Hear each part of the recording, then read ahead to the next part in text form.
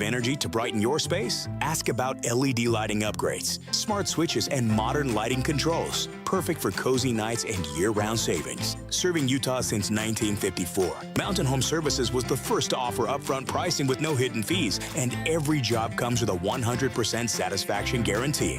Protect your home and power up your lifestyle with expert electrical services you can trust. Plus, KSL listeners enjoy a discounted price on a fireplace tune-up for just $99. Visit mountainhomeutah.com or call 801-543-2222 to schedule your upgrade today. That's mountainhomeutah.com or 801-543-2222. Mountain Home Services, powering Utah homes since 1954.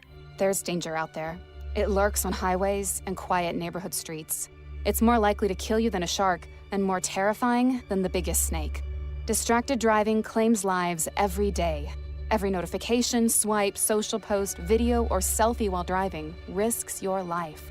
So while you might think public speaking or the zombie apocalypse is scary, what's really terrifying and even deadly is distracted driving. Eyes forward, don't drive distracted.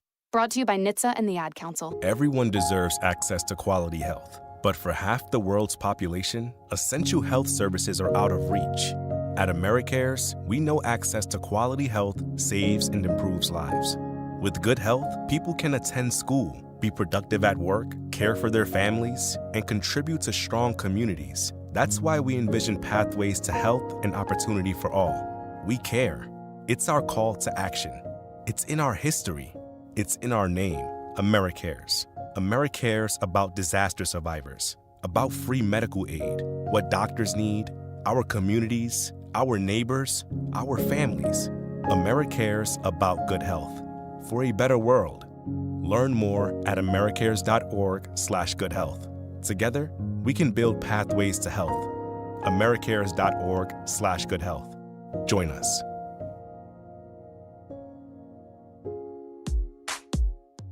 Teachers are dynamic leaders, shaping a new generation. They bring a variety of perspectives from diverse backgrounds, innovating how they teach to prepare students for our fast-changing world. Achieving this takes skill and expertise. They're tireless explorers, creatively discovering a universe of solutions, telling stories, experimenting, inspiring, mentoring, connecting cultures, and connecting with each other. Leading by example. Experience the unique joy of helping students thrive. Teaching is a journey that shapes lives. Are you ready to begin? Explore teaching at teach.org, a campaign supported by the U.S. Department of Education, Teach.org, and 1 million teachers of color. Did you know you might be part of the 75% of Americans who think they waste less food than they actually do? Americans toss out more than $382 billion worth of food, costing an average family of 4 nearly $3,000 annually, and costing our planet even more in wasted resources. But did you also know nearly half of all food waste occurs at the household level, which means there's a lot we can do to reduce all this waste, to help your wallet and the planet. Eating leftovers is great, but things like freezing food that you can't eat right away, donating surplus food within your community, and better understanding food date labels can have an even bigger impact. To learn more, visit World Wildlife Fund at wwf.earth/food waste and spread the word that food should never be trash. Broadcasting from the Mountain Home Services Studio, this is 97.5 KZNS FM Colville, 1280 KZNS AM Salt Lake City, and 102.7 KSL FM HD2 Salt Lake City Midvale. This is 97.5, the KSL Sports Zone. I'm Angela Bassett. As a first responder on screen, I know what it means to act fast in an emergency. In real life, the same urgency can save lives, especially when it comes to a food allergy. For 33 million Americans, one bite can turn an ordinary meal into a life-threatening reaction. And too often, they don't have the one thing that could save them: epinephrine. But emergencies don't wait. And when a severe reaction happens, being prepared makes all the difference. Now, there's a needle-free option, a new way to carry epinephrine that makes it easier than ever to be ready. No needles, no hesitation. Because when the unexpected happens, the best thing you can do is be ready. Know the risk, know the options. Be ready to act. Learn more at foodallergy.org/ready to act. 70 million people in the U.S. have learning and thinking differences, like ADHD and dyslexia. Each has their own story. This is ours. At first, I thought it was just a phase. Then schoolwork became a struggle. Emotions got bigger, and my kids started falling behind. I felt alone, like I was lost in the dark trying to find answers. Then I learned about Understood.org, a nonprofit empowering parents and kids like us. It was like we had a light to show us the path ahead. Whenever new challenges came up, their guidance helped us figure out our next step. We still have tough days, but now we have direction. And I have the tools and resources I need to help my child thrive. No matter where you are on the path, Understood can help you keep moving forward.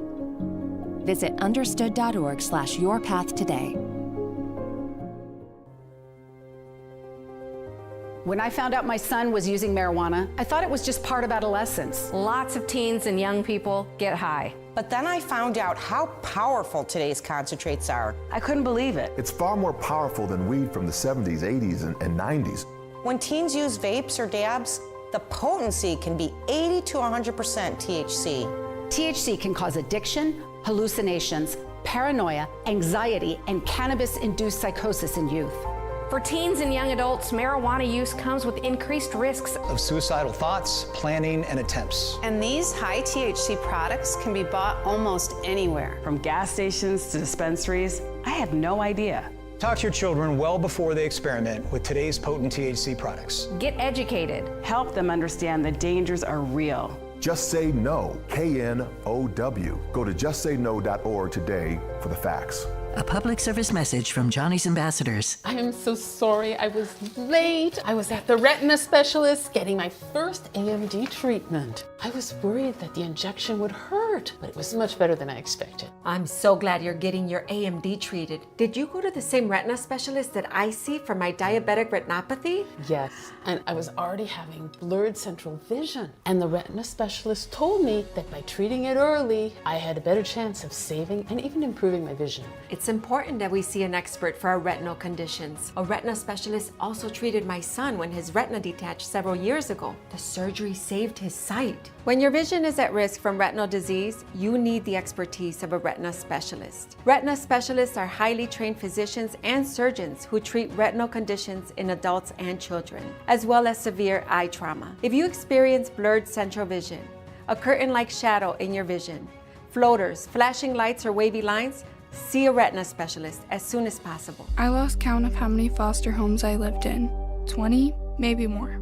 Each time, a new room, a new bed, a new routine with a new family. But never a space that really felt like mine.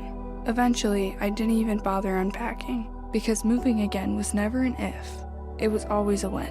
There are more than 100,000 children in foster care waiting to be adopted.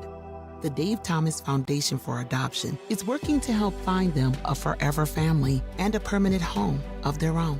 When I was 15, I didn't have anywhere to go for the holidays. So my high school principal invited me to stay with his family.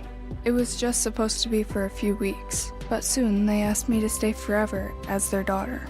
Now I have my own room and decorated it myself. It's kind of a tornado, but it's my tornado. And just like my family, it's mine to keep. If you have room in your home or your heart, see how you can help at davethomasfoundation.org. Hi, I'm Connie Britton, and I want to share with you the experience of Donna in Washington. She writes, I got injured about 5 years ago. I was let go when, because of the injury, I couldn't keep up with my schedule. I've tried to find other work, but I'm 68 now. No one wants to hire someone that old. This week is tough, though, because I had to get my tooth fixed. So I only have $10 in my checking account. But it will be okay. I at least have food because of this pantry. Millions of people face hunger. Some every day, just like Donna. The Feeding America network of food banks helps provide over 6 billion meals to people in need each year. Learn more at feedingamerica.org. Feeding America, 200 food banks strong. It's been said that when someone you love has Parkinson's, you have Parkinson's. The Parkinson's Foundation knows that the disease doesn't just affect the diagnosed. It affects everyone who supports and helps care for them. If you or someone you know is living with Parkinson's, a neurological disease that affects movement, we understand that it can be difficult to know where to find help. If you have questions, the Parkinson's Foundation has answers. Answers for everyone in the fight. We can help you understand the disease, help you find expert care and local support, give you tips for living a better life, and share the latest research. Find your answers and join us in the fight against Parkinson's. To learn more, please go to parkinson.org. Or call 1-800-473-4636. That's 1-800-473-4636. The Parkinson's Foundation. Better lives together. It's time to get your morning started with the news you need to know. News update. News update. This is what's trending with DJ and PK. Hashtag Utah Jazz. We're playing lineups that we haven't planned for. The guys are finding ways to help each other. Their competitiveness, their togetherness is outstanding. I thought the environment in our building tonight was unbelievable. You know, so many big plays made by so many people on our team. You know, the biggest thing for us to learn from this game is that they scored 34 paint points in the first half and 22 in the second half. You know, that was a big priority for us coming into the game, and I think we made a great adjustment with our mindset in the second half, and we just need to continue to fight for that focus to start the game. You know, when you haven't seen a team before, got a lot of young players, sometimes it does take a few minutes to adjust, and that's part of the game, but we can't wait till halftime. There you go. That's Will Hardy, man, talking about the Jazz the other night. Exciting game, wasn't it? Did you watch that? You know, you were out of town, Yock. You probably couldn't see that game. Did you watch that game? I watched it. Oh, my gosh, man. I call him Jorge now, Keontae George. He's got to have a nickname. He's just playing so well. And, boy, he made that 4-point play. But then Desmond Bain takes it right to the basket. There you go. They don't have any basket protection, that's for sure. No rim protection with Kessler out. They got to work on that. I don't know if they got anybody that they can do anything with that this year. They're just going to have to live with it unless they make some type of deal.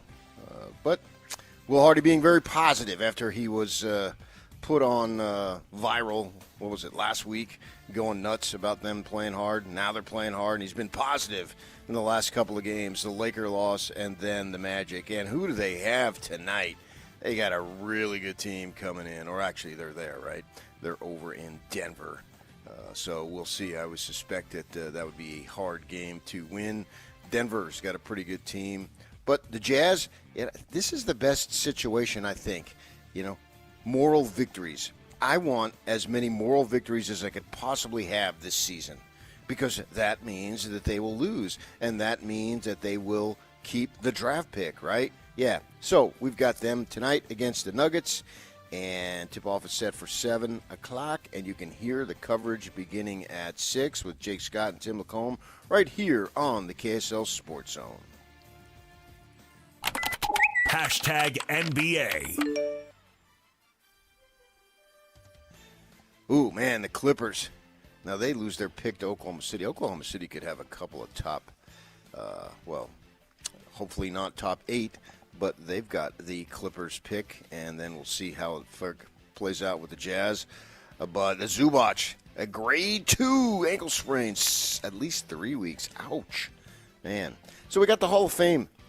We got Blake Griffin, Candace Parker, Jamal Crawford, Penny Hardaway, Tom Chambers, Bruce Pearl, Kelvin Sampson, Mike D'Antoni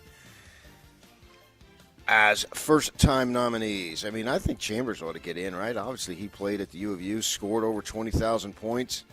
We'll see about the other people. I don't really have strong opinions either way for the other people, but I think Chambers, from the offensive perspective, was very prolific and had a fair amount of success over there in Phoenix. So we'll see. We'll see how that goes. All right, we also have some college basketball we got to get to. Hashtag college basketball. The Cougars. Oh, man, Yuck, what is it with the slow starts with these guys? I don't get it. Well, we're 12 games deep and they keep doing it, so I don't know. I know. Now, you can get away with it against Abilene Christian. You can get away with it tonight, Eastern Washington, 7 o'clock, ESPN+. But once league play starts, there's a few teams that you can get away with it in league play for sure. But the better teams, man, they got to get a handle on that. That's something we saw, what was it, a couple of weeks ago at Madison Square Garden when they had the thrilling game-winning buzzer beater by our guy Rob Wright. They were down like 22, I guess. 22 right? Early in the second half in that one. A point first Clemson did. So they got to figure out a way to overcome that. That is for sure. They got Eastern Washington tonight. Weber State's going to be hosting Lincoln. Utah Tech is at Creighton. And I just mentioned some of those scores over the weekend. How about Utah State? Wow. Colorado State at least had a good record. I have no idea what kind of team they were because the Mountain West has started conference play. It's Saturday in Logan, so it was a home game, a 100-58 rout. Wow. Add that up, Yak. What's that, 62 points? That would be it, yeah. Or 42 points. What is it? I can't. You got to figure it out. 158 is 42. There you go. Yeah. And Utah gets 100 points on Eastern Washington. Now they're in town, as I just said, to play BYU. So we should suspect that they will win. Okay, let's move on to yesterday's big action at the NFL. Hashtag NFL. Chiefs, oh my gosh, Gardner Minshew suspected ACL. Yikes. And he was filling in for Mahomes, who has an ACL. There's only a couple games left. Chiefs playing out the string. I did see somewhere yesterday in looking at social media that Andy Reid is not expected to retire. So we'll see how that plays out. Baltimore Ravens QB last night, Lamar Jackson, Tyler Huntley got in because Lamar, what would he have, a back injury? He got hit in the back as he was falling down. So we shall see about that. They've got a great game Saturday against Green Bay. And we saw on Saturday, this past Saturday, that's next Saturday, this past Saturday, oh my gosh, Jordan Love just got lit up, didn't he? Yikes. That was a tough one, man. It seemed like he turned around and got hit right in the upper half of right in the head. That didn't look good at all. He did not come back, obviously. Malik Willis looked decent enough. But the Bears, wow. Bears surprise team this year. I guess you could put Patriots too. I just said about the Ravens. Patriots, they came from behind a little bit there. That was a thrilling win last night on the Sunday night game. That was a great game. I watched about all of that. So Bills, you pick the Bills over the Browns, didn't you, Yak? Yeah, I was sweating it out. Yep. I don't get the Bills, man. I don't get them because some weeks they look great. Other weeks, you're just not sure what's going on with those guys. Well, exactly right. Shedeur Sanders has a mangled finger that he comes back, and so it was just crazy. Yeah, so I don't know. I don't know what's going on. They're my team. I picked them to go to the Super Bowl. I just figured that the Chiefs, maybe their good fortune would run out as far as that goes. So we'll see. And we talked about the cliche is. Father Time catches everybody. Well, how about Grandfather Time? Because Rivers is going to start tonight, isn't he? Yeah, he's expected to start. Anthony Richardson is expected to be the backup. But, yeah, Father Rivers, I guess we can call him, will be starting against the Niners. Grandfather Rivers. Yeah, Grandfather Rivers. Good point. And Denver goes down, but they're in. They clinch. So at this point here, what do we got? 2 games to go. We've got, it looks like 3 teams are in from the NFC West, right? Yeah, the Niners got clinched last night with some of the combination of results. So essentially you're looking at the winner of the NFC South gets in, and then it's either the Detroit Lions or the Green Bay Packers for that final seed in the NFC. Yeah, NFC South, I suppose, is between Carolina and Tampa Bay. Correct, yep. The Chicago Bears, how about them? And Philadelphia, everybody else in the Eastern Division has been eliminated. Chargers, they should probably be in. Denver's already in. Jacksonville, man, they're doing well, 11-5. Houston, 10-5. We'll see if they, I would think, good shot both those. And then you got the AFC East with New England and Buffalo. So some decent teams in there. And then tonight's game is your Niners, Jock, against the Colts. Where's that game? Is that game in Indy? It's in Indy, yeah. Lucas Oil. Okay, there you go. The site of the Final Four, all you BYU fans, if the Cougars should make it. Same location. Okay, let's move on to college football. Hashtag college football. College football. All right. Alabama, that was the game of the week, right? I think we would all agree on that in terms of competitiveness. Oklahoma getting out to a 17-0 lead. The punter drops the ball as he's getting a punt. Then there's a pick six. Next thing you know, it's 17-all. Alabama just blows them away, man. Good for Alabama, I guess. I don't really care who wins there.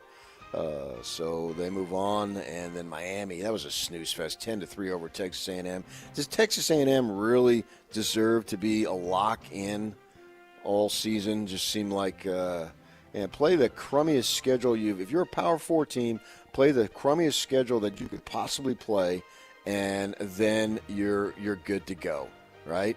Isn't that the way it looks like? Ole Miss blowing out Tulane.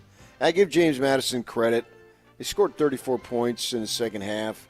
Seemed like it was garbage time. I can give Lanning something to complain about. So they are all those winners. Moving on to the quarters. Today, we got Utah State at against Washington State in your famous Idaho Potato Bowl. Kickoff is at noon. Of course, you can have the coverage here. We'll begin at 11 with Scotty, our guy Scotty G, on the call on the KSL Sports Zone. He'll join us live from Boise at 9:30. And then sort of big news for BYU over the weekend.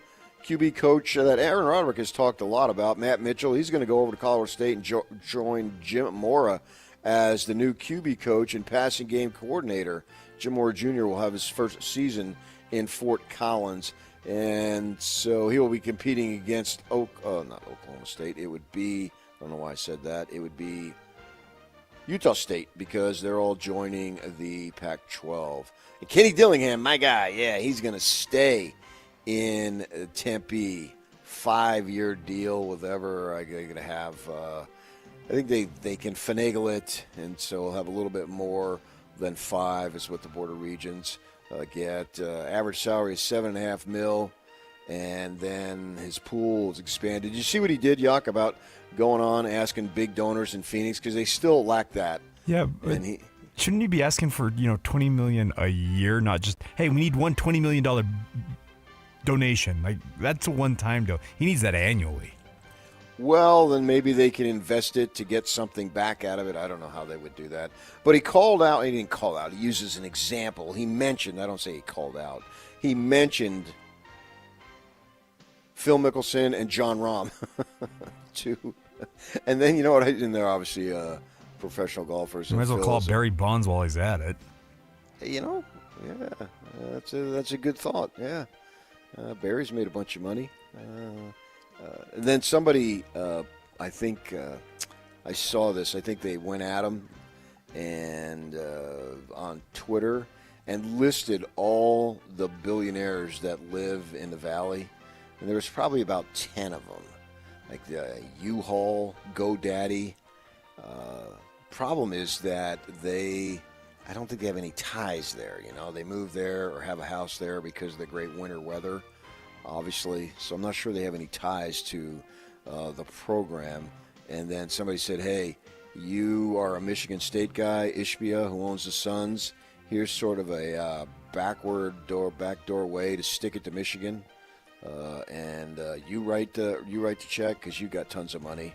So we'll see about that. We'll see how that works. I mean, you're going to need the money, and people were saying, "Wow, this is how bad it's got."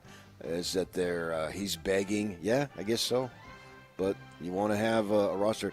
They estimated that Texas Tech's NIL budget and all that stuff was double than what the Sun Devils had. A little over $10 million, and Texas Tech's in the 20s.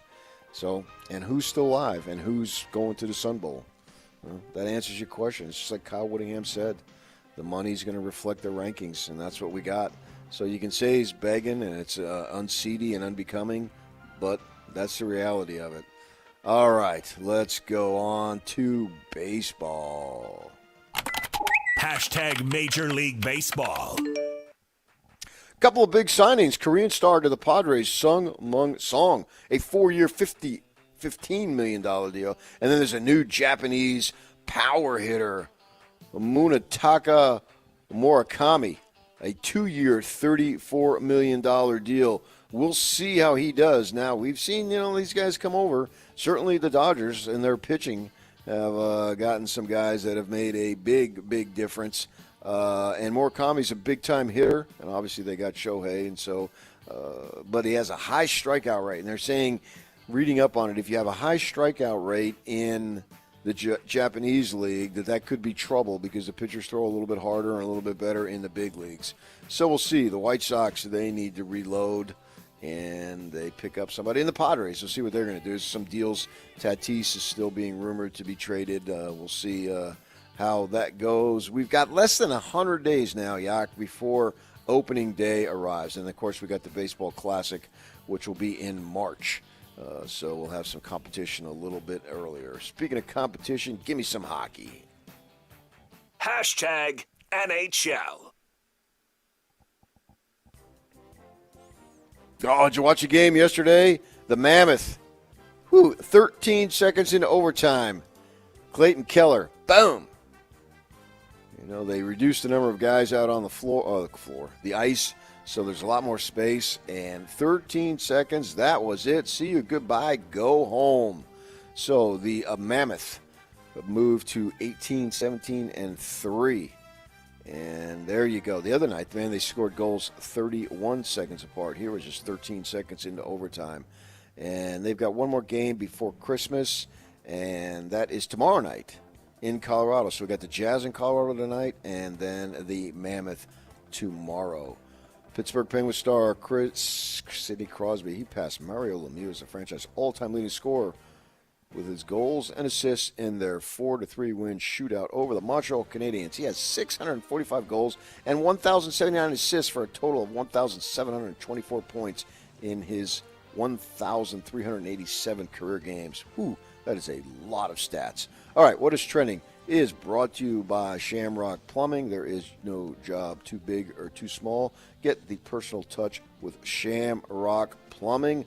There you go. Okay, coming up next, myself and David James, we are going to preview the big bowl game for Utah State this afternoon, right at noon. At the top of the hour, we've got Steve Cleveland, top of the 9 o'clock hour, Shehan Jayaraja talking about college football. And then at 9:30, as we said, we've got Scotty G. And we're also going to preview the BYU Bowl game because DJ and I are going to be off the rest of the week, so now's the time. So stay with us. We got a lot cooking right here on 97.5, the KSL Sports Zone. And now, a look at traffic from the KSL Traffic Center.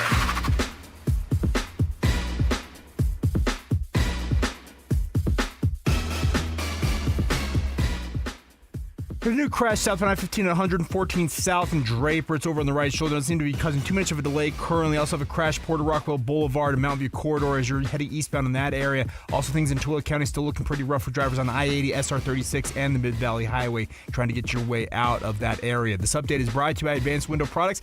Factory Direct Affordable Windows. Call today. They're on their way. Financing is available. Save now, pay later. Go to advancedwindows.com. With your KSL traffic update, I'm Jake Hatch here, 97.5, the KSL Sports Zone.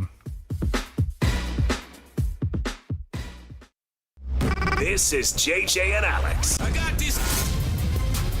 I wonder what the next version of Utah football looks like, because I think that people think that it's going to be a one-to-one comparison between Morgan Scalley and Kyle Whittingham. Why is it not one-to-one, though? They're not the same person. They're not the same personality. Scalley's more fun? Is that what you'd say? The funner conversations I've ever had in my life between those two coaches is definitely Morgan Scalley, but he had a lot less on his plate. Let me tell you about Morgan Scalley. The dude worked hard in the classroom. He worked hard in the field. He worked hard in everything he did. The dude just goes hard with everything he does, and nothing surprises me about where he is today. He's going to attack this job in a way that others don't because of the passion he has for the school and for the program. Morgan is totally 100% invested in Utah succeeding and Utah being great. He loves Utah, is my point. I think you get what I'm talking about. He's a Utah man.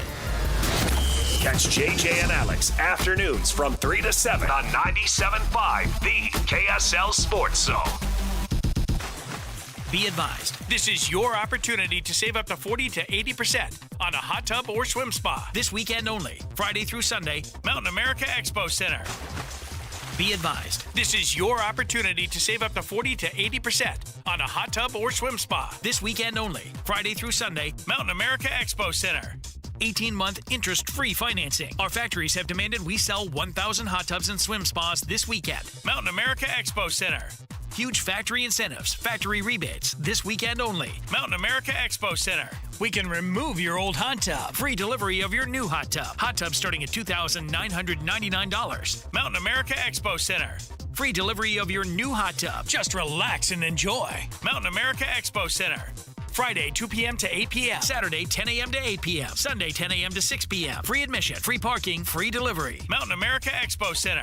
Call 833-SPA-SALE or visit hottubandSwimSpaSale.com. Is your financial advisor offering you up to a 30% upfront bonus? Or are they promising you up to 10% growth per year, all for your retirement income? If not, then you need to come to Trajan Wealth. I'm Jeff Jr., founder of Trajan Wealth. If you have a plan to retire within the next 10 years, don't wait only to find out it's too late. I've seen hardworking folks like you retire only to be required to go back to work, all because their advisor told them guarantees like these were too good to be true. They're not. That's up to $30,000 upfront or up to $10,000 per year on $100,000, all guaranteed for retirement income. Don't keep working when you're supposed to be retired, and don't let any financial advisor tell you it's too good to be true. Call Trajan today, 801-210-6800. That's 801-210-6800. Annuities, not advisory products. DBA Trajan Wealth Insurance Solutions. Additional disclosures at TrajanWealth.com. Attention Jazz Nation. We know you've been waiting on the edge of your seat, and the time has finally arrived. All tickets are available now. Let's go! Your favorite players will be back on the court, bringing the energy all season long. Whether you're looking for season tickets, mini plans, or single game matchups, there's a perfect option for every kind of fan. Show up loud and proud at Delta Center this season. Don't miss your chance to be part of the action. Buy your tickets today at UtahJazz.com. Welcome back to Winter Hack Radio, the place for clever hacks to survive the season. Icy driveway? Well, try spreading sand or birdseed to help with traction. Snowy puppy paws? Well, grab a whisk, brush it off, done. Catch COVID-19? Well, just get... Actually, there's no hack for COVID-19. But if you test positive, prescription medications for COVID exist. Ask your doctor if they're right for you. Visit PfizerForAll.com to learn more. Sponsored by Pfizer. You like saving money, right? We all do. That's why Allstate just lowered the price of car insurance. Not, but wait, there's a catch. Lower. Actually lower. So if you're shopping around or just want to see how much you could save, check Allstate first for a new lower auto rate that could save you hundreds. You're in good hands with Allstate. Not available in every state, only applicable for new auto insurance business. Rates will vary by several factors, including how you purchase the policy. Potential savings vary. Allstate North American Insurance Company and Affiliates, Northbrook, Illinois. Hi, I'm your kid's old jeans. I've been in the drawer for a while and really missed the playground. You should swing by Goodwill and drop me off. Donating me helps Goodwill's mission to provide career training and support services right here in the community. Plus, I can get back into the game. Donate today. Tag, you're it. To find your nearest Goodwill locations and to learn more about our mission, please visit Goodwill.org. Goodwill, where your things start new lives. Over 2 decades of sports radio dominance in Utah. My favorite This is DJ and PK on 97.5, the KSL Sports Zone.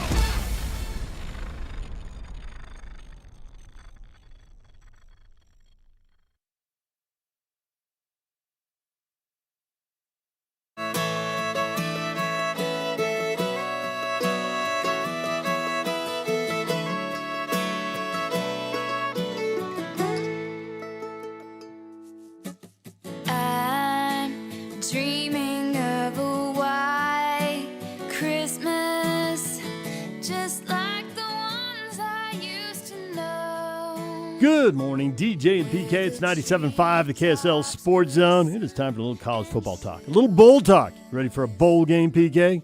Oh, yeah, one of our own.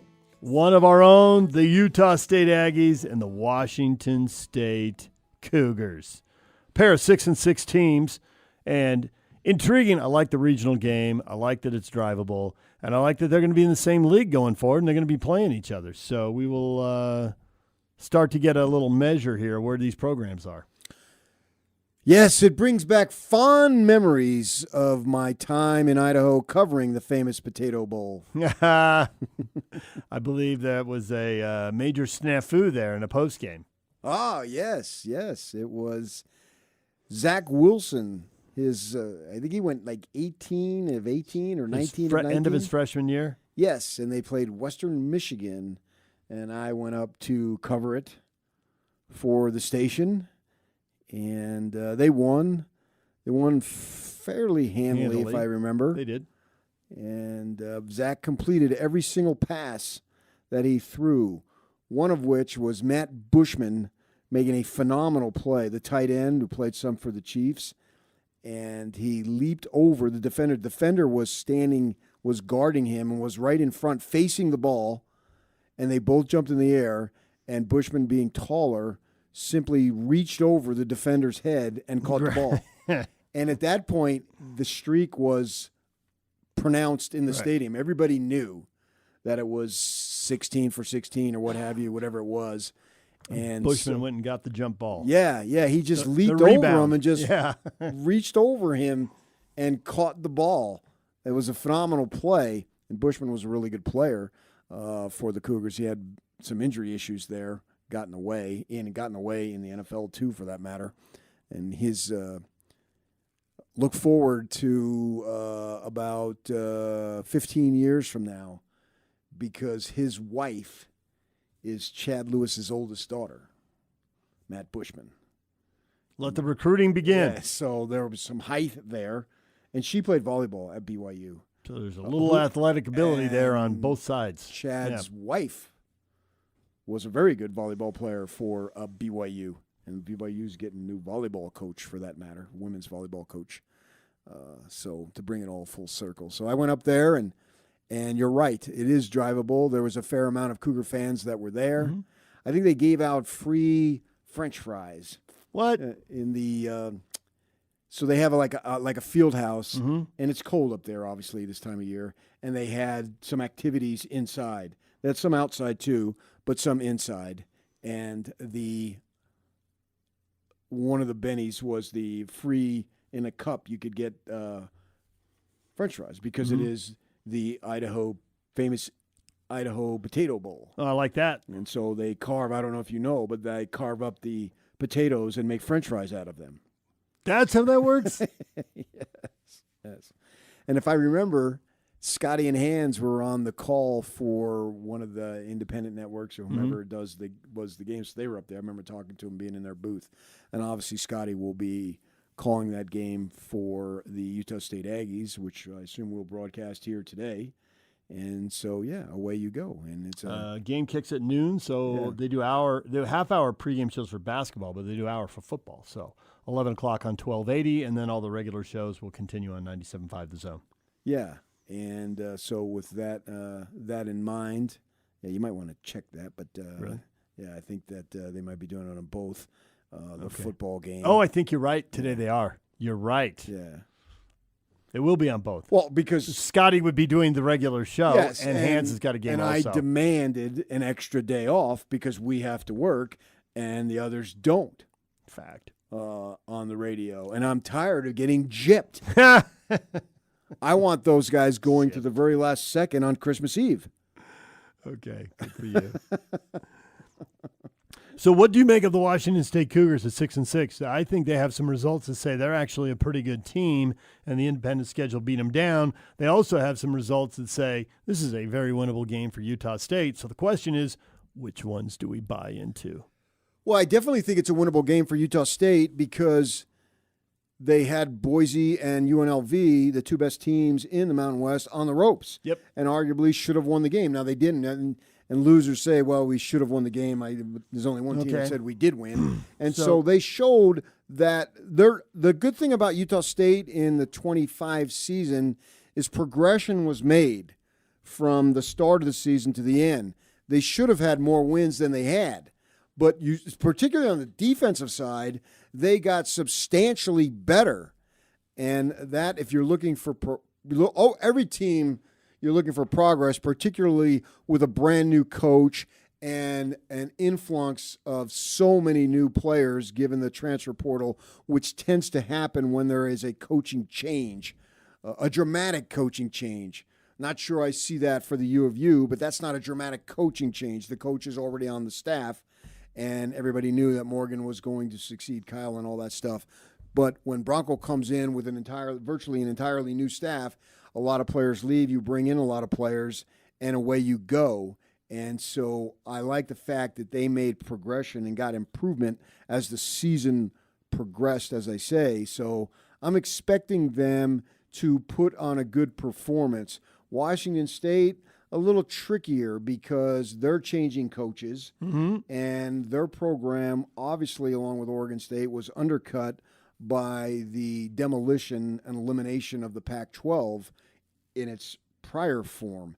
Now, good for them. They can get back to some stability, and I think that can be a decent football conference going forward when the Utah States and Colorado State, San Jose State, blah, blah, blah, Fresno, and the rest of them come over and start play for the 26 season as the reconfigured Pac-12. But Washington State, Oregon State just bombed out. I mean, they just. So that gets to me, that gets to the issue with Washington State's schedule. Yeah. The part of the schedule I look at and think, oh, Washington State's really good. Now, this is back in September, but they crushed San Diego State 36-13 right before San Diego State went on a run, and they ended up near the top of the league, out on a tiebreaker, but with New Mexico, UNLV, Boise State, they were all bunched up at the top of the league.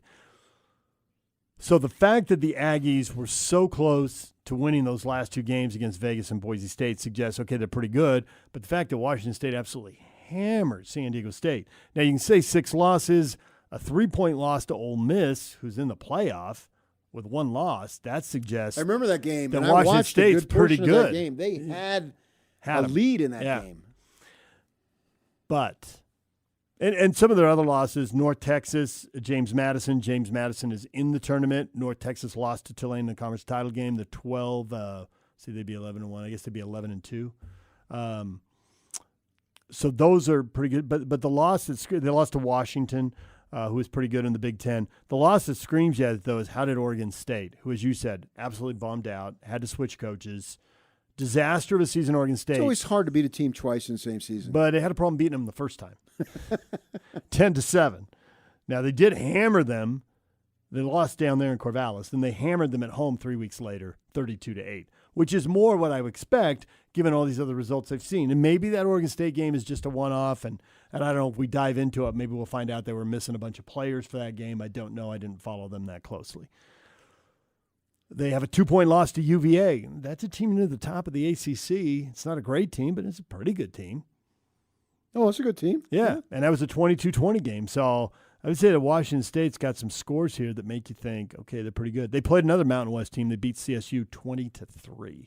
CSU wasn't very good. And they went to Fort Collins. But 20-3, I mean, your defense absolutely dominates them. When you give up 3 points in a college football game, yeah, I believe that's it was impressive. only a field goal. Thank you, Coach.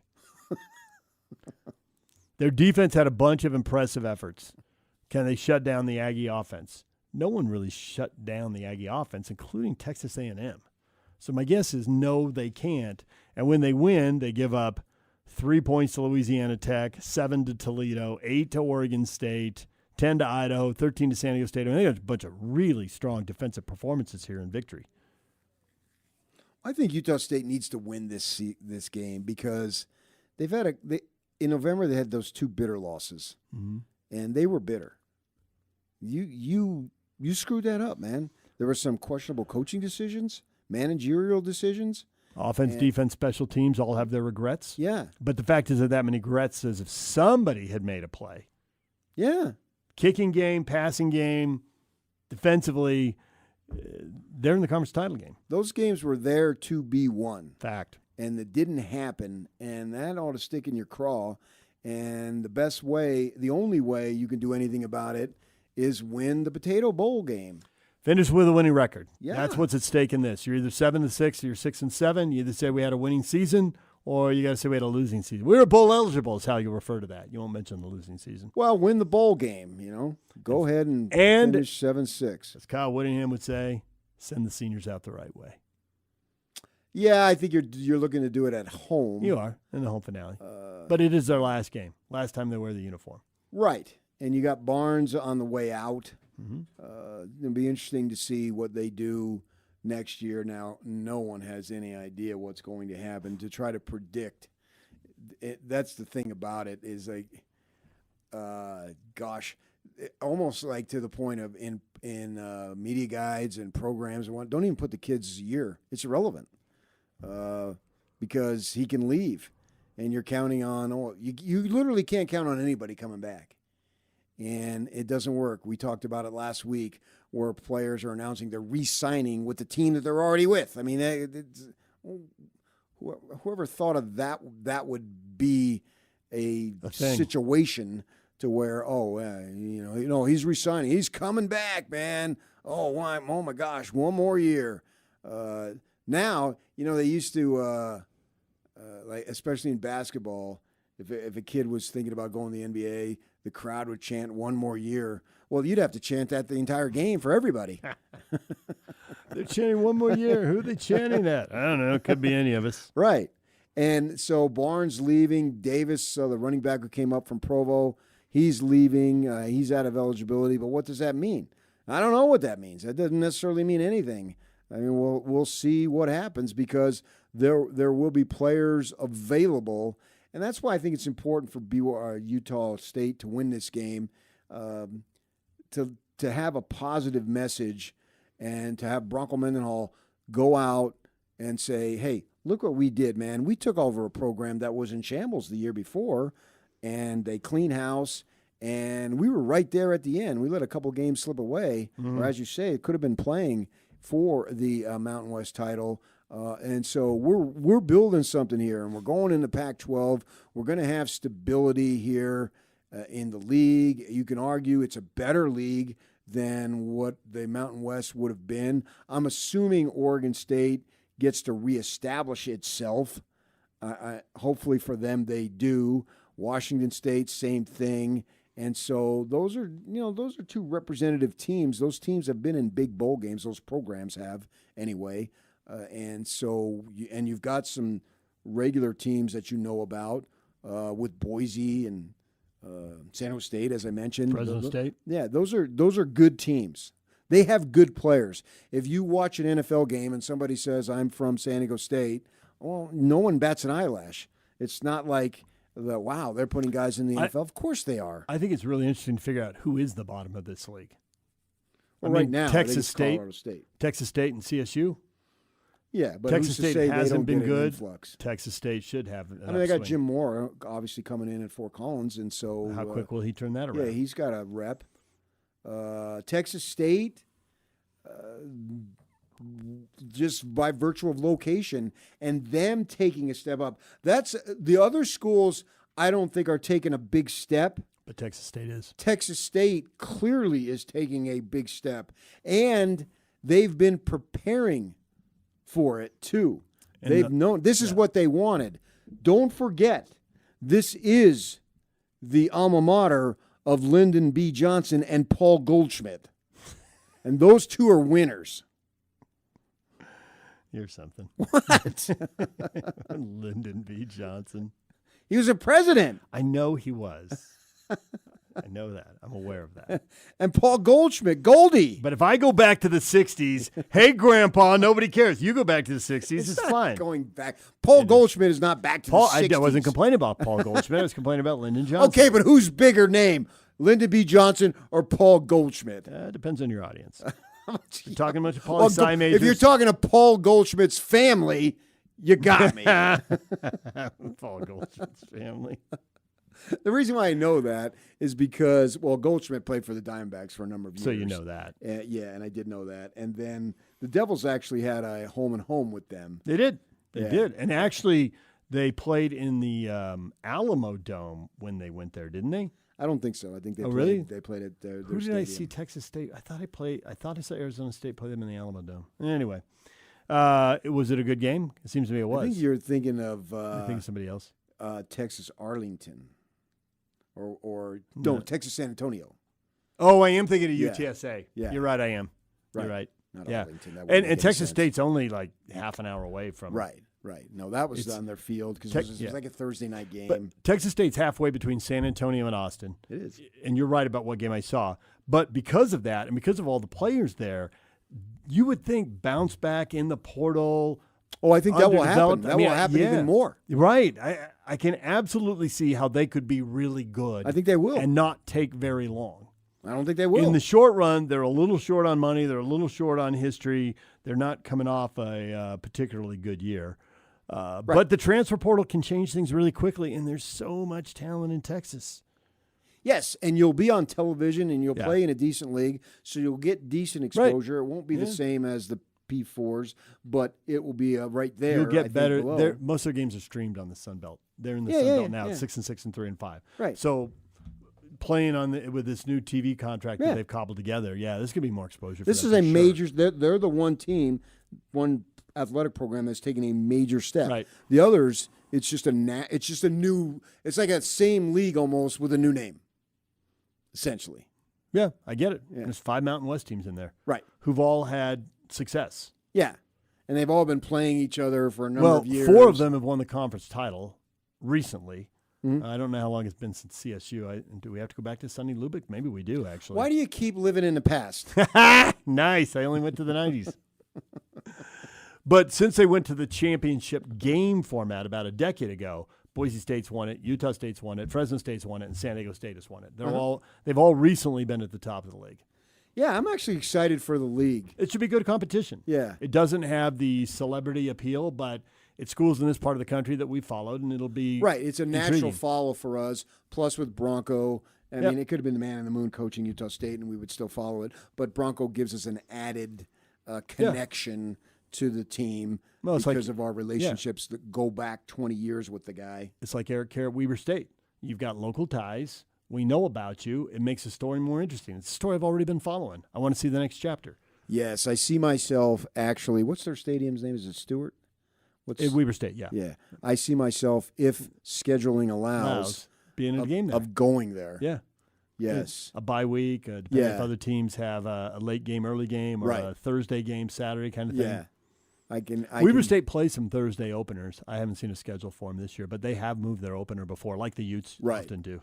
So I can see myself going to a up Weber there State game. and he'll undoubtedly have some coaches that I probably know. Oh, that's going to happen. Yeah. I can't imagine. I don't know what he'll do for coordinators. Probably spend a little more money and look for a little more experience there. But I then think defensively, I had heard he's looking at Saban. that'd be a good move. Mm-hmm. It's either Saban or Kyle. Which one's it going to be? Kyle would be good too. Kyle would be good. All right, DJ and PK. The bowl game's coming up today, and PK's right. It is on 97.5 The Zone and 1280 The Zone. Noon kickoff, 11 o'clock pregame. DJ and PK. It's 97.5, the KSL Sports Zone. This is Hans Olsen and Scotty G. It's what you want. Never-ending story is more compelling than short circuit. No. Stop it. No, stop. Never-ending story would win a poll against short circuit. Guarantee you. I can't even believe I'm putting this poll together. How do you spell circuit? By the way, I almost hope... Do what you feel is right, listener. I almost hope Never Ending Story wins, because if Short Circuit wins, we're going to lose you for the rest of the show. Show memorandum. Let's just euthanize Short Circuit. My guy is as upset as any time I've ever seen him in the history of this show. Why? Because we speak truth? No more Short Circuit. Take Johnny 5 and put a crowbar to his head. He's done. Disassemble Johnny 5. No, disassemble. Catch Hans and Scotty weekdays from noon to 3 on 97.5, the KSL Sports Zone. The holidays are coming. Is your home ready? Whether you're hosting a holiday party or reading a book, a brighter home makes your home more comfortable. Mountain Home Services can save you energy and brighten your space. Mountain Home Services can improve your home with LED lighting upgrades, smart switches, and modern lighting controls, perfect for cozy holiday nights and year-round savings. And KSL listeners can save with exclusive offers to brighten your holidays. Serving Utah since 1954, Mountain Home Services was the first to offer upfront pricing with no hidden fees and 100% satisfaction guarantee. Protect your home with an electrical inspection, surge protection, and keep your family warm this winter with a generator. And KSL listeners enjoy a discounted price on a fireplace tune-up for just $99. Visit mountainhomeutah.com or call 801-543-2222. That's mountainhomeutah.com or 801-543-2222. Mountain Home Services, keeping Utah homes safe and warm since 1954. These days, many companies have turned to influencers to tout their products or services. But here at John Watson Chevrolet, the only endorsement we need is from our customers. Because of their feedback, we're proud to be Utah's best reviewed Chevy dealer. Visit us today to see why we get reviews like, buying a car should be a fun experience, like a kid getting a new toy. And at John Watson Chevrolet, it was. John Watson Chevrolet, your 5-star Chevy dealer. 3535 Wall Avenue, Ogden. Chevrolet. Together, let's drive.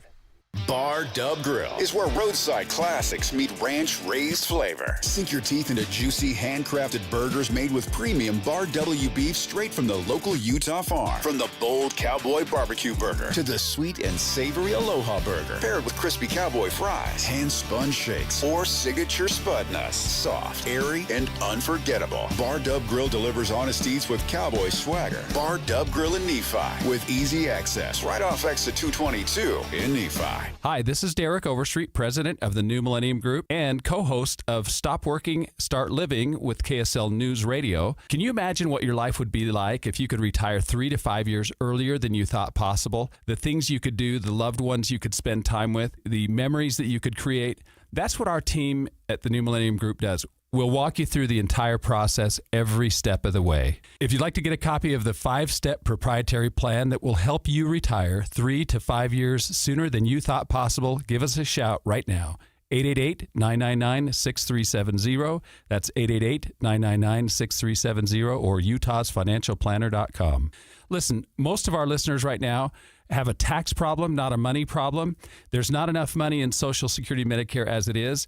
Let us show you how you can significantly reduce your taxes. That's 888-999-6370, 888-999-6370, or utahsfinancialplanner.com. Hey, Doug, I was wondering if I could test drive a sweet new Kia Telluride. Weren't you here yesterday? Was I? And the day before? People tell me I have one of those faces. All right, but this is the last one. Get up to $5,000 off MSRP on all new 2025 Kia Tellurides. Discounted price includes $2,000 customer cash through KFA. Additional discounts applied from Doug Smith Kia. No one knows Kia like Doug. At National Geographic Society, we believe in the power of wonder. It drives us to explore, pushes us to see the world differently, moves us to action. And we believe that today, wonder is more essential than ever. Wow. That's why we're supporting a new generation of explorers to ask big questions, make breakthroughs, and bring the future closer. Wonder awaits. Will you join us? Visit natgeo.org/wonder. This is a Utah Jazz at 30 update on 97.5, the KSL Sports Zone. The Jazz lost by a point to the Orlando Magic Saturday night. Now they're in Denver tonight to take on the Nuggets. Tip-off is at 7 o'clock. Coverage begins at 6 p.m. on the KSL Sports Zone. And in that game on Saturday, Keontae George tells us what Kevin Love brings to the team. Caleb always comes in prepared, ready to go, super professional. Been in this league for a very long time, so he understands what it takes to win. We just seen the day-to-day process that he does and to make sure he's ready to go, when it's time to play the 48, and he continues to, show us, the OG still got us. So, happy for Caleb. Obviously, he's been big time for me. We sit right next to each other, so we talk a lot, but Caleb played phenomenal, making shots, getting rebounds, just doing everything that he does. Utah Jazz Update is brought to you by University of Utah Health.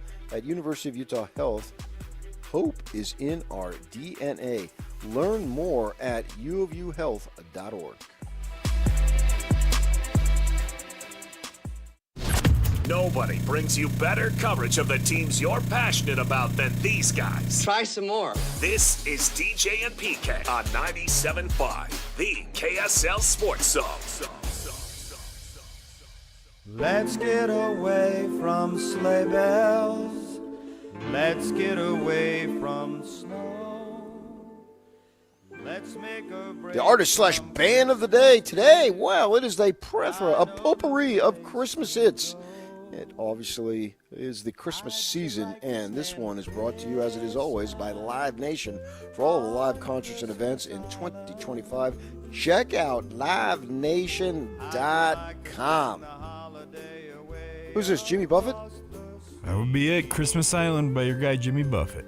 Christmas Island. Oh. You like that this time of year, that commercial? I don't even know what is it a beer commercial? I don't know what it is, but it shows like a little bay, and it's at nightfall, and it's got Christmas palm trees, and they're decorated. You know which commercial I'm talking about? Yeah, it's it's one of the beer companies, but that commercial has been around for at least 20 years, PK. Yeah. It's a classic because it works. And I want to go there, wherever that is. We all do. I would love to be there. That is faux show. It looks beautiful. I would like to spend a Christmas in the islands. I've spent Thanksgiving with the Maui tournament, and then I've been down on the other side of the country, the Puerto Rico, St. Thomas. Back when I was a beat writer for the Watchdog, got an opportunity to be in that part of the country on for Thanksgiving. I don't think that I've been away actually on Christmas Day. And I know the Cougar football team, they're taking off today, aren't they? So they are. They arrive in Orlando later this afternoon.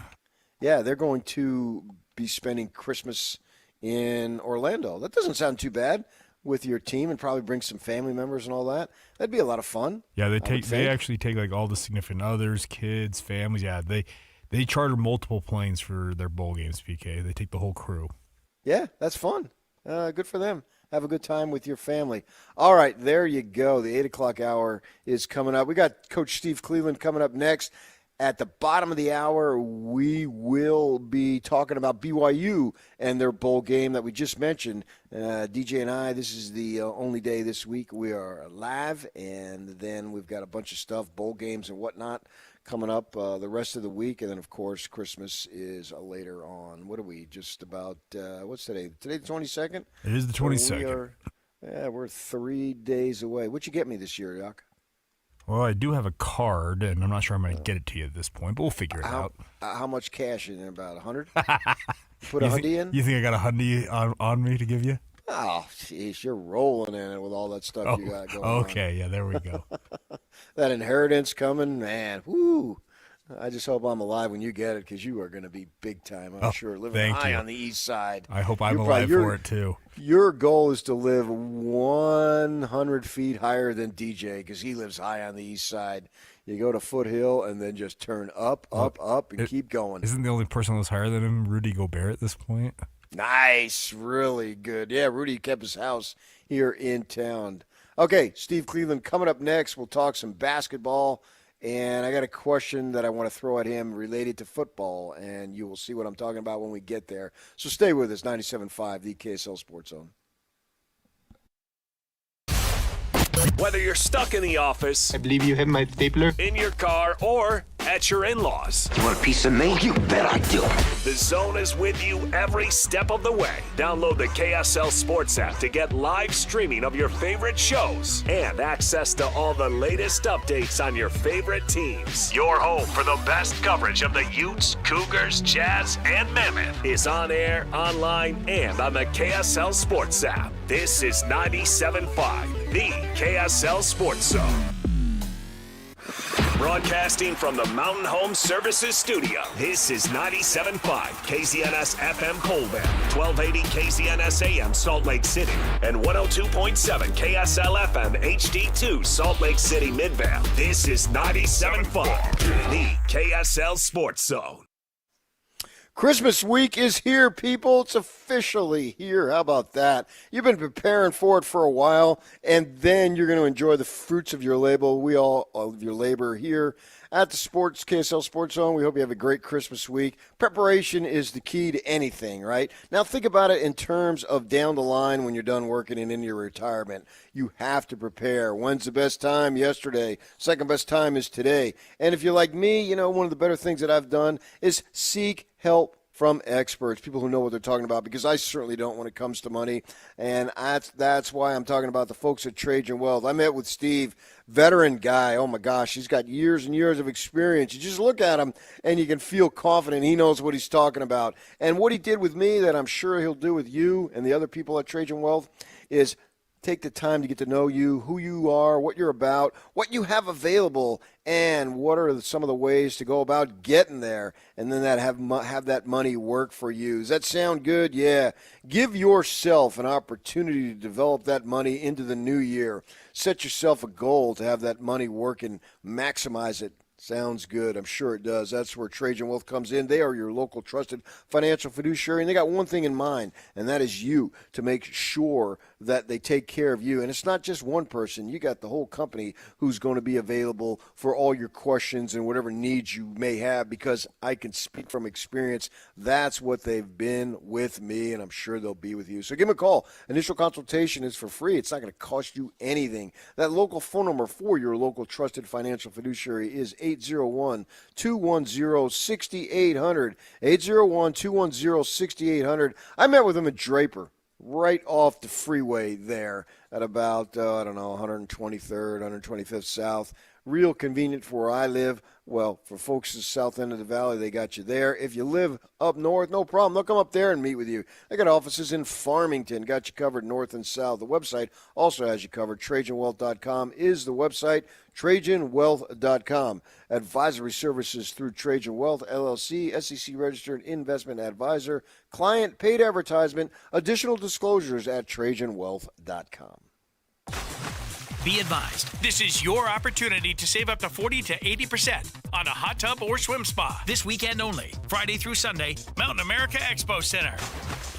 Be advised, this is your opportunity to save up to 40 to 80% on a hot tub or swim spa this weekend only, Friday through Sunday, Mountain America Expo Center.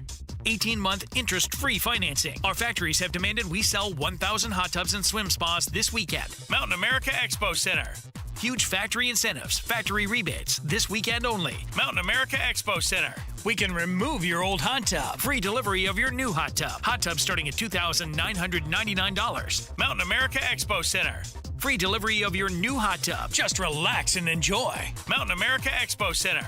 Friday, 2 p.m. to 8 p.m. Saturday, 10 a.m. to 8 p.m. Sunday, 10 a.m. to 6 p.m. Free admission, free parking, free delivery. Mountain America Expo Center.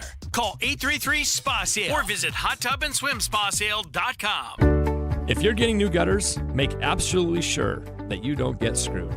I mean literally, don't get screwed. Tim Jr. here from RGS Exteriors. And every single gutter company out there uses screws to hold their gutters together at the corners and downspouts. They use screws because they're fast and cheap and easy, but man, they're terrible for your gutters, aside from possibly cutting your hand. They also loosen and corrode over time because they're not made from the same metal as the gutters. At RGS Exteriors, we've been installing gutters for 70 years now, and we don't use screws. We only use permanent, strong, and unobtrusive rivets. They're made from the same material as the gutters, so they won't oxidize and they won't corrode. They'll also never loosen. Your hand is safe too. Did I mention they look amazing? So don't get screwed. Call RGS and get riveted gutters. Our number is 801-280-3110 or visit us at rgsutah.com. That's 801-280-3110 or rgsutah.com. Calling all Jazz fans. If you can't wait another second to see stars like Ace Bailey and Lowry Markkanen tear up the court, you're in luck. Tickets are on sale now. Let's go! No matter what you're looking for, the Utah Jazz has your back. With season tickets, mini plans, and single game options available, there's something for everyone. Whatever your schedule or budget, there's a plan for every fan. Don't miss a moment of the action this season. Secure your tickets today at utahjazz.com. So many commercials you encounter these days include generic people engaged in generic activities, frolicking in generic locations, accompanied by generic music and a generic voiceover. Pharmaceutical commercials are on the cutting edge of this phenomenon. In fact, I find myself less worried about the risk of lockjaw, intermittent loss of smell, or explosive diarrhea, and more concerned that the drug might turn me into a mannequin at Kmart. So what does this have to do with Shamrock Plumbing? Nothing, really. But if you find our commercials over the top, just remember it could be worse. They could be generic. This is Utah's best coverage of the Utes, Cougars, Jazz, and Mammoth. Here we go. From the guys who have been there for all the biggest moments in Utah sports history. You're listening to DJ and PK on 97.5, the KSL Sports Zone.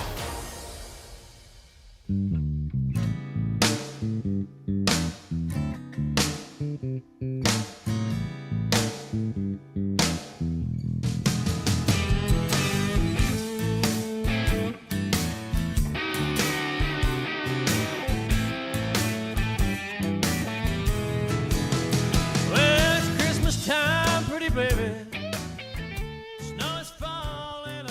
97.5, the KSL Sports Zone on this Monday before Christmas. Thanks a whole lot for listening to DJ and PK. We sure appreciate it. Wow, what a time of year. What a time to be alive, right? You've got football, you've got basketball, you got hockey. You got all sorts of stuff going on this time of year. No shortage of things to talk about. At the bottom of the hour, we're going to go live to Boise, Idaho, as the Utah State Aggies are playing the Washington State Cougars at noon. Great exposure for Utah State for the second time in a row. They were on regular television, what was it, the day after Thanksgiving last month against Boise, right? That's what they closed out with. It's a game they should have won. You can say that. Go back, and they beat Fresno at Fresno, and the game before that, UNLV in Vegas at Allegiant Stadium, where Kyle Whittingham will cap his career at the University of Utah next week, playing Nebraska in the Las Vegas Bowl. The Aggies should have won that. They didn't win. Now they got an opportunity to finish 7-6. And I was listening to Bronco talk about, well, nobody thought they should be in a bowl, and here they are. All right, joining us now is former BYU basketball coach Steve Cleveland. It's that time of year. Coach, Merry Christmas. Merry Christmas to you, Dad. Yep, great time. Absolutely. Basketball, football, family. What more do you want? What more do you want in life, Coach? You got it all right now, don't we? We do have it all. You know what's nice? Obviously, we celebrate a lot of different things, and just the Christmas time is always a special time with most of us in our lives. And but there's a whole lot of sporting things going on, from the NBA to Utah football to BYU football. I mean, it's a fun time to be a fan. Yeah, no doubt.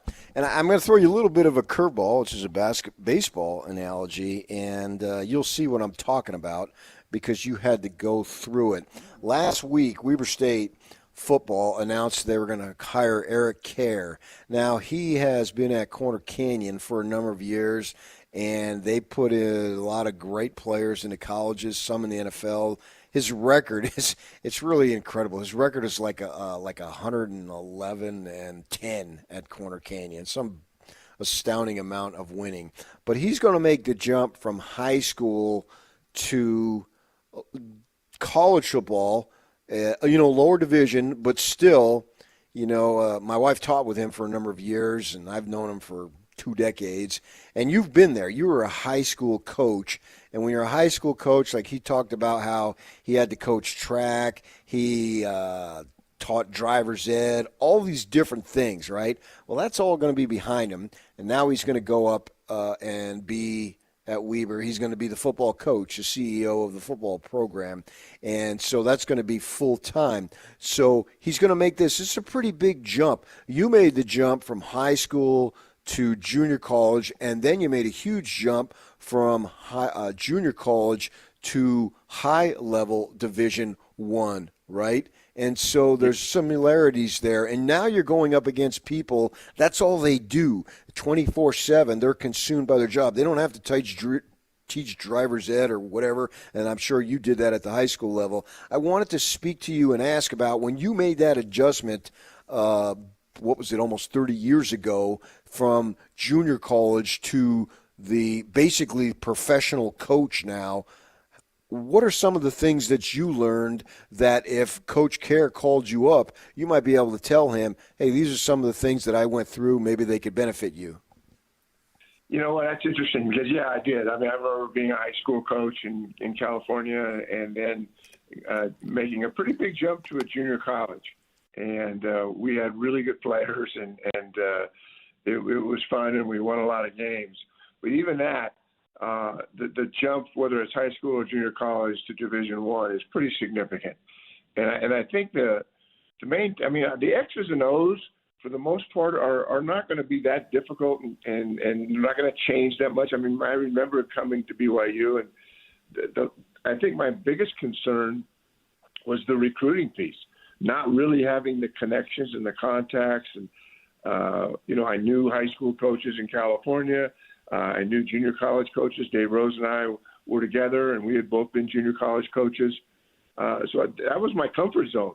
But then all of a sudden you jump into this, and now you're competing with big-time basketball programs, football programs, and it was a little bit overwhelming. And it's like, where do we go from here and what we do? And, piece by piece, we got it done, but I had great staff. And I would say this to Coach, hopefully he's gone through this process of surrounding himself with experienced players with experienced coaches. And I don't know what his staff's going to look like.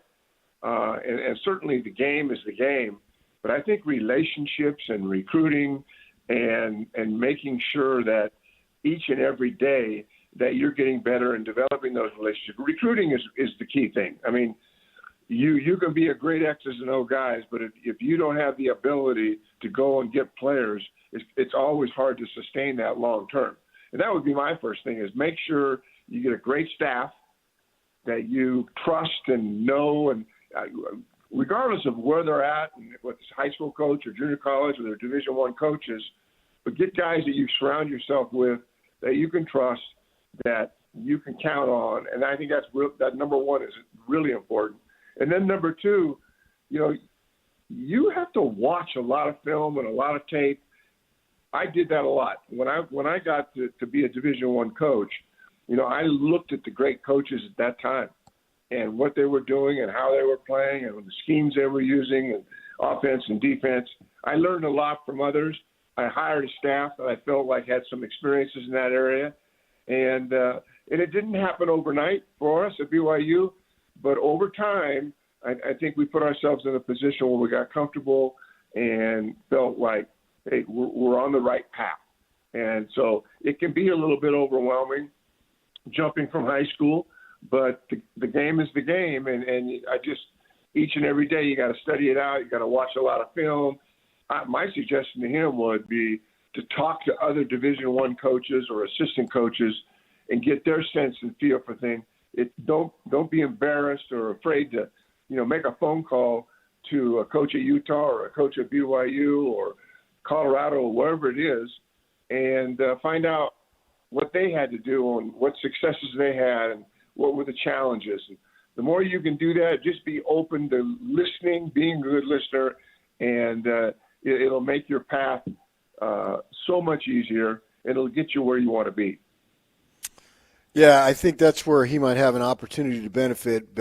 Jay Hill, defensive coordinator, has done great work at BYU, was up there at Weber, and since Coach Kerr has been in Utah, obviously his kids are being recruited. As I said, my wife taught there, and she used to tell me about in the spring. I mean, everybody and their dog from literally across the country was there. So he's pretty tight with Jay, and I think Jay could help him in that regard to be able to make the transition. I'm wondering, when you were a high school coach, you probably taught, I don't know, whatever subject you taught, and then had other responsibilities. And then when it becomes that's all you're doing, did it get to the point where the job consumed you? Yeah, well, as a high school coach, I was at a school called Clovis West High School in Central California, and it was big time facilities, but I was there for the first year, and we didn't even have an athletic program. My first year, I think I worked in the library and just got going, and then the following year we started a high school program, and so right from scratch, it was important to do that. And you know what, I probably made my share of mistakes, but I surrounded myself again with good people, and the X's and O's, they don't change that much. I mean, obviously, when you're in high school, you don't have necessarily the capacity to do all the things you can do as a junior college coach or as a high school coach. As a collegiate coach. But I think my ideas and where I'd go is that Corner Canyon was very successful, and I think the X's and O's aren't going to be the problem. I think the recruiting piece, contacts, relationships, those will be the things that lay a foundation for him going forward. And you can't make enough phone calls to former coaches, former players, to find out what their thoughts are. Sometimes guys want to just do it myself and leave me alone. I'm in my little cocoon here. I'm going to do this myself. That would be the biggest mistake you can make. Talk to as many people, have conversations, go watch practices, go watch games, do everything you can do to prepare yourself for that. And doing that, you'll just next foot forward and it'll work out, but the staff is a huge piece of it. Having guys you can trust, guys that can recruit and doing all those things. So those would be some of my suggestions. Coach Steve Cleveland joining us. All right, we are about on the verge of starting conference play in college basketball where things really, really get interesting, right? We're done with some of the money games and a few games that you play that are bigger games, and now it's all boiled down to the conference season. That's when it comes to college basketball, the conference season was always my favorite because the games are so intense, as you knew, and you walked through it and lived it. For the BYU Cougars, obviously they're going to get through with one loss, and then we'll see how it goes at conference play. A bunch of ranked teams, the Big 12 speaks for itself. And the one thing that ails the Cougars is the slow starts, man. It has been crazy, the number of slow starts they've got now. In the one game they lost, too, against UConn in Boston. That was another slow start, and they had this furious finish. We saw a couple weeks back Clemson at the Garden, of all places, and then they win. And then even the other night against Abilene Christian. I mean, what are they going to do? Stop with player introductions and pretend that you're taking the floor for the second half? What can they do to overcome these slow starts that they've been able to rally in the non-conference? But I think against teams like Iowa State, obviously Houston and Arizona, Kansas and all that, and Baylor, you have those slow starts. That may be too much to overcome. What can they do to get off to better starts in the first half? I think, first of all, you start with the coaching staff that is seeing that and hearing that. And I think you get your guys together, you start talking about what the next step is here. And like you said, Iowa State, Arizona, BYU, Houston. I mean, this is murder's row. I mean, this is a conference was not taking a backseat to anybody and difficult places to go on the road and play. And just great tradition in the Big 12. So, I do believe that watching film. I know when I had issues, I could sometimes bring players, individual players, but bring the whole team in. You know, I'd watch film and get some, you know, critique it, talk to them, and let them understand that you can't have a slow start like this. You get behind and you're on the road against. It's one thing to be on the road and playing teams that you're beating by 20 or 30. Now you're on the road and you're playing Iowa State, or you're playing Arizona, or you're playing, you know, whomever. You just go down the list. Kansas, TCU. I mean, it's a really, really challenging league. And so you watch film, you talk, you discuss, you know, you hold people accountable, and you talk to your players. What can you know, AJ, what do you need to be better at? What do you need to do in games where you turn it on and off at times? And you just go through the whole roster, and you have conversations. And I think when you can talk through these things and be honest with it, doesn't have to be a yelling and screaming deal. It's just like, guys, hey, we have a really good team here. We're obviously a highly ranked team. We have a chance to get to a Final Four. What are we going to have to do to early on in games to have that mindset? And because you're right, I mean, they get in games and they get down, and there seemed to be a little bit of immaturity with some of the guys. And so, you know, and you're taking a look at a guy like Saunders, Richie, who, you know, had a great preseason. He kind of had some struggles, but I do believe that Richie's a guy, right? I mean, that guy is a leader. And to be honest with you, I think he is the leader of the team. And Richie Saunders is a good player. He's going to play in the NBA. And obviously, so is AJ and others. But I think that, you know, the right is he's the leadership of this team. I watch him. I watch the bench. I look at his interaction with his teammates when they come off the bench. He just has a maturity that, as a coach, if I'm the head coach there, I want him in the huddle. I want him, you know, doing the things that he needs to do. And that doesn't just – we're not about talking about making a half-court shot and winning a game. This has nothing to do with basketball skills. It has everything to do with where we are culturally in this program, what guys need to do, what kind of conversations we need to have. And I think Wright's the guy. He's the, I don't know if he's even the captain of the team, but that's who I'd make the captain. Yeah. Well, we'll look forward to it, and I'm glad you're going to be with us. Obviously, we'll talk about the Jazz. We'll talk about Utah State, and BYU as conference play gets underway and we get into the heart of the season from the college perspective. We sure appreciate the perspective that you bring to us, and we wish you a Merry Christmas to you and your family, and we'll talk to you next week. Thanks, BK. Yeah, you too. Have a great holiday season, and love everything you're doing. Take care. Merry Christmas. Okay, that's Coach Steve Cleveland. Known him for just about 30 years now as time gets away for sure and creeps up on all of us. Okay, coming up next, we got a BYU bowl game that we got to prepare for, so we'll talk to that. Me and DJ will talk about that because this is our last show of the week. We'll be off the rest of the week. We got other stuff cooking here right on the KSL Sports Zone. 9 o'clock, Shehan Jayaraja, talk college football. 9:30, we're going to go live to Boise, and Scotty G is going to join us. So stay with us, 97.5, the KSL Sports Zone.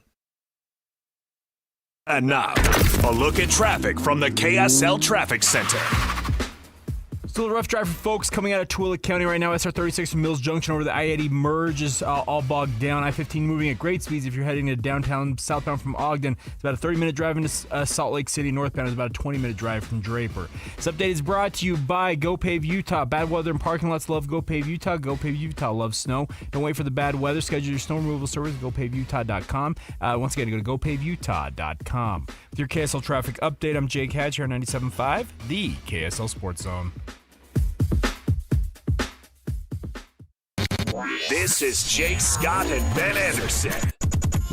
Legend at Utah, the one and only Christian Cox. What are your expectations for Morgan? Complicated, right? I've never met anyone as passionate and as committed to how the Utah way of working, the Utah way of running a program. He's observed it. He's made a giant impact. I think he has the funding. Who's he going to hire? Who's he going to retain? Who are going to be his leaders? Because the leaders are the difference. If I go back in the 08 years, we had a young coaching staff, but like Kyle just plucked and had find basically head coach material at position coaches. And so how can Morgan do that? And call me in 3 years or 4 years after my kids are a little older. I wouldn't be surprised if I'm up trying to throw my hat in the ring to go coach and be up at the U and contribute. And I think Morgan will get way more of that.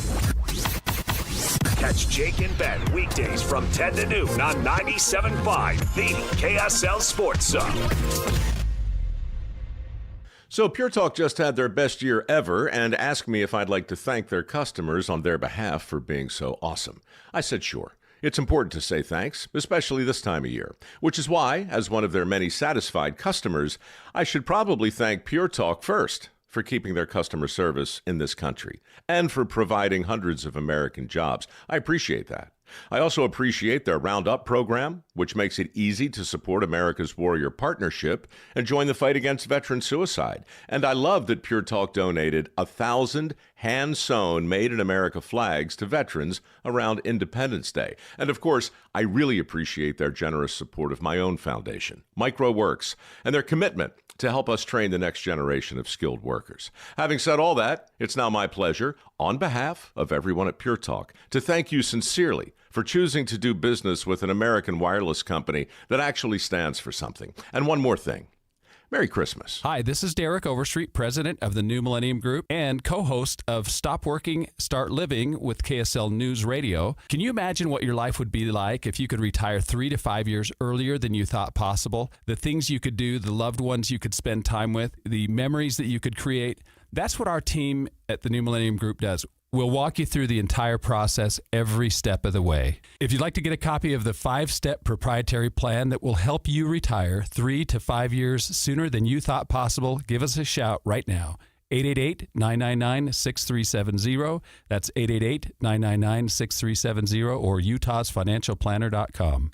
Listen, most of our listeners right now have a tax problem, not a money problem. There's not enough money in Social Security Medicare as it is. Let us show you how you can significantly reduce your taxes. That's 888-999-6370.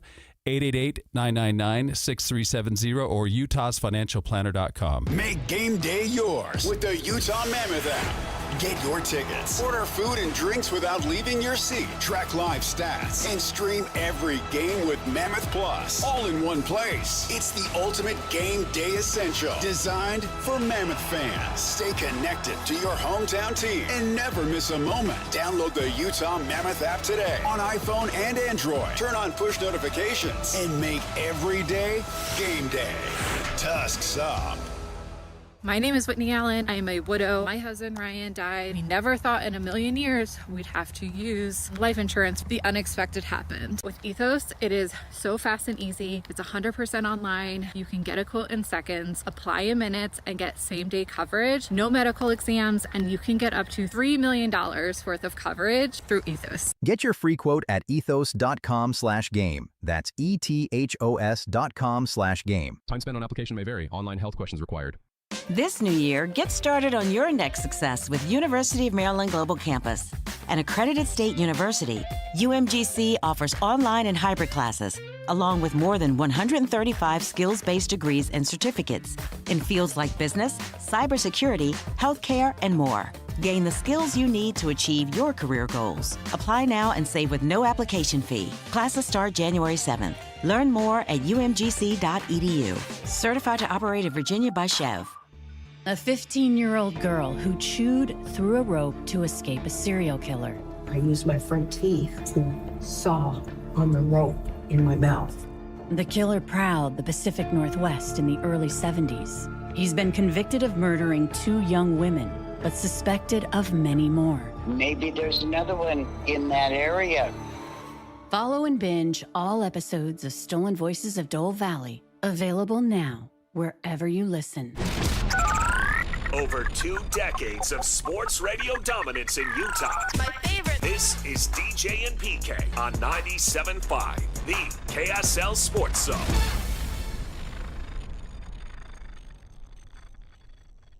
Happy holiday.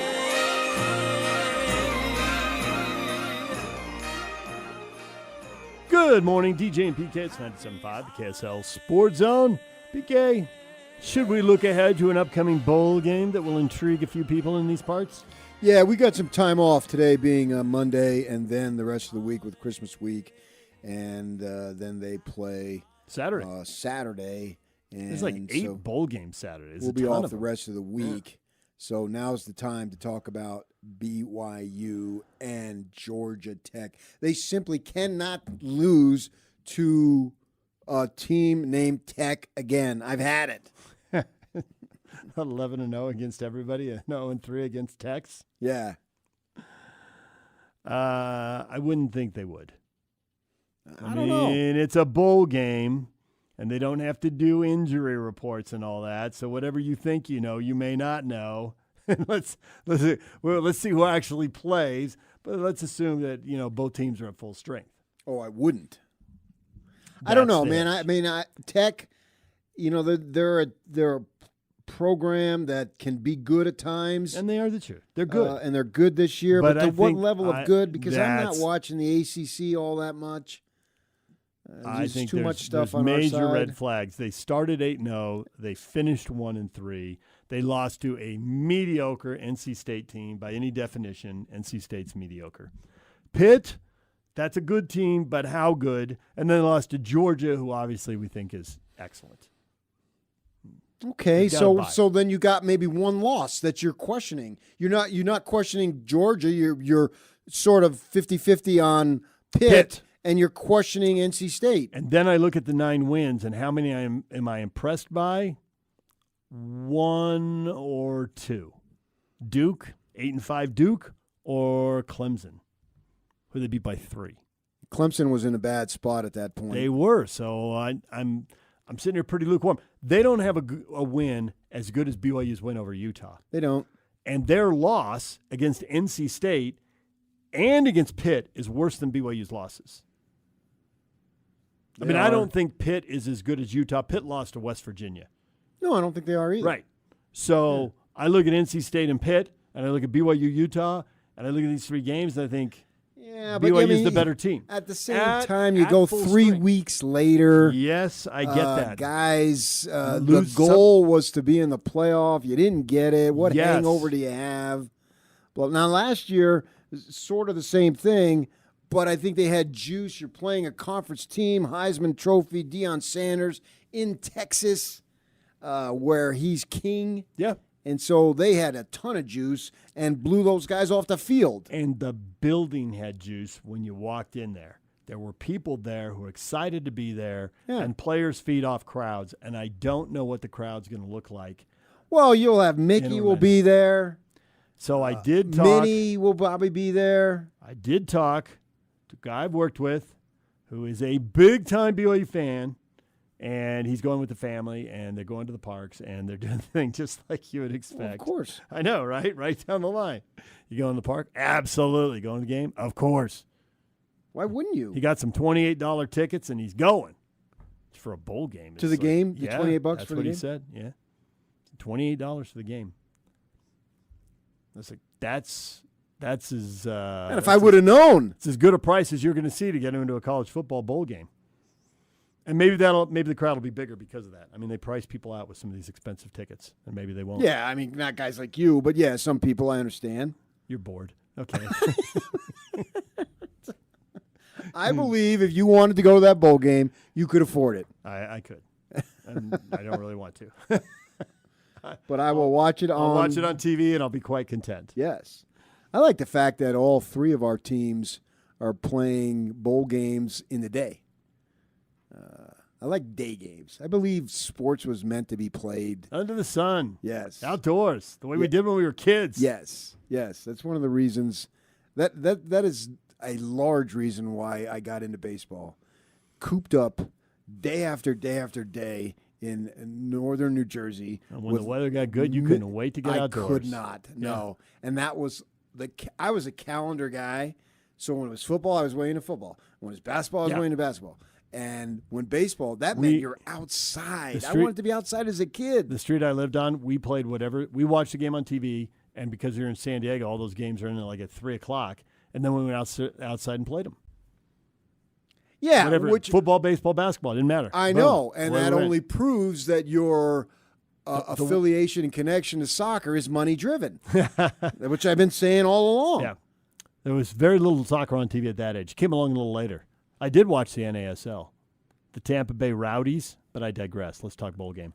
When I was going to St. Peter the Apostle Catholic Church school for elementary school, we brought in a priest from Ireland. Oh, and he had a big, thick accent. Yeah, and so he started a soccer program. Oh, yeah. And so we only had, 30 boys to choose from, and I was one of the better athletes. So I played on the soccer team, and I can remember it was a heated game, and we had a corner kick, and he's right down there. Can you kick? Can you kick? Oh, yeah, I got it.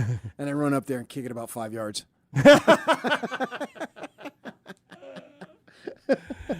And that memory has stuck with me all these years. But he got my face. He was so fired up. Can you kick? Can you kick? Yeah, I can do it.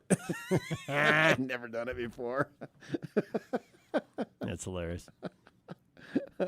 So, but back to the football. The real football. I do believe that BYU at full strength. Now, to your point, if one team comes in more motivated than the other, that can switch things. 3 weeks, does an offense lose its edge when it's really clicking? And I'm assuming everybody's going to be there. We won't really know until they run out on the field. I think it's important because BYU got worked in the Big 12 title game. It was awful. Finish on an up note. That was a major downer. That was about as down as I've seen the program in a good while. Maybe back at least the first year in the Big 12. But they sort of had an excuse with Slovis going down and all because they were a winning program with him in there. Mm-hmm. And then he got hurt and they lost all the games that he didn't play. And then maybe before that, they were trying to find themselves with a couple of 7 and 6 seasons. But the standard was low, and they didn't meet it. I don't think very many people were expecting them to win, but we were talking about a competitive game, and they didn't do it. They did it for a bit, but it's not about for a bit. And you can't go, Bachmeier was hurt. LJ was hurt in the first time, and Bachmeier was hurt. Nah, come on. I'll give you one. I'm not giving you two here. Get him out of the game if he wasn't healthy enough to play. Tech's way better. 8 quarters of football have shown that. Yeah. I don't think that's debatable. So that's why they need to rally. That it's down. It would be interesting if they work Georgia Tech, and there's a whole Big 12 ACC going on. I don't know how much that matters to the players, but it matters to fans, at least some of them. So beat an ACC team that I think you are better than. And then I want to sit back and watch the playoffs and see how Texas Tech does. Because if Texas Tech handles Oregon the way they handle BYU and Utah, maybe Texas Tech is just awesome. Well, they are awesome. They are. I don't care what happens. They're already awesome. I can't. Okay, but you know how it's going to judge somebody on one game. You know how it's going to look to the country if Oregon goes in and beats Tech 31-17. I understand that, but I know. They're still really good. But you know what it'll do for the Big 12 and for BYU by extension if Tech goes in there and wins 27-7. I don't think it. You don't think it'll rub off? I don't think by extension. It'll be the circumstances allowed them to pay massive amounts of money to kids, and a lot of their kids are gone. I was just looking at an NFL mock draft because I wanted to see where they had. I want to see where Fano and Loma were, and I think it was like 10-27, right? Seems about right. So I was looking at it just the other day last week. And how many Tech guys were? Well, in the they had first the round? 2 defensive linemen. Yeah, first round picks. How many times a team has 2 first round defensive linemen? And then what are you going to do? You're going to be good. We'll say, well, Utah had 2 first-round offensive linemen. Yeah, and their offense was really good. They ran up for 1 million yards. Yeah, they were like top 5 in scoring this year. Yeah, and they were great running. They had the offensive line. Those 2 guys were studs, and here they are. So same thing. So I think that if the Tech team gets to the semis, The final? The finals, I was going to say. If they beat Oregon and Indiana? Yeah. I think they're going to be looked at, that's them. It's not the Big 12 because BYU got creamed by them. So I don't see how BYU can get a bump or anybody can get a bump by what Texas Tech does. It's like, well, the Devils didn't get any bump. Well, everybody went, well, they played without their – Morton didn't play. Mm-hmm. Well, for the other games that Hammond was in, nobody mentioned that Morton didn't play. Nobody mentioned that Morton went out against Utah and Hammond came in and led them on, 3 touchdowns? Mm-hmm. But the second they lose, well, their starting quarterback wasn't there. So the Devils got zero credit for that. So I don't know that BYU gets credit. I think Tech and its money now has caught on. And they might as well be an independent. They're not going to have any impact on the rest of the Big 12. With that kind of cash. Now, we'll see supposedly with the rule changes, but the rule changes aren't going to stick. They aren't going to stick. We were talking about this literally. You and I were going down to BYU to do interviews with players leading up to the big game, right, the conference title game. And then they walk out and they tell us, Kalani's deal is done. We're doing a press conference. No players today. So we walk over and we're sitting in the front row. And they talk about the money for Kalani, the money for NIL, the money, and there's national guys who are getting specific numbers, and they're out there. And we're walking the car in the parking lot, and you said, I get to commit the number, but that's supposed to be illegal. It's like, yeah, but only if every school signs the deal or it's not happening. So – And it's not even getting close to being signed by everybody. I don't even know if half the schools are going to sign it. Once they realize it's not getting signed, like, why would we sign it and try to hold ourselves to it when we know it's not going to be enforced? We know half the people aren't going to compete by those rules. I think it's open season. I think you got the 20.5 money in school money, but I think it's open season on the NIL. I don't see the clearinghouse enforcing, hey, are they really doing work? Did they really shoot TV commercials or make public appearances or whatever they're supposed to do? I think it's going to be pay to play like it's been. But only in the short term. Well, next year. I mean, college football. We're talking about next year. College football is changing so fast. Who knows? But in another year. I think there'll be something. There'll be some form of regulation. So I was asking a coach last week, kids, the transfer portal doesn't open until June 2nd, but I was asking, kids are making their intentions known. And I said, are you guys allowed to contact these guys? And the thing I got back, supposed to wait, but all the cheaters have already started.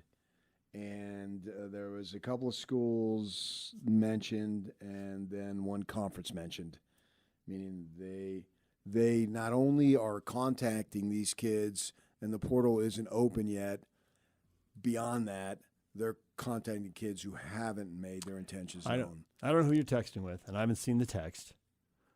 It's but right there. I assume, and I'm sitting too far away to read it. I assume and Tech was named. One conference was named, and it was the SEC. Unless you tell me otherwise. I cannot confirm or deny that. Okay, fine. But the SEC and a handful of high-profile schools. And I get why Tech would be the Big 12 school doing it. Because if you think Texas and Texas A&M are sitting still watching Texas Tech do this and are entertained by this at all, no. They are, to quote you, and right now, Tech's fighting fire with fire. That's two SEC schools right in state who want to be the big dog. And meanwhile, it's Texas Tech over here, who's got Texas isn't even in, and Tech is seated higher than A&M. Is that what the Big 12 teams have to count on, that A&M and UT just say enough of this, and we'll outbid you, so you're not going to get these guys? If anybody's interested to come into the state, they're coming to our places, not there. Is that how it's going to work? 100%. And and in there, I would put Ohio State, and I would think that a school from LSU and Florida, and I would say a school like Alabama is a little more in the ASU category in that the spirit is willing, but the wallet is weak. The problem with an Ohio State is that they don't need it. So Texas Tech needed David Bailey. Ohio State doesn't. Ohio State didn't. They already get him. Ohio State doesn't need it on defense. They're fantastic. Ohio State on offense came up short in two big games and made it work once and didn't the other. I get it. All the other time they send but how they react in the stars to the offseason, NFL running back and 100%. receivers. Yes, and we can name the receivers. They've saw a whole slew of Ohio State has turned into wide receiver U. It's the craziest thing. It's Big a time. Major change over what we grew up with. But I do think Ohio State reacts to, hey, this previous year, the offense wasn't good enough in the biggest games. They squeak past Texas 14-7, and they lose 13-10 to Indiana. So do I think Ohio State's out trying to juice up the offense right now? 100%.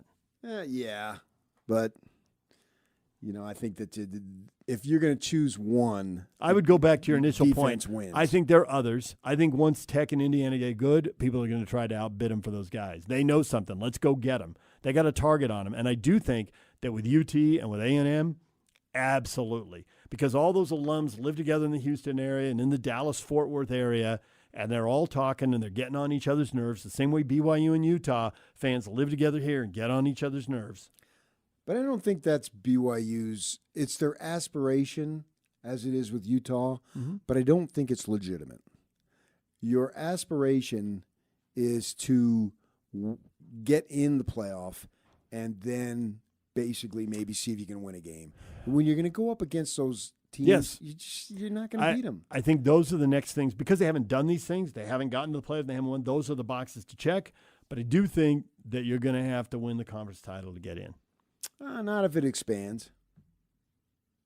That would be a hope. Yeah. 16 would open the door a little wider. 24, then you've got a really good shot of getting in. Yeah. And at that point, we stop talking about winning one game. We probably start talking about, okay, can you get to the quarterfinals?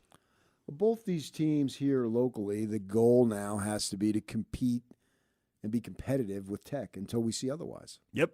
This is what I feared last summer. I know. And You've it's said it come to many pass. times. It has come to pass. Yeah. This is the fear. And that oil money isn't going to run out, and the rules aren't going to change, at least for next year. So it is a big ask, and we're probably going to put more expectations on BYU than Utah because with the change in coaching there. But because Morgan's been there, and the money available, but because Morgan's going to be there, I don't think the expectations are going to slip much. They shouldn't. I know. There could be a little acknowledgement, hey, it's his first year. Let him get his guys and get used to it, but well, it not depends much. if he keeps most of the coaches. Right now, my assumption is that he is, but I realize that's an assumption not based on much, and that no matter what anyone assumes now, the phone could ring in 48 hours and everything could change. Things change, and then all we have to have is somebody take a job in the NFL a week, and then it just until the NFL coaching carousel right. stops. Right. That could create vacancies and phone calls. Right. It always does. Right. So you don't even you basically February. have to get to the end of January before things settle down. Yeah, I was going to say sometime in February, but okay. As far as that goes. So from that perspective, we don't know. But that's where these teams are at. I think right now Texas Tech has separated itself, and BYU has to find a way to compete, as do the other teams. And then we'll see when the transfer portal settles. I mean, it's only a 2-week, 10-day deal, but players don't have to decide. They can wait. They can decide whenever they want to decide. Musical chairs suggest that most of them will settle, but that doesn't mean that one player and one team with one need couldn't change things dramatically. Yeah. But I would like to see BYU go ahead and win on Saturday because they did have a little bit of a foul taste. It was a downer. And that first Saturday in the stadium for the Cowboys, being there, you could just sense it. You could see it having them walk off the field. They knew that the standard was to compete, and they didn't. All right, man, we're talking BYU football right there with DJ. That game is on Saturday. We got Utah State coming up here at noon. At the bottom of the 9 o'clock hour, we'll go live to Boise and talk to Scotty G. We'll have the call right here on the Sports Zone at noon. Coming up at the top of the hour, we're going to talk some more college football with our CBS sports expert, Shehan Jayaraja. Stay with us. We've got a lot of football coming up here in the next hour right here on 97.5, the KSL Sports Zone. And now, a look at traffic from the KSL Traffic Center. Got one City Street crash right now, northbound Redwood Road at 140 south in Bluffdale. Seeing a little bit of slowing through that intersection and moving over to the right shoulder in that area. Still seeing some slowing out of Tooele on SR 36 as you head northbound over the I-80 merge. Also seeing a little bit of slowing southbound I-15 at the point of the mountain, but the rest of I-15 has no delays along the Wasatch Front at this moment. This update is brought to you by GoPave Utah. Whether you park it, strap it, or pave it, GoPave Utah has your blacktop covered at GoPaveUtah.com. That's GoPaveUtah.com. Call them today or once again visit them at GoPaveUtah.com. With your KSL traffic update, I'm Jake Hatch here on 97.5, the KSL Sports Zone. This is JJ and Alex. I got this. Joining us on the program right now, Andy Phillips, former kicker for the University of Utah. Coach Scally wears a little bit more emotion on his sleeve and is not afraid to joke around with you. And I go to our blackout game, and there he is in a white shirt, and I can give him a bunch of crap for being in a white shirt at a blackout game, and he can turn around and give me all kinds of crap as well. And he brings totally different perspective than Coach Witt, and so a lot of people are like, you're going to get a lot of the same with Scally, and I don't necessarily think that's true. And I think it's going to be just a great change at Utah in leadership, in the sense that there's new blood and new energy. And I know that Coach Scally's been preparing for this for decades, and we'll take all of the good that he's learned from Coach Witt and the coaches that he's worked with, and then we'll put his own flavor on the program. And so I'm really excited to see what that's going to turn into. Catch JJ and Alex afternoons from 3 to 7 on 97.5, the KSL Sports Zone. Here's something most doctors know that most men never talk about. Stress from work, money, and family doesn't disappear at night. It follows you into the bedroom, and suddenly your mind won't let your body do what it used to do naturally. For moments like that, doctors look for treatments that help both the brain and the body. That's where Rugiet Ready comes in. Unlike Viagra and Cialis, Rugiet Ready is the next generation prescription that helps prime your brain for arousal and increased blood flow. It uses 3 clinically proven ingredients in 1 mint that dissolves under your tongue so it absorbs fast. Most men are ready in about 15 minutes on average. Over 150,000 men have already switched.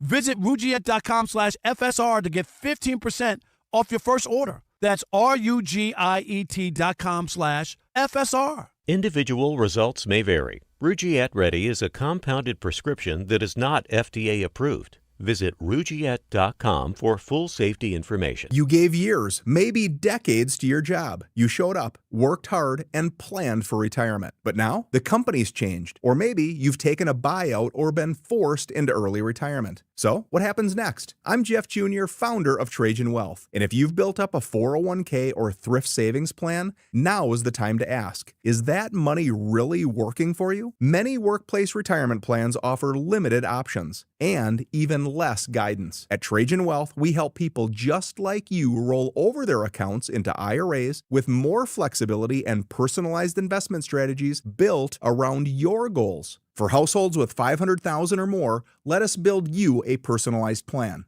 We operate on veteran values, service, trust, and doing what's right. Your next chapter starts now. Call Trajan today, 801-210-6800. That's 801-210-6800. Advisory services offered through Trajan Wealth, LLC, an SEC-registered investment advisor. See website for details. Throughout life, we have plenty of special occasions and events, whether it's a prom, a graduation, a mission call, a new job, or how about a wedding? Mr. Mac has always been there to help serve you for all of your monumental moments. Mr. Mac has been family-owned for more than 50 years, and that's important. And they'll make sure that you look and feel great, with affordability always in mind. The Mr. Mac family creates long-lasting relationships with their customers, and they've been doing it for generations. 9 locations across the Wasatch Front or online at MrMac.com. So Pure Talk just had their best year ever and asked me if I'd like to thank their customers on their behalf for being so awesome. I said sure. It's important to say thanks, especially this time of year, which is why, as one of their many satisfied customers, I should probably thank Pure Talk first for keeping their customer service in this country and for providing hundreds of American jobs. I appreciate that. I also appreciate their Roundup program, which makes it easy to support America's Warrior Partnership and join the fight against veteran suicide. And I love that Pure Talk donated 1,000 hand-sewn Made in America flags to veterans around Independence Day. And of course, I really appreciate their generous support of my own foundation, MicroWorks, and their commitment to help us train the next generation of skilled workers. Having said all that, it's now my pleasure, on behalf of everyone at Pure Talk, to thank you sincerely for choosing to do business with an American wireless company that actually stands for something. And one more thing. Merry Christmas. Show some love to youth sports volunteers with the Hercules Hero of the Week. Let's praise your favorite youth coach, ref, or maybe the parent that pulls the team together. Your nomination could score them a $100 Visa gift card from Hercules First Federal Credit Union and a $200 gift card from Beehive Meals. Listen to see if they win Thursday afternoons with JJ and Alex. The Hercules Hero of the Week with Hercules First Federal Credit Union and Beehive Meals, helping you take the busy work at a family dinner. Get rules, info, and nominate your hero at KSLSports.com/contests. This is a Utah Jazz at 30 update on 97.5, the KSL Sports Zone.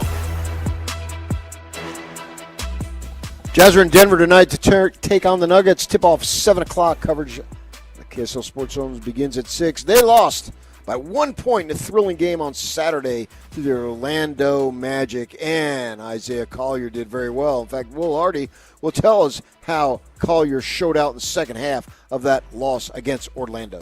I thought Zay just was so decisive and powerful as the game went on, testing their defense, drawing second defenders. Zay is understanding more and more what his gifts are right now in his career and how he can impact the game every night.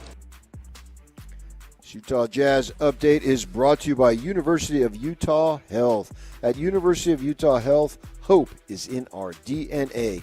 Learn more at uofuhealth.org.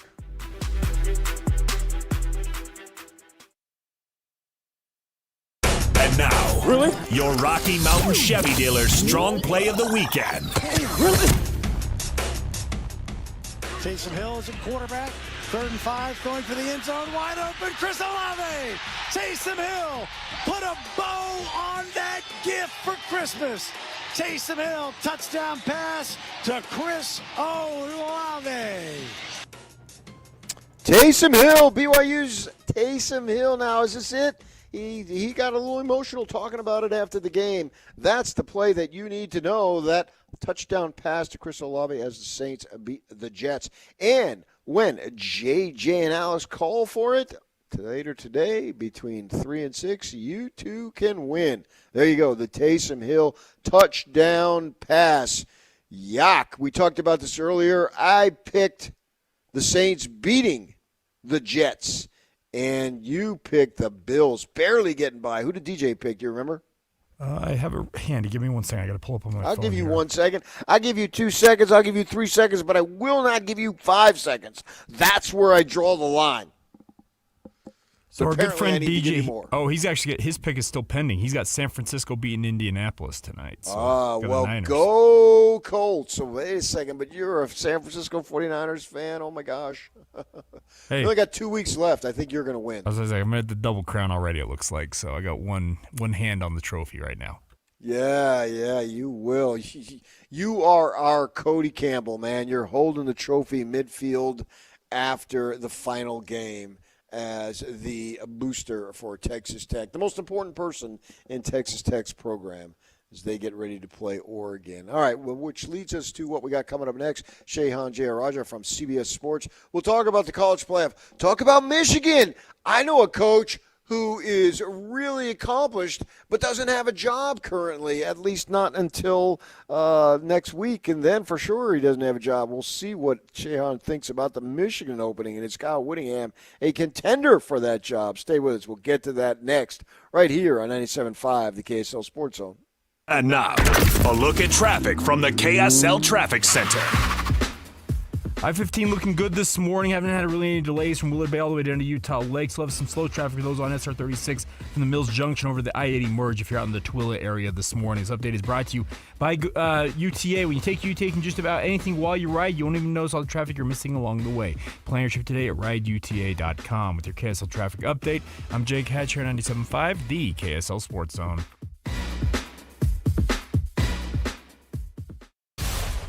Whether you're stuck in the office, I believe you have my stapler, in your car, or at your in-laws. You want a piece of me? You bet I do.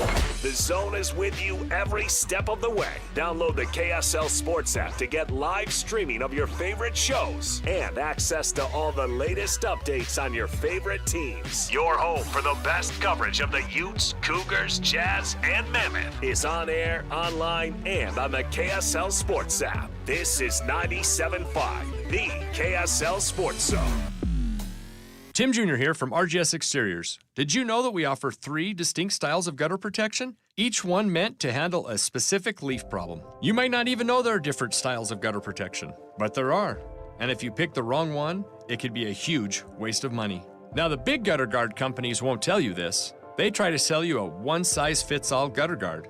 And it could be completely wrong for the amount and types of trees and leaves you have. Not RGS Exteriors. We understand which kind of leaf problem needs which kind of gutter guard. We'll do an in-depth evaluation to assess the types, locations, and numbers of trees in your yard. Based on that data, we match your home to the right gutter guard.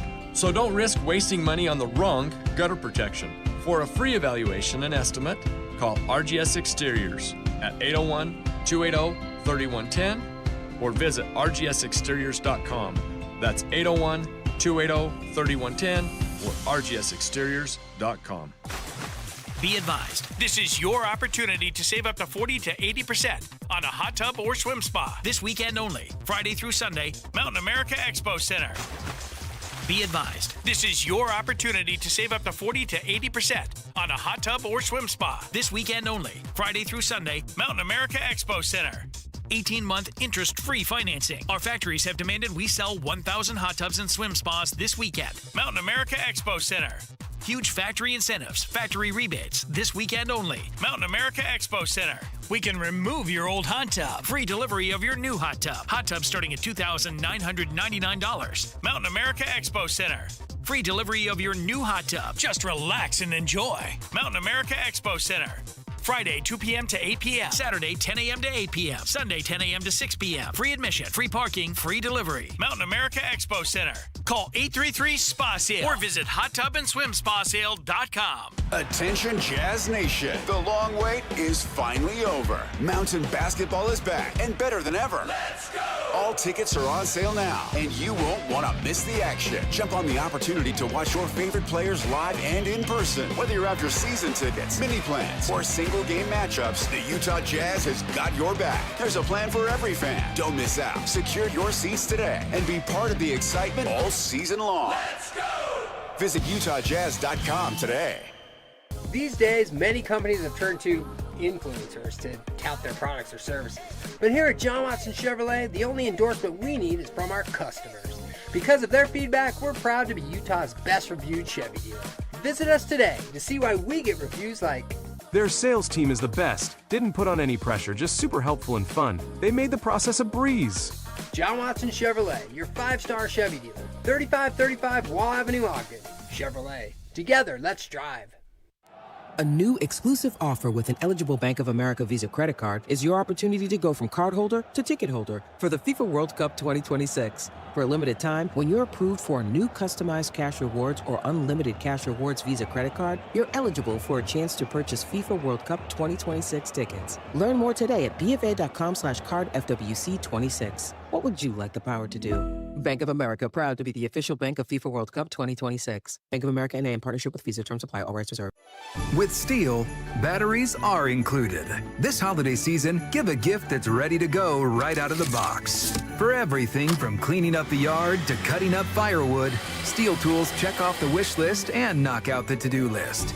And right now, buy select battery tool sets and get a free extra battery. Visit SteelUSA.com for holiday deals and gift ideas. Happy holidays from Steel. Offer valid for a limited time only at participating dealers while supplies last. Broadcasting from the Mountain Home Services Studio, this is 97.5 KZNS FM Colville, 1280 KZNS AM Salt Lake City, and 102.7 KSL FM HD2 Salt Lake City Midvale. This is 97.5, the KSL Sports Zone. Nobody brings you better coverage of the teams you're passionate about than these guys. Try some more. This is DJ and PK on 97.5, the KSL Sports Zone.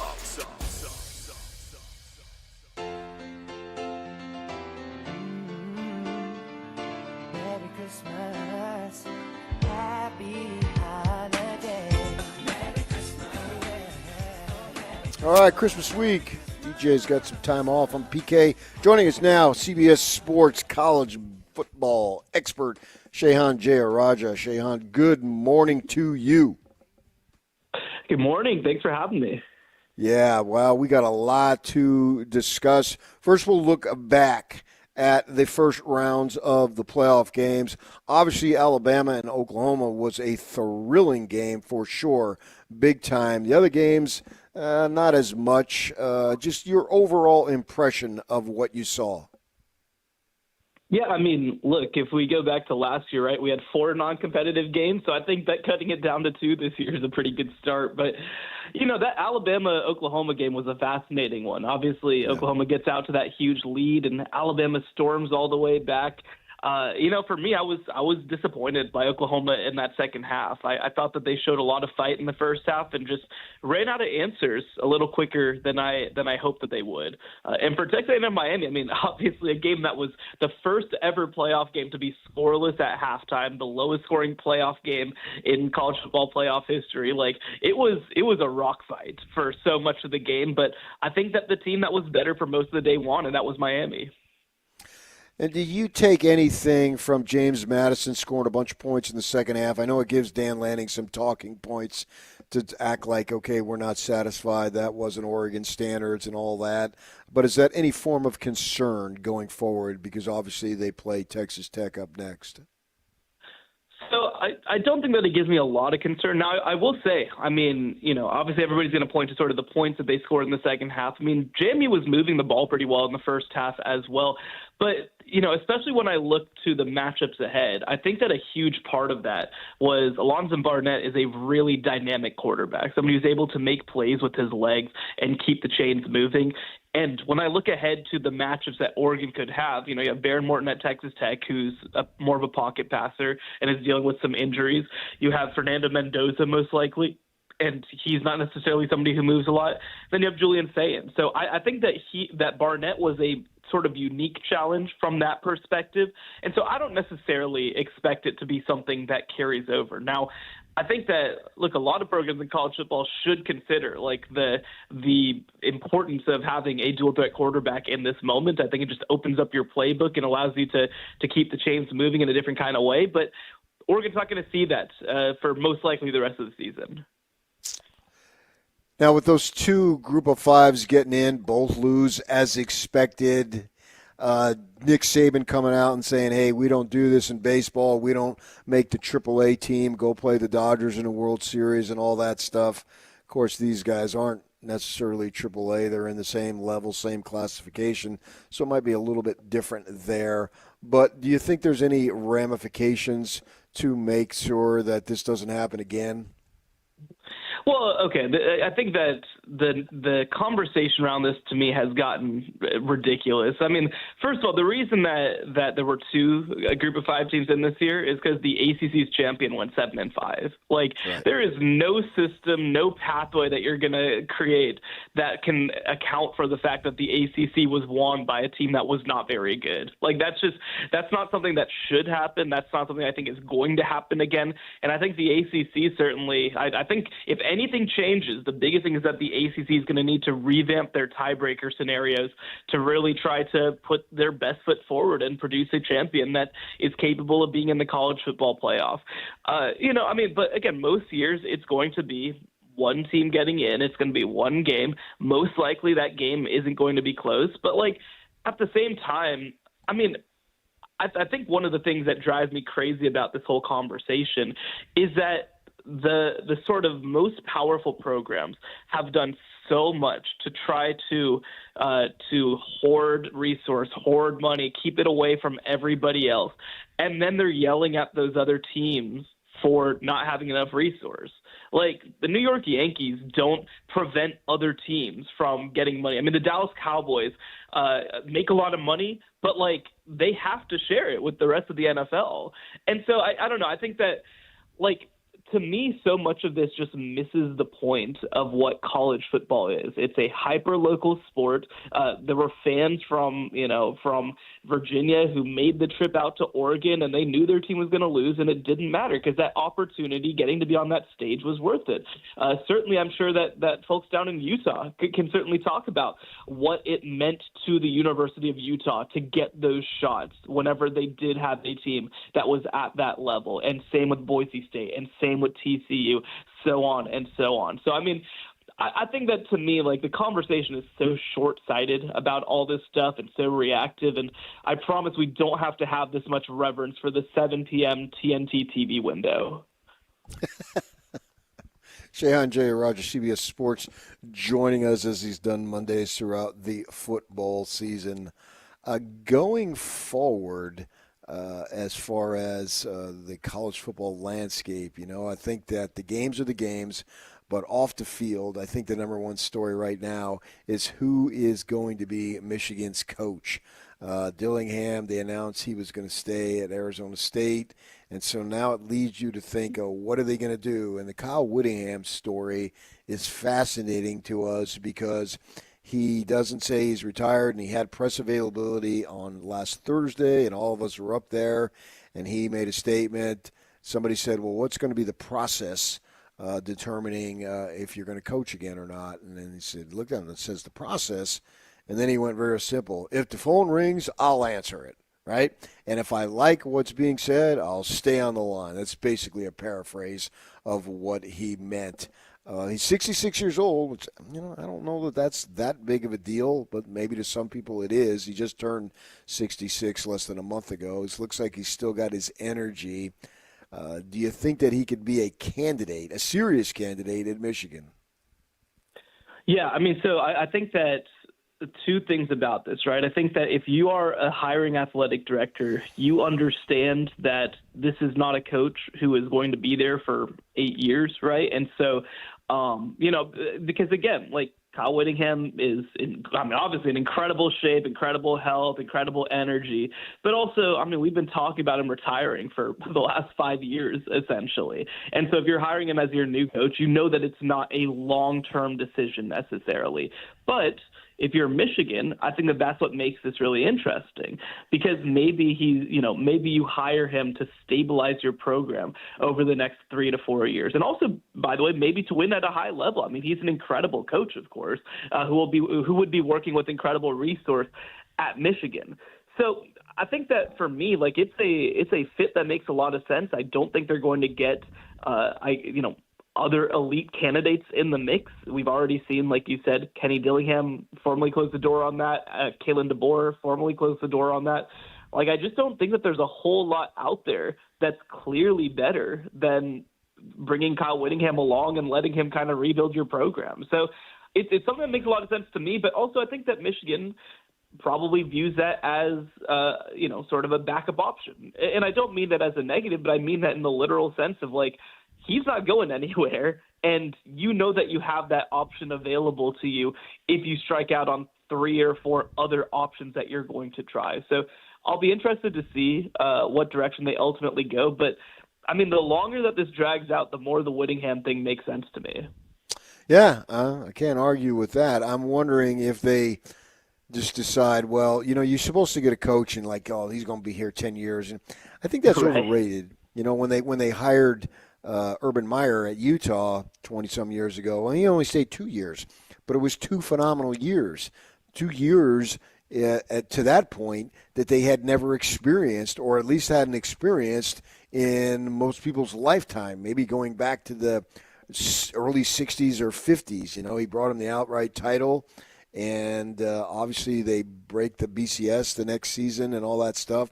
So it was only – it's less than 24 months if you want to add it up, but wow, what a 24 months. We were working, doing sports radio here at the time. I was a beat writer, I was doing both. I was doing sports radio and was a beat writer for the Salt Lake Tribune. So, we remember it well. And I was like, all right, would you have hired him if you knew he was going to only be here 2 years?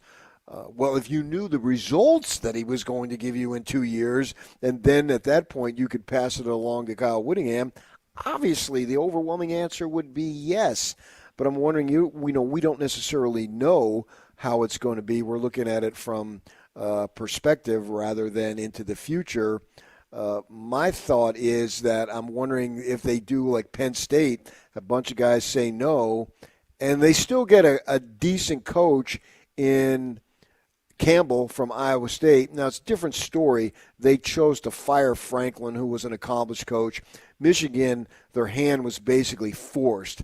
So it's not like, well, I can argue, is Matt Campbell really going to be better than James Franklin? Whoever Michigan hires, well, they had to hire somebody because of the situation, so it's a little bit different. But I'm wondering, do you think they just waited out? Somebody will eventually say yes, who's younger, if they offer it to them, right? Yeah, no, I think that, again, that's why you go through your process, right? Because you see who's interested, you see what's available to you. And again, like you said, I mean, nobody would have said no to the 2 years of Urban Meyer. And also, by the way, because of what it did for setting up the program long term. Now, I will sort of make the distinction, right, that obviously Urban Meyer left for greener pastures. The thing that you'd be wondering about with Kyle Whittingham or an older coach is, does he just leave to stop coaching, right? And so it doesn't necessarily ensure that something better has happened along the way. Now, that it still might be better, but, you just don't know. But I think that, again, like, if you have somebody if you find a candidate that you feel really good about, who's younger, who you feel like can be the future of your program, like, there's validity to that. Again, I think that Penn State had a really bad process to land on a really good answer in Matt Campbell. I don't think that there is that fallback candidate here at Michigan right now. It's ironic because I've heard multiple places that actually Matt Campbell always coveted the Michigan job, so it's actually really bad luck for them the timing of all of this. But I don't know that there's a candidate like that left out there right now. Especially, I mean, again, ironically, kind of that group of former Big 8 schools, right? Had that group of great coaches with Chris Kleiman, with Lance Leipold at Kansas, and obviously, neither of those guys are coming off of very much good right now. And so, I think that, again, if you're Michigan and you're making a hire right now, like last time you made a late hire, you promoted internally and kept Sherrone Moore. And just from a pure football perspective, I think that we can say that was not a great decision. I don't think it's left the program in all that good shape. Obviously not even getting into all the other stuff. And so I think that if you're Michigan, you have to decide, like, you have a Hall of Fame coach available to you, somebody who's won at the highest level, who's built a program at the highest level. Is that something that you feel like is good enough and important enough for you to invest in for the next couple of years? I think eventually they might come to think that that's something that makes a lot of sense. Shehan Jayaraja, CBS Sports, joining us. Over the weekend, we saw Iowa State's Rocco Beck announcing that he's going to go into the transfer portal. What do you make? We saw Josh Hoover, Sam Levitt, this constant musical chairs of quarterbacks. What do we make of it? Yeah, I think that what's interesting, right, is last year a lot of these quarterbacks were pursued, and a lot of them said no. I think that when we look at the quarterback market in particular, and obviously in the Big 12, but also everywhere, I think that people overestimate how much of it is strictly about money. Because these quarterbacks know if I'm in a good position and if I have success, I'm going to go to the NFL, and that's going to be way more valuable to me. Even though, of course, the short-term money is significant, but it's also significant at the schools where they're at. And so I think that the movement in these quarterbacks says a lot more about the instability of these programs right now than it does about whether programs are able to retain per se. Because I think that you obviously Rocco Becht is obvious, right? Like with him, him moving on, his head coach left in Matt Campbell. Sam Levitt is an interesting situation because I think that for him, this season didn't go the way that he wanted. He expected them to be able to build on the 2024 season. And now you can point to him being injured, being a big part of the reason for it, but it was the case. And I think that Josh Hoover, too, I think that both sides at TCU and Tim were kind of we've probably done all we can do together. Maybe it's time to try something new. So, I don't necessarily view it as a huge issue or a huge warning sign by any means, but, it's certainly a trend to watch. Yeah, and you think all these guys would will be okay as far as finding a place to land, because they give you studies of guys who put their names in the transfer portal, and a high percentage don't end up places. Now, these guys are high-profile guys. Would it be like Miami with Beck going from Georgia to Miami? And so essentially you're still playing at the high level. Do you see that, or do you see any of these guys potentially being in trouble, finding a spot? Yeah, I think with the particular guys who have moved, I don't think they're going to have trouble finding spots. We've heard a lot of connection between Brendan Sorsby and Texas Tech. We've heard, Sam Leavitt be thrown around with some of the elite programs, the LSUs, the Miamis. It'll be interesting to see whether Rocco Beck follows his head coach to Penn State. I mean, that's something that makes a lot of sense. If he doesn't, that becomes, I think, a little bit of an interesting situation, but I do think he lands certainly at a power conference school. So I think that most of these quarterbacks are moving with the understanding that I'm going to get other power conference opportunities, and especially in a quarterback market that in general I don't think is all that good, frankly. I think that all of them will land in comparable or, in some cases better situations. Okay, in 2.5 hours, the bowl game of the season, Utah State versus Washington State in Idaho. So I want you to take explicit, detailed notes, because we're going to quiz you on about that game next week. You got it? I love it. Let's do it.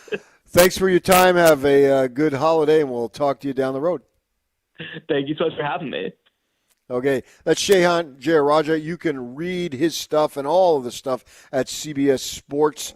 They do a great job. I think is it CBS Sports Line? Is that their address, Jacques? Do you know? I think it's something like that. But you could easily find that out. And he does great work, and we're appreciative of him joining us as he has throughout Mondays during the college football season. Coming up next, we're going to go live to Boise. Talk to our guy, Scotty G, who will be on the call at noon right here on the Sports Zone. Find out what's cooking on the blue turf in Boise, Idaho. Stay with us here right now as we will come back and talk about the bowl game with Utah State on 97.5, the KSL Sports Zone. And now, a look at traffic from the KSL Traffic Center.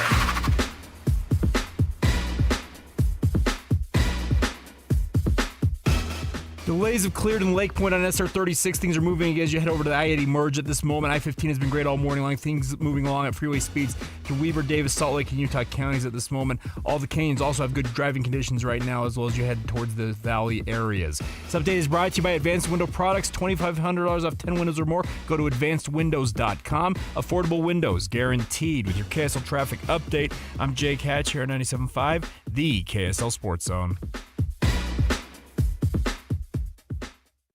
You've been listening to The Zone for decades. Yes! But now you can watch the guys break down your favorite teams. Some viewers may find the following video disturbing. Viewer discretion is advised. Catch the video stream of DJ and PK, Jake and Ben, Hanson, Scotty, and JJ and Alex right now at KSLSports.com or by searching KSL Sports on YouTube. Utah's best sports radio is on air, online, and on the KSL Sports app. This is 97.5, the KSL Sports Zone. Bar Dub Grill is where roadside classics meet ranch-raised flavor. Sink your teeth into juicy, handcrafted burgers made with premium Bar W beef straight from the local Utah farm. From the bold cowboy barbecue burger to the sweet and savory Aloha burger, paired with crispy cowboy fries, hand-spun shakes, or signature spud nuts. Soft, airy, and unforgettable. Bar Dub Grill delivers honest eats with cowboy swagger. Bar Dub Grill in Nephi with easy access right off exit 222 in Nephi.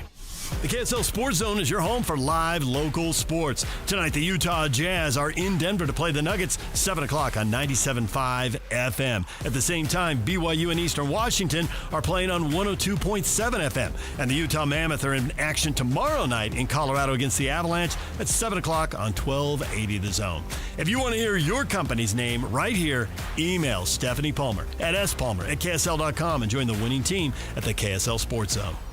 During the Mazda More to Move You sales event, Tim Daly Mazda Southtown is offering 0% for up to 63 months on 2025 Mazda CX-50 and Mazda CX-5 turbos. And to make it even easier for you to drive away in your new Mazda, you won't pay till next year. That's right, 0% and no payments till 2026. There's no better time than now to get your new Mazda. Come in today to Tim Daly Mazda Southtown in Sandy. Some restrictions apply. APR OAC. Not available with any other offers. See dealer for complete details. This holiday season, you can make a difference. Hercules First Federal Credit Union is raising funds for their Christmas project, bringing joy to foster children in Salt Lake City and supporting the Humane Society of Utah to help pets in need. Your generosity can change lives. Visit HerculesCU.com to learn more and donate today to make this season brighter for a child and a pet. Hercules First Federal Credit Union, growing stronger together this holiday season.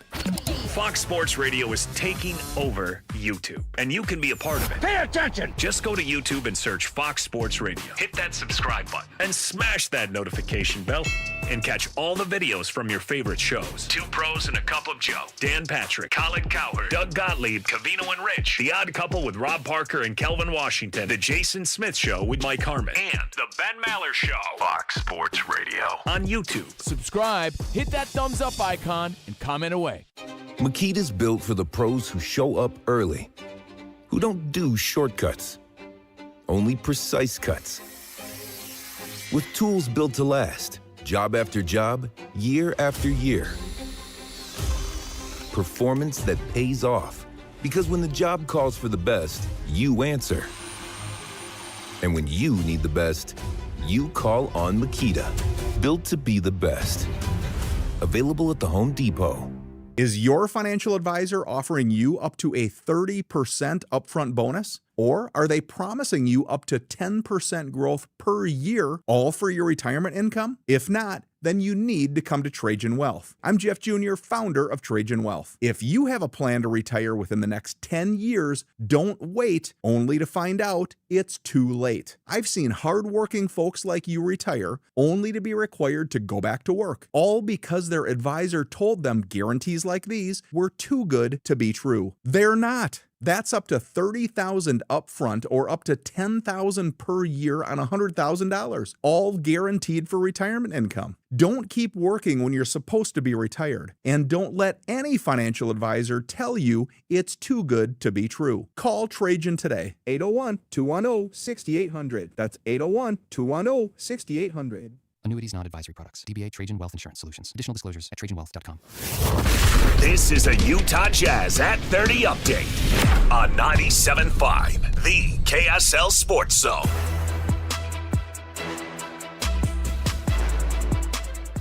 Jazz are in Denver tonight to take on the Nuggets. Tip-off is set for 7 p.m. Coverage at 6 p.m. on the KSL Sports Zone. They lost Saturday night in a thriller by 1 point to Orlando. Kente George continues to impress. And Kevin Love, the veteran, will tell us about the youngster's growth.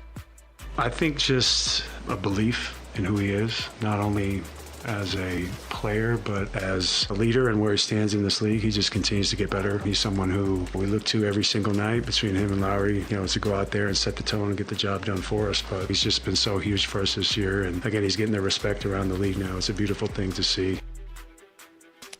This Utah Jazz at 30 update is brought to you by University of Utah Health. At University of Utah Health, hope is in our DNA. Learn more at uofuhealth.org.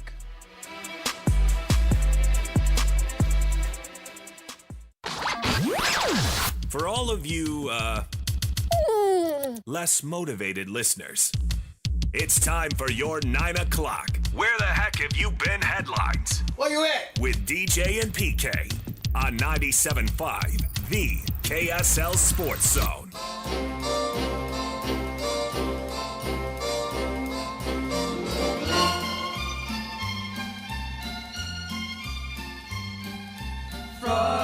Okay, man. The biggest headline of the day. And our headlines as we get you up to date brought to you by Trajan Wealth. Call Trajan Wealth today, your local trusted financial fiduciary. Call them at 801-210-6800. Visit the website at TrajanWealth.com. It is live football coming up at high noon. And speaking of high noon, high above the blue turf in Boise, Idaho, is our man Scott Gerard, who is going to have the call. Scott Gerard, how the heck are you? I am great, PK. It is a beautiful sunny day here in Boise. High should be in the 60s. I'm joking. It's a nasty, rainy, ugly day today. It's it miserable. is? Oh, yeah. It's miserable. But, I mean, outside of being in Boise, which is always miserable, the weather's bad, too. Now, what is your problem with Boise? I've been to Boise to cover basketball and football. I even gone up and saw a concert up there. Saw my guys, Kenny Chesney and Old Dominion, in an outdoor show, and spent some time there riding bikes in the city. So I've enjoyed their downtown. Why is it a guy from, what do they call it, Southern Idaho, hates Boise, Idaho? Okay, it's all based on the university, and look, there's good people here. Make no mistake. It's a fine place. It's like a mini Portland. It's gotten weird here. I like that you've appreciated your inner tree hugger and riding bikes and keeping Boise green. Good for you. But sorry. All right. So when I grew up, everybody was University of Idaho fans because that was the dominant team in the state. And then I go home now and everybody's rocking this blue and purple or orange and being like, oh yeah, I've been a lifelong Boise State. I'm like, no, you haven't. First off, you never even came close to getting a college degree. Second of all, you didn't even know Boise State existed until 2006 when what's-his-name scored the touchdown on the end around. And now you're claiming to be, like, you grew up a BYU fan. What are you doing? You grew up a University of Idaho fan. Don't give me this, I've always been a Boise State fan. You had no idea this team even existed until the mid-2000s. So knock it off. I think it's ridiculously stupid. A bunch of front runners. By what's his name, do you mean Ian Johnson, who then petros dropped to a knee and proposed to Chrissy Papadix? Oh, is that wow? Is that Petro's sister? I don't know. I didn't know that was her name. Chrissy Papadix? Yeah, no, that's not a Petros Papadakis. Oh, my bad. It's the Greeks. When in Rome, I guess. I don't know. Yeah. That's who it was, right? Ian Johnson? I knew it was Ian Johnson's right. The girlfriend, the cheerleader, I had no idea. So Chrissy Papadix? You just want to say that over and over, don't you? That's her name.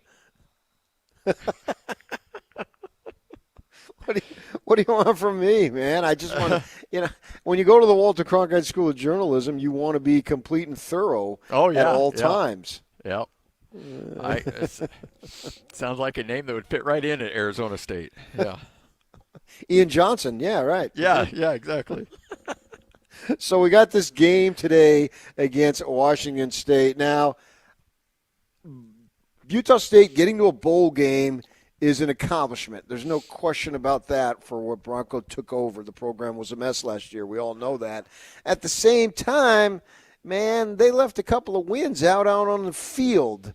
So that leaves me to think, they've achieved, they've overachieved, but then I can cite a couple of examples that they should have won, and I don't even know which one is worse, losing to Boise or losing to UNLV, because those are two games, I watched them both, that you had in the palm of your hand and you let it slip away. So what do you think needs to be done as far as the spin that we can put on this season today? Well, it's a really good point, too, because you've gone back in time to August and said, hey, you're going to go 6-6 and get back to a bowl game. Everybody would been like, all right, considering, as you mentioned, where the program was last year, you take that. But then 2 weeks ago, you're watching on this same field UNLV and Boise State play for a conference championship, and you realize you had both those teams dead to rights. You make 1 out of 3 field goals down the stretch, you beat UNLV on the road. If you just convert a first down, you beat Boise State at home, and you win those games, you're in a conference title game, and you're probably hosting that conference title game. So, yeah, I mean, it's a definitely woulda, coulda, shoulda, but I think you do need to go big picture. I'll go glass half full just because this is a team that had a long way to go. They were talent deficit most of the games they played this year. A good scheme by Bronco, bringing the culture. And, look, I'll admit, like back in the day when Bronco got the job at BYU and a good chunk of those years at BYU, it was always easy to kind of make jokes about Bronco and his style and the culture he tried to build. But now I get older and I've got kids that are in college, and especially, boys that are in college, and I look at Bronco and the culture he builds. I'm like, okay, yeah, that's where I would want to send my kid. I want my kid to learn how to be an adult, how to prioritize certain things. And so the older I get, the more I appreciate what Bronco's built. And these kids will run through a wall for them. And there's not a lot of opt-outs. There's only one significant opt-out, and that's Braden Pagan, who's going to sit this game out. He'll hop in the portal and probably make a good chunk of money as a wide receiver. But other than that, most of these guys, as of right now, are staying put, and a lot of that's due to Bronco and the culture and the fact that they like where this program's at and what they're building here.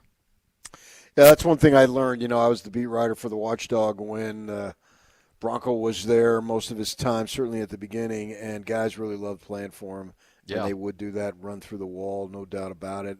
And he treats you as an adult, and it's a business for him, and so he lays out the expectations, and if you meet them, you find yourself out on the field. If you don't, you won't, and maybe out of the program. So he's a no-nonsense guy, and I can appreciate it. I always thought he did a phenomenal job at BYU because that program, as bad as Utah State's was, BYU's was even worse at the time. When he took over, and within 1 year, he got him a bowl win. Very similar to what he did at Utah State. I mean, the similarities are kind of almost like freaky. Now, then he follows it up with 4 straight double-digit win seasons. We'll see if the Aggies do that. If that's what I'm expecting. Yes, that would be incredible. Because I think he had like a 43, 44 wins, something like that, over the next 4 years with conference titles and all that stuff. I mean, those are great times. And we'll see what happens in Logan.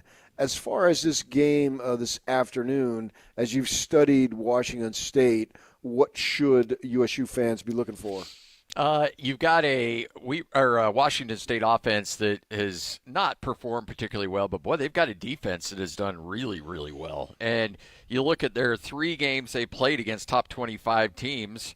Well, actually 4. They lost to North Texas badly, but then Ole Miss in the college football playoff, they lost that game 24-21. They lost to Virginia 22-20, then lost to James Madison 24-20. So 3 games against 3 ranked opponents, all one-possession games, and and it's all because of their defense. Their defense gets off the field, they force sacks, they're good in the red zone. They get to the edge. They've got 2 really good edge rushers. One in particular, a Lehigh grad, in Isaac Terrell. His brother Carson Terrell was a tight end at Utah State, but he's now at Washington State from Lehigh High School, and he's been a tremendous asset for this Washington State program. And then also, look, you got a new head coach coming in, and he'll be here. He's not coaching the game, but he'll be here and has been around the team during the bowl practices. And, of course, he's evaluating everything he's seeing in terms of who he wants to keep around in this program. So there's a lot of resume building for some of these guys out here. So make no mistake, I think you're going to get a good effort from Washington State. You should get a good effort from Utah State. So we should have a good game today.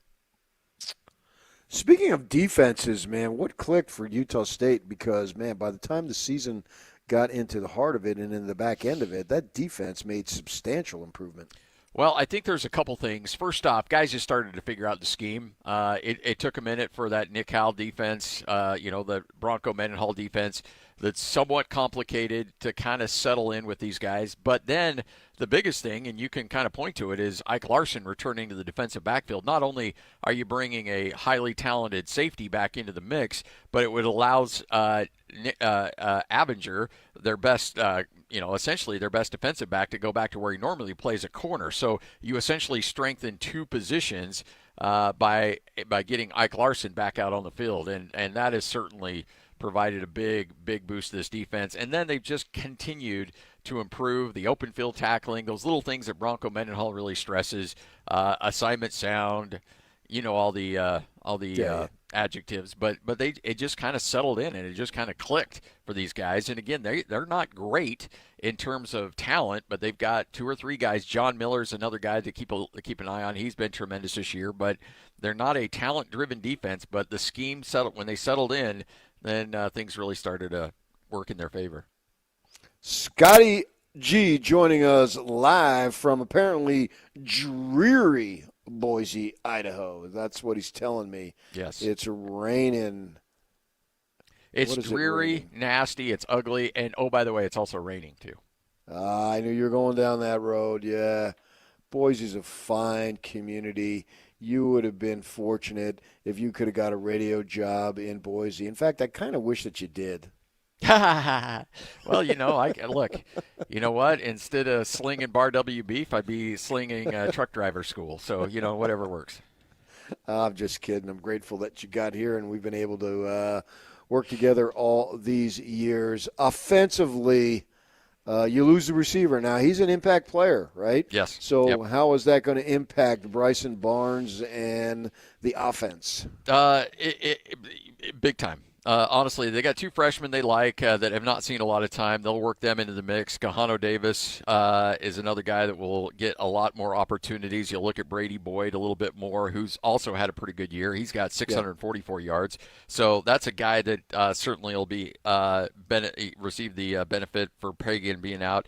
Brock Lane will not go in this game. He's injured. And then there's also some other issues that could be developing at tight end as well. So not only are you losing Braden Pagan, I think you're going to be a little thin at the tight end position. So, yeah, the passing attack is going to be sorely limited in terms of weapons that are available, but Miles Davis has just been awesome. Javen Jacobs, I anticipate you'll see those 2 guys get a little bit more involved in the screen game, the passing game, wheel routes. So I think they're going to be ready for it, but yeah, mate, you're right. They're going to be down some weapons offensively.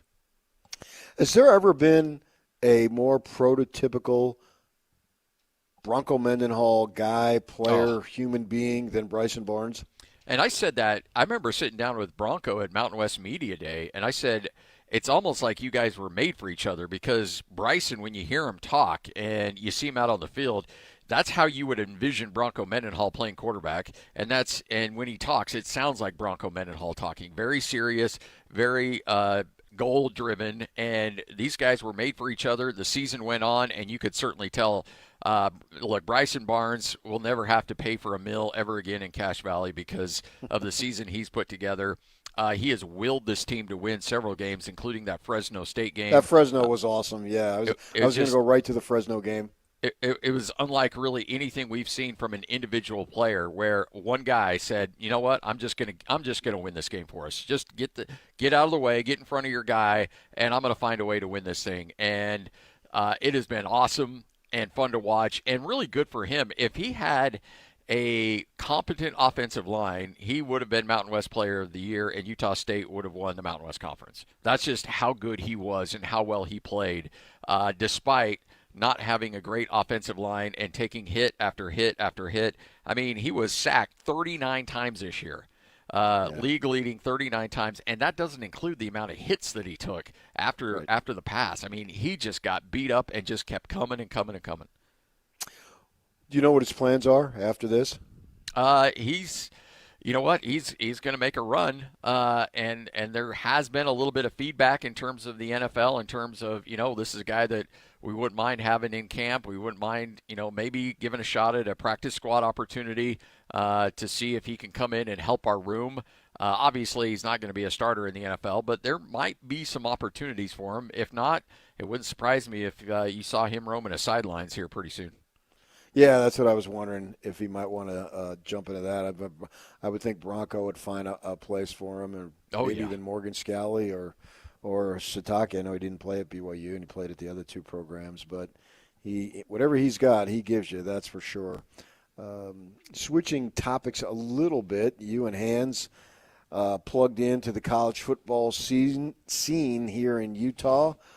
What do you think about Kyle in Michigan? I think hell to the victors, hell to Kyle Whittingham, man. Like, it makes too much sense. It feels a little bit like how Bronco came to Utah State, but on a much bigger scene. Like, if you're Michigan and you have an opportunity to try to right your image and you try to get back on track and try to win right away, but also do it the right way and really clean up an ugly image that's been left over the last several years, who better than to hire Kyle Whittingham? I mean, honestly, it just makes too much sense. You tell the rest of the world, hey, we're serious about doing it the right way. We're serious about our image here, so we're going to bring in the Mormon guy from Utah who wins a lot of games, and watch out what we're going to – and frankly, if I'm Kyle, I'd jump at that opportunity. Now, he doesn't have a lot of years left in the tank, but if you go to Michigan for 2-3 years, turn that program around, get whoever you want to take that job, get them ready to go. If they want to put in a Michigan guy as your OC or DC that you can coach up and get ready to take over that job with a succession plan in place, I think it makes a ton of sense for both sides.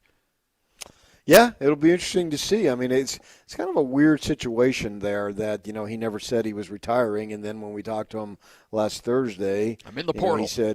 He said I'm in the transfer portal. If the phone rings, I'll answer it. I think my take on it was that they thought he was going to retire last year and that Scally was going to take over, and then they had this poor season, so now he wanted to come back. And they said, well, if you're going to retire last year, why aren't you retiring this year?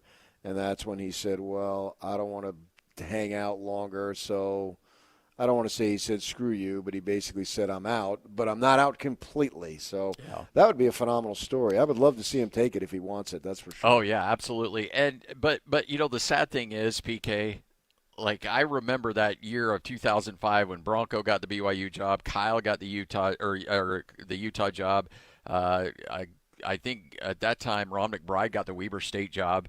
And it was a clean slate across the state. Utah State hired one of the 15 coaches they've had over the last 10 years. Brent Guy? Yeah, Brent Guy. Good pull. Yeah. And but it's going to be weird to think that we're going to live in a world and cover the University of Utah without Kyle Whittingham being the head coach. Like, I've been doing sports radio a long time here in Utah.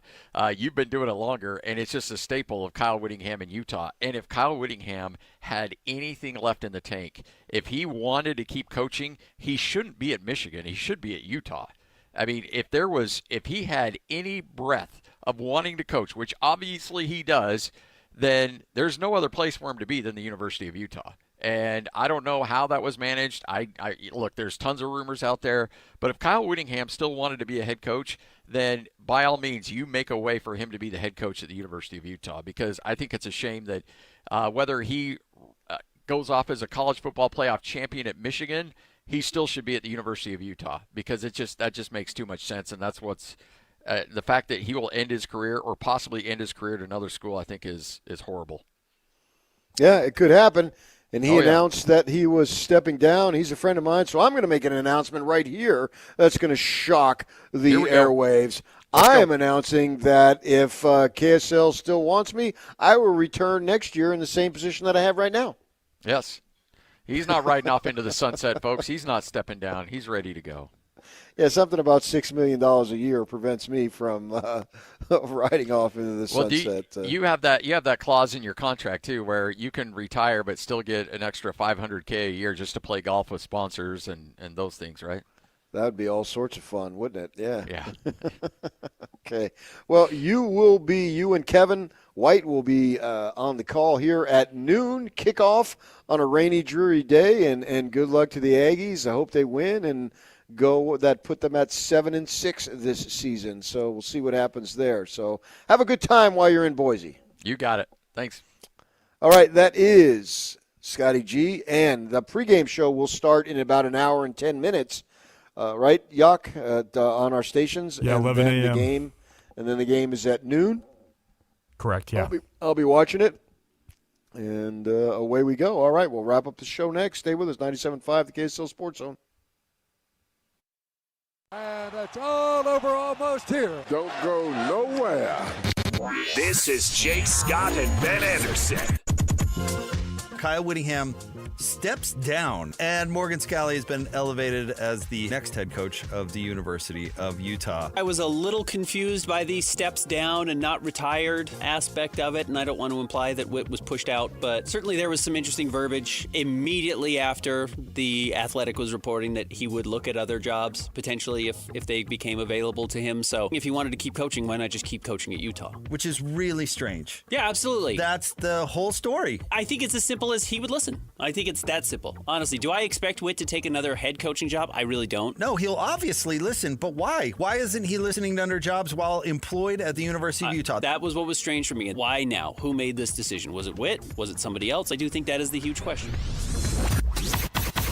Catch Jake and Ben weekdays from 10 to noon on 97.5, the KSL Sports Zone. DJ PK and John from J. Brooks Jewelers joins us. John, the countdown to Christmas is on. 'Tis the season, DJ, and as you know, at J. Brooks Jewelers, every year we work very hard to have the perfect gift for the special people in your life. From the most brilliant diamonds to make it a perfect holiday season for her that she will just never forget, or perhaps an amazing new diamond bracelet or necklace to add to her collection for a memory to last all year. And don't forget our wonderful selection of amazing stacking diamond wedding bands that she has always wanted, an all-time favorite for all of our customers. So no matter what the budget, our all-female buying team understands what the ladies are looking for, and we have things in every budget to make it a perfect holiday season. So stop in person, J. Brooks Jewelers in Murray and Lehigh, or shop online at jbrooksjewelers.com. Remember, J. Brooks Jewelers, where women know what women want. If you're getting new gutters, make absolutely sure that you don't get screwed. I mean literally, don't get screwed. Tim Jr. here from RGS Exteriors. And every single gutter company out there uses screws to hold their gutters together at the corners and downspouts. They use screws because they're fast and cheap and easy. But man, they're terrible for your gutters, aside from possibly cutting your hand. They also loosen and corrode over time because they're not made from the same metal as the gutters. At RGS Exteriors, we've been installing gutters for 70 years now, and we don't use screws. We only use permanent, strong, and unobtrusive rivets. They're made from the same material as the gutters, so they won't oxidize, and they won't corrode. They'll also never loosen. Your hand is safe too. Did I mention they look amazing? So don't get screwed. Call RGS and get riveted gutters. Our number is 801-280-3110, or visit us at rgsutah.com. That's 801-280-3110 or rgsutah.com. These days, many companies have turned to influencers to tout their products or services. But here at John Watson Chevrolet, the only endorsement we need is from our customers. Because of their feedback, we're proud to be Utah's best reviewed Chevy dealer. Visit us today to see why we get reviews like, "Buying a car should be a fun experience, like a kid getting a new toy. And at John Watson Chevrolet, it was." John Watson Chevrolet, your 5-star Chevy dealer. 3535 Wall Avenue, Ogden. Chevrolet. Together, let's drive. This holiday season, give your home the gift of smart upgrades with Mountain Home Services. Electric vehicle? Meet your new best friend. A professional EV charger installed from Mountain Home Services. Fast, reliable, and done right the first time. Want to save energy to brighten your space? Ask about LED lighting upgrades, smart switches, and modern lighting controls. Perfect for cozy nights and year-round savings. Serving Utah since 1954, Mountain Home Services was the first to offer upfront pricing with no hidden fees, and every job comes with a 100% satisfaction guarantee. Protect your home and power up your lifestyle with expert electrical services you can trust. Plus, KSL listeners enjoy a discounted price on a fireplace tune-up for just $99. Visit mountainhomeutah.com or call 801-543-2222 to schedule your upgrade today. That's mountainhomeutah.com or 801-543-2222. Mountain Home Services, powering Utah homes since 1954. The Utah Mammoth and Smiths. are teaming up to get you to the game. With qualifying Smith's purchases, you can score single goal view tickets, hot dog and a bottle of water included, for just $15. The catch? These tickets go fast. Download the Utah Mammoth app, enable push notifications, and be the first to know when new tickets are released. Shop at Smith's, then snag your seat for $15. Simple. Grab the Utah Mammoth app today and watch for the next release. Tusks up. Hey, this is Chris with JCW's. Are your kids picky eaters? Bring them in and try our chicken fingers or a grilled cheese sandwich. They'll be smiling big in no time. JCW's, quality and a lot of it. And now, enough of us. It's time to hear from you. From all your texts, tweets, and posts. This is the best feedback of the day. Ooh, I was there. It's the best game of my life. With DJ and PK on 97.5, the KSL Sports Zone.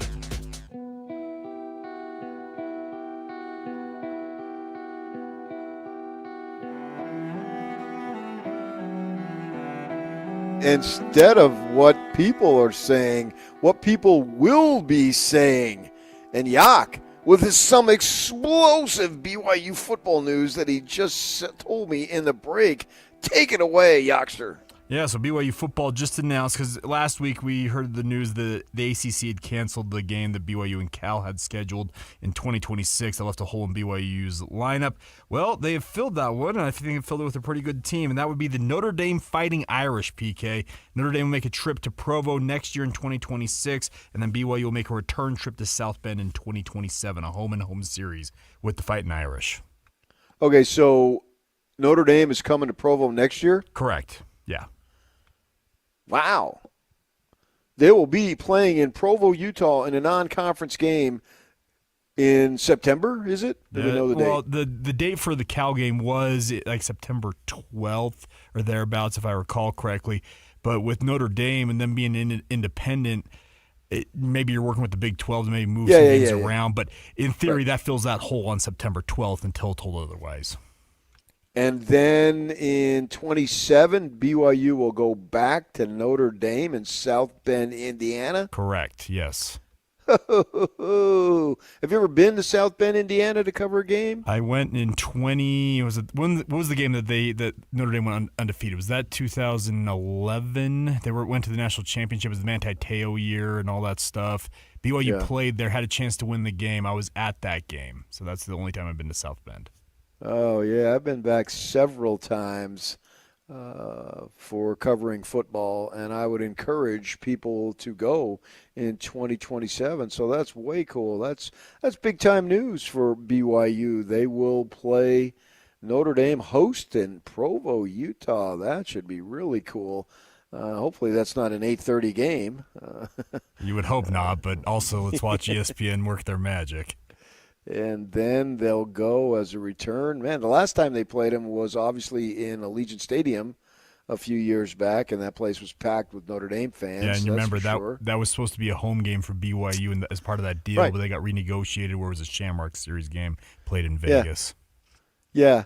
I'll be down in Vegas next week for the Utah game. I was thinking that'll be the 5th game I will have covered in Legion Stadium, 2 for Utah and 2 for BYU, and this will bump it up to 3 for BYU, or Utah, I should say, in the Vegas Bowl, Kyle Whittingham's last game. It'll be interesting to see if they have something decided by then, if he actually is the coach at Michigan. Now, this is interesting, PK. So Ralph Russo from The Athletic just pointed this out. So with BYU and Notre Dame scheduling this home-and-home series, that means Notre Dame will not be playing USC in either one of those seasons, because that was the last hole in the schedule if they were going to be able to get that long-standing rivalry with USC back on the book. So BYU taking that spot, essentially. Well, I know SC was whining about having to play that game and having to make another trip, yada, yada, and they didn't want to do that, and they're a bunch of babies. They're acting like all these things that going into the conference, well, wait a second, we don't want to do this, we don't want to do that. I mean, you should have thought of that ahead of time instead of breaking up the Pac-12 and then whine about it, all the road trips you got to make, blah, blah, blah. It didn't make any sense to me, but what the heck do I know? So there you go on that. All right. One other detail real quick. This comes from Ross Dellinger. Irish finalizing this deal is going to be Notre Dame, BYU October in Provo. So, yeah, that will be moving the Big 12 schedule around to allow BYU to play a non-conference game mid-Big 12 slate. So there you go. Well, even cooler because then they'll have to play a conference game earlier than expected. Correct, yeah. So that'll be a more meaningful game. And then when we get into October, we'll be in the heart of the schedule as it is. So that just means that one more game that is important, more important, in September. Then they'll start, I guess, maybe in the second week. How that will play out. We'll see how that plays out when they release their schedule that comes out in the spring. All right, there you go, man. DJ and PK are off the rest of the week. Jake and Ben are next. Merry Christmas to you all, and to all, not a good night, but a good holiday season. We will be back on Monday, a week from today, to talk about all things and get you ready for Utah, see what's going on there next week. A lot of news to be happening, so stay here. Keep it close. 97.5, the KSL Sports Zone. Show is done. Are we done here? We are done here. I'd like to discuss this further, but I gotta go. It's been real, and it's been fun, and it's been real fun. Goodbye, goodbye, goodbye, goodbye.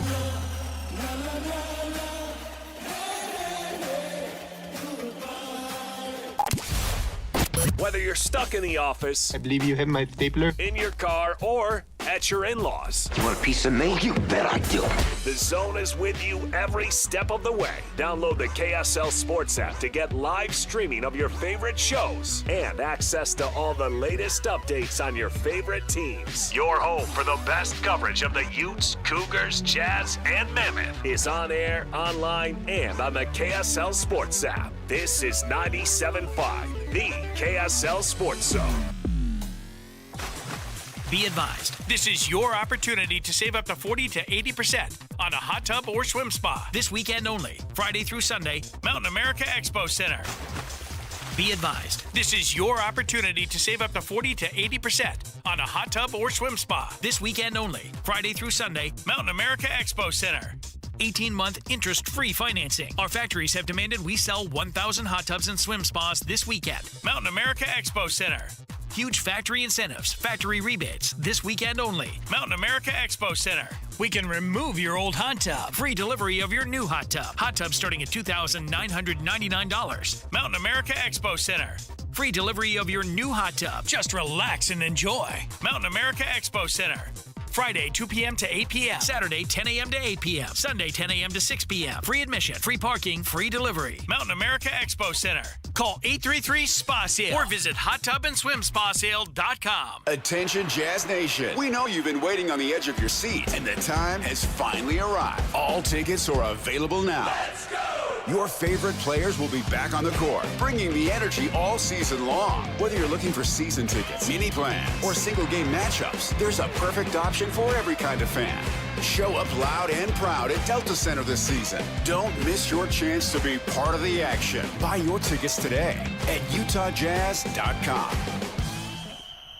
You gave years, maybe decades to your job. You showed up, worked hard, and planned for retirement. But now, the company's changed. Or maybe you've taken a buyout or been forced into early retirement. So, what happens next? I'm Jeff Jr., founder of Trajan Wealth. And if you've built up a 401k or thrift savings plan, now is the time to ask, is that money really working for you? Many workplace retirement plans offer limited options and even less guidance. At Trajan Wealth, we help people just like you roll over their accounts into IRAs with more flexibility and personalized investment strategies built around your goals. For households with $500,000 or more, let us build you a personalized plan. We operate on veteran values, service, trust, and doing what's right. Your next chapter starts now. Call Trajan today, 801-210-6800. That's 801-210-6800. Advisory services offered through Trajan Wealth, LLC, an SEC-registered investment advisor. See website for details. During the Mazda More to Move You sales event,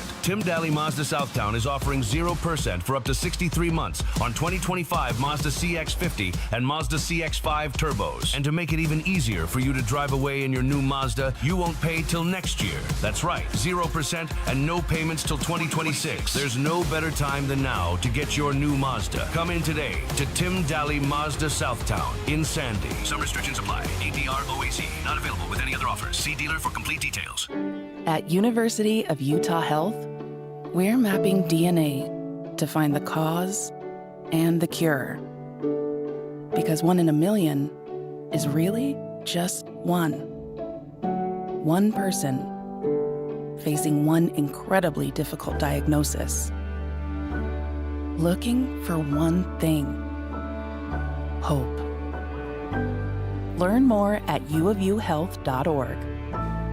Hi, I'm Kim Holderness. And I'm Penn Holderness. You don't have to have an amazing race to the doctor, but you should make time for routine cancer screenings. I schedule my mammogram and other cancer screenings around my birthday and then treat myself to lunch. I do too, because, of course, everyone likes lunch.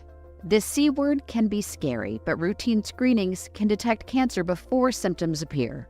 And early detection equals better outcomes. Go to preventcancer.org to find out which cancer screenings you need.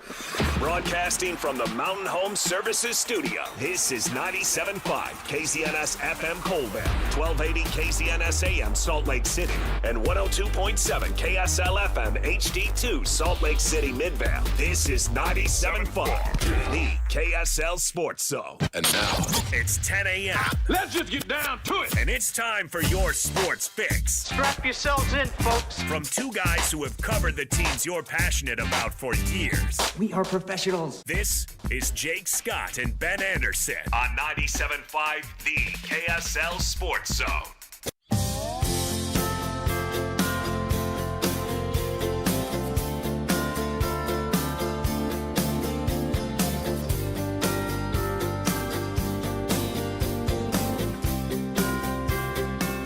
Jake and Ben, 97.5, the KSL Sports Zone. Jake Scott, Ben Anderson. I was about to yell at Hatch for playing Christmas music, but play a little Swiftsmith. I can get into it. No Ben Anderson today. We wish him well. We'll let him tell you what he got up to over the weekend when he makes his triumphant return, but we certainly wish him well. And a happy holidays and Merry Christmas to Ben out there. No Christian today either. I think Christian's going to the in-laws maybe in Vegas. So we hope Christian doesn't come back covered in glitter. So we're going to be very busy. We'll talk a lot of football. We've got the Idaho Potato Bowl coming up, the famous Idaho Potato Bowl. That's going to be on the station starting at noon. And so we thought we'd kick off the show with a little preview. Joining us now, he covers the Cougs for the Spokesman Review. We welcome to the Jake and Ben Show. He is Greg Woods. What's going on, Greg? How are you? Hey, good, man. How are you doing? I'm doing fine. Are you in Boise? I hear it's dreary. Yes, I'm actually about to head out of my hotel right now. It was raining earlier, but kind of clearing up now, so it should be good for kickoff. Now, I am excited for this game, but for the life of me, I can't understand why they would hold a bowl game in Boise, Idaho in December. I'm excited. I actually love Boise, so this is great. Oh, I'm not hating on Boise. I would say that for the same reason that you shouldn't hold a bowl game in Salt Lake City in December or Provo or certainly Logan for that matter, because the odds of it being dreary or cold or whatever are quite high. Yeah, for sure.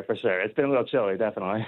Well, let's talk about this year's version of the Cougs because, looking into it, doing a little work to preview the bowl game, if you would have told me when I was covering Mike Leach and the Cougs in the Pac-12 that they would have been one of the best defensive teams in the country, clocking in at, I believe, 17, and their offense would clock in at 121 in the country, I would have called you crazy. So tell us about this year's version of Washington State. Yeah, that's just kind of the product of the coach that actually just left a few weeks ago, Jimmy Rogers. That's just kind of the football he likes to play, where, you're kind of running, chewing clock, running the ball a lot. And yeah, the defense was amazing. I think they finished, number 13 in the country in total defense. So, yeah, it was just incredible depth. Their safety group is awesome. Awesome defensive line depth. They had a bunch of injuries at that position, and just you would never have known the difference.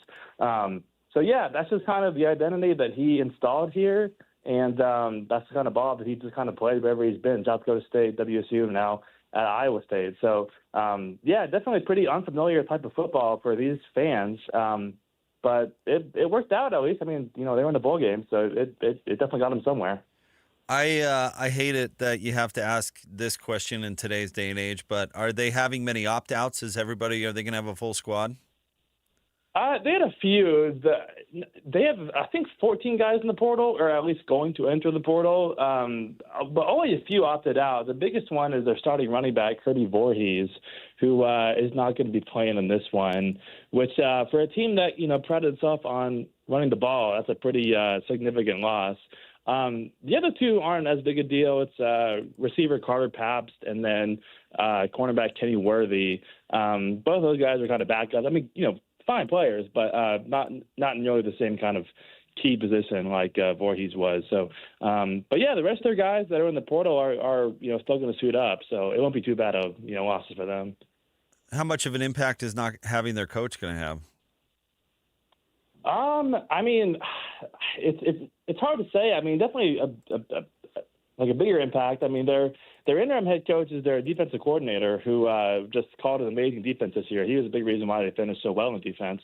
But he's never been a head coach before. I mean, the guy's like 31, which is crazy. And he's headed off to Ames to be the Iowa State DC here after the game. So, yeah, I mean, I think in terms of just like not having the experience of, situational football and like when to use timeouts, that kind of thing, could factor in this one for sure. But they also have plenty of problems like that with, Rodgers at the helm. So, yeah, hard to say, but I mean, pretty promising outlook for sure. I think the way that this happens, and I realize that it's nothing new, but coaches leaving, and you've got one, a coordinator who's head coaching but has one foot out the door. I think the people that suffer the impact of that are the players, the young people that supposedly we're supposed to care about. So, as somebody who covers the sport, just curious, how do they fix it?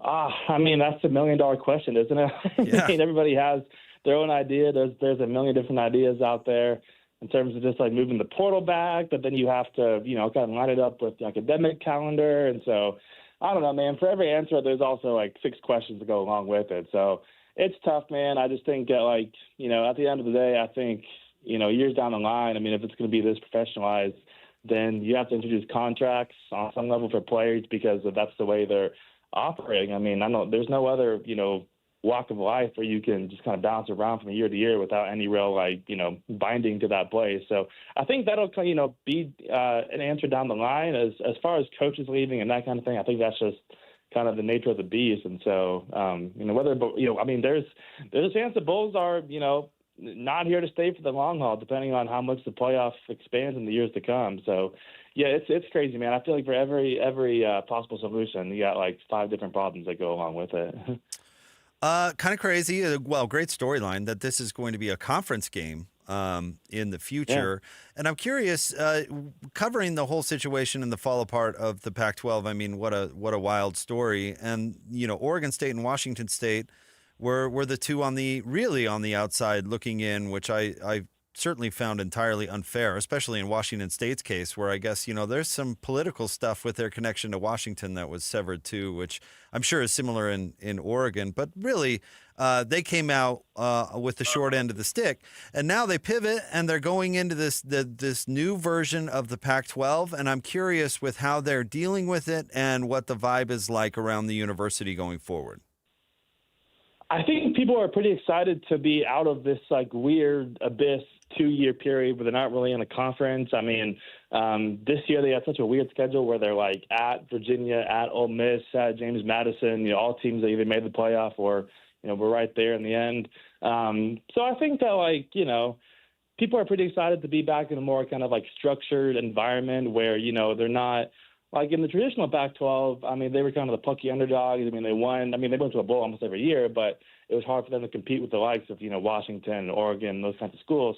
Whereas in this new Pac-12, they're pretty even. Everybody's pretty evenly resourced across the board. From Boise State to WSU to Oregon State to Utah State, whatever you want to say. So I think it's just obviously it won't be the same. There's obviously a giant financial impact that are still kind of rippling around the university, around the athletic department.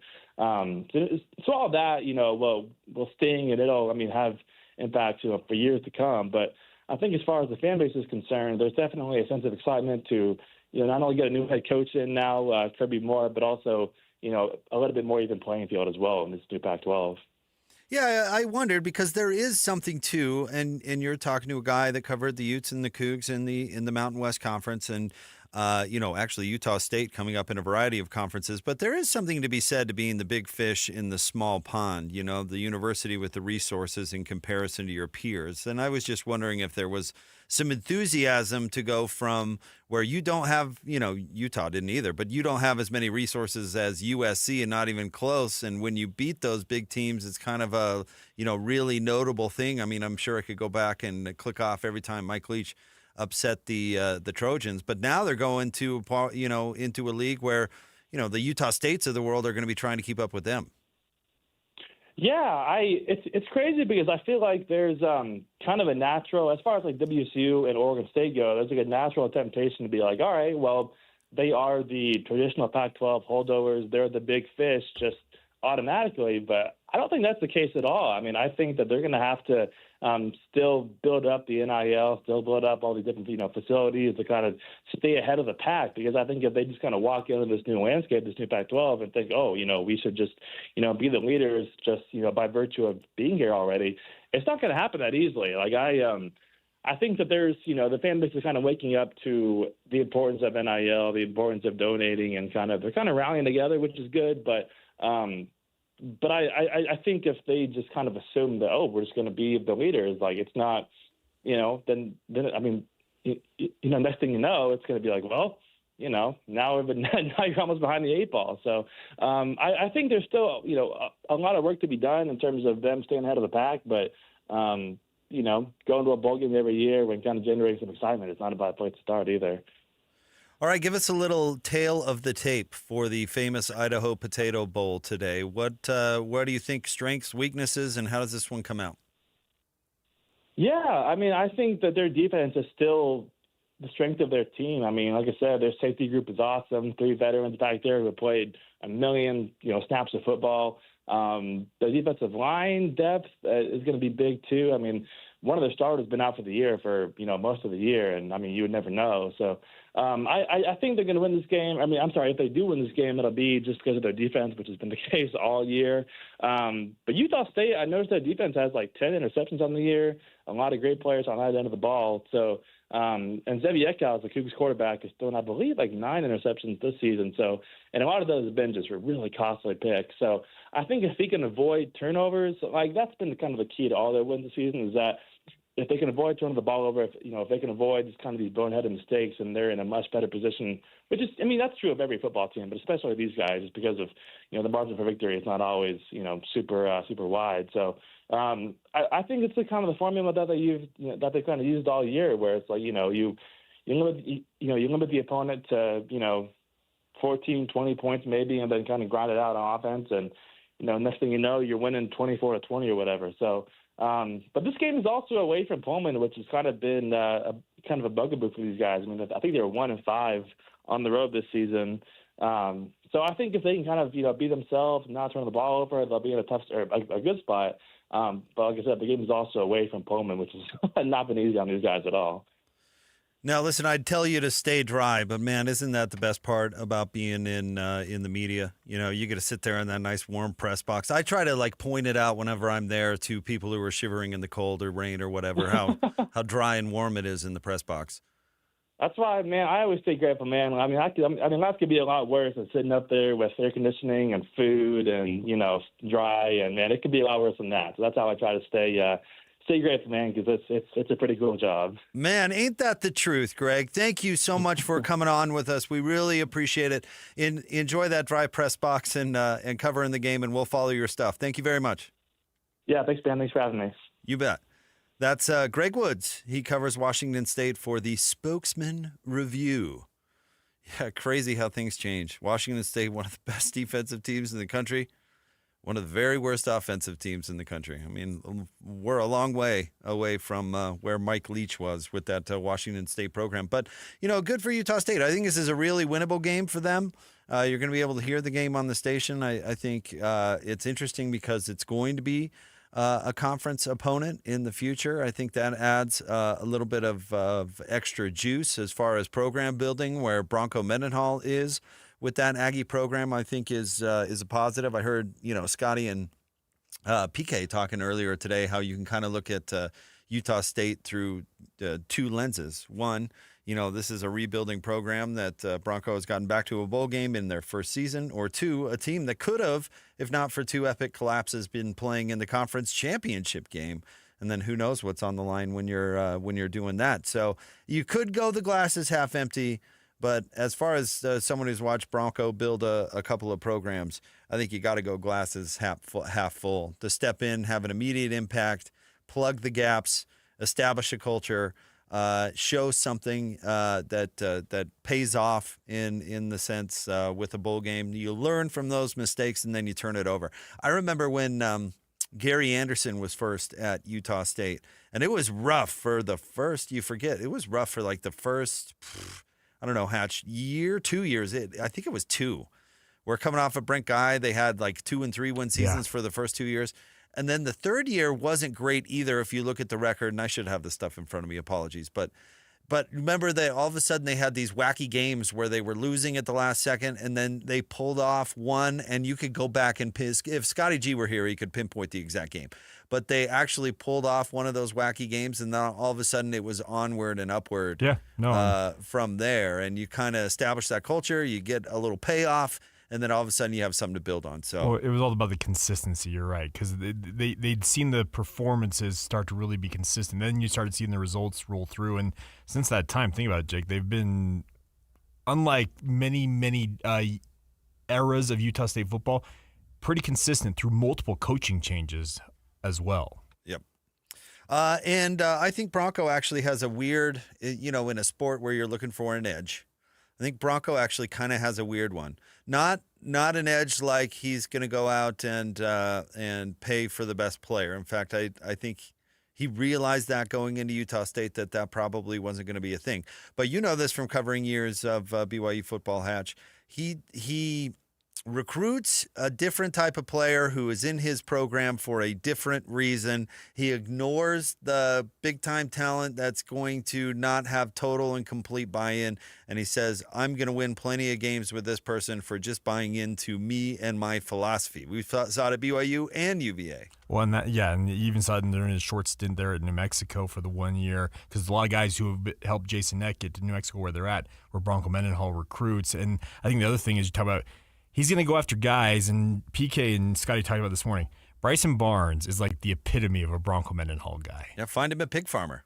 But my point is those guys that come to Utah State or wherever for different reasons other than money also are going to not be tempted to leave by other reasons like money. There's kind of a loyalty. There's a program. I mean, it's a program that he's not selling that they're going to get the top end talent and they're going to win the national championship. He's actually selling, come here and you're going to be the best football player you can be because I'm going to put all this, discipline and knowledge and all that stuff in your skull, but you're also going to come out of this thing a better human prepared for life. And I'm sure I'm sure Bronco's not 100% successful in that endeavor, but I like it that he has that value in his program and that, kind of a byproduct of that comes a little loyalty. It might be a little easier to talk players into staying because they're not necessarily at Utah State for the money in the first place. And he's also not ignorant of the fact that some of these players, if they do go out there and shine, look at Braden Pagan, for example, a star wide receiver. They have a big season at Utah State, wherever Bronco Mendenhall is at this stage in his career as a G6 program. He's not dumb enough to think that, hey, these guys are going to have a chance to cash in. So he actually has mentioned it with DJ and PK. I know he's mentioned it in the recruiting process when he was even in New Mexico. If you come here and shine and you get a chance to go play at a bigger, higher level that makes you more money, great. We got the benefit of you shining for us in that process as well. All right, stay tuned. We're going to do the top 3 stories of the day at KSLSports.com. There's a lot to get to for sure. College football. We could talk about Coach Witt. The rumors are out there. Could he be the next Michigan man? And, of course, there's tons of NBA basketball this week. There's tons of jazz going on, so we'll get into that. Stay tuned. Jake and Ben. No Ben today. Happy holidays, everyone. 97.5, the KSL Sports Zone. This is DJ and PK. Here we go again. Joined now by Bronco Mendenhall, head coach of the Utah State Aggies. This is the time of season where you're looking at roster retention and also recruiting. What are your thoughts on having to do all that at a time when the most important thing is charged to win the next game? It's a really unique landscape. There's tampering, no question. It's against the rules, but the rules aren't enforced. We've got 3 more games left, but players have been reached out to. There's some phantom hotline that you're supposed to be able to call where something happens, which that's just nonsense. Phantom hotline? Telling it like it is, as usual. Phantom hotline. The reality is programs with as much money as they have will take who they want in the manner that's supposed to be illegal, but not. Most are smart enough to stay one step away from a true family member. But yeah, it happens. Catch DJ and PK mornings from 6 to 10 on 97.5, the KSL Sports Zone. Hi, this is Derek Overstreet, president of the New Millennium Group and co-host of Stop Working, Start Living with KSL News Radio. Can you imagine what your life would be like if you could retire 3 to 5 years earlier than you thought possible? The things you could do, the loved ones you could spend time with, the memories that you could create. That's what our team at the New Millennium Group does. We'll walk you through the entire process every step of the way. If you'd like to get a copy of the 5-step proprietary plan that will help you retire 3 to 5 years sooner than you thought possible, give us a shout right now. 888-999-6370. That's 888-999-6370 or utahsfinancialplanner.com. Listen, most of our listeners right now have a tax problem, not a money problem. There's not enough money in Social Security Medicare as it is. Let us show you how you can significantly reduce your taxes. That's 888-999-6370. 888-999-6370 or utahsfinancialplanner.com. Throughout life, we have plenty of special occasions and events, whether it's a prom, a graduation, a mission call, a new job, or how about a wedding? Mr. Mac has always been there to help serve you for all of your monumental moments. Mr. Mac has been family-owned for more than 50 years, and that's important. And they'll make sure that you look and feel great, with affordability always in mind. The Mr. Mac family creates long-lasting relationships with their customers, and they've been doing it for generations. 9 locations across the Wasatch Front or online at MrMac.com. Our country is held together by small businesses. That's a fact. It's also a fact that 9 out of 10 of those small businesses will fail. Why? Because it's hard. Really, really hard to build a profitable business from the ground up today. Pure Talk knows that. They started as a small American wireless company determined to keep their customer service in this country. It worked. And today, Pure Talk is determined to help other small businesses prosper by offering them the same white glove service the big guys get. Same service, same 5G network at a truly affordable price.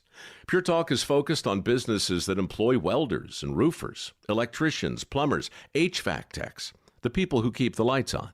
If that sounds like your business, give Pure Talk Business a try and see just how much you could save. Dial pound 250, say micro, to switch to an American wireless company who understands the power of small business. Pure Talk. This is a real good story about Bronx and his dad, Ryan, real United Airlines customers. We were returning home, and one of the flight attendants asked Bronx if he wanted to see the flight deck and meet Captain Andrew. I got to sit in the driver's seat. I grew up in an aviation family, and seeing Bronx kind of reminded me of myself when I was that age. That's Andrew, a real United pilot. These small interactions can shape a kid's future. It felt like I was the captain. Allowing my son to see the flight deck will stick with us forever. That's how good leads the way. You like saving money, right? We all do. That's why Allstate just lowered the price of car insurance. Not, but wait, there's a catch. Lower. Actually lower. So if you're shopping around or just want to see how much you could save, check Allstate first for a new lower auto rate that could save you hundreds. You're in good hands with Allstate.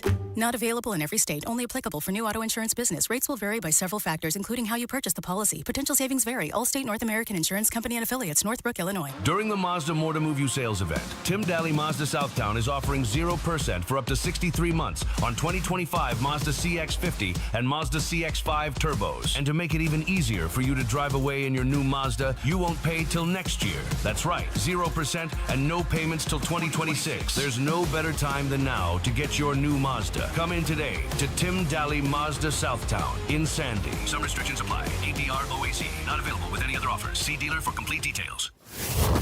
This is a Utah Jazz at 30 update on 97.5, the KSL Sports Zone.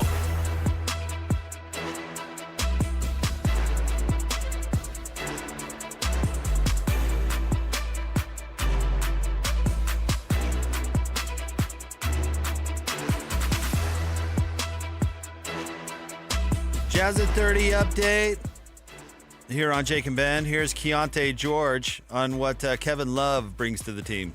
Caleb always comes in prepared, ready to go, super professional. Been in this league for a very long time, so he understands what it takes to win. We just seen the day-to-day process that he does and to make sure he's ready to go, when it's time to play the 48, and he continues to, show us, the OG still got us. So, happy for Caleb. Obviously, he's been big time for me. We sit right next to each other, so we talk a lot, but Caleb played phenomenal, making shots, getting rebounds, just doing everything that he does.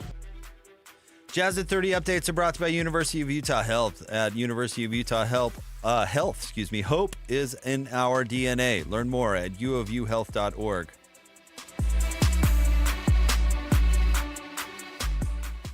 It's time to break down the biggest stories of the day. This is the top 3 stories of the day on KSLSports.com. 97.5, the KSL Sports Zone.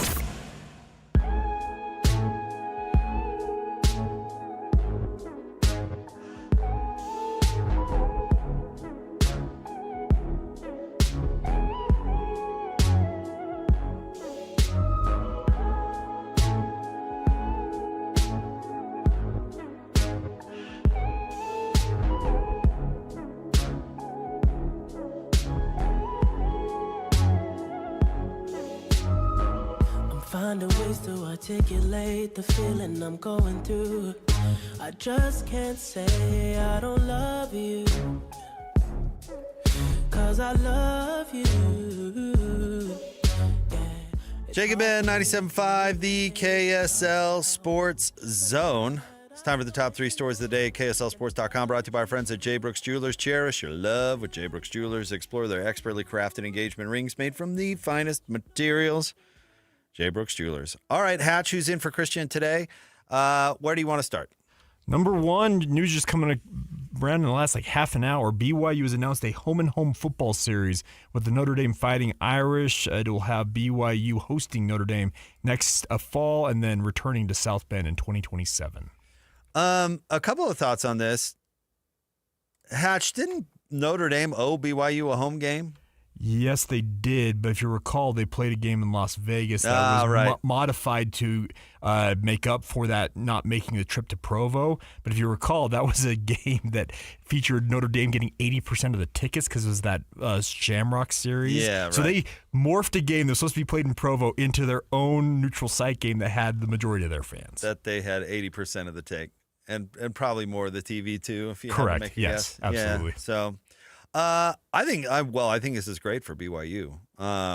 If you can get a home and home with Notre Dame, I think it's a statement on where the program is. Yeah. I mean, I think that stuff kind of means less now than it used to, but it used to be if you had the more clout in the relationship, you got 2 home games and the other school got 1 home game, and you'll hear football coaches and honestly probably more from basketball complain about it up and down, how hard it is for say a Mountain West school or whatever to get another team to play them in a home and home. It's so hard to do. And their original deal, if you recall, way back when they announced independence, this is one of the first deals that BYU announced. It was a 4-for-2. It was essentially 4 home games at Notre Dame, 2 in Provo. That was ended up being modified for a 2-for-1 with the ACC deal that Notre Dame signed. So it's one of those kind of unique dynamics and all this. Now, it also does change that Notre Dame and USC will not play the next 2 years. This is filling the hole that Notre Dame had with USC in their lineup, and that's been pretty much a mainstay on their schedule for 100 years. For 100 years. Yeah, it's terrible. It's absolutely terrible. Yeah. I complain about this stuff all the time. I'm such a traditionalist when it comes to this stuff, which is so wild, but why would you flush a 100-year relationship down the toilet because stinking Riley thinks his non-conference is too hard? Correct, and that's the stupidity in all of this, because the only times that Notre Dame and USC have not played, Jake, something called World War II, and then in 2020 with the worldwide pandemic when Notre Dame joined the ACC for that one season. And now Stinkin' Riley is scared and has to. And this is, by the way, is what you open up the door to, too, when you expand the playoff to all this strategic garbage scheduling. How about you just go out and win the game, you buffoon?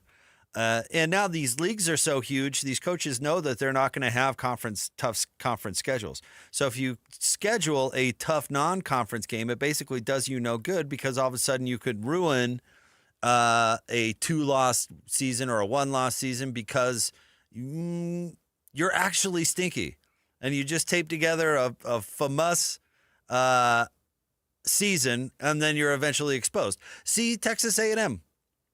See just exactly what happened to the Aggies. A&M had exactly one win in SEC play against a team that finished in the top half of the league. And they beat Notre Dame at the beginning of the year. Barely. Mm-hmm. Yeah. By 1 point, right? 41-40, I think. Right.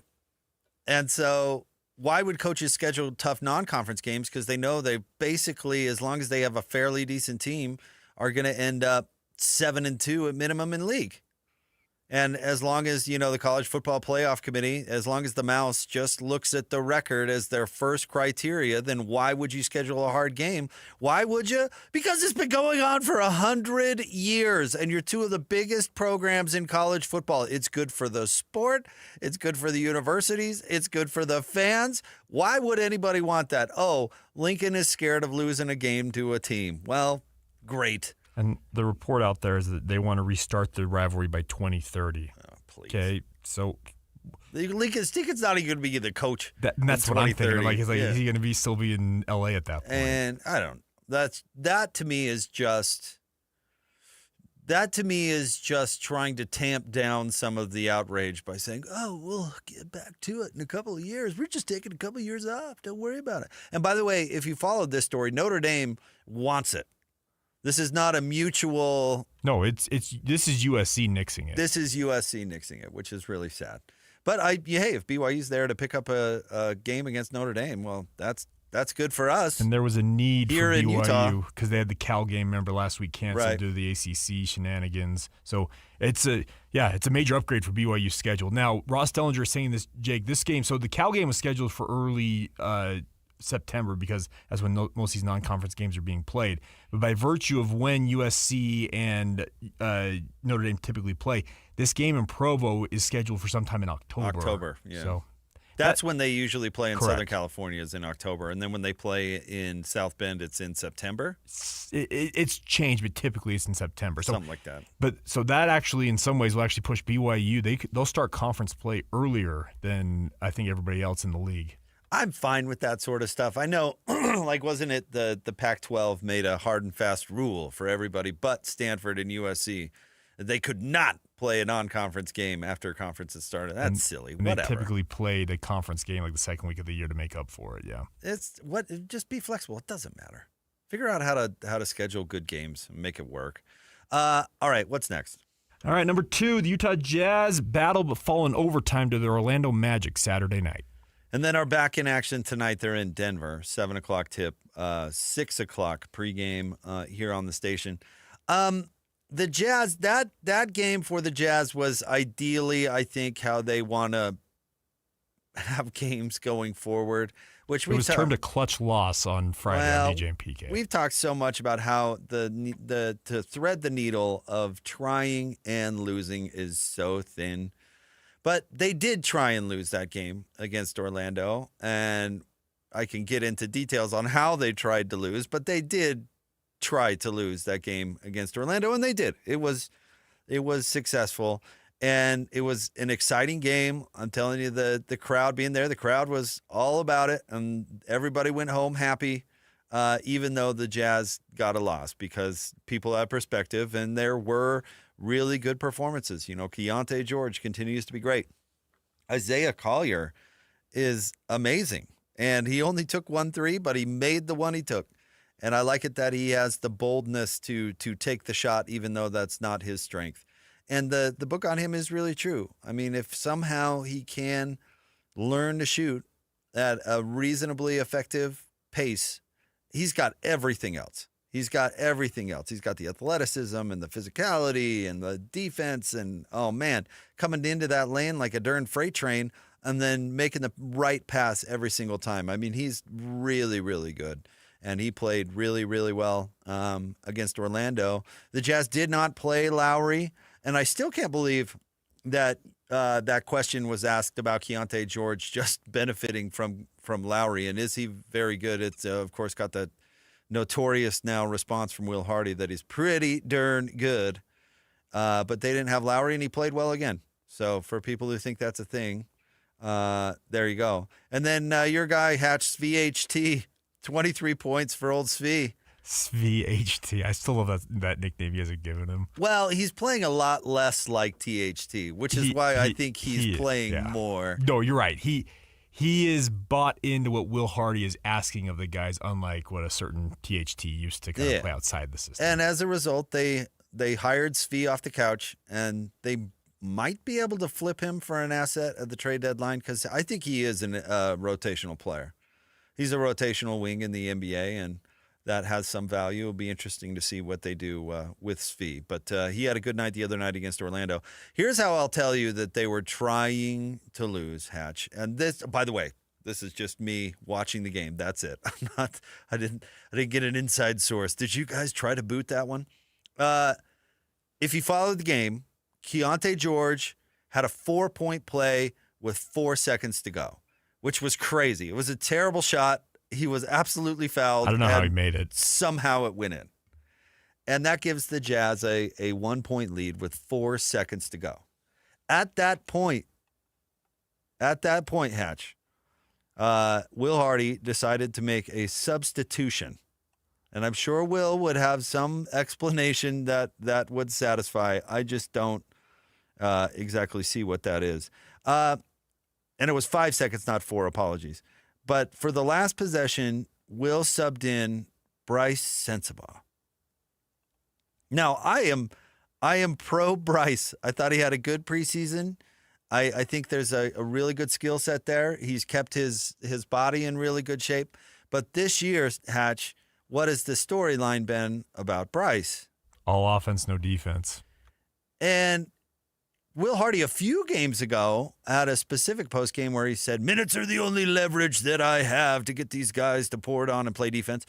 And I don't think he was just talking about Bryce, but Bryce happened to play like 6 minutes and didn't get his second half stretch. There was a I guess like a message sent that night. Yeah. So then fast forward to the final play, and Desmond Bane goes down the lane and hits a runner. Like, not a layup per se, but a shot he makes a lot. I mean, a running right-hander right there in the lane. If you go back and look at it, the help side defense is Bryce Sensabaugh. And I don't know what he was doing. He was not paying attention. Well, he was. Well, he darted as if he was going to help. And then he bounced. And then bailed. Yeah, exactly. And again, I'm sure there's some sort of explanation because I'm just some sort of radio bozo. But I do know you either help or you don't. You know, you either help on that play or you don't. It kind of watching the play, because I watched the game, it felt like he wanted to drop, as you mentioned, on the help side to help the defense. But then I think he may have been told, do not lose your guy out on the perimeter for a kick out. And maybe said, and then like caught and like, oh, I need to jump back out here. But in reality, he did need to come down and help. Well, somebody needed to stop the ball. Yeah. So but to not help. Yeah. And then, or to help and then not help.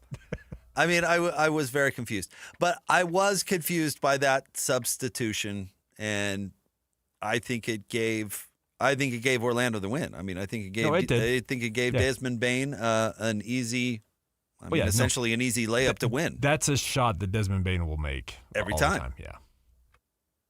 And so, I don't know. That seemed like a curious move to me watching the game. But winning isn't the priority. And the tank note thing is getting a little old in my opinion, but I understand why it's a thing. And if you're rooting for the Jazz to have as bad a record as possible, that was a way to do it. and still leave the fans going away happy. I mean, in all honesty, that's why I'm saying it's the perfect blueprint for this year's Jazz. It shows how close they really are to winning. It was not likely to go to overtime in the first place. I mean, really had to have clutch play down the stretch. All these good things just to push it into overtime to begin with, and then come up just a hair short. I doubt they're complaining over there. All right, what's next? All right, finally, the college football playoff opening round is over, and we got at least 2 competitive games. I love it. A couple of notes here. I do love it that people just complain up a storm about how crappy the college football playoff first round games are, and then will turn around and advocate that more teams get in. It does make me laugh. Like, the answer you got to bump this thing to 16. The answer is expand and put more teams in this. And then I'm even further aggravated by the narrative that because Tulane and James Madison were not competitive, that they're somehow the AAA and they should get rid of the auto bid and all of this garbage because they want to do that. The Mouse wants to do that. Everybody wants to do that, to have as many Big Ten and SEC teams in as possible, and they're trying to justify it in some sort of fairness or the best team argument, which is ridiculous, and especially ridiculous if you cover a team like Utah State. You want access for those teams. That is fairness. Correct, yeah. That is fairness. Now, this year, just because the ACC clowned itself,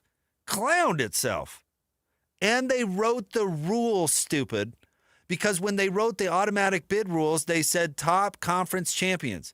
And I knew at the time, I thought, that's the stupidest thing I've ever heard. Why would you do that? You're just asking for trouble. What are you asking for there? What's the point of that rule? You're asking for what happened this year. You're asking for what happened this year. And that's the ACC clowns itself, and all of a sudden their champion is rated lower than the champion of the American and the Sun Belt? And now you have to include 2 because some idiot lawyer wrote the thing ridiculous. And now we have these 2 teams and everybody saying, look how awful these teams are. We've got to do something about this immediately. It's ridiculous. 116 has beaten a top seed in the NCAA tournament in the history. Oh, 2, yeah. Yes. 2 in the history of the dang tournament.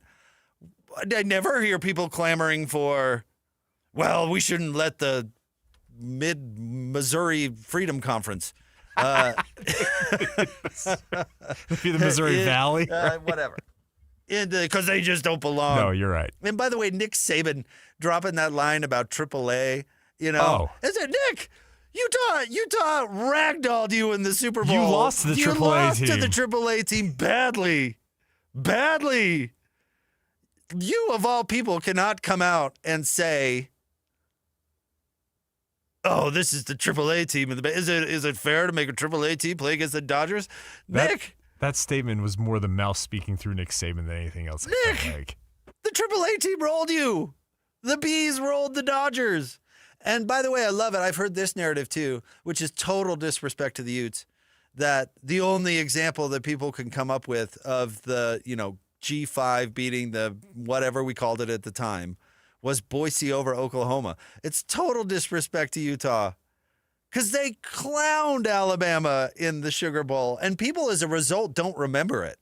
If it were was a close game like with the Statue of Liberty or whatever, the only reason people remember that game is because of that play and then Ian Johnson proposing to his girlfriend. Yes, correct. And nobody remembers the Utes in the Sugar Bowl because they embarrassed them. Yeah, because they killed them.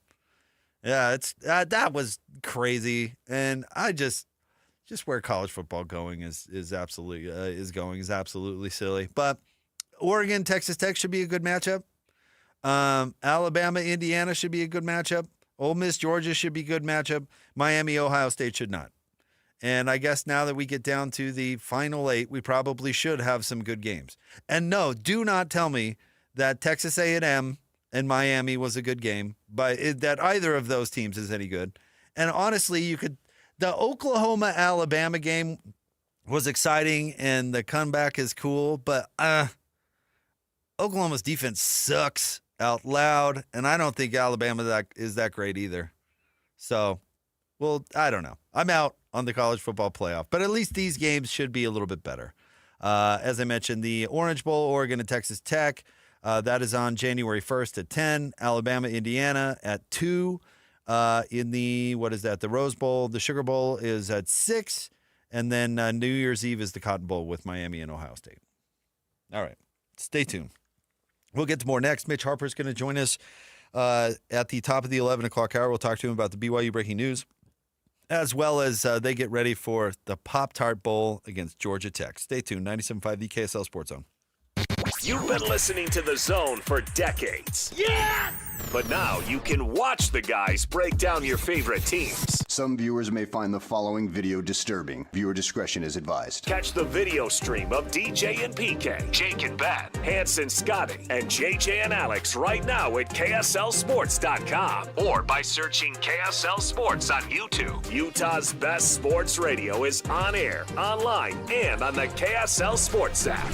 This is 97.5, the KSL Sports Zone. This message comes from Viking, committed to exploring the world in comfort. Journey through the heart of Europe on an elegant Viking longship with thoughtful service, destination-focused dining, and cultural enrichment on board and on shore. With small ships that bring travelers closer to the destination, there's more time to explore. And every Viking voyage is all-inclusive, with no children and no casinos. Discover more at Viking.com. Febreze. It's a classic odor tale. You fried fish for dinner, cleaned up, but the smell is still in the house. And the neighbors are coming over for game night. They're on their way. And then you spray Febreze Air Mist. Febreze Air starts working instantly to fight even your toughest odors, so you go from fish to fresh like that. Now all you have to worry about is Pam cheating at charades. Breathe happy, Febreze, la la la la la. The KSL Sports Zone is your home for live local sports. Tonight, the Utah Jazz are in Denver to play the Nuggets, 7 o'clock on 97.5 FM. At the same time, BYU and Eastern Washington are playing on 102.7 FM. And the Utah Mammoth are in action tomorrow night in Colorado against the Avalanche at 7 o'clock on 1280 The Zone. If you want to hear your company's name right here, email Stephanie Palmer at spalmer@ksl.com and join the winning team at the KSL Sports Zone. Calling all Jazz fans. If you can't wait another second to see stars like Ace Bailey and Lowry Markkanen tear up the court, you're in luck. Tickets are on sale now. Let's go! No matter what you're looking for, the Utah Jazz has your back. With season tickets, mini plans, and single game options available, there's something for everyone. Whatever your schedule or budget, there's a plan for every fan. Don't miss a moment of the action this season. Secure your tickets today at UtahJazz.com. Be advised, this is your opportunity to save up to 40 to 80% on a hot tub or swim spa. This weekend only, Friday through Sunday, Mountain America Expo Center. Be advised, this is your opportunity to save up to 40 to 80% on a hot tub or swim spa. This weekend only, Friday through Sunday, Mountain America Expo Center. 18-month interest-free financing. Our factories have demanded we sell 1,000 hot tubs and swim spas this weekend. Mountain America Expo Center. Huge factory incentives, factory rebates, this weekend only. Mountain America Expo Center. We can remove your old hot tub. Free delivery of your new hot tub. Hot tub starting at $2,999. Mountain America Expo Center. Free delivery of your new hot tub. Just relax and enjoy. Mountain America Expo Center. Friday, 2 p.m. to 8 p.m. Saturday, 10 a.m. to 8 p.m. Sunday, 10 a.m. to 6 p.m. Free admission, free parking, free delivery. Mountain America Expo Center. Call 833-SPA-SALE or visit hottubandSwimSpaSale.com. Stand out in 2026 and move your career forward with a skills-based education from University of Maryland Global Campus.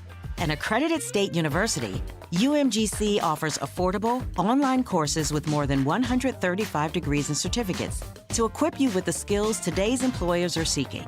Learn how to apply emerging technology like AI and data science, and gain enduring skills such as leadership, communication, and critical thinking. We offer scholarships, affordable tuition, and online and hybrid classes designed for working adults like you. Get a head start on your goals in the new year. Now is the perfect time to take the next step in your life and education at University of Maryland Global Campus. Undergraduate and most graduate courses start January 7th. Apply now and save with no application fee. Learn more at umgc.edu. That's umgc.edu. Certified to operate in Virginia by Chev. Who's got it better than us? Nobody! Your home for the best sports coverage in Utah. You're listening to Jake Scott and Ben Anderson on 97.5 The KSL Sports Zone.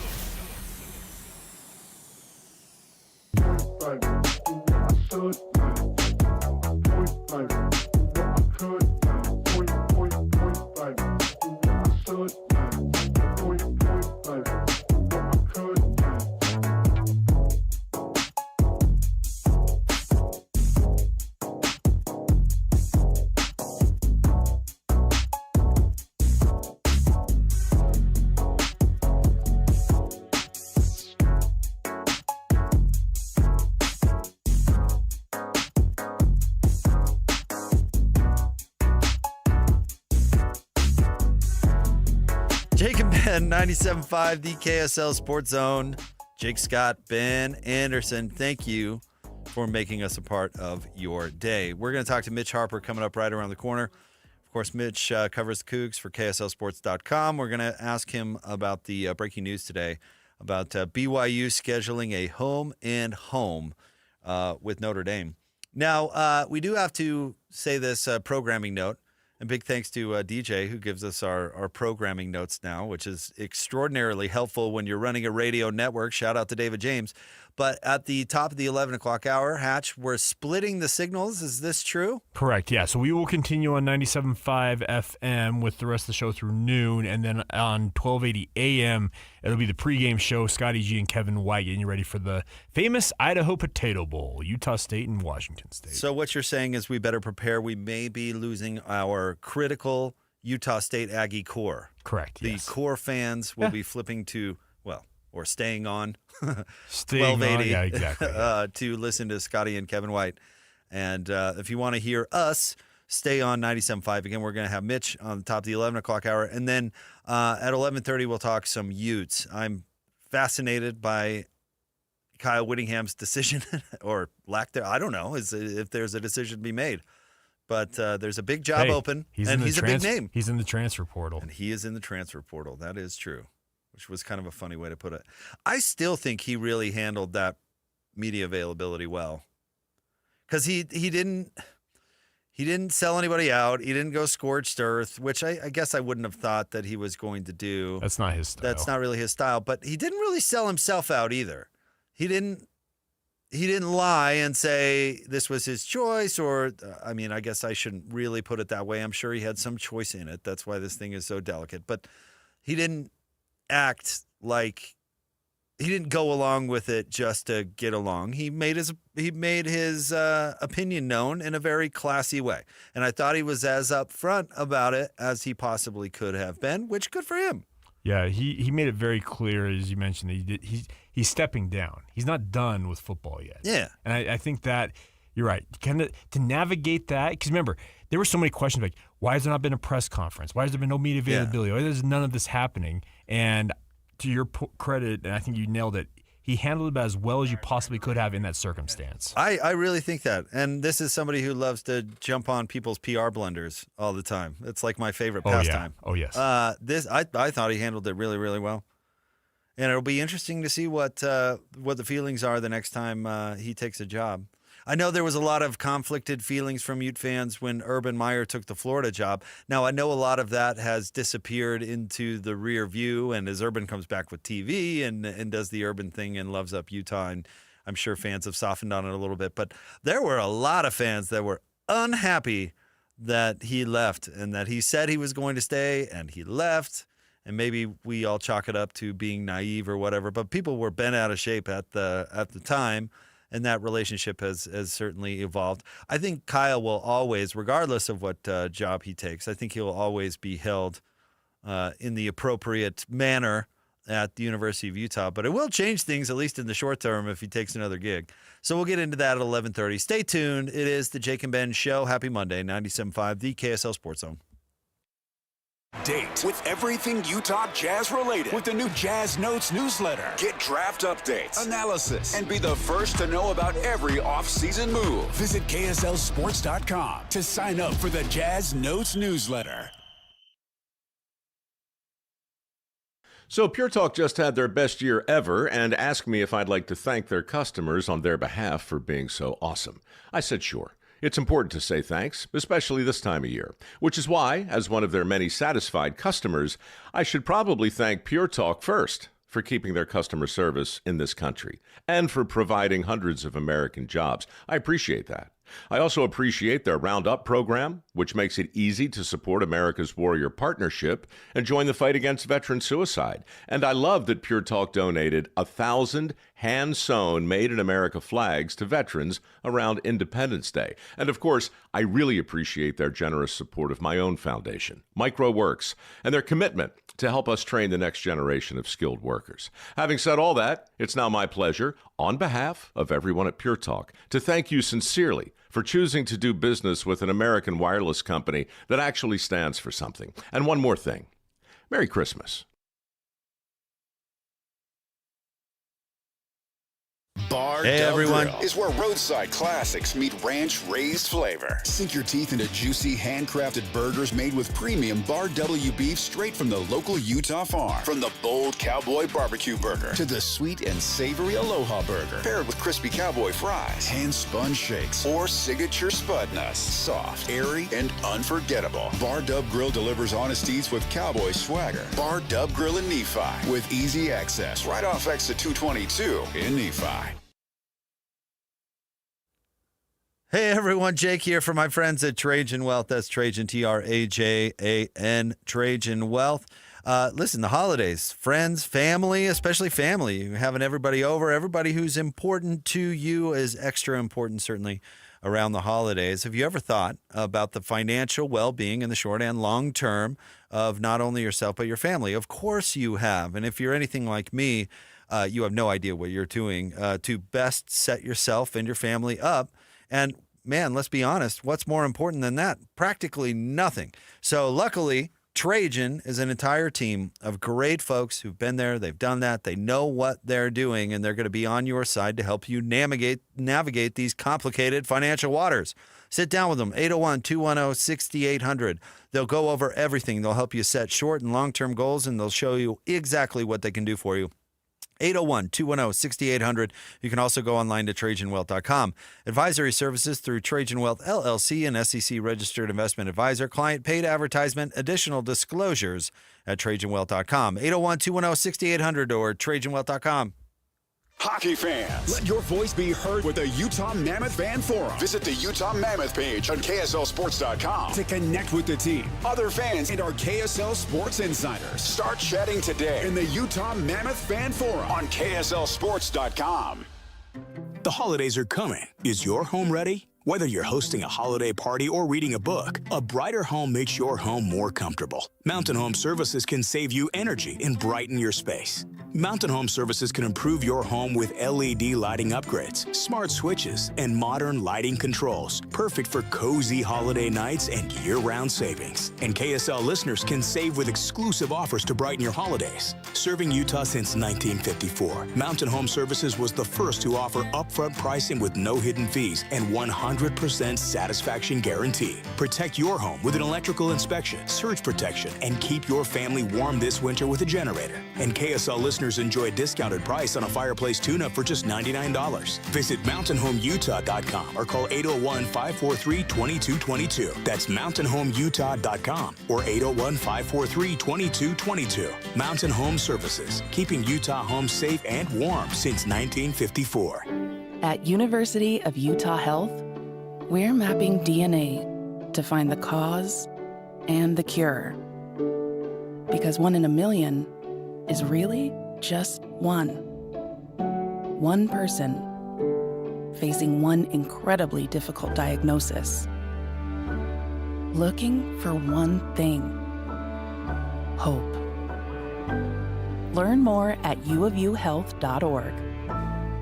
Hey, this is Chris from JCW's. If anything rivals our burgers, it's our bacon. It makes the perfect combination with our guacamole, jalapeno, or our hickory barbecue burgers. JCW's, quality and a lot of it. Broadcasting from the Mountain Home Services Studio, this is 97.5 KZNS FM Colville, 1280 KZNS AM Salt Lake City, and 102.7 KSL FM HD2 Salt Lake City Midvale. This is 97.5, the KSL Sports Zone. The sports you love, the teams you can't live without. Get a sense of urgency! This is Jake Scott and Ben Anderson on 97.5, the KSL Sports Zone.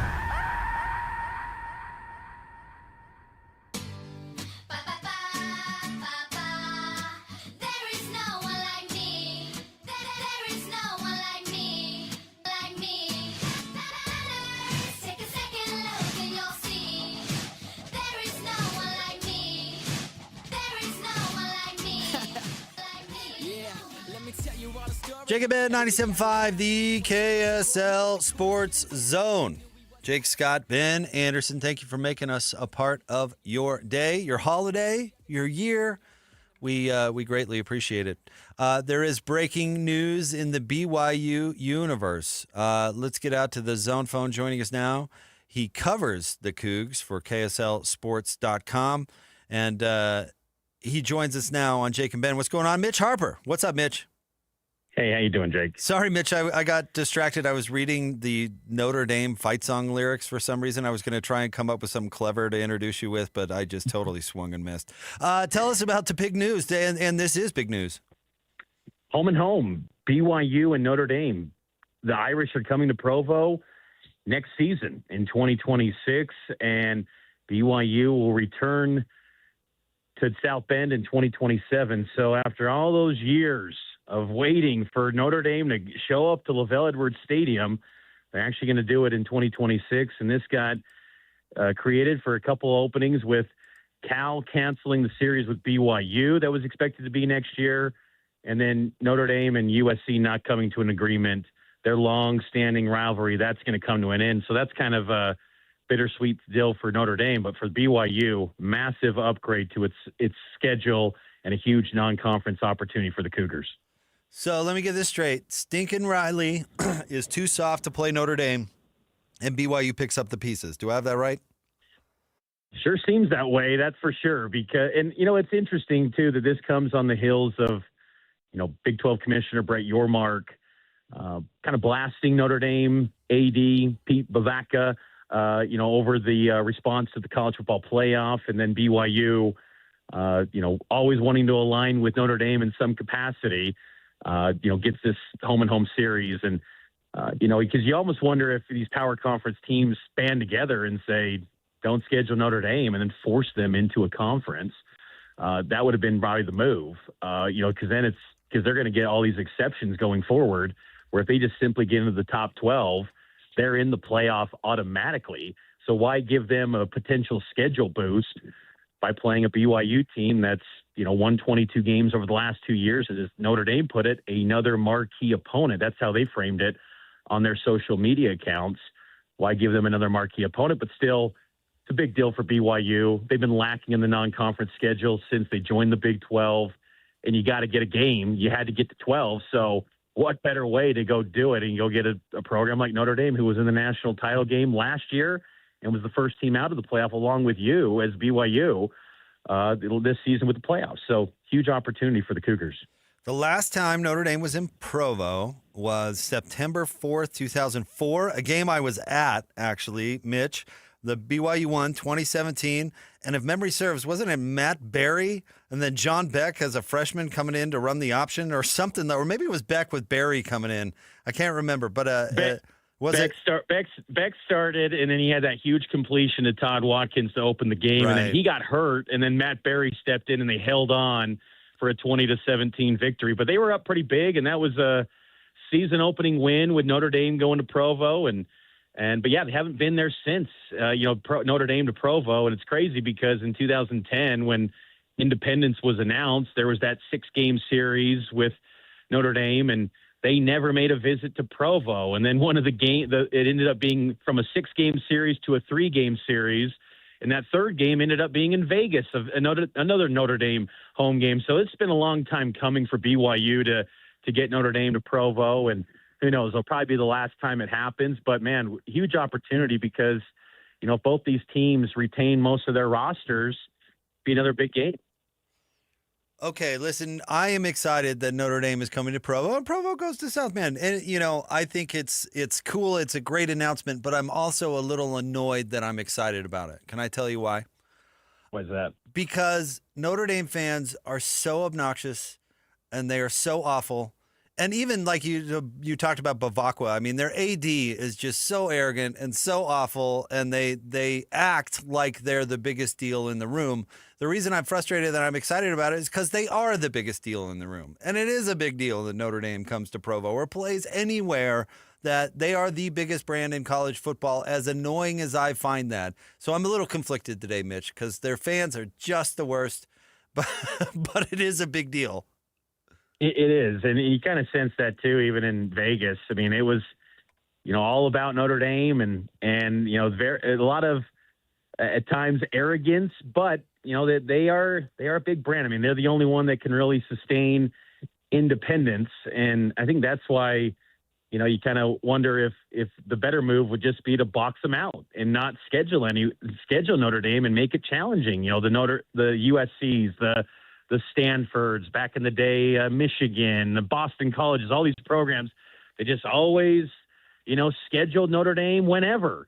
And, they always get the exceptions. They never, they always, get these big games despite never being in a conference. We'll force them to go into a conference and ditch independence to play like everyone else is doing right now. But I think still for BYU, there's just that, one, they had a need. They needed a 12th game because they lost Cal, in the fall. So they had to scramble. And with such short notice, not many opportunities come about, especially someone to the caliber of Notre Dame. And if you got a chance to get the Irish on short notice where you need to schedule somebody, it makes all the sense in the world for BYU. But for long term, I think these conferences probably should say, let's stop scheduling these guys to force them into a conference, because the fact that they only need to be in the top 12 for the playoff in the years to come going forward, that's kind of unfair, really, because, I mean, you just get an automatic bid and you could go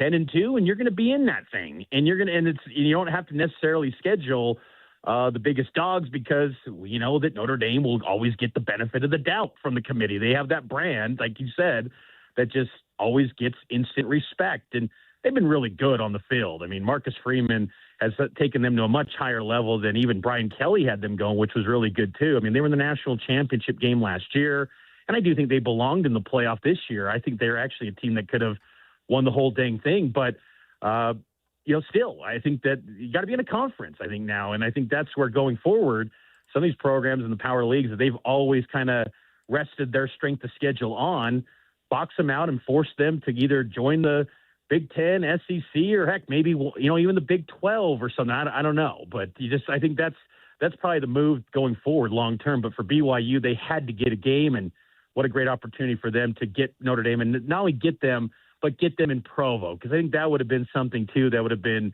tough for Cougar fans to accept had they started this thing in South Bend. To start in Provo, I think that gets Cougar fans pretty excited.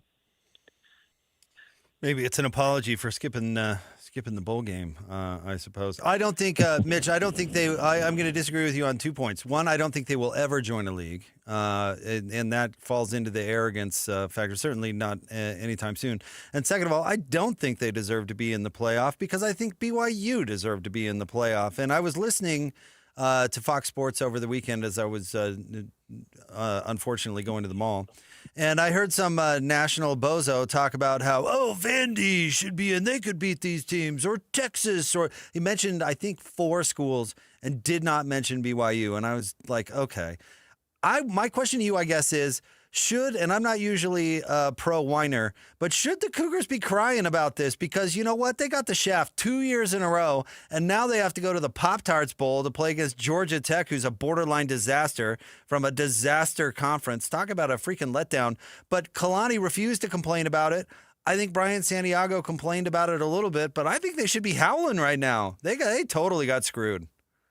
They did, and it's unfortunate because they had a resume that belonged to the playoff. I think BYU and Notre Dame should have been in the playoff, honestly. I think that both these teams were really good. I think BYU could have, gone toe-to-toe with a lot of those teams in the first round and been very competitive against anyone and had a chance to go win a game. I don't think BYU was a team that was good enough to maybe go win the national title, but I think they could have won a game in the first round, and that's really all you could have asked for. I think they would have been really competitive. But just getting blown out the way that they did against a team that looks like a national title contender, hurt BYU, and it's unfortunate because it doesn't make sense how an 11-1 regular season in a power league didn't give more respect, because I think when BYU got the invite to the Big 12, the thought was, well, the lack of respect thing will go out the door because they've got that conference logo now on their jersey that instantly gets respect. Well, it feels more and more like BYU just still gets treated like a group of five school. And this whole college football playoff is just a glorified invitational. And it still confuses me why, even when I asked Brett Yormark at the Big 12 championship game, why he still leans into pushing forward with the hopes of a 5+11 model, which would be 11 at-large bids. Who's to say in the future that BYU then isn't ranked number 17? Because then you can just always find a way as the committee to justify fading these teams even more. I mean, it was just a few years ago, Kansas State was a 3-loss team in the 4-team playoff era, but they were ranked in the top 10 going into the Big 12 championship game. Why isn't that the case now? Why is a 1-loss Big 12 team in the Big 12 championship game not in that same territory as Kansas State was a few years ago? What changed? It went to a 12-team playoff, so naturally those Big 12 teams moved down. And I wouldn't be surprised if that happened again if you go to a 16-team model with 11 at-large bids. You've got to get to an automatic qualifier-heavy model. The problem is for the Big 12s, they have no power over this playoff. It's all in the hands of the SEC and the Big Ten, and it just seems crazy that the Big Ten has kind of pushed out that 24-team model with 4 automatic qualifiers to all the power leagues. That needs to be the model, because the Big 12, if they have only access to one bid every single year, that's what's going to probably be, regardless of the model, if it's a selection committee heavy format. And, BYU just not going to get the respect, whatever it is. And maybe these type of games, circling back to BYU Notre Dame, can give them the respect a little bit. But still, it just seems like, these Big 12 teams have a much thinner margin for error compared to the SEC and Big 10 teams. And it's unfortunate because there was really good football played in the Big 12 this year, and they just didn't seem to get that respect. So, yeah, BYU should have been much more aggressive and been on the attack to politic. It's not Kalani style, but they should have been doing that. Yeah. And it's unfortunate they didn't, because not that it maybe would have changed the outcome, but they should have been pushing it a lot more. They kind of had a late push with their social media teams late, but it was just too little too late. After Oklahoma beat Alabama in mid-November, it was over. there was nothing they could do because BYU hammers TCU by 30, and that didn't mean anything to the committee. So it was just like, you knew it was over right there and then, and anything that they did short of a Big 12 title, they were going to be left out, and that's what happened. Yeah, because the only thing they respond to, and speaking of the playoff committee or even Disney, is public outcry. And, I think you think back to how did Utah break the BCS back in 2004? Well, there were attorney generals advocating for them, and there was a huge public outcry.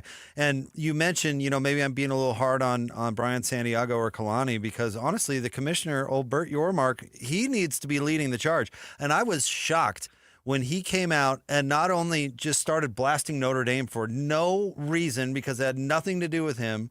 And so why are you even saying that? But while he was blasting Notre Dame, he conceded that BYU should have been left out. And I'm just thinking to myself, what is this guy doing? I mean, who do you work for? That was shocking that he basically said the playoff got it right. And for him to basically say that, BYU, who only lost to the fourth-ranked team in the country twice, deserved to be left out. That was surprising because, at the same time, is he trying to, play nice with the Greg Sankes of the world, the Jim Phillips, the ACC, and Petiti with the Big Ten? I don't know what his long game is, because that was surprising to not just hammer home the message that BYU belonged in that playoff. I even thought after that game in Arlington where they got hammered again against Tech, they still belong, because you shouldn't be knocked for that 13th data point, because honestly, it's like just go 11-1 and then let the committee decide then. And then maybe there would have been a better argument to stack up BYU with Bama and Miami and Notre Dame and all those teams to get into the playoff that way if they were just 11-1 and didn't have that 13th data point that ultimately moved them down. And the committee confirmed as much, creating that head-to-head with Miami and Notre Dame. So, yeah, it was, but that's where these type of games, the non-conference schedule, getting leveled up, because BYU did have a light non-conference schedule this year. It was East Carolina, it was Stanford, it was Portland State. There wasn't much to write home about there. You can get a non-conference piece to add to a strong non-conference record.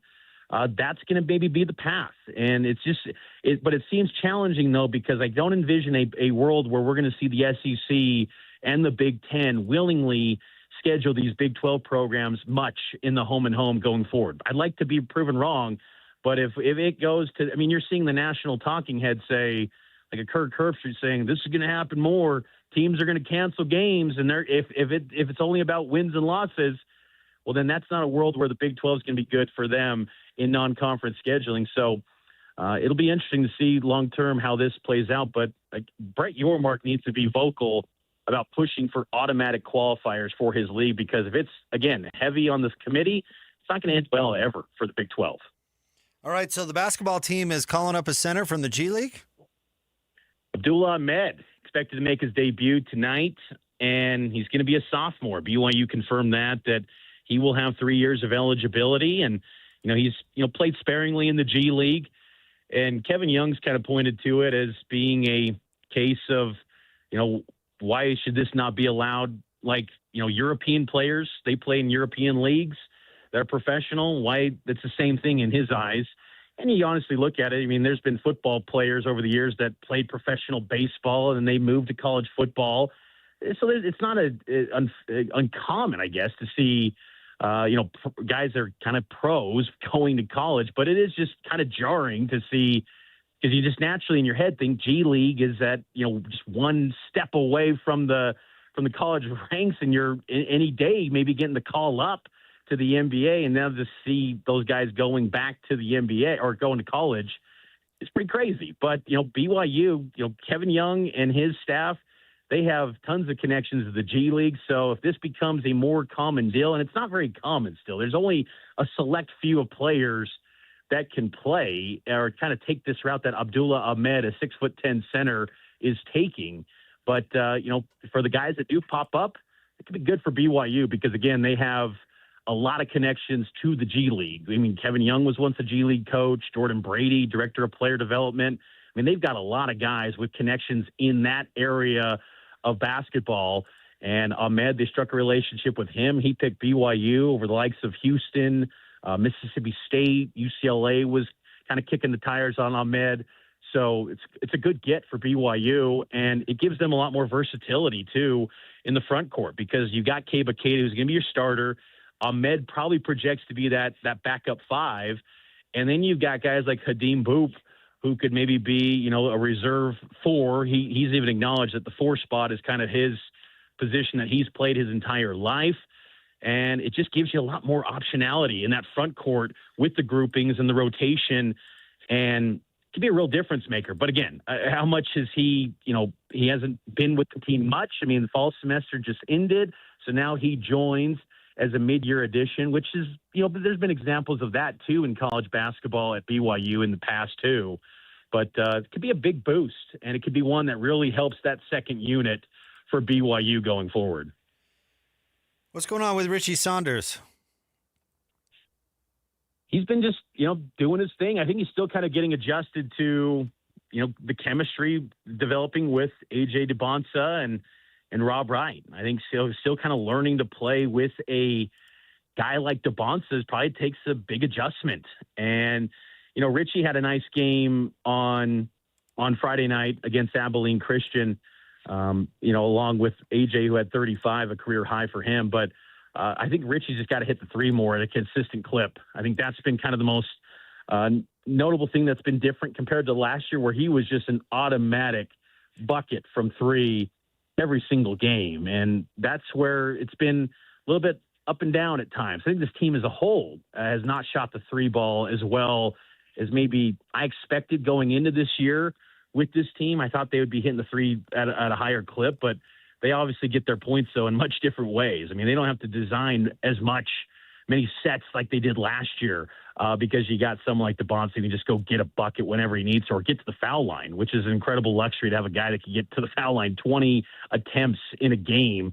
That's what AJ had last time on Friday. But I think Rich will be fine. I think it's just, again, kind of learning how to play with someone that's a generational talent like DeBonsa. And I think that's taken some time, a little bit maybe steeper learning curve than maybe would have thought. But I think by the time, Big 12 play happens, which is less than 2 weeks now, I think they'll have some success. I think the big question for this team going forward is just how they fare in road games, because I think the Big 12 still is going to be some tricky road games. And with this team's tendency to have slow starts, they could sink out on the road, because they haven't had a true road test yet. Their only road test they've had was, Nebraska in an exhibition, and they lost that one. And maybe the next closest thing to that was in Boston against UConn at the TD Garden, in which felt like pretty much a road game. They lost that one too. So road games will be tricky. They got to get off to faster starts, but I think Richie will, get his still. I think it's just kind of knocking down that three ball at a higher clip and continuing to get that chemistry built with AJ.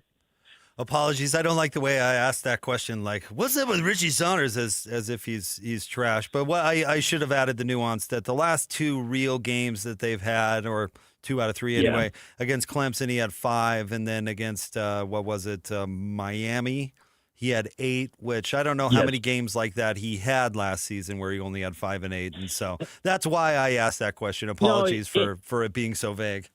No, it's fair. I mean, because it has been up and down, and the Dayton game though, where they win that Thanksgiving tournament in Florida, he gets 29. So there's been some moments though where he's looked like the all Big 12 guy, and I'd still say he's one of the best players in the Big 12 and college basketball. I mean, BYU's big three of AJ and Richie and Rob Wright is elite, and Keba Keita's impact on this team, I thought that was on full display on Friday, with him being out due to an illness on Friday. His absence showed you how important he is to this team too. So that starting 5 for BYU is excellent. It's just that second unit is a big question mark, and because outside of Boop, who's a guy that's an energy guy, can get you a lot of rebounds on any given night, he could get you 6 to 8, 9 rebounds. He could, you can count on that from him. But outside of that, there's not really anyone in that second unit that you can really trust every single night. And that's where Ahmed's addition could be big for this team and give you someone that, if you're Kevin Young, that you can rely on every single night in that rotation. But it's a different dynamic this year where, last season they turned to 10 or 11 guys in any given game. This year, they have no problem tightening it up and just turning to their big three to carry the workload, and they can do it. I mean, those are 3 guys that could get you 70 points in a game, which is kind of unheard of in college basketball, but they're more than enough capable of doing that. Mitch, we thank you for all of your fine work. Thank you very much, and we'll certainly be following. You bet. Take care, Jake. All right, there you go. The one and only Mitch Harper covers the Cougs for KSLSports.com. We'll get to a little Utah coming up next. We'll talk about what's next for Kyle Whittingham as Utah gets ready for the Vegas Bowl. Stay tuned. Jake and Ben, 97.5, the KSL Sports Zone. This is JJ and Alex. I got this.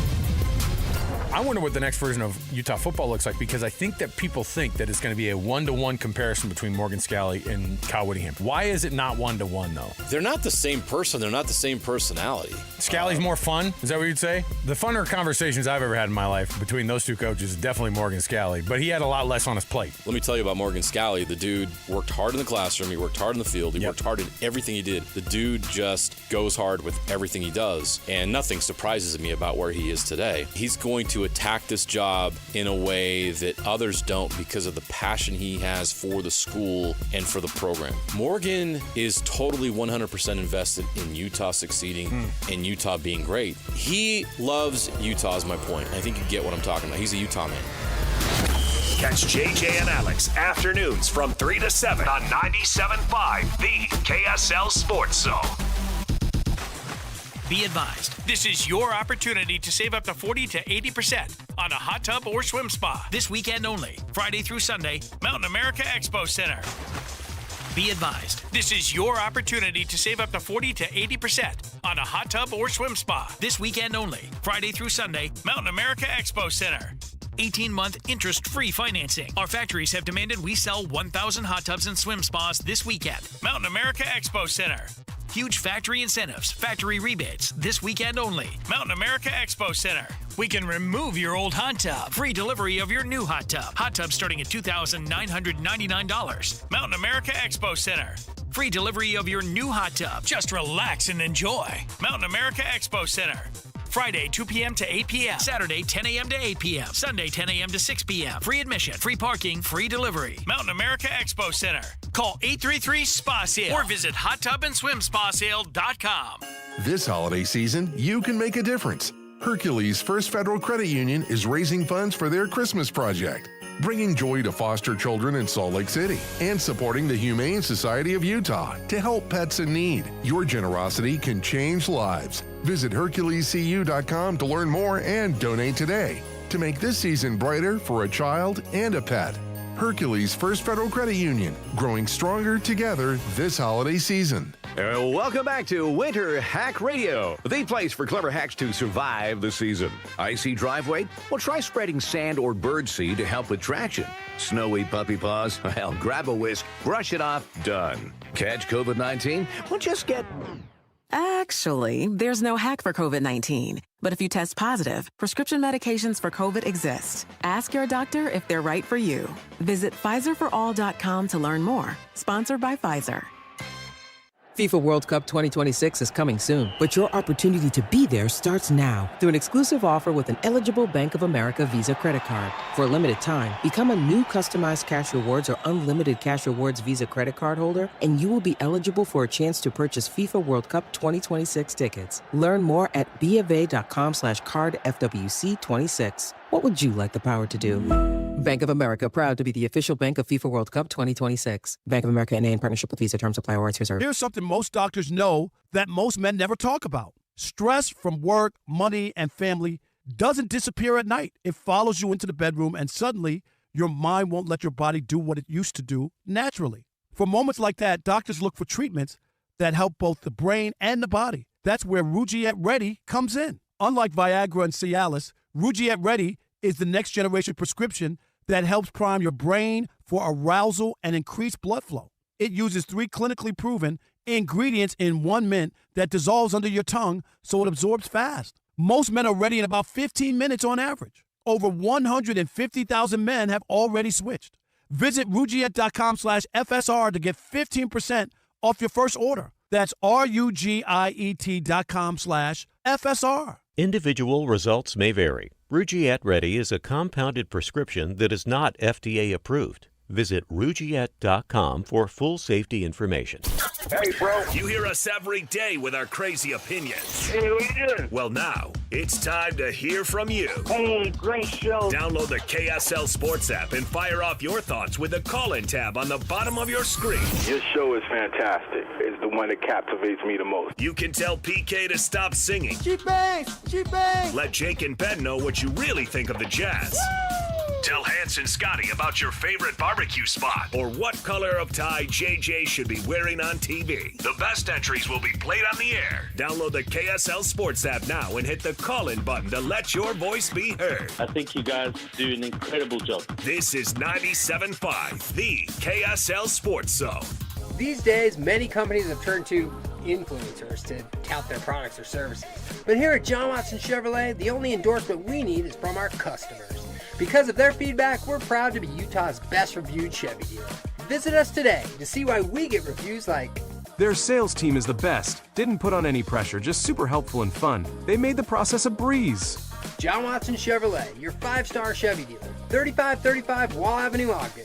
Chevrolet. Together, let's drive. This is a Utah Jazz at 30 update on 97.5, the KSL Sports Zone.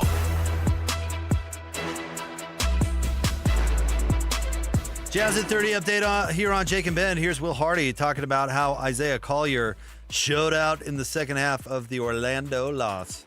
Thought Zay just was so decisive and powerful as the game went on, testing their defense, drawing second defenders. You know, Zay is understanding more and more what his gifts are right now in his career and how he can impact the game every night. This update is brought to you by U of U Health. For you, for life. U of U Health.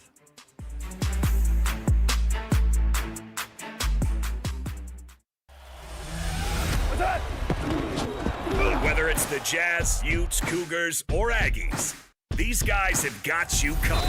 Time to eat, fellas. You're locked on to Jake Scott and Ben Anderson. 1, 2, 3, move it. On 97.5, the KSL Sports Zone.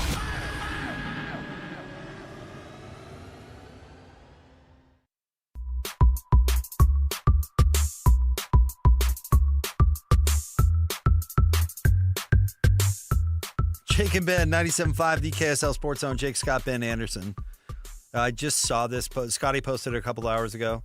I just saw the video he posted of him in the rain up there in Boise. Yeah, it's coming down. I don't understand why Boise has a bowl game. And I know Utah State's gone there a few times, and I'm BYU's sure played there. BYU's played there, and I'm sure they are more than gracious hosts, and everybody has a good time. But bowl games are supposed to be a reward. Now, I know we've lost, view of this, but the bowl games are supposed to be a reward for the player for a good season. Sure. I still think that's how it's supposed to be. Boise, fine town. Not warm in December. Not nice in December. Hey, with all the warmer weather we've had, we saw a shirtless Bronco Mendenhall on a tube, if you saw that over the weekend. Did you see that? No. So Thank goodness. As part of the famous Idaho Potato Bowl festivities, they traditionally have gone tubing at this tubing park. Uh-huh. Jake, you want to talk about bad snow here in Utah? They had one strip of snow for this tubing park that all the Utah State players and coaches were going down. And I don't know what compelled Bronco Mendenhall to do it, but he stripped down, hat backwards, shirt off, and he's flying down that little ribbon of snow. Good on him. But to your point, why does Boise, Idaho, of all places? It's just not where you want to go in December. Again, I bet Boise in the fall is a lot like here in the fall, where it's just gorgeous. Yeah, absolutely. You know where it's probably nice weather today, like Phoenix or Vegas, or even I've covered the Sun Bowl in El Paso. I had a great time covering the Sun Bowl, and let me tell you, it was gorgeous. It was a gorgeous day for football. There are literally hundreds of college football venues across this great country. We could put all of the bowl games somewhere that people would want to go. I'm even okay with the Motor City Bowl if they do it inside. Yeah, they've done that. Obviously, they have it in Ford Field, which is enclosed. Right. That fine. Yeah. But no, don't reward your team by making them go play in the rain. And I'm not talking about just getting rid of the Idaho Potato Bowl. And I'm not talking about getting rid of opportunities to play. I'm talking about let's put it in a place that's a nice reward for the players. There's a reason why places like Orlando have multiple bowl games. And San Diego for a long time had the Holiday Bowl and that Poinsettia Bowl because, to your point, people want to go to those locales. San Diego's lovely this time of year. Yeah. I saw DJ threw out there to play 2 in Vegas. There you go. Sure. Yeah, absolutely. You're right. There are a lot of places in the southerly climes of this country. And heck, they had the Bahamas Bowl for so long. You can go and play at these venues where it's a lot more attractive in terms of the weather and the locale. I'm sure Boise, the city, wants it because they get extra revenue, and I'm sure the Aggie fan faithful have flooded Boise with zillions of dollars, but that is not my problem, nor is it the team's problem, and let's send them somewhere a little more desirable. That's all. That's all I'm saying. Again, I'm not trying to ruffle any Boise, Idaho listeners' feathers, but there shouldn't be a bowl game in Salt Lake either, and there's not, obviously, but there shouldn't be. There have been proposals to do like a Beehive Bowl or something They like that. applied like 10 years ago, and it was turned down, which it should be. I mean, you can't, like, football players can't ski, so there's no reason to come here in the wintertime. I know we want to talk about Kyle Whittingham. We'll get to this momentarily, but what are your thoughts on, like, because they have the Pinstripe Bowl at Yankee Stadium, the Fenway Bowl out there in Fenway Park. What about those? Hard pass. Okay, fair enough. I figured you'd. Oh, you know what's worse about that, too, is those stadiums are not set up for football. Absolutely So not. the accommodations for the teams themselves are craptastic. I'm sitting behind home plate. You mean I'm 100 yards away from the actual game action? There was a bowl game where Utah beat up, speaking of Georgia Tech, took Calvin Johnson out of the game and beat Georgia Tech. It was the Emerald Nut Bowl. Nut Bowl out in San Francisco at the Giants ballpark. Or it might have even been Candlestick at the time, honestly. I think it was the Giants ballpark. And didn't it have to be on the same sideline, too, Jake? Yeah, it's awful. It's awful. Yeah, get rid of that. You're sharing a sideline between two teams? That's a great idea. Do a bowl game in San Francisco, fine. That actually meets the criteria. It's not great in San Francisco, but it's not icy cold either. But do it in Berkeley or somewhere else. Santa Clara, where the Niners play. Yeah, somewhere else. That's totally fine. But let's give the players somewhere they want to go. All right, let's talk about Coach Witt. There's some stupid, like Poly Market kind of thing. Kalshi Sports. Kalshi. Have you ever heard of this? Yes, this was the whole thing that kicked off Remember, this is kind of what gave rise to the Kalani Sitake to Penn State stuff, because he was like the betting favorite, and that's what got a lot of people saying, "Hey, what's going on here?" And then ultimately erupted into what it became. You wonder whether it's the tail wagging the dog. You know what I mean? It's like Draft Express picking Dante Exum. It's like, this is what we're supposed to do. But anyway, Kyle Whittingham is now the favorite to get the Michigan job. And then if you look around out there, there's a few opinions flowing out there actually having Witt's back, like ESPN broadcaster Matt Berry, who came out and said Witt is exactly what Michigan needed. There seems to be a little momentum. And honestly, I understand the momentum because Michigan is totally behind in the coaching search thing. The kind of hot coaches out there are now all off the market, and all of a sudden a legit Hall of Fame coach is on the market and saying that he wants to continue coaching. Sure. And that I think that's kind of what you're putting these two and two together. That's what's probably prompting this. Honestly, if Michigan is not calling Witt, they're silly. I mean, there just isn't a better candidate out there. Said Matt Berry saying it. I know that RJ Young from Fox Sports over the weekend said, I think he tweeted something like, Michigan, call Kyle Whittingham or something like that. And Jed Fish is the other name that keeps coming up, and whatever. I'm sure Jed's fine, but he's not a more qualified coach than Kyle Whittingham. If his family doesn't like Seattle, Jake, reportedly, because that's what Jed Fish, the whole rumor was that his family hated Seattle and moved back to Arizona. He clarified that his daughter's finishing high school. Yeah. But if they don't like Seattle, are they going to like Ann Arbor, Michigan? No, I would guess not. So I understand it. And I guess I understand Michigan's interest in it. I do not buy into the stabilizing force, that Witt would be a stabilizing force. Michigan doesn't want a stabilizing force. They want to win, and they are not patient with the stabilization process. If I were advising Kyle Whittingham, which I am not, nor he would be crazy to listen to me, I wouldn't touch that job at all. No way. Hey, Witt, if you want to coach again, take a year in the booth and wait for next year's crop of jobs to come open, because there will be plenty of good ones, I assure you. But Michigan, he's going to be under incredible pressure to win right away. Who knows what lengths they'll ask him to go to win right away. But most importantly here, I don't think Michigan will be tolerant with his style of coaching. And I mean that from the protect the defense standpoint. I mean, Witt's defense will look awesome at Michigan. It will. It'll look great. Imagine the corners that he can get at Michigan. Well, absolutely. And to run his defense, I mean, it will be great. He would have a great defense at Michigan. But his protect the defense philosophy will not be popular in Ann Arbor, and especially in light of the fact that they have a young quarterback like Bryce Underwood who wants nothing more than to show what he's capable of, because there's kind of this misnomer that Michigan needs a full rebuild, Jake. They were 9-3. Like They don't. There's no such thing as a full rebuild at Michigan. No. But the other thing is like, look, Rich Rodriguez was considered a great coach. Oh, and he failed miserably until he took the Michigan job. Yep. And if Coach Witt is worried at all about his legacy, I would pass on this one. I think there are other big-time jobs that you can take and that he could win at that could really boost his legacy. But I actually think it would be a real shame if he took a big-time job that had unrealistic expectations and didn't meet those expectations, and all of a sudden he's drummed out. And we're not talking about Hall of Famer Kyle Whittingham. We're talking about Michigan failure Kyle Whittingham. Sure. And I'm not saying it would be a guarantee. Listen, I'm not going to sell anybody short, Kyle Whittingham's a great coach, and he absolutely could succeed at Michigan. I just don't think it's a good fit for a couple of reasons. And if it went south, it would be a big blow. No, it would not ruin, but it would tarnish his legacy. Well, the point of staying somewhere for 21 years is you build that legacy. Correct. And you build that reputation. And he knows how to win there. There wasn't a whole lot of risk to it because he was good at coaching at Utah. He knew it. He knew how to build a program there. He knew the administration, the alumni, all the nuance that comes with any college football job. He knew where the bodies were buried because he's been there since 1994. Or is it 92? 94?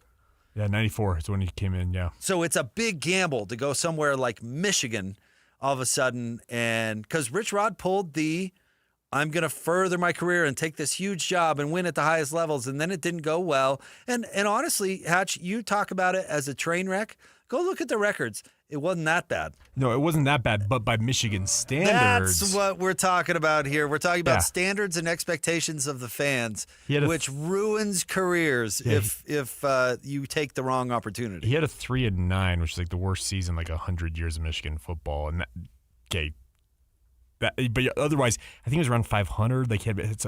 So to your point, Kyle does want to win at a high level. If he's going to take another job, Jake, it feels like as a head coach, he wants nothing more than to be able to succeed at a high level and chase a championship. Because I think that was kind of the one thing that I think he still had harboring in his brain of wanting to maybe stick around at Utah was chasing a Big 12 title, making the college football playoff, and that's what he's going to want to do. Could Michigan offer that to him? Absolutely. But to your point, you're going to walk in there, they're going to be like, all right, they were 9-3 last year. What are you going to do for us? Where are you going to take us next year? And in addition to that, your point about him protecting the defense, that will not going to fly. No. Because this is a Michigan program. They consider themselves top 5 at worst in the sport. Well, the home of Tim Biakapatuka. I mean, they're an offensive juggernaut. They've had their moments. Drew Henson played there. Drew Henson. Well, okay. Tom Brady played there, and we all know what that did. Yeah, Tom Brady backed up Drew Henson. That's what we know. That's fair, yeah.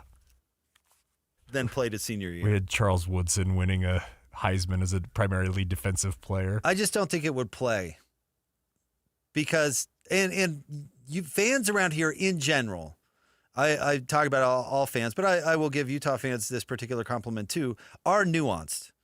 Do understand, and not that there aren't some unrealistic expectations. That happens, but Ute fans are able to be patient with some lackluster offenses because the overall W's follow, and you can see the formula, right? And sometimes that backfires, like that Arizona State game where he refused to pass and they blew that lead. And Ute fans are understanding of the overall plan, right? I mean, they're very patient with some lackluster offenses. Not always 100% patient, but in the grand scheme of things, super patient. The Jazz with John and Carl played the most boring basketball in the NBA for years. I mean, horribly boring. Pick and roll, man. Or dump it to Carl in the post, and he did that stupid, no, it wasn't stupid because it was effective, but did the fader. The fadeaway, yeah. Drawing the foul and then hitting the fader and then going to the foul line. I mean, like watching paint dry. Foul on every possession. I mean, just horribly. Uber effective. Horribly boring basketball. Yeah. Unbelievably effective. And fans are all over it, right? And fans understand it and have that nuance. And I do think fans around here, in general, are very nuanced to understand the overall game plan, even if it cuts against the grain. I don't think that's Michigan. No, that's not Michigan. That's style. not Michigan. No. They don't want to win 1917 and have 250 yards of total offense. That's not. They've been through that era. That's the Bo Schembechler. Yeah, Bo Schembechler. That's that 60s. era. That's also the 60s and 70s, Jake. That's 50-plus years ago. They have advanced well past that. And Harbaugh had a pro-style defense-first kind of scheme. Sure. I'm not saying that they're... But they piled up points with Harbaugh. But they're not going to be patient with the philosophy, the protect the defense philosophy, because it is different, now, if not effective. The one other thing, I know we got to hit a break here.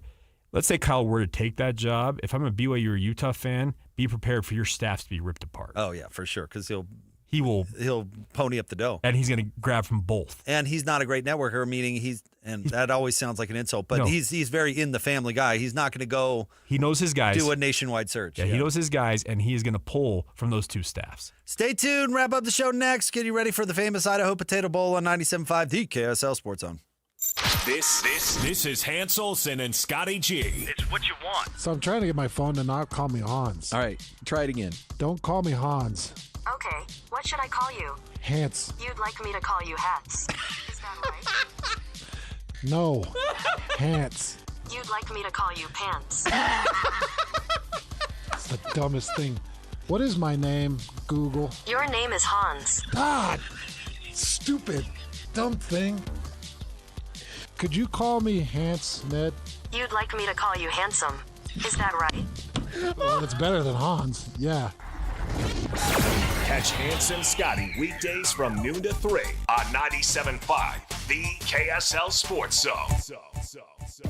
CVS Health supports people in the moments that matter, from picking up a prescription to connecting care. With nearly 5 million daily interactions and serving 185 million consumers and 1.5 million healthcare professionals, CVS Health holds a trusted place in healthcare. By simplifying care and improving health, we're helping people get the care they need. Learn more at cvshealth.com/Investor Day.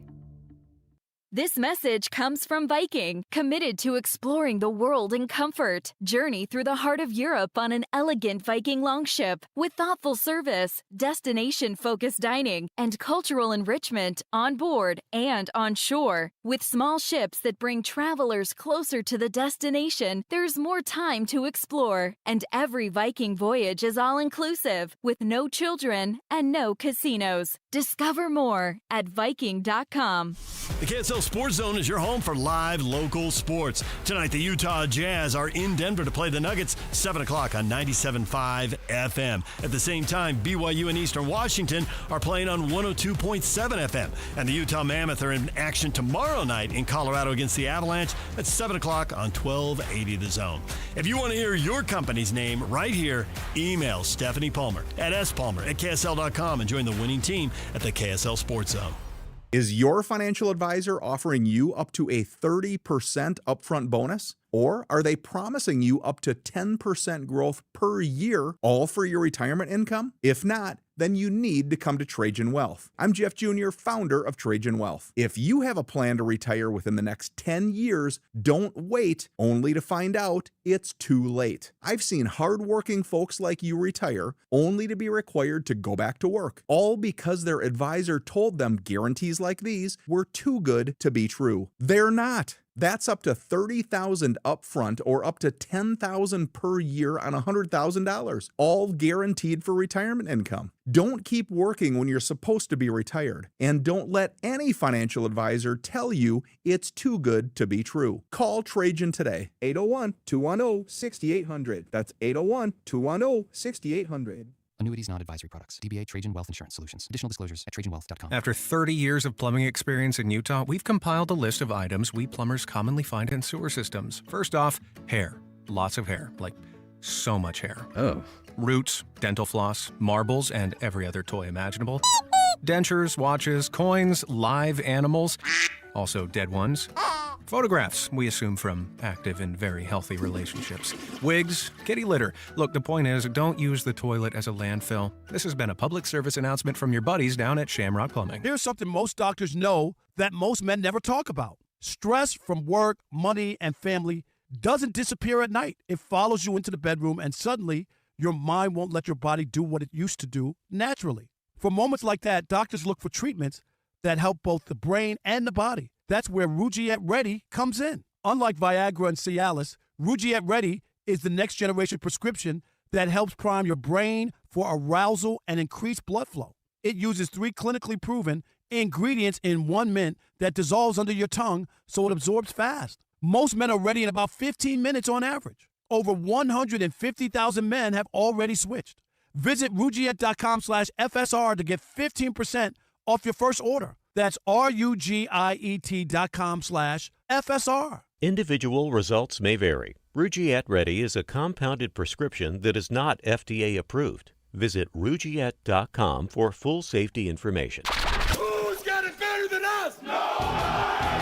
Your home for the best sports coverage in Utah. You're listening to Jake Scott and Ben Anderson on 97.5 The KSL Sports Zone. Wait the sound and tell the people about the musical disc coming your way.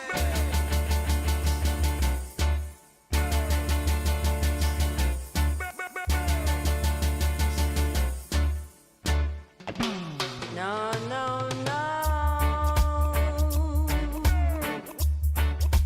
You don't love. Jacob Ben, 97.5, the KSL Sports Zone. Jake Scott, Ben Anderson. Ben out today. He will be back coming up next week. Look, we've got the famous Idaho Potato Bowl coming up straight ahead at the top of the hour on 97.5 and 1280. If you want the Scotty G broadcast, flip on over to the AM 1280 side of the dial for Kevin White and Scott Gerard. On the FM, we'll have the national broadcast, which includes our very own. Oh, we're going straight, Scotty. Oh, apologies. We're not carrying hands. My bad. I was confused. Yeah, I was misinformed. Both We're going signals, straight, Scotty. Yeah, both signals will have the Utah State version of the broadcast, the Scotty cast. Hans is doing the national version, but apparently we will not carry. Correct. All right, so that's coming up at the top of the noon hour. We on the station, the Jake and Ben Show, will not be back until a week from today. And so we want to wish everybody listening out there a very happy holidays, a very Merry Christmas. Thank you very much for including the Jake and Ben Show in your lives. We really, really appreciate it and hope everybody has a lot of happiness over the holiday with friends and family. So we will talk to you next Monday on the Jake and Ben Show. I want to say thanks to Jake Hatch for filling in today. Really appreciate your work. Hatch, you're the man. The famous Idaho Potato Bowl with Scott Gerard coming up next. 97.5, the KSL Sports Zone. Want to get the latest info on Utah's newest sports franchise? Sign up for the Utah Mammoth newsletter. Get exclusive analysis, plus the latest news and notes on the Utah Mammoth. Sign up today at KSLSports.com for the Utah Mammoth newsletter. This holiday season, you can make a difference. Hercules First Federal Credit Union is raising funds for their Christmas project, bringing joy to foster children in Salt Lake City and supporting the Humane Society of Utah to help pets in need. Your generosity can change lives. Visit HerculesCU.com to learn more and donate today to make this season brighter for a child and a pet. Hercules First Federal Credit Union, growing stronger together this holiday season. Be advised, this is your opportunity to save up to 40 to 80% on a hot tub or swim spa. This weekend only, Friday through Sunday, Mountain America Expo Center. Be advised, this is your opportunity to save up to 40 to 80% on a hot tub or swim spa. This weekend only, Friday through Sunday, Mountain America Expo Center. 18-month interest-free financing. Our factories have demanded we sell 1,000 hot tubs and swim spas this weekend. Mountain America Expo Center. Huge factory incentives, factory rebates, this weekend only. Mountain America Expo Center. We can remove your old hot tub. Free delivery of your new hot tub. Hot tub starting at $2,999. Mountain America Expo Center. Free delivery of your new hot tub. Just relax and enjoy. Mountain America Expo Center. Friday, 2 p.m. to 8 p.m. Saturday, 10 a.m. to 8 p.m. Sunday, 10 a.m. to 6 p.m. Free admission, free parking, free delivery. Mountain America Expo Center. Call 833-SPA-SALE or visit hottubandSwimSpaSale.com. Get the latest Utah sports headlines delivered to your inbox with the KSL Sports Newsletter. From the Jazz, Utah Hockey Club, BYU, Utah, Real Salt Lake, and more. Be in the know of all things sports in the state of Utah. Visit KSLSports.com to sign up for the KSL Sports Newsletter. I am dedicated. I am TNT. With Team in Training, you will reach your best physical self so blood cancer patients can reach theirs. Change your life by joining a marathon, half marathon, triathlon, or a cycle event, and you'll change the lives of blood cancer patients. I am committed. I am TNT. After 600,000 participants and almost $1 billion raised for treatments, TNT has helped the Leukemia and Lymphoma Society make a significant impact in the advancement of blood cancer therapies that save lives every day. I am making a difference. I am TNT. Join TNT. Expand your circle of friends to be part of a very special community. Train with world-class trainers and have the chance to be part of the most exciting endurance sports events in the country. Or train on your own schedule with TNT Flex. Join TNT and fundraise while you train and take part in getting us all closer to a world without blood cancers. Join TNT now. Go to teamintraining.org.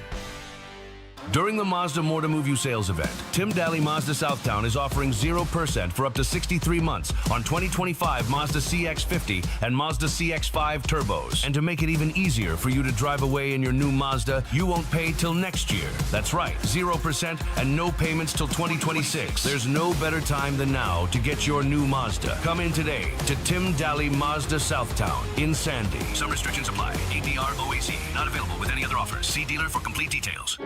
At University of Utah Health, we're mapping DNA to find the cause and the cure. Because 1 in a million is really just one. One person facing one incredibly difficult diagnosis. Looking for one thing: hope. Learn more at uofuhealth.org.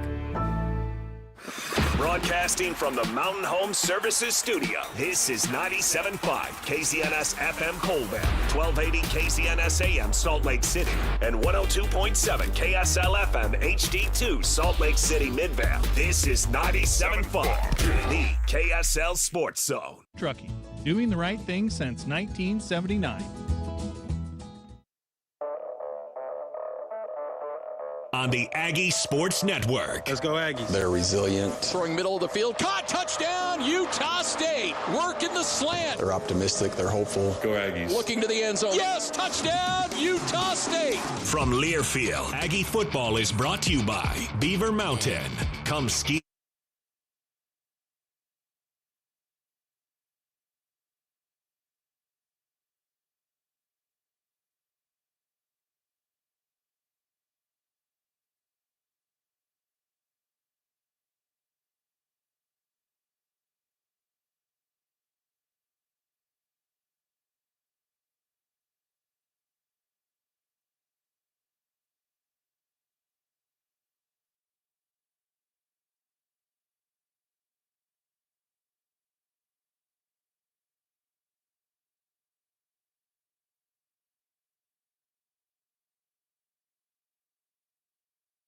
Is almost as ugly as Patty's, but Patrick got it.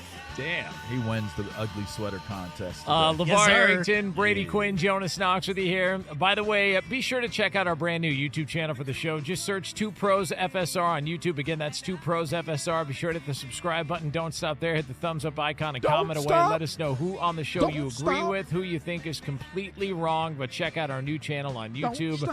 Again, just search 2 Pros FSR and subscribe. So we're going to catch up with our guy Pete Prisco coming up here in just a couple of moments from now. It is a Football Recap Monday here on the show. You can find us on the iHeartRadio app on hundreds of affiliates all across the country. If you're listening on the podcast, we appreciate you too. And make sure you get tools that perform at the highest level on every job without compromise when you shop Makita at the Home Depot. When the job calls for the best, call on Makita, built to be the best, available at the Home Depot. How pros get more done. That's right. And something tells me Pete Prisco is going to be on one. Do you think Pete Prisco does like handiwork? Do you think he'll like jump under the sink? Absolutely not. I don't think so. Absolutely I think he's like a pamper type dude. Oh, yeah? But I think he bosses the people around that do it. Though. Oh, he's one of those. Yeah, I think you missed a spot over there. He's buddy. the foreman. Yeah, he is. He seems like he's got that. Yeah. Pete Prisco, can you confirm or deny? Okay, first off, I will never boss anybody that does any work around me ever. So no, LeVar's 0 for 1 on that one. Wait, hold on. I don't believe you. You boss people around all the Yeah, time. I don't believe you. What makes you don't? Look, but I respect the people who do the work. Doesn't mean you don't respect them. You just boss them but around. I would never boss them around. I don't boss them around. I just don't. It's just like So you've never I bossed around a producer at CBS Sports HQ? No. Oh, wow. No. Okay. But by the way, just like I will never send a meal back at a restaurant, I just won't go back. That's how I handle it. That's how I roll too, Pete. On meals, I won't. If the service is bad, I won't go back. If the food is bad, I won't go back. I'm gonna reach out to Noah and Jack today, just to get their side of the story. I don't believe me. They love me, so I don't know what you're talking about. I mean, I'm not saying they don't love you. Yeah, but you do get bossy.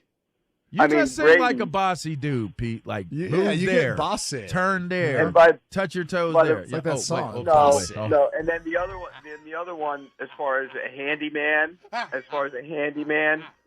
LeVar, absolutely not. All right, okay. All right.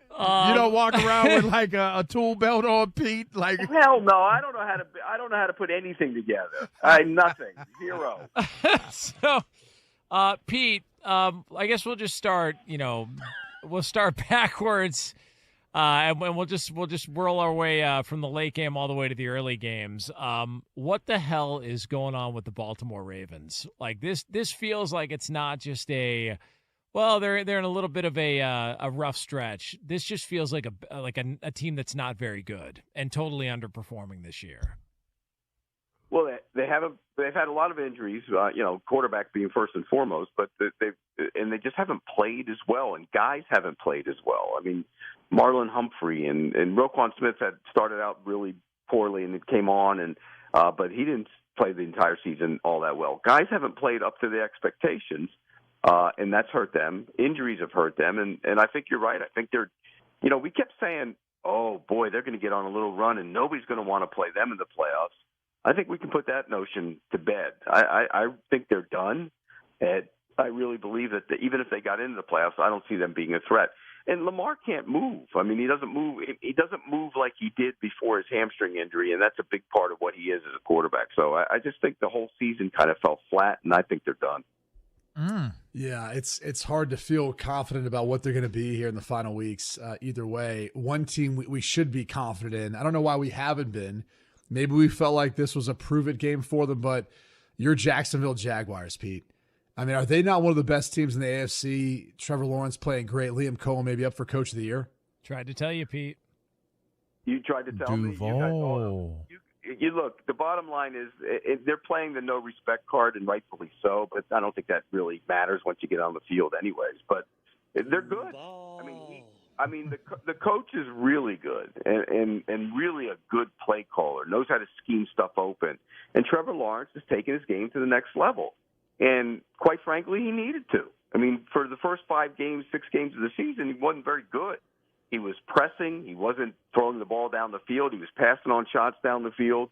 The receivers were dropping balls, and the offensive line wasn't very good. Well, all of a sudden now, he's taking those shots down the field. He's much more comfortable. The receivers are catching the ball. And the offensive line on Sunday, they gave up 5 sacks. 2 of them came on the first drive, and one of them was because he held the ball.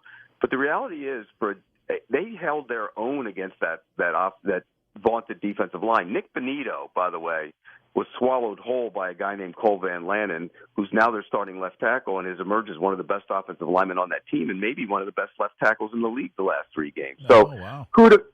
Kudos to Liam Cohen, but really to Trevor Lawrence because he's really helped develop himself into what we all thought he could be. Let's be real. Before 6 games ago, everybody in the league was calling him a bust, and now they're talking about him maybe taking that team to a Super Bowl. Mike Vrabel is gooning it out as the head coach of his former team, the New England Patriots. They look like they could actually make a run for the Super Bowl. I mean, when you look at these teams, Pete, what team jumps out at you where you say the coach? Because obviously what's going on in Jacksonville, But what's taking place in New England, we see what's going on with Jonas's team in Chicago. What team are you looking at where you're like, wow, man, like this coach did the best job, the finest job of a coach coaching in the league this year? Kyle Shanahan. Oh, it's a good one. It's a good one. I mean, Kyle Shanahan has never been coach of the year in the NFL, ever. And this coaching job, and look, tonight's another step in that direction. They're already in the playoffs. The fact that that team is in the playoffs in that division is just amazing. I mean, they lose their two stalwarts on defense, the guys that make it go, and Fred Warner and Nick Bosa. You play without your quarterback a bunch of the season. You had a bunch of other injuries as well, particularly at the receiver spot. And here they are with a chance to win 13 games. I mean, that's incredible. And so I don't think he deserves the credit. He doesn't get the credit he deserves for being in the Coach of the Year conversation for a team that, has been banged up and really been impacted by the injury bug all year. Pete Prisco joining us here on Fox Sports Radio, senior NFL columnist for CBS Sports HQ analyst. You can get him on X at Prisco CBS. A team that you were high on, that I think a lot of people were high on and just assumed it was a foregone conclusion going into the season that they were going to win their division, was the Tampa Bay Buccaneers. And I don't know what has happened the last 2 months or what Todd Bowles thought he was accomplishing by calling his team out the last game, but it didn't work. How surprised are you at where Tampa Bay's at with 2 games left in the season? Very. But I think the injuries, there's another team that's just been decimated by injuries. But here's the thing. You get all those guys back on offense, and everybody's back at wide receiver. And aside from the right guard, they're back on the offensive line, or the left guard's not there either, but the 2 guards aren't there. But you're relatively healthy on offense, and they're not scoring points. They're not moving the football. And Baker Mayfield isn't playing very well right now. And he got hurt a while ago. I'm not sure if he's still hurt. He's not saying anything, but he's not playing the same kind of quarterback he was early in the season. And defensively, they're not very good, I don't think. And they can't rush the passer. They don't get after the quarterback. Losing Canty in the beginning of the season was just enormous for them on the defensive front. Vita Vea looks heavy to me, like he's not the same player he was earlier in the season. And then the linebacker heavy. Looks heavy. Did you just fat shame him? You look like he's been eating. He's been eating. Yeah. Big boned out there? Fat shamed Vita Vea? He's overweight right now. He's just not falling to the ground the same way he does when he's lighter. How do you judge this? How do you judge that based on what he looks like on TV? It was the TV way ad's 20 pounds. It was the way he went over that player and fell on his hiney on that one play. I know exactly what you're talking about, Pete, and you came to the conclusion he's overweight. Go put on the. You think he's overweight, LeVar? No, I was just co-signing you. I was being supportive of you. That's all. I just don't think he's played as well, and I think when he has a tendency to get too heavy, he doesn't play as well. So it is the holidays. It's the holidays. Well, and by the way, you guys know you played in the league. Offensive and defensive linemen have weigh-ins, but early in the season, their body changes throughout the season. They're not lifting like they did before the season and everything else. You know that. They're like, you go from. That's why they call it fat ball season. I mean, go through the entire season. The offensive and defensive linemen, their bodies, they might make weigh in, but their bodies aren't the same. Look at him, and he looks heavy to me, and he's not playing as good. And by the way, if that game meant nothing yesterday, when you really look at it, though, take a look at that. Take a look at it. It meant not. I mean, it would have. Take a look at it. I mean, it meant something for Carolina. Well, no, but if Tampa wins against Miami and then beats Carolina, they win the division. So technically, that game meant nothing. Well, okay, but it meant something for Carolina to stay in it. No, they would have still been in it anyways if they won and then they beat them in the last game of the season. So it doesn't really matter. The game doesn't matter. By the way, the Saints, do they have the best record in the division? What's that? Do the Saints have the best record in the NFC South? You mean against each other, you mean? Well, yeah, the NFC South, Pete. Do they have the best record in the division? The Saints have played good football. By the way, they have their quarterback, Brady. That kid's good. Tyler Suggs played well. Yeah, and you know what? Kellen Moore's another coach that doesn't get the due he deserves, keeping that team around. I mean, they're old in a lot of spots. They're starting a rookie quarterback, and they're playing competitive football. And granted, the Jets stink, but Tyler Suggs looked good on Sunday, and I think that's a good step in the right direction for him. So I was going to ask you about that game specifically, but more about the Jets. They're 3-12 right now. It feels like that's it's a cruise ship on destination to nowhere. Do you think Aaron Glenn could be one and done? Could it happen? Yes. I don't think it's going to happen, though. I just don't. I think, that roster is bad, so how do you put that on him? But he will be on very, very thin ice next year. They're not even competitive, though, Pete. I know. I'm with you, Brady. I'm with you. I hear rumors from people that say he just seems overwhelmed. Like it seems like he's not ready for this job. He would be the first one. Well, I also think you already fired the defensive coordinator. You laid him out for that one. And then the offensive coordinator is supposedly a really good coach, but he doesn't have that great feel for the play calling yet. And so I think, the staff he hired might have something to do with it too. So I think he's coming back. Now, I don't know that 100%, but I do think he's coming back. But I tend to agree with you. I think it just looks overwhelming to him. And they don't compete. The last 2 weeks, that's not a good sign when you don't compete at all against two teams in Jacksonville and New Orleans that you thought you should be able to compete against. What about By the way, Dallas? the Saints are 3-2 in the division. They're tied for the best record within the NFC South. Yeah, but what does that mean, Brady? What does that mean? I don't know. You tell me. You're the one that cares about divisions so much. It means nothing. You care about these divisions so much. Just like yesterday's game with Tampa and Carolina, in the end, it won't mean anything either. Well, you're fat shaming people from the division. It seemed like a pertinent question. I'm not fat shaming. I'm just saying he's not playing as well when he's overweight. What about people Dallas, can be as fat Pete? as they want to be, but if it impacts the way you play, then that's a problem. How expensive is his Jersey Mike sub as well? Is Shanahan on his way out? Not Shanahan. Is Schottenheimer on his way out of Dallas? No. What? Okay. What? Is he a one and done? Is he a one and done? I think that's a legitimate question. You know what was even more of a legitimate question? You said if Dan asked if your Commander's coach was on his way out. Yeah, Dan Quinn might make more sense. Why would it make more sense? They're actually competitive. Either one of them. They're competitive? I don't think either the Cowboys one of them have been competitive, is on their way out. The Cowboys, he's done a good job with the Cowboys. They're the best losing team in the league. I don't think that qualifies as they're competitive. They're the best losing team in the league. He's in his first year. LeVar, he's in his first year. This is because I said something about Aaron Glenn. LeVar's trying to stick up for Aaron Glenn. It's a weird thing he does. That has nothing to do with anything. I was just thinking of coaches. And I brought up Harbaugh earlier for Baltimore. Yeah. I'm looking at all kinds of different coaches that could be on their seat could be a little warm. Yeah, Harbaugh and Schottenheimer. Well, there's not very many black coaches, Brady Quinn.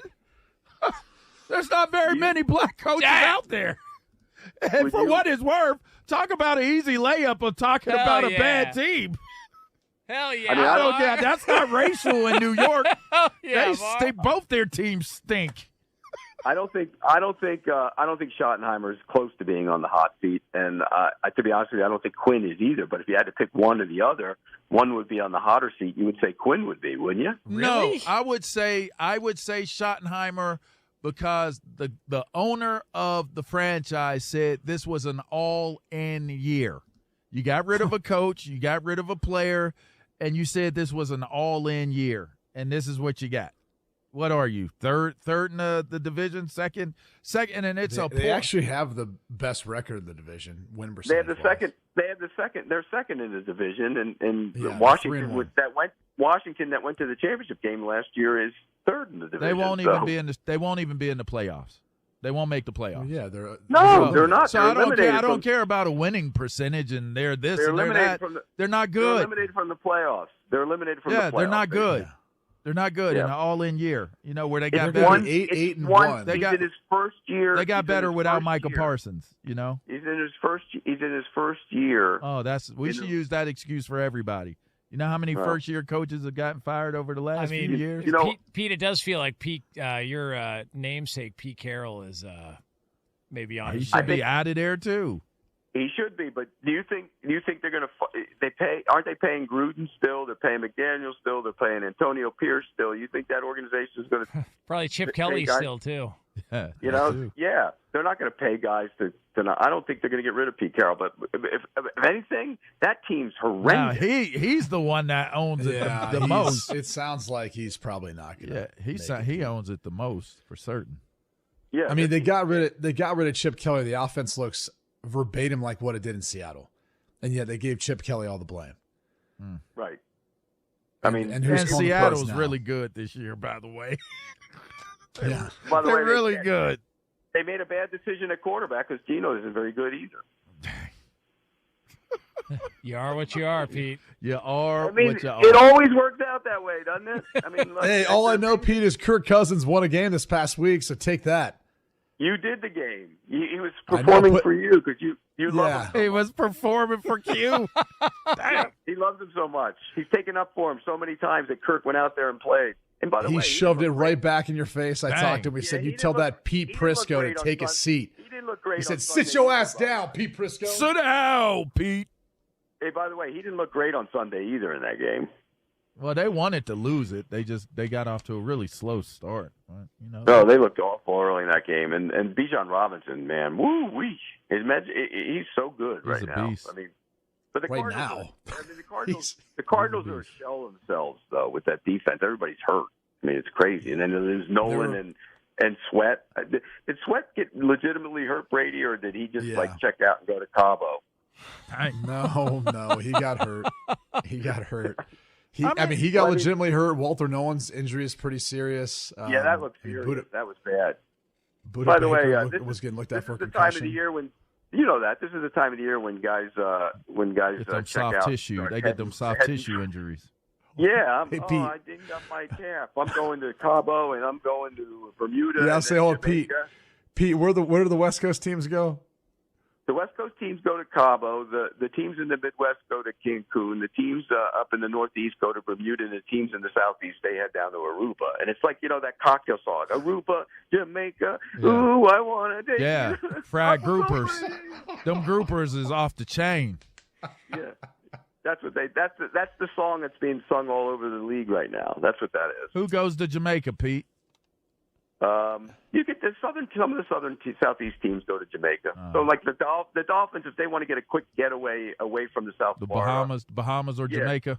Bahamas or Jamaica, or if you want to go a little longer, you go down to Aruba. And then the ones in the Northeast, they'll go to Bermuda. They're all looking. This time of the year. They're all looking. Have you been to Bermuda before, Pete? I've never been to Bermuda. Oh my gosh, bro! What a hidden gem that is. They got a beach there. Literally, it's a pink sand beach, and the sand feels like baby powder. Were you not worried about getting lost in the whole triangle situation they got going on? No, and they showed you where it is. It's so underwhelming. Apparently, it's kind of like what the president's on the head, Mount Rushmore looks like. It's very underwhelming when you see it in person. The triangle is in the ocean. It starts at Bermuda and works its way. It's a big triangle. Yeah, but they show you where the point. They show you the point in Bermuda where supposedly where it starts, and it's like it goes under a bridge. It's kind of interesting, the story of it, but it's just where I think, if I recall it correctly, the way they were explaining it, it's just the way your signals get all jammed up and stuff like that. And why is that? That's I don't know. Hey, by the way, how many times during your career, LeVar, did you go to Bermuda in week 15 in your mind? Hey, let me tell you something. Out of a 7-year career, 5. 5? Hey, yeah, 5. Yep. There you go. We got to start playing it. We got to start playing that song. It's that time of the year. Hey, Pete, just wanted to congratulate you. Your guy Kenny Dillingham's back, and he's asking for money. So just want to Pete, Eddie up, you cheap ass. You know what? Let's get some cash. By the way, I am just in talking to people that I know that have involved with that NIL, and Brady, you're involved with it. I still can't believe the amount of money that we're paying these kids these days. It's incredible. Somebody was telling me the other day that a corner on a team, a nickel corner, got $250 last year, and he's bitching and moaning about getting wants $1 million and says he's going to pedal himself away. Are we serious with this? Yeah, Are we dude. serious I mean, with if he's, this? If I mean, he's that God bless good as a nickel corner, yeah. God bless the kids for getting the money, but come on, we're way out of control with this. It's just out of control. So what do you think he just? What do you think he just? If $250 is too much, what do you think he deserves? I don't know who he is, but I'm just saying that, okay, let's just go take a right tackle. Brady, a starting right tackle at a big school, a power school, $1 million? No, I mean, if he's like a top whatever going to be draft pick, maybe he's flirting with that, but I'd say somewhere around $500,000 up to, 700, 800. So your roster as a whole is 40 to 50 million, is that correct?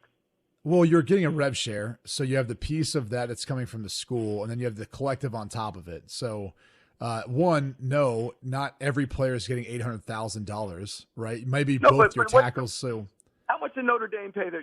How much did Notre Dame pay their players last year?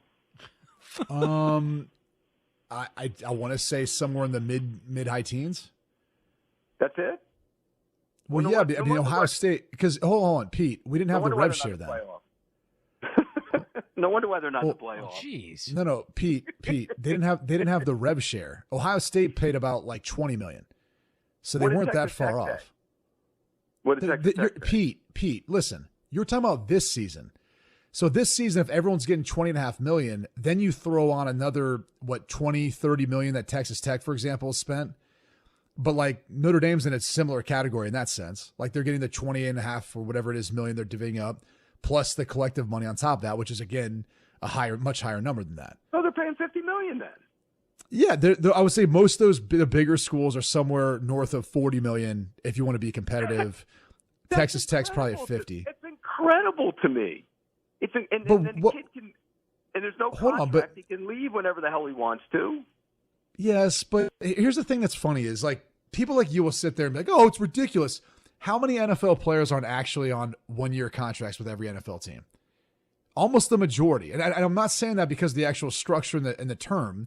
I'm saying that because you and I both know there's no guarantees probably after the first year, with the exception of like cornerstones, like a left tackle, a quarterback, etc. Right? So like I don't really look at it as crazy outside of the fact that it can be as transient as it is.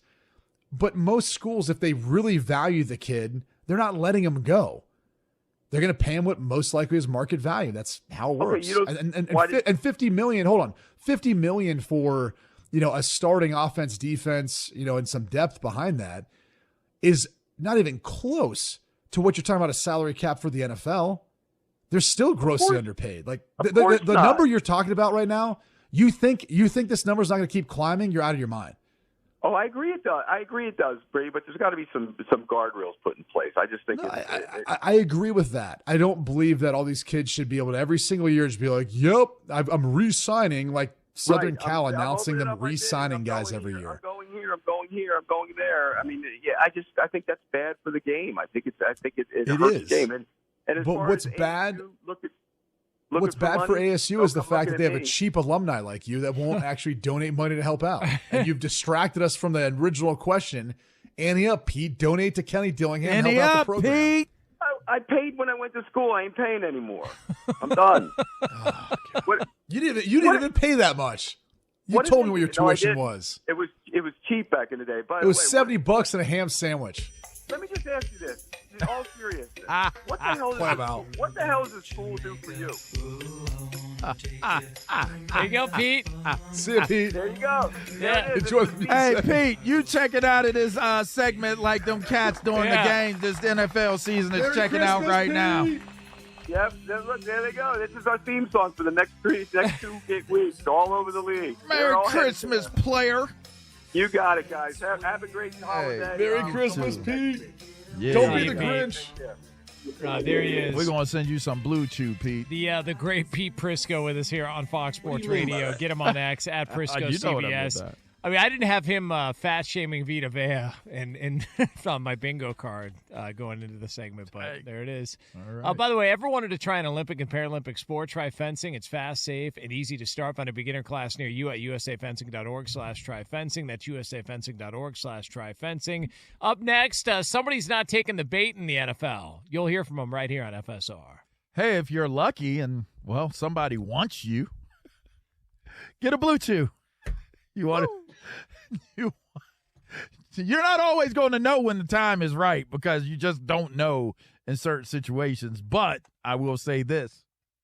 If the time becomes right and you want to get right very quickly and immediately, well, get you some Blue Chew. You'll have that confidence factor. You have that extra boost needed to perform your best. I'm talking about stronger, harder, longer lasting, like somebody gave you a pep talk of your life. Jonas, you can do it. Get on in there. Do it. And knock it down all the way around. That's what I'm talking about. Hey, listen, Blue Chew's the original brand offering chewable tablets for better sex. Guys, this isn't just about performance. It's about her group chat being all the way right. Whether you're on the beach or in the mall, wherever you're at, you're going to want to have it right, if you know what I mean. And we want to make sure you have it right. So for our listeners, discover your options at BlueChew.com. We've got a special deal for our listeners. As always, you get your first month free of Blue Chew. Just use promo code LeVar at checkout. Cover $5 for shipping, and that's it. Hit the BlueChew.com for the details and safety information. And big thanks to Blue Chew for being a sponsor. Just chew it, then do it. The college football playoff. Hey. College football fans are freaking out. And after that first-round slugfest, we have the reaction. That was everything I'd hoped would be and more. Keep it here as we set you up for the quarterfinals. Excellent. Your moments, your college football playoff on Fox Sports Radio. Picture this. You're on a date. The conversation's flowing, the food is amazing, and then bad breath happens. And suddenly you're leaning back instead of leaning in. Your confidence gone. Or maybe it's a big meeting. You've got the pitch nailed. The deal is perfect. Coffee breath is doing all the talking, not the impression you want to leave behind. Gum and mints, most are just bad breath Band-Aids and fade fast, which is why you need to try Zellman's Minty Mouth, the functional breath freshener you swallow. Zellman's tiny dual-action capsules are coated with a powerful, delicious mint filled with parsley seed oil, clinically tested to fight the toughest offenders like garlic, onions, and it even takes down coffee breath for fresh, confident breath anytime you need to get close. Zellman's is only available online. Go to Zellmans.com, Zellmins, Zellmans.com. Use the code FRESH for 15% off your first order. Zellmans.com, code FRESH for 15% off. Makita's built for the pros who show up early, who don't do shortcuts, only precise cuts. With tools built to last, job after job, year after year. Performance that pays off, because when the job calls for the best, you answer. And when you need the best, you call on Makita. Built to be the best. Available at the Home Depot. Hey, it's Jonas Knox, and you know who taught me my ABCs and what it means to be kind? Sesame Street. Sesame Workshop, the nonprofit behind Sesame Street, is still doing that for kids everywhere. Elmo and Cookie Monster are out there teaching kindness, empathy, and joy, but they need our help to keep it going. So this holiday season, visit sesame.org and donate what you can. Once again, please visit sesame.org this holiday season and donate what you can, because the world needs Sesame, and Sesame needs you. Be like football. They do life, but mostly they do themselves. Podcasts and radio, no one's got anything to talk about, but I do. Steve Covino. There's a spring in my step and a nickel in my pocket. Rich Davis. Fred Savage, Ben Savage, and Macho Man Randy Savage. Your afternoon pick-me-up. It's not a show, it's a lifestyle. It's Covino and Rich. Weekdays at 5 p.m. Eastern, 2 p.m. Pacific on Fox Sports Radio. Yeah. I'm going to prove all the doubters. When Dan Patrick speaks, you better stop and listen. Yeah. This is the Dan Patrick Show. Joe Burrow. Yeah, okay. I'm 29. I'm not having fun. I've had injuries. We're not good. Okay. You know, he fought back after the toe injury, took off the cast himself. I mean, he wanted to play. And then all of a sudden, maybe we just caught him at the wrong time. you start to think, I'm 29. Mahomes is out. Buffalo's not that good. Pittsburgh's not that good. Baltimore's not that good. Yeah, Denver, but they're, inexperienced. Chargers, okay. You have our chance. But that's why when people say, oh, they'll get back, tell them to be quiet. Because all these sports are littered with, well, they'll get back. The Bengals aren't going back to the Super Bowl. Not anytime soon, and maybe not in Joe Burrow's career. And you wonder, does he want to stay in Cincinnati? Even though they gave him total autonomy, it felt like. Hey, I want Trey Hendrickson re-signed. Okay. I want T. Higgins. All right. Jamar's going to get his contract. Okay. Got all those things done. Check, check, check, check. And then you get blown out by the Ravens at home, a team you beat Thanksgiving night. That's the bigger picture, is what is wrong with Cincinnati? Because they should still be at least threatening. The betting line in that game against Miami, the Bengals, they are favored by 4.5 in Miami. It was 2.5. So maybe Joe's in a better mood. If you want to know what Dan Patrick said next, just podcast it by searching The Dan Patrick Show. And as always, you can listen to Dan Patrick live weekdays, 9 a.m. Eastern, 6 a.m. Pacific, on Fox Sports Radio. Here we go. Ben Maller, Look out. the late night wordsmith. We speak fluent emoji. Ben Maller, holding the sports world accountable. They went out there like a toy poodle with fleas, is how they played in that game. And when he's right, you'll know about it. And you know what? I was absolutely right. It's the Ben Maller Show. So I've got NASCAR, IHOP, and opera. Listen on the overnight, 2 a.m. Eastern, 11 p.m. Pacific, on Fox Sports Radio. Catch Hanson and Scotty weekdays from noon to 3 on 97.5 The KSL Sports Zone. Promised land. Or Inside the Parker with Rob Parker for you threadheads. Baseball. The I Want Your Flex podcast with Dan Beyer and Mike Harmon for fantasy junkies. And What About Everything Up on Game presents offers. Want more Ben Maller? How about the Fifth Hour podcast? We have a podcast for everyone, and it's all on the iHeartRadio app or wherever you get your podcasts. FS1. To find FS1 on your television, go to foxsports.com for details. FS1. Go to foxsports.com for details.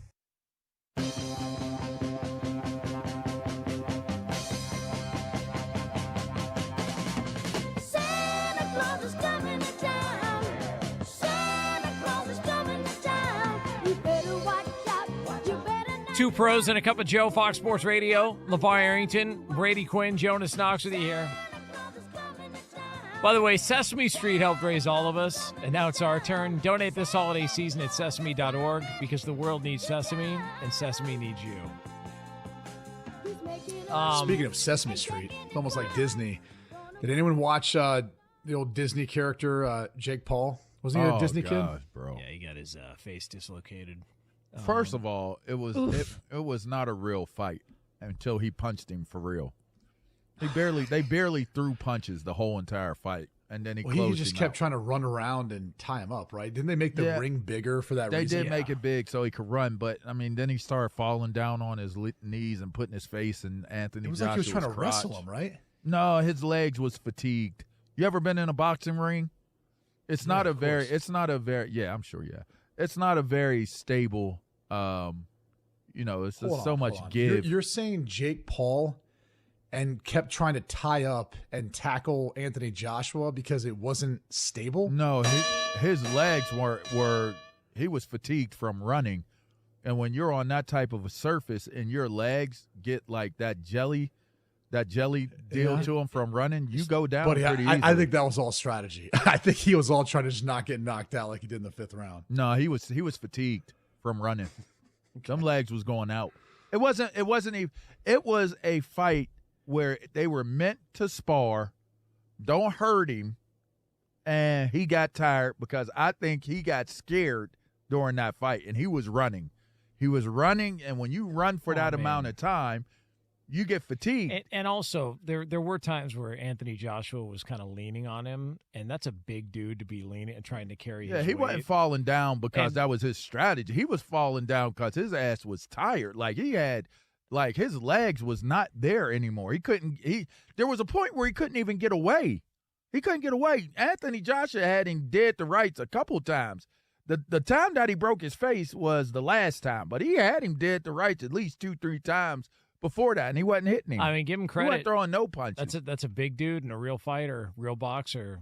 It wasn't a real fight. He could have knocked that man out 3-4 times early on. Round. Yeah, I mean, but he still got knocked out. Like, I he still had mean, to take that punch. All I'll say is, at least you could debate it. Are you being that guy? At least you could debate it that he broke his face, so it wasn't fixed.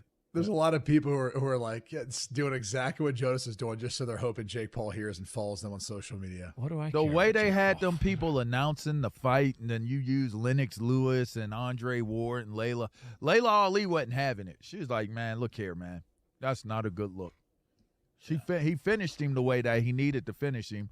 But for what it was worth, it was like the lowest output of punches. Like, it was low. Like, he wasn't even throwing any punches. Let me throw out this question, because I think what everyone who has ever watched a Jake Paul fight was looking forward to is that moment where Anthony Joshua knocked him out. Well, it happened. So, exactly. So it happened. So the question becomes, does Jake Paul continue this? Because A, I think we see when he matches up against a legit boxer, it's not going to go well. And then B, the intrigue's kind of gone. We've seen him get knocked out. Like, is he just going to all of a sudden become a punching bag for other professional boxers who want a big payday? They asked like 100 big-time boxers for the fight. I heard Bud Crawford had committed. He was in 100% to do the fight. For $60 million? Yeah, I'm sure he would. I heard they got $90 million. Well, Jake Paul got 92. 92, and Anthony Joshua got as much. I think he hit 90. If I saw the purses correctly, I think Jake Paul got 92, 93, and Anthony Joshua got like 90. I mean, allegedly. Some of those, there's been some speculation that some of those numbers are really fluffed They up. said Andrew Tate got 20. They were trying to say he got 50 out of that fight. I heard he got 20, and the other dude got like $3 million. He was the only one out of the 4 in the big celebrity fights that got kind of boned on the numbers. I look at it, I go, yeah, he's got to get his jaw fixed. He's got to get his face fixed. But he got $92 million more. But also, I do think that there's going to be opportunity that one of the things that people were always, and every chick in the world wants Anthony Joshua now. Oh my goodness! One of the things that a lot of people have wondered about is, is anything going to be on the up and up with these fights? We're not sure. He's fighting UFC fighters who aren't known for their striking, etc. All that. And then you saw that, and you're like, oh, well, maybe it is kind of on the up and up. Yeah, it was not on the up and up. Well, but here's what I'll say. So what? It doesn't matter if it's on the up and up. You know what Jake Paul has done? He has created a lane that did not exist. It's actually a lane for this type of fighting, boxing, that did not exist.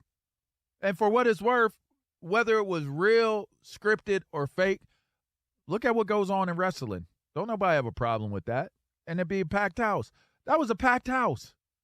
It was a who's who of people in there watching that fight. You know who else? So much so Johnny Manziel couldn't even wake up and make it to be the guest picker for the college football game. Yeah, that's a shame. Wow. They partied so hard at that fight, huh? Yeah. In Miami. No, he said, listen, he pushed back against the false narratives. Yeah, there's a narrative about him. It's not true. And what was it? Well, I just, they thought that maybe he might have, maybe been bending the elbow. Missed his call time the next day. I wonder how many times they'll go on social media and be like, "Where's Johnny Manziel as the guest picker? Where's Johnny Manziel? Are y'all going to bring Johnny Manziel on as the guest picker? Where's Johnny Manziel?" Season's over with, so I'm not sure anyone cares as much anymore.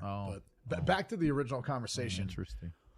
Is this good for boxing? Like, I think Jake Paul, to your point about making a new lane, has been good in that sense, like for the business of it for fighters. But it also feels like if we keep having to go to these, I don't want to say extremes, but unique measures, right? Like we've got to fight in a bigger ring. We've got to kind of do it around how Jake Paul wants. And I guess he's got the ability and power to do that.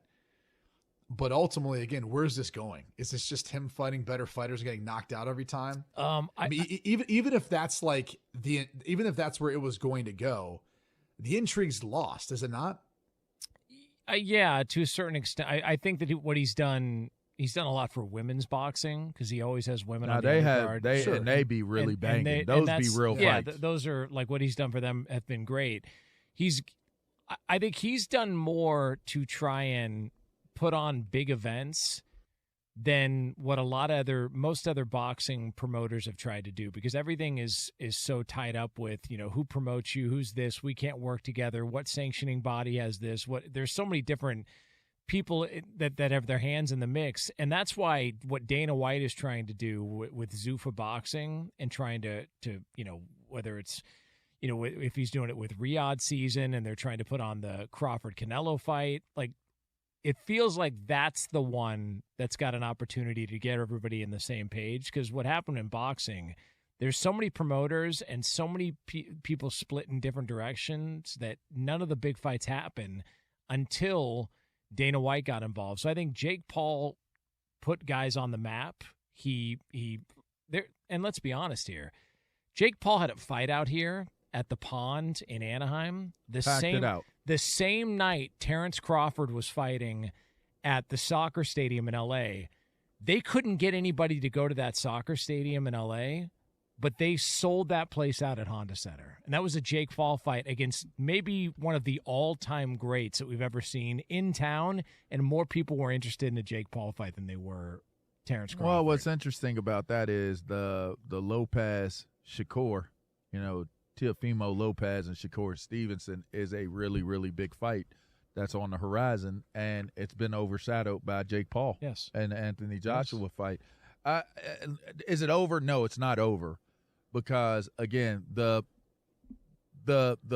draw is with the personality that Jake Paul is. And if it was going to be over, it should have been over after the Mike Tyson fight. Like, if we're being honest, it should have been over. This is not what it's supposed to be. It should be over. You get Anthony Joshua. Everybody's expecting him to kill him. And people come out of the fight saying that, it was a really great fight. Unfortunately, he got his jaw broke. Like, people really thought that was a legit fight. I was just saying, who have you talked to that said that was a good fight? Bro, the pundits were talking, like, even just the way they were commentating about it. It's paid to. Of course. I mean, Jonas, how did you score it? How do you have it, Jonas? Because I thought there was about 3 different times Jake Paul shot like he was wrestling against him, but apparently his legs were tired. Yeah, he was out of there. The fight was terrible. Like, who's saying that it was a good fight? It was, like, the ending was noteworthy because he got his jaw broken. Other than that, the fight was terrible. That was it. Yeah, it was a terrible fight. That's like the only time he punched him. Yeah. Jake Paul punched him 3 times. He punched him twice, and it was over.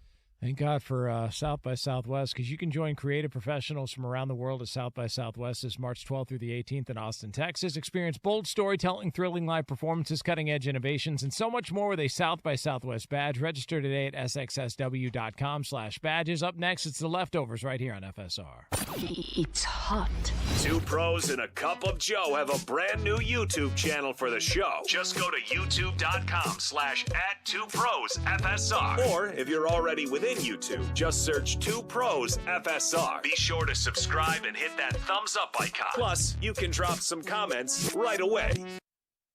Hey, it's Jonas Knox. Have you heard about Trainer Games? Add this to your binge list this season. 10 athletes will face the toughest job interview in fitness that will push them past physical and mental breaking points with grueling challenges. There can be only one winner who is the fittest of the fit and leave here with an iFit contract worth $250,000. Who will you be rooting for? Get ready for Trainer Games. Trainer Games on Prime Video January 8th. Watch the trailer on trainergames.com.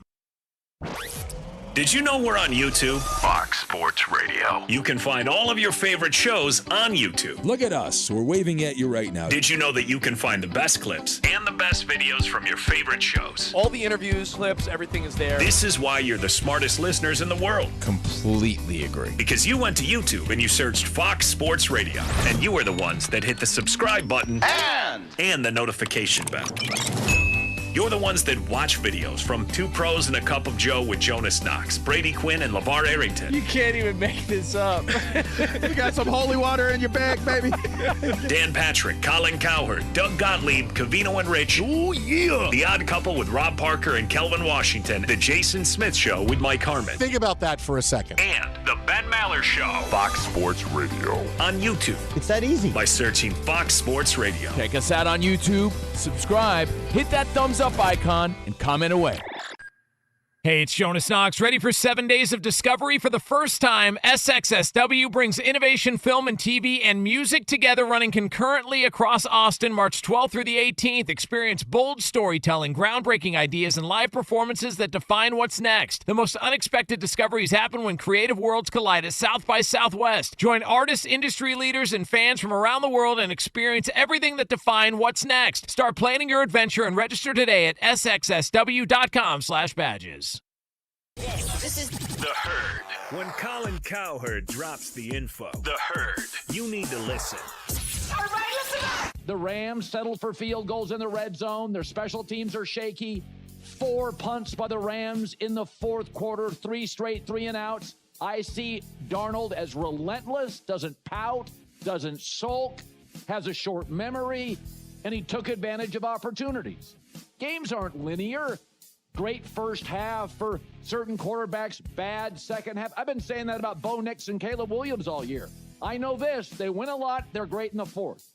And Sam Darnold has always had a little Andrew Luck and maybe a little less Brett Favre, big arm, big mobility, big playmaker, wins a lot, and sometimes he'll throw an ugly one or two. But I thought Seattle also overreacted, came in with a ridiculously conservative game plan based on Sam's last game against the Rams. Sam Darnold has way too much raw talent to coach him like he's Jimmy Garoppolo. You got to live with the mistakes. You had to live with the Andrew Luck mistakes. Darnold also did this. Darnold converted 3 two-point conversions in the fourth quarter and overtime. No quarterback on a winning team had done that in league history. Slinging Sammy D was breaking records last night. He gets credit for that, too. Not just criticism for the picks. Again, never pouts, doesn't sulk, pumping his fist, takes accountability. He may not win a Super Bowl, but If you're eager to find out what Colin said next, just podcast it by searching The Herd. And as always, you can listen live to Colin Cowherd weekdays at noon Eastern, 9 a.m. Pacific on Fox Sports Radio. Right now, the Dan Patrick Show. Dan Patrick. Man, Joe Burrow. Somebody's got to buy him an ice cream cone or something because he seems miserable. And he yesterday was asked about continuing to play football. I like playing football for the same reasons that I want him to push to come back from injury. It feels like everybody's trying to do everything in their power to make me not play football, and I feel like I'm fighting it, like fighting everybody else. I want to see it on the field. I mean, he can say something in a press conference. He can be despondent. He can say something after a loss. You got embarrassed by the Ravens.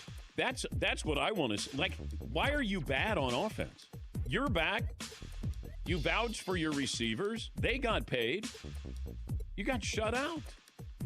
That's what's kind of alarming here. The Dan Patrick Show. Dan and the Danettes and you. Weekdays 9 a.m. Eastern, 6 Pacific on Fox Sports Radio. It's Jake Scott and Ben Anderson. Weekdays from 10 to noon on 97.5 The KSL Sports Zone. We do. Check these names. Dan Patrick, Colin Cowherd, LeVar Arrington, Brady Quinn, Jonas Knox. Spectacular. Covino and Rich, Rob Parker, Kelvin Washington, Ben Maller, Jason Smith, and Mike Harmon. Boom. The best. Is that premiere enough? Listen to all those names right here. Really? On Fox Sports Radio. The most fearless voice in sports is on FS1. The one and only Colin Cowherd is bold, unique, and outspoken. Wow. You can see him on The Herd, weekdays at noon Eastern on FS1 in the Fox Sports app.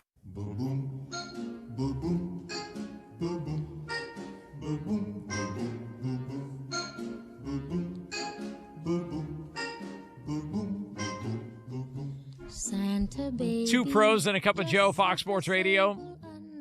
LeVar Arrington, Brady Quinn, Jonas Knox with you. Brought to you by DraftKings Sportsbook, the official sports betting partner of the NFL and NBA. And right now, use the promo code 2Pros to claim your special offer at DraftKings. Again, that's promo code 2Pros at DraftKings. The crown is yours. If you've missed any of today's show, you'll want to catch the podcast. Search 2 Pros wherever you get your podcast. Right after the show, today's pod will be posted. So be sure to follow it. Rate it 5 stars. You can even provide a review. Again, just search 2 Pros wherever you get your podcast. You'll find today's full show and a best-of version posted right after we get off the air.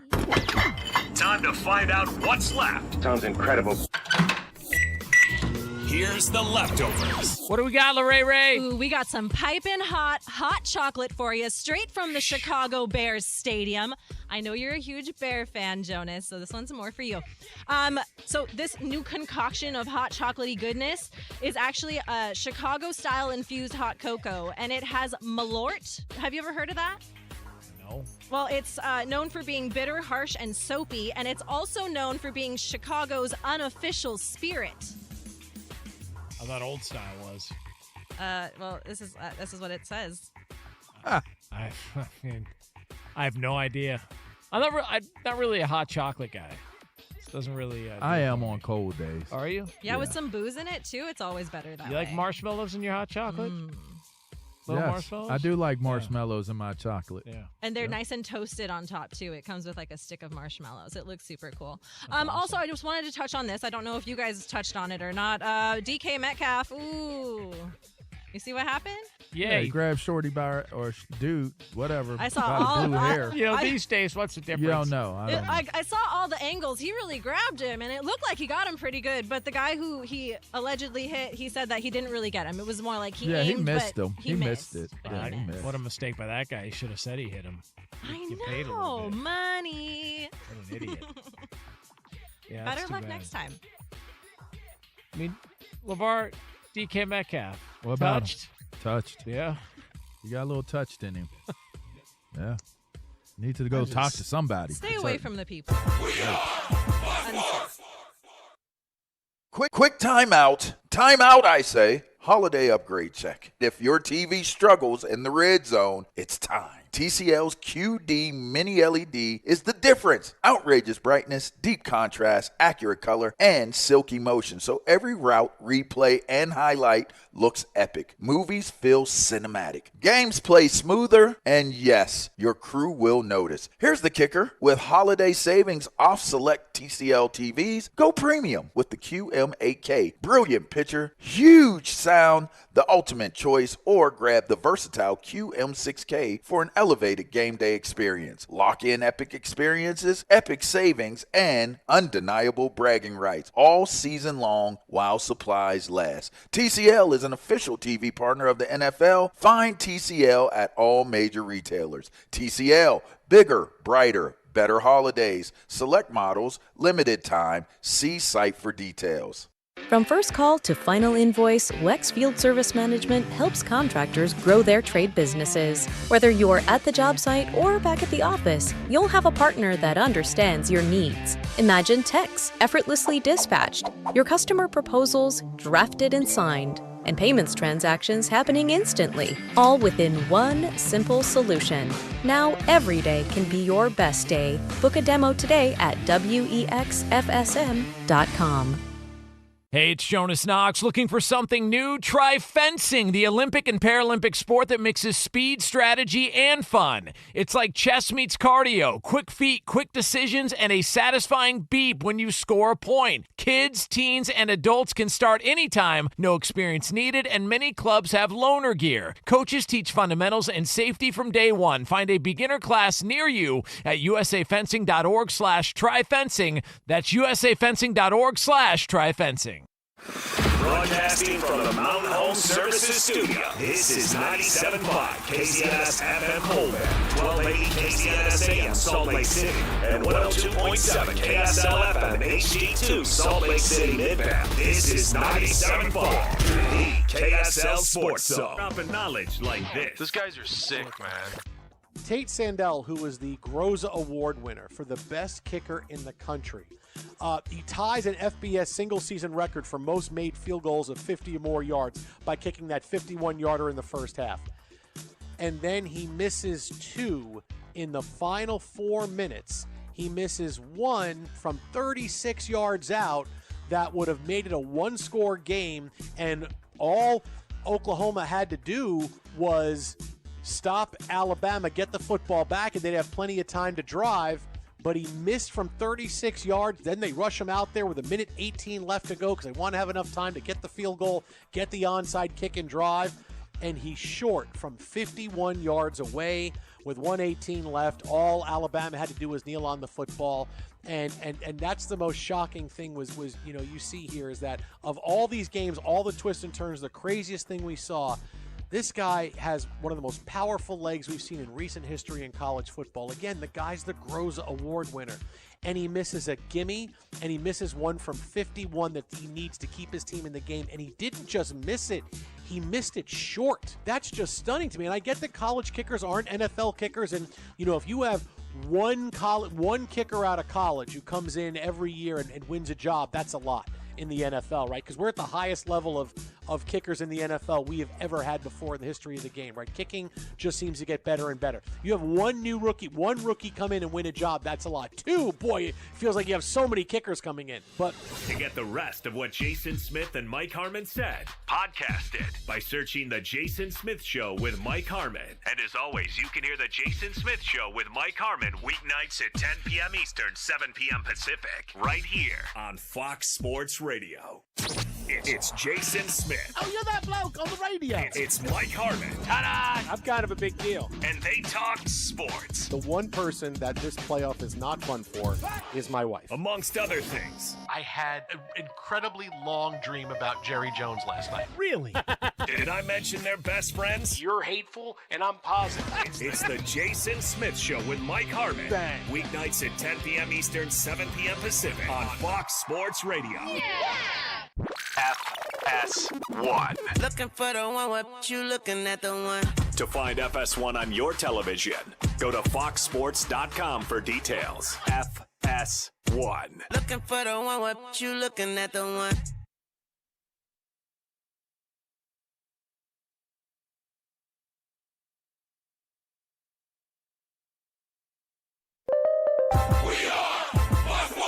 Here's what you need to know. The Kansas City Star reports that the Chiefs will announce today that they are planning on moving to the state of Kansas after a short time ago, the state of Kansas Legislative Coordinating Council unanimously approved a bonds project for a new stadium. The Chiefs' current lease at Arrowhead expires after the 2030 campaign. Multiple outlets report Chiefs quarterback Gardner Minshew did not tear his ACL in yesterday's loss to the Titans as initially feared. NFL media reports the Lions fan who was struck by Steelers receiver DK Metcalf yesterday directed a racial slur at Metcalf and also said something derogatory about Metcalf's mother. Literally just moments ago, that fan has issued a statement denying those allegations. And the NFL suspended Los Angeles Chargers linebacker Denzel Perryman 2 games for repeated violations of rules intended to protect the safety of players. I'm Isaac Lowenkron. This is Fox Sports Radio. Y'all ready? We deliver the topics, the hits, the news from on and off the field. This is Fox Sports Radio, and this show right here covers it all. It's go time. Now, live from the Fox Sports Radio studios, here's Dan Beyer and Kerry Rhodes. Happy Monday to you. Maybe a vacation for a lot of people as the Christmas holidays just a couple of days away. Merry Christmas to you, Kerry Rhodes. Merry Christmas to you, Dan. Kerry and I got together yesterday during all the Week 16 action, yes. And how things have changed even with the games happening less than 24 hours ago, including this drama in Motown between DK Metcalf and the Detroit Lions fan. Jason Stewart is here. Iowa Sam hanging out, as is Isaac Lowenkron. Have you heard about trainer games, Kerry? Add this to your binge list. 10 athletes go head-to-head for the chance to win an iFit trainer contract worth $250,000. Streaming on Prime Video starting January 8th. Can I sign up? Yeah. I'll watch you. I mean, maybe a little too late right now. You know who else is fit?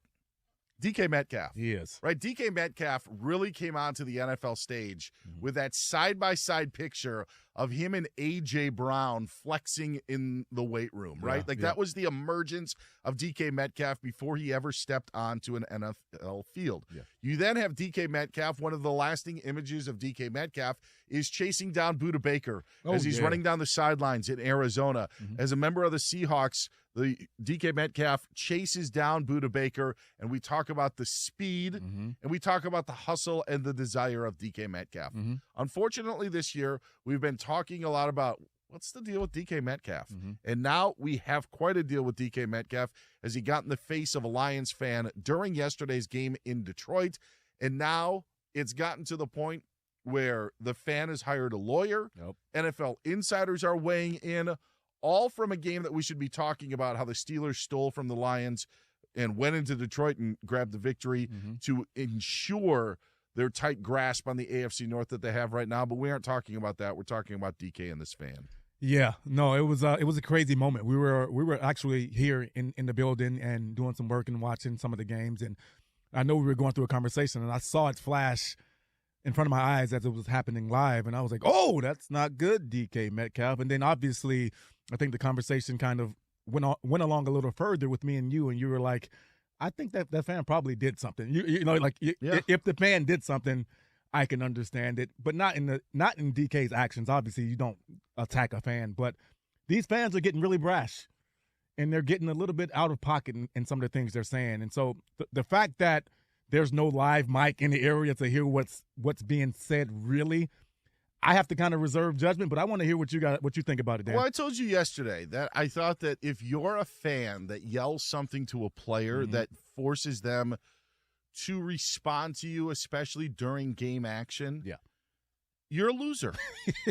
There it is. If you have, I understand getting under somebody's skin by saying maybe they went 3 for 20 from the field.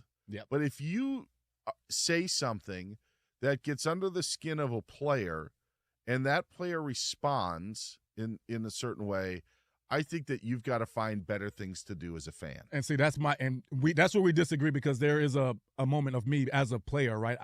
People have said all kinds of things, right? And it doesn't bother me. But, and so I would say, like, as a player, you can't be sensitive in those moments, or, obviously I told you can't react in those moments. You're trying to win a big game, and you got to be focused on that. The next series, what did he do? He came out and dropped a little simple dig route, right? Like, you got to be locked in. Now, it depends on what he said, though, and there are some circumstances around what he said that isn't clear. Now, what the fan said was that he said DK Metcalf's government name. I thought he said his calves were small. No, he didn't say that. He said DK may have gone up into the stands if that was the case. But the fan claims that he was calling him Decalin Zacharias Metcalf, which was that's what DK stands for. Oh, wow. And that's what DK was upset about. That was the fans' side of things. I don't believe that. You don't believe that? No. You don't think that he was just saying that, like when Russell Westbrook was called Westbrick and he stood up for himself and he stood up for his name, which I can understand. Like, I'm proud of my name. You should be proud of your name. Yeah. Russell Westbrook is. It's his family name. It's his family that he has, his family that came before him. Stand up for it. I've been known to make silly puns on names, but ultimately just in jest. I feel like this was a part of that. So while I say that if you're a fan that makes another player respond, this is a really, really low bar. Yeah. This is a really, really low bar. So I was waiting to hear more. And then we started to hear more, Kerry Rhodes. And this is what something just doesn't smell right. This was Chad Ochocinco with Shannon Sharp on the Nightcap talking about the interaction and what Ocho heard was said to DK Metcalf. I got word. Obviously, I'm not condoning, putting your hands on a fan or punching the fan, but he did call him a racial slur. He called him the N-word, and he did call his mama. And I think with those words being exchanged and the fans saying that, I think that's where the action, occurred, where he threw. I think he threw a punch. I'm not sure if he connected or whatever, but he did call him the N-word, and he called his mama. I guess the C word. Just say the C word, Ocho. Oh, my bad. That's bad? Yeah, it's bad. It's terrible. Okay. Is that bad? I can't take any advice from Ocho. I actually think like that's like the new number one. It's up, right? Yeah, like it's no, right up there. like of you know, I mean, yeah. But there's none of this was said. I am sorry. That did not happen. That relaying of events did not happen. The fan has actually now gotten representation, has hired a lawyer, and vehemently denies what Chad Ochocinco said that the fan said to DK Metcalf. Do you believe Ochocinco, or do you believe this fan who says he never said it? I don't believe either one. I think there's something in the middle, because if DK reacted the way he reacted with the fan, quote unquote, saying his full name, and he reacted that way, that doesn't sit well with me. But also on the other end of that as well, if that fan said the racial slur and called the mom the other thing, he would have reacted even bigger than that. And so if it's somewhere in the middle, and I don't think we'll ever actually know until they handle this in court. Yes, and that's why I think it's now starting to become a cover-up for DK Metcalf, because now you're hearing all these stories that are coming out. This is a fan who dressed up in a blue wig. Yeah, that's all right. right. This is a guy who has 50-yard line seats as well at Lions games, and you think that he's going to spend the thousands upon thousands of dollars to yell these hateful things at players on the opposing bench? He probably pays the money to call him by his government name. That's probably what he does. And yesterday when we were here, I thought, man, that's garbage from the fan for whatever he said to make DK Metcalf. And I am completely now on the other side. I think that DK Metcalf and the Steelers and the sources that are going to NFL insiders are now trying to concoct this story that this fan said this vicious thing to DK Metcalf, that DK had to respond in the only way that he could, and that is to physically throw a slap, punch, whatever it was, towards the fan because of how egregious of the things that the fan said. And when I look at the video and I see the fans around, 2 seats away is a boy in a Santa cap. In a Lion Santa cap. His mom is sitting between him and the fan. I don't know if they're together. I have no idea. No one responded in a way where if you were to hear those words that they claim that he said, everybody is just sitting there. I guarantee you say that stuff at a football game, that there are people around that would gladly point out that fan. For sure. And now the NFL machine is trying to concoct this story that DK Metcalf is not only a victim because of what was said, that this fan also said things to him last year when he was a member of the Seahawks. Right. And I don't think this fan is like, you know what? I didn't get under his skin enough last year. Let me use some racial slurs and just completely, totally insult his mother. I just don't think that's not reality. And that's the thing that now annoys me about this is I hated that the fan did this. Yeah. And now I see how thin a skin DK Metcalf has. It's completely bogus on the Steelers wide receiver's part. Dan, I'm just letting you know right now, you're sitting like arm's length away from me. If you call me Kerry Dwayne Rhodes, it's a problem. Just so you understand that. Yeah, Sam, Jason, Isaac, you guys hear this? Just make sure you guys are aware. But no, I mean, when you talk about DK, when you talk about DK in this situation, Dan, like I said, for me, as a player and being a former player, like these things happen. And so the racial slur, whatever the thing is, whatever happened in that moment, it still doesn't warrant him putting his hands on him. And so for me, it's all bogus. And then when you talk about the nightcap and you talk about Ocho and those guys, like, you can't take Ocho serious for anything he says anyway. So you just got to kind of, move along. I agree. Well, I agree to some sense, but there is a weight in who Ochocinco is. He's a former player, and so now in that circles, and he has the platform to do so.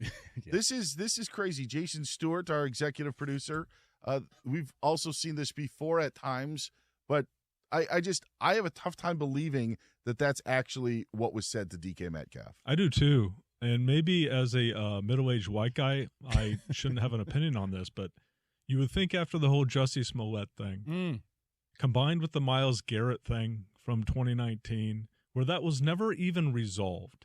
Like, I can't imagine that Mason Rudolph said that and is still a quarterback in the NFL. Like, so when you have these allegations, it does much more harm to the actual real allegations. And that's a problem I have with this, if they're playing this card. And I think you do leave the kind of zaniness of Ocho Cinco, like Kerry said. He's not to be taken seriously. Maybe this is a thing, but I do agree with Dan. Somebody is trying to mitigate the punishment. Yeah. The Steelers have very important games coming up. Yes. To lose DK Metcalf, the punishment will be less severe if everyone buys this version of the story. That's true. No, and the other part about it, we don't know, right? Like, think about all the cameras, all the mics, all the hot mics that are on an NFL field, right? The quarterback usually has a headset or a camera that they communicate with the coaches and all that stuff. And you didn't hear about the racial slur from Mason Rudolph. It never came out. But with that one being on the sideline, it's just like the prime spot where there's almost like the blind spot of audio and media in that spot. How many of your teammates, if they heard somebody yelling those things about you and your family, how many of your teammates would step up 100%. And then respond? Yes. There wasn't one teammate even close. That's right. There weren't 8 or 9 guys pointing, that's him, get him out of here, or 8 guys wanting to climb the wall and take care of their own business. Yeah. It's one guy. And the funny thing is I really like Tom Pelissero of the NFL Network. I think that he does a great job. But he was the one that set out this tweet that said DK Metcalf had a history with this fan dating back to last year. That's all adding to this narrative and the story that it's not DK Metcalf's fault. If I'm Ryan Kennedy, and by the way, that's the fan's name. If I'm Ryan Kennedy, yeah, I am hiring a lawyer. Like he's bringing a knife to a gunfight. If now the NFL and the Pittsburgh Steelers and all these other people are coming at him saying that he's the one that did wrong, there's a line with fans, I think. But now you see how the NFL and the Steelers are trying to spin it. It stinks. It's really a bad look, and I don't believe a word of it from DK Metcalf or any of the people that want to spread this narrative. Yeah, no, I agree with that part. I don't think that's what was said. And also, when I agree with the fan hiring a lawyer and lawyering up, because this is now, if he didn't say that, becoming a defamation thing, right? So he has to do something to protect himself. A source close to Metcalf says the fan called Metcalf's mom a derogatory word. And that was also what Ocho Cinco said. So this was from Yahoo Sports. So again, they're trying to build this story. A little spin. A little? He's going 150 miles an hour. On an icy road? Icy road? Is it icy? Yeah. Crazy. Patriots come back, beat the Ravens last night. Who cares? Steelers and Aaron Rodgers somehow survived the Lions in that game. Yeah. Who cares? But this is what we're talking about. He is Kerry Rhodes. I'm Dan Byer. That is Jason Stewart. Iowa Sam's here, as is Isaac Lowenkron. Hit Kerry up at Kerry25 Rhodes. You can find me at Dan Byer on Fox. Coming up next, in about 10 minutes or so, we'll speak to former NFL GM Tom Telesco, get his thoughts on Week 16 and some of the decisions that were being made with personnel throughout the NFL. But coming up next, what is wrong with Lamar Jackson? We've got some theories. It's next here on Fox Sports Radio. Nothing screams college football playoff like another bracket challenge. Now that there are 8 teams left standing, it's time to compete against our Fox Sports Radio hosts and against fellow listeners. Play for your chance to win $1,000. For registration and rules, go to foxsportsradio.iheart.com. Entry will be open until kickoff at 7:30 p.m. Eastern on New Year's Eve. Have you heard about Trainer Games? Add this to your binge list this season. 10 athletes will face the toughest job interview in fitness that will push them past physical and mental breaking points with grueling challenges. There can be only one winner who is the fittest of the fit and leave here with an iFit contract worth $250,000. Who will you be rooting for? Get ready for Trainer Games. Trainer Games on Prime Video January 8th. Watch the trailer on trainergames.com. The road to Milan runs through St. Louis. Don't miss the 2026 Prevagen U.S. Figure Skating Championships, January 7th through 11th. Your chance to watch America's best take the ice before the Olympic Games. See Ilya Malinin, the world's most electrifying jumper, and Alyssa Liu, a world champion talent, and Amber Glenn, the reigning U.S. champion, compete for their place on Team USA. And on Sunday, witness the moment 2026 Olympic figure skating team is officially named live in the arena. Tickets on sale at usfigurestadium.org. Be there where the journey to gold begins. Bad breath is a confidence killer. You can have the best outfit, the sharpest resume, the funniest jokes, but if your breath smells like the food you just ate, that's all people remember. It's not your fault. Bad breath often comes from your gut, and most regular gums and mints just cover it up. That's like spraying perfume on dirty laundry. It doesn't solve the problem. That's where Zellman's Minty Mouth comes in. Zellman's is not just another mint. Zellman's tiny dual-action capsules are coated with powerful, delicious mint and filled with parsley seed oil, clinically tested to fight the toughest offenders. Garlic, onions, coffee, even smoker's breath, all handled. With Zellman's, you get the confidence of fresh, clean breath that lasts for hours, because your breath should be as fresh as your food.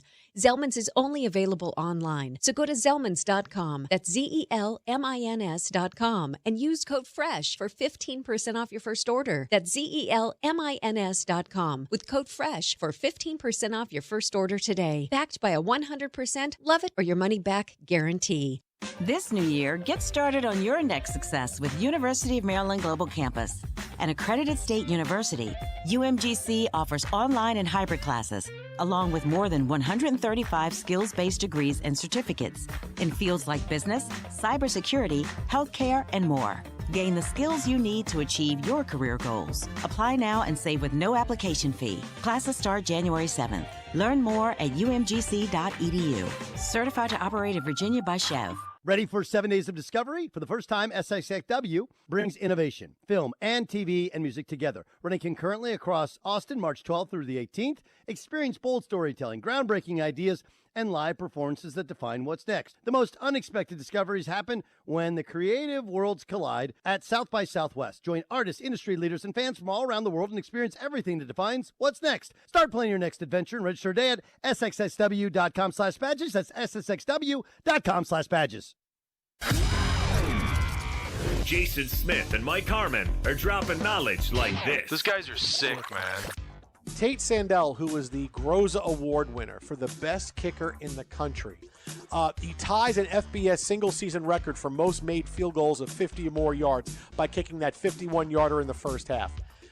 And then he misses two in the final 4 minutes. He misses one from 36 yards out that would have made it a one-score game, and all Oklahoma had to do was stop Alabama, get the football back, and they'd have plenty of time to drive. But he missed from 36 yards. Then they rush him out there with 1:18 left to go because they want to have enough time to get the field goal, get the onside kick and drive. And he's short from 51 yards away with 1:18 left. All Alabama had to do was kneel on the football. And that's the most shocking thing was you see here is that of all these games, all the twists and turns, the craziest thing we saw, this guy has one of the most powerful legs we've seen in recent history in college football. Again, the guy's the Groza Award winner.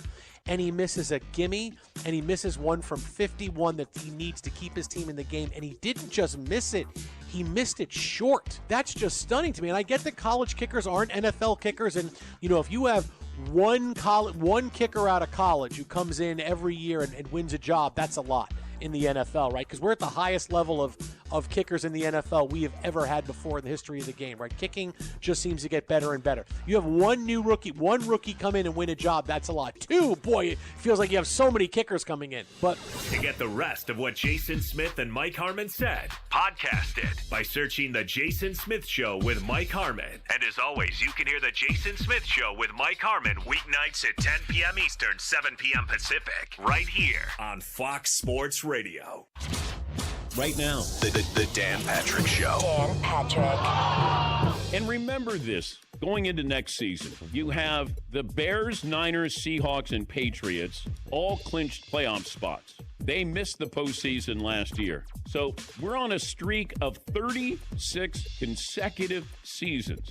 At least 4 teams each season have qualified for the playoffs after failing to make the postseason the year before. So next year, there's going to be 4 teams that didn't make the playoffs that will make the play. At least 4. Chicago and New England both finished last in their respective divisions, clinched playoff spots. So 27 of the last 30 years, at least one team has made the playoffs the season after finishing last or tied for last in their division. The Dan Patrick Show. Dan and the Danettes and you. Weekdays 9 a.m. Eastern, 6 Pacific on Fox Sports Radio. Catch JJ and Alex afternoons from 3 to 6 on 97.5 The KSL Sports Zone. That's why we're giving back. How wonderful. Bringing it to the entire nation. Oh, yeah. Keep this in mind. We're giving you the best sports and entertainment on your platforms. Right? Because that's how we operate. It's about the consistency. Every day. That's the truth. Whether it's through your speakers, podcast, or social, we're giving back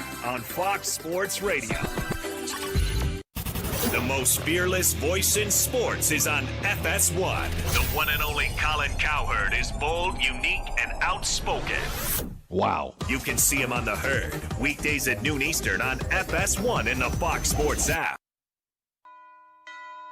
Bells will be ringing the glad, glad news. Oh, what a Christmas.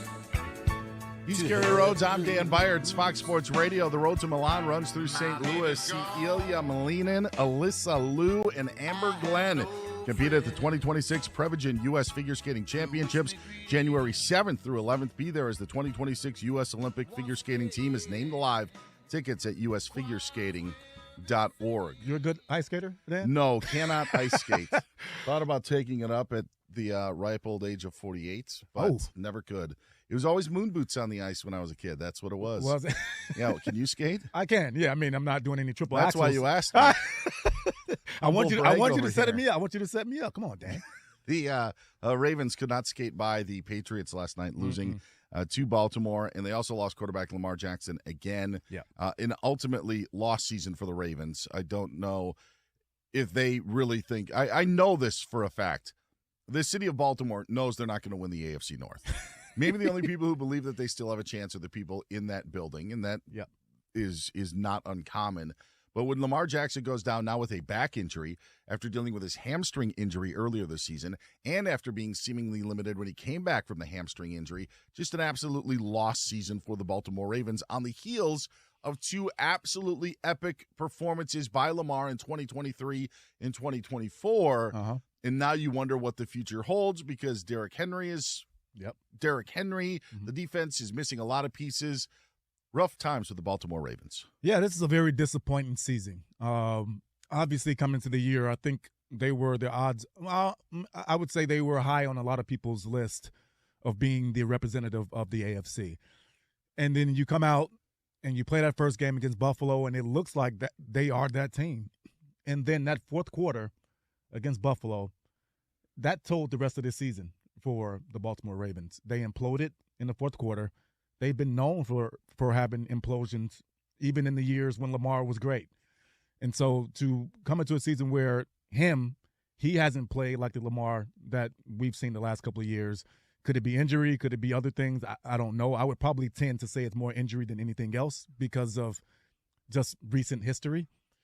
But this team isn't put together well.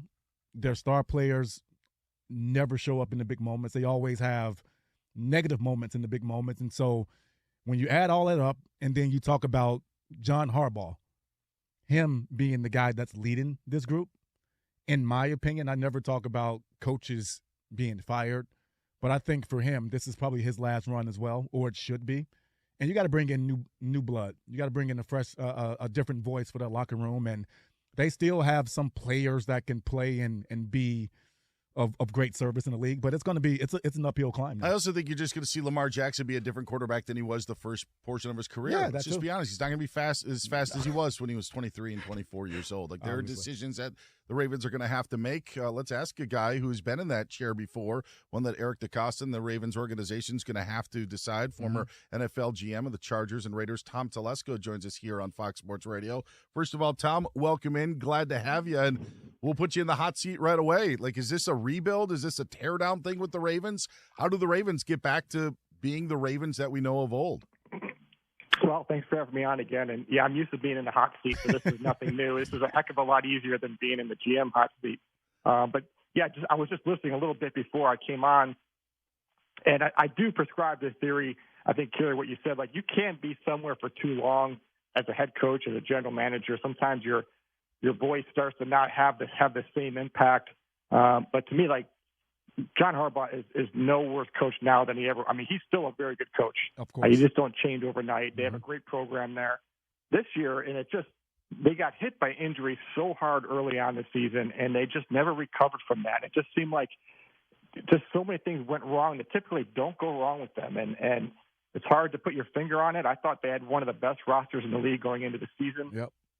I will say during the year, and you finally saw some of it last night on offense where they were spreading the ball around a little more than just relying on Derrick Henry running the ball and then throwing to Zay Flowers out of the slot. So, because they have some players. They've got Mark Andrews is a very good tight end. Charlie Kolar got a couple targets. They don't have a lot at the outside receiver. You know, Hopkins is towards the end, and Bateman, you know, there's some games he just doesn't get a lot of action. They just rely completely on Zay Flowers, but they did spread around a little bit more last night. The defense just has been up and down. A lot of it's just been injury-based. But I just think John Harbaugh is an excellent head coach. Todd Monken is a really good offensive coordinator that has taken this offense forward. But this year, for whatever reason, you know, and injuries are part of it, not the whole thing, but they just could not get things going. Tom, and that's you know, as a GM and as a former player myself, I mean, you get in these locker rooms and you know you have talent. And I think when you think about the Baltimore Ravens, I just think about them having top-end talent. I don't think they have a super talented roster. I think they have good top-end talent, but I don't think they have the guys that throughout an NFL season, you know you're going to have injury, right? And so you have to prepare for that. And I just don't think that's the case. And if that is the case, then it has to be some coaching issues or something that's happening in the functionality of that team as well, right? Yeah, well, you certainly may be right. And you know, maybe a lot of us, like myself, when I looked at the team going into the year, I thought they were really talented. I thought they had a little hole on the interior defensive line. Yep. They ended up being probably a bigger hole than I had anticipated. But, you know, as you put the team together, everyone's going to have injuries, and it kind of goes up and down. Now, this year they get hit more than most, but that's when you have to have other role players step into bigger roles and play like starters and take off. And they just didn't get that this year.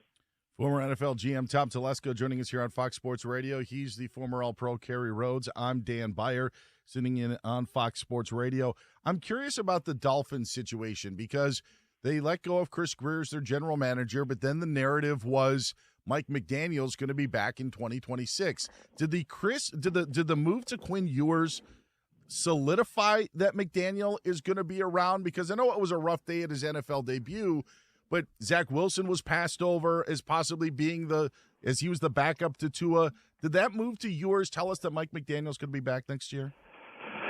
You know, it's in the month of December when it comes to head coaches and GMs, but certainly head coaches, there's so much noise out there. It's hard to know what's truthful and what isn't. I like Mike McDaniels. I like his outside-the-box thinking. I think he's really did a great job with his team in the second half of the year, keeping them focused when they were basically out of it pretty early on. But what I do think is, you know, with the Tua decision, if they decide to move on from him, very similar to the way the Broncos moved on from Russell Wilson, it's going to take up a big chunk of the salary cap. So the second part of that has to be your quarterback more than likely has to be a quarterback on a rookie contract, or else it's hard to field a team. You really can't go out and buy a free agent quarterback at big money, not that there's one available. So I think, and this year's draft is a bit thin. So I think part of this is to see if Quinn Ewers could be a guy for next year if we can't find another quarterback. And they got to see what he is, see what he has. But the fact that he's on a rookie contract is what really helps salary cap-wise. So I think that was probably a big part of it, to see what he has in these last couple of games. You know, I mean, most ownerships, GMs, front offices, you want to take the whole season, the whole body of work before you make decisions. I think it's hard to do that during the season because you're just so emotional week to week. So let the whole season play out, let it go from there. And I don't know what's going to happen there, but they've got a lot of potential changes on their horizon. Tom, I want to take you back to the NFC, and I want to talk about the Dallas Cowboys. I know they've had some moments this year. They've been up and down. Obviously, they lose their top pass rusher. Well, they trade their top pass rusher, and they get some interior help. And they had a moment during the season where it looked pretty good for them. I'm actually high on what they have moving forward, but they also have a big decision with George Pickens upcoming. What do you, if you were the GM, would you give him what he wanted, or how would you handle that situation, knowing that they need a few more things as well to make this team get to where they want to ultimately go? Yeah, that is the billion-dollar question going into the offseason, because I love their offense. And their offense, they scored a ton of points this year. and that's what they relied on because the defense just didn't quite keep up. But part of that offense was George Pickens, and George Pickens has an outstanding year. But is this the type of player that you want to give a long-term investment to? Right.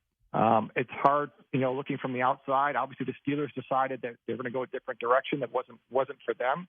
The Cowboys, the one thing that the Cowboys have that none of us have is they see him every day in the building. Yep. So they have, hopefully a pretty good evaluation of the person that they want to invest in, because they've already invested in CeeDee Lamb. They paid Jake Ferguson, not CeeDee Lamb type money, but decent money for a tight end. They have Dak Prescott's contract. They have a pretty high-paid offensive line, so you have to decide where the money goes. Yep. They need more help on defense. There's no question about that. George Pickens is a dynamic player, but these are the tough decisions. Is this what GMs get paid for? Is this the guy that you want to invest that much money in? For me, since I have CeeDee Lamb, I have Jake Ferguson, I have Dak Prescott, I probably would use that money other places, either offensive line or defense moving forward. But again, we'll kind of see where that fits in. Tom Telesco joining us here on Fox Sports Radio, former GM of the Raiders and Chargers. I understand we're all kind of in the same boat. Maybe we haven't been paying attention to Jacksonville as much as we should, but yesterday was a perfect opportunity. Late window, going up against the Denver Broncos, hottest team in the National Football League. They go in and dominate that game. Is it just Liam Cohen, or how did things turn around so much for Jacksonville in a span of 1 year? Hey, I'm like you. When I saw them in September and October, I just wasn't quite a believer yet. And then against the Chargers, won 7 out of the last 8 games. Their only loss is to Jacksonville, and Jacksonville blew them out. And I know the Chargers are a good team, so I'm a believer now. And then we see yesterday to go into Denver, which is one of the hardest places to play, and play the way they did. It was just really impressive. And I mean, this team, they have talent there, and Liam Cohen is pressing all the right buttons. And I love the fact that Trevor Lawrence is really playing at a consistent level of football, really decisive in his decision-making. Trevor Etienne is an excellent running back. He kind of had a lull in his career, for a year or two, and he's back to where he was as a rookie. And then the Jacoby Myers trade was outstanding, a really shrewd move, and I could see that coming a little bit just with Edgar Bennett being the receiver coach at Jacksonville. He was our receiver coach with the Raiders when Jacoby Myers was there, so there's a familiarity between the two. And then watching Parker Washington yesterday, I mean, this guy's a stud. And he is. It was hard for them to lose Travis Hunter, which is they put a lot of assets into Travis Hunter to draft him. But the benefit and the positive is Parker Washington now gets a lot more snaps and a lot more targets, and he can really play. So their offense is talented. Their offensive line is very good. And, I mean, that was an impressive win, as you're going to see yesterday against Denver. That's the surprising part of me is, and this is no disrespect to Travis Hunter, but they got very little out of Travis Hunter, especially considering they gave up a first-round pick next year for him. It seems like they've even done better in spite of that. Like, imagine if their second overall pick would have worked out. It could have been maybe even better for Jacksonville. Yeah, that's the problem when a player like him gets hurt is you have 2 needs to fill. You got to fill corner and you got to fill receiver, and that's not easy, especially at that level of talent. But, they made the trade for Newsome from Cleveland. And obviously they traded Campbell for him. But they've been able to survive on defensive corner, not having Travis Hunter. But I just think, getting Parker Washington involved more is a benefit. Jacoby Myers is so consistent with his route running and hands. And then Brian Thomas, I know hasn't had the year he usually has, but he's still a dynamic threat. So they've got a lot of pieces on offense. Hey, Tom and Dan, you know what this signifies? I'm glad you brought up the Travis Hunter thing, Dan. It's because the Parker Washington, he gets his chance to do what he's done his whole life, right? Where Travis Hunter, I think what this does for Jacksonville, it solidifies him as their corner moving forward. And you do like a package of him on the offense, but not trying to do both ways, in my opinion. Yeah, this could change moving forward. I think, and we'll see how it plays out. I mean, Travis is a dynamic athlete. Yep. But when you're, 6 foot, 185 pounds, playing both ways in the NFL for, 100-plus snaps a game over 18 weeks, that's just really physically taxing. Yep. And you may not reach your ceiling at either position by doing that. So, this could lead them in a different direction. I don't know. We'll see. This is, questions for next year. We'll talk about probably all summer. But they have a lot of talent on the offensive side of the ball. And, this is when players get hurt, other players get an opportunity to step up and play. And that's what Parker Washington has done. Yes, won't be the last time this season we'll be talking about the Jaguars. And when we do, we will not call them a small market team. Liam Cohen made sure. Mic drop. Made sure Sean Payton knew that. Tom, we appreciate the time. Happy holidays. Merry Christmas. Talk to you again soon here on Fox Sports Radio. Thanks so much. Have a good one, Tom. Anytime, guys. Thank you. Happy holidays. Feeding off the success of our college basketball bracket challenge each March, we decided to do a bracket challenge for the college football playoff. That's right. Now that there are 8 teams left standing, it's bracket challenge time. Compete against our Fox Sports Radio hosts and against fellow listeners to see who has the best college football playoff bracket. Play for your chance to win $1,000. Visit foxsportsradio.iheart.com to register, get rules, and to fill out your bracket. Entry will be open just until before kickoff at 7:30 Eastern Time on New Year's Eve. Again, fill out your bracket at foxsportsradio.iheart.com for your chance to win $1,000. He is Kerry Rhodes. I'm Dan Beyer. That's Isaac Lowenkron at the news desk, getting us ready for what is happening tonight and so much more. What's going on, Isaac? Traditions toppling all over the sports world. Let's get right to it, fellas. The Kansas City Star reporting that the Chiefs will announce today that they're planning on moving to the state of Kansas for the 2031 season. After a short time ago, the State of Kansas Legislative Coordinating Council unanimously approved a bonds project for a new stadium. Now, Dan and Kerry, an unexpected byproduct of this news is that many fans out there seem to have apparently missed some key U.S. geography classes in school. I'm not making any of the following up. At Andrew WXLV posting, quote, "They literally already play in Kansas. It's in their name, is it not?" At Clip Gang We Bang commenting, quote, "Isn't that the same place?" And at Darius 16796822 adding, quote, I love his stuff. "Wait, it's not in Kansas right now?" Unquote. I swear I'm not making any of that up. Anyway, NFL media reports the Detroit Lions fan who was struck by Steelers receiver DK Metcalf yesterday directed a racial slur at Metcalf and also said something derogatory about Metcalf's mother. The fan a short time ago issued a statement denying those allegations. A trade in Major League Baseball. A short time ago, multiple outlets reporting the New York Mets are trading second baseman Jeff McNeil to the Athletics. Sesame Street helped raise all of us. Now it's our turn. Donate this holiday season at sesame.org because the world needs sesame and sesame needs you. In the NBA, Los Angeles Lakers star Luka Doncic being listed as day-to-day going forward with a lower left leg contusion. Finally, in college football, the annual USC-Notre Dame rivalry is no more. They will not face one another for at least the next 2 seasons because Notre Dame is scheduling a home-and-home series with BYU. Guys, it's all yours. Well, we knew they wouldn't play in the college football playoff. Oh! So now we're not going to see him in the regular season. You guys are mean. Hit him up at Isaac Lowenkron. Kerry Rhodes alongside me, Dan Beyer, Jason Stewart, Iowa Sam are here as well, hanging out on this Monday on Fox Sports Radio. Have you ever had one of those things where, you know what, it's never too late? It's never too late. Of course. Right? Yeah. There's always still time if you've wanted to do something. One NFL player is saying that today. It's never too late. We'll tell you who that is. He's Kerry Rhodes. I'm Dan Beyer. Next on Fox Sports Radio. The holiday season. It's holiday time. I'm spreading a little holiday cheer. So when you're out shopping, These Kotex Maxi Pads on special. lighting that menorah, or standing in line to get a selfie with St. Nick, keep us locked as you do that holiday cheer on Fox Sports Radio. Looking for something new? Try fencing, the Olympic and Paralympic sport that mixes speed, strategy, and fun. It's like chess meets cardio, quick feet, quick decisions, and a satisfying beep when you score a point. Kids, teens, and adults can start anytime. No experience needed. And many clubs have the gear that they can loan you. Coaches teach fundamentals and safety from day one. Find a beginner class near you at usafencing.org/tryfencing.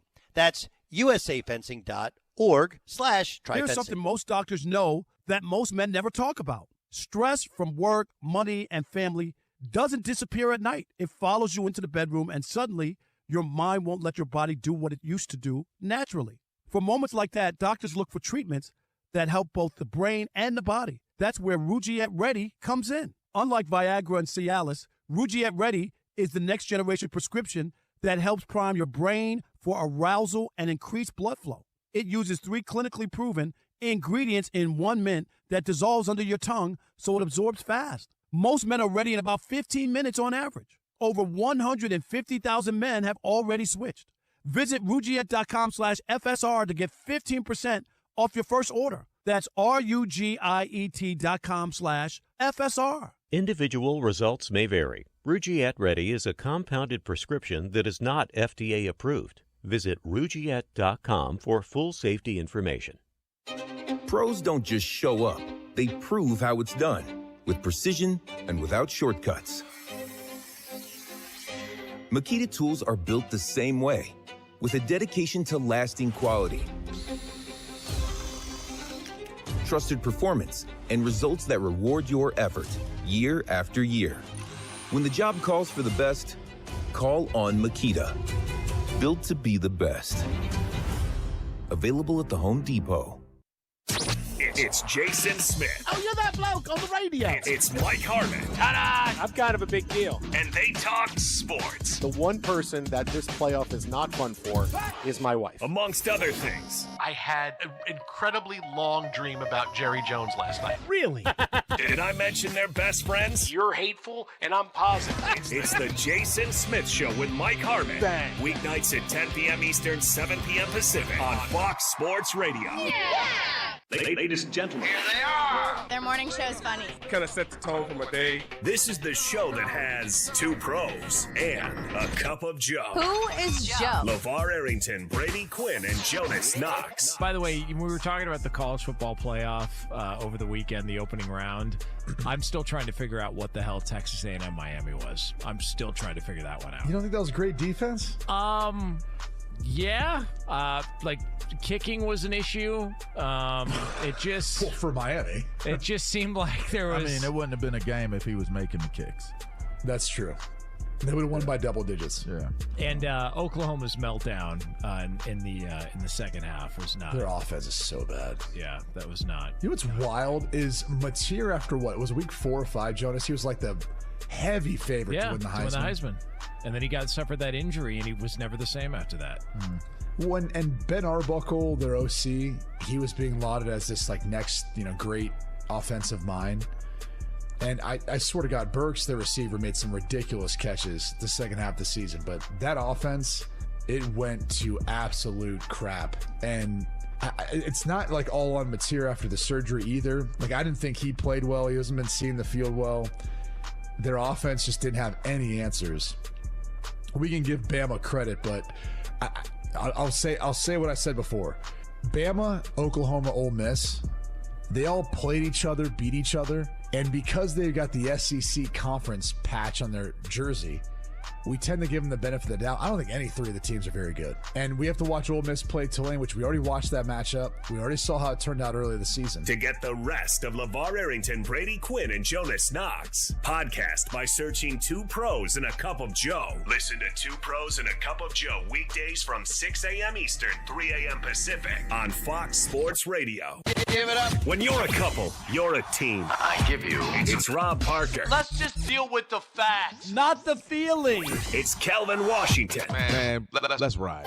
Put your hands together. And they're the odd couple, teaming up and making plays. Dude, you can be the guy Most nights. I'm the poo-poo king. Oh, boy. I want to hear what they have to say. I'm not gonna lie, the cheeks were clinched. Listen to The Odd Couple every weekday, 7 p.m. Eastern, 4 p.m. Pacific on Fox Sports Radio. Did you know DJ and PK, weekdays 6 a.m. to 10 a.m. on 97.5 The KSL Sports Zone. Inside the Parker with Rob Parker for you threadheads. Baseball. The I Want Your Flex podcast with Dan Beyer and Mike Harmon for fantasy junkies. And what about everything Up on Game presents offers? Want more Ben Maller? How about the Fifth Hour podcast? We have a podcast for everyone, and it's all on the iHeartRadio app or wherever you get your podcasts. To find FS1 on your television, go to foxsports.com for details. Go! Check them out. FS1. Check them out. FS1. Hit it.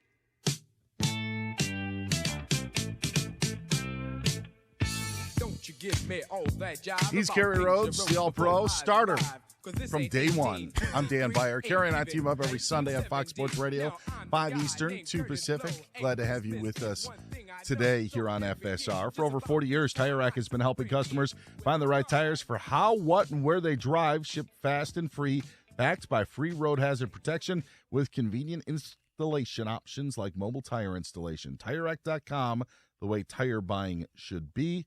It's now time for our Tire Rack play of the day. 4th and goal for the Lions from the 9. Ball game on the line right here. They need the end zone for the win. Jared leans in. There's the snap on 4th down. Jared back. Jared stepping up. Jared looking, throwing end zone. It is caught by Amon-Ra, shy of the end zone. He flips it back to Goff, who dives into the end zone for the touchdown. What? There's a flag that came in. 2 flags. Did they rule him down? Are they going to say pass interference against Amon-Ra? There's no time left on the clock. Here comes Carl Cheffers. The officials have finally broken. We're going to get the call right here. Is this game over or not? Yeah, Pittsburgh staying on the field. The ruling on the field is a touchdown. However, pass interference, number 14 on the offense.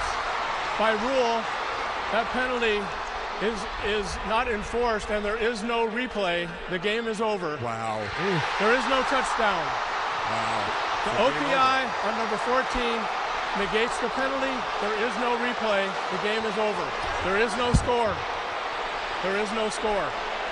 Oh, my goodness. That said a lot of Giants games. 102.5 WDVE Steelers Radio Network. They were just as confused as we were watching the final plays. The Steelers leave Detroit with a 29-24 victory.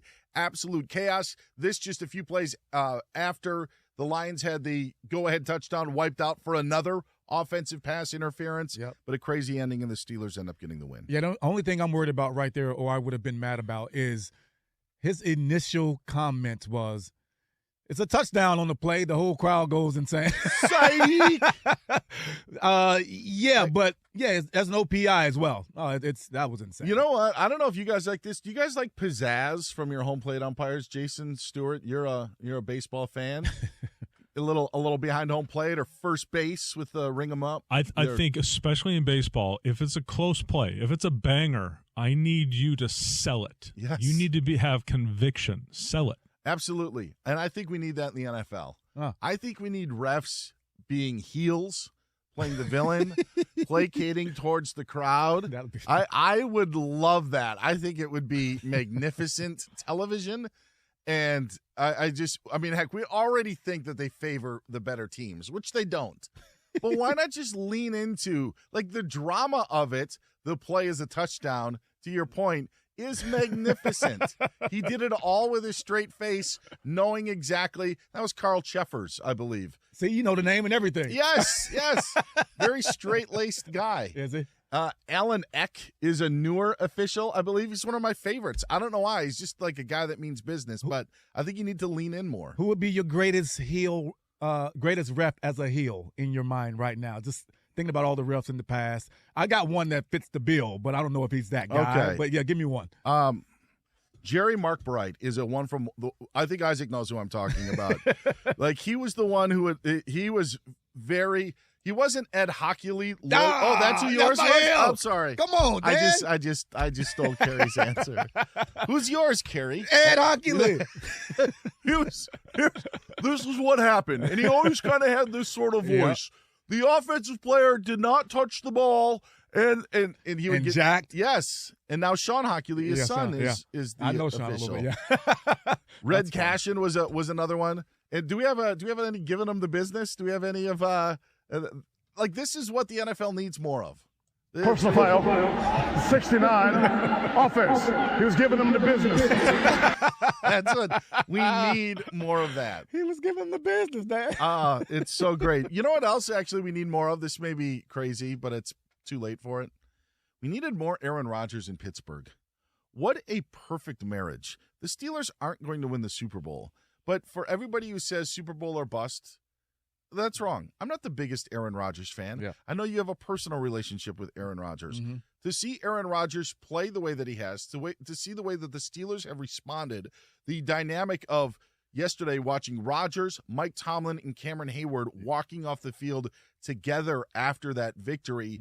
This has been a rousing success, Aaron Rodgers in Pittsburgh, and it's a shame that he had to take 2 years to play in New York because this probably should have happened in Pittsburgh 2 years ago. Ooh, Dan. If it happened 2 years ago in Pittsburgh, well, minus the injury. Yeah. But, man, it would have been fun. He wouldn't have been playing on a crappy field surface. That's it. Not that it's great in Pittsburgh anyway, but, hey, it would have been at least a grass surface to that point. No, it's been fun, Dan. I mean, to see him the last couple of weeks actually, I mean, he's been invested. You can see it, but he's literally invested on getting them to the playoffs and making a run, and you can see it. It's kind of permeating from him and the team. Do you root for him? I do. Yeah, I mean, for him, I mean, we came in the same year. I've known him personally, obviously, you know that. And for him to have sort of a bounce back year, it hasn't been pretty the whole season, but like you said, it just fits. Completely. Just an absolute success. Jason Stewart's a big fan of Aaron Rodgers. I very much root for him. Yeah, I do. Oh, you do? I definitely do.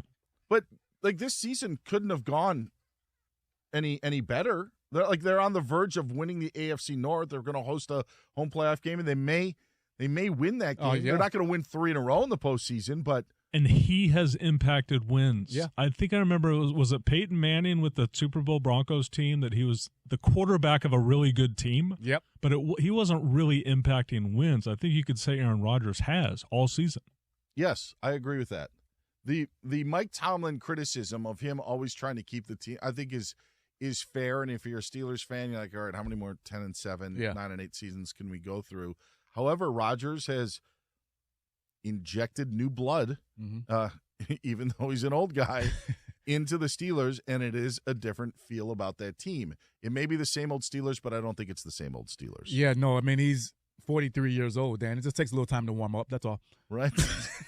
Tell me about it.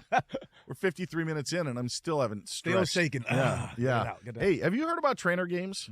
Add this to your binge list. 10 athletes go head-to-head for the chance to win an iFit trainer contract worth $250,000, streaming on Prime Video starting January 8th.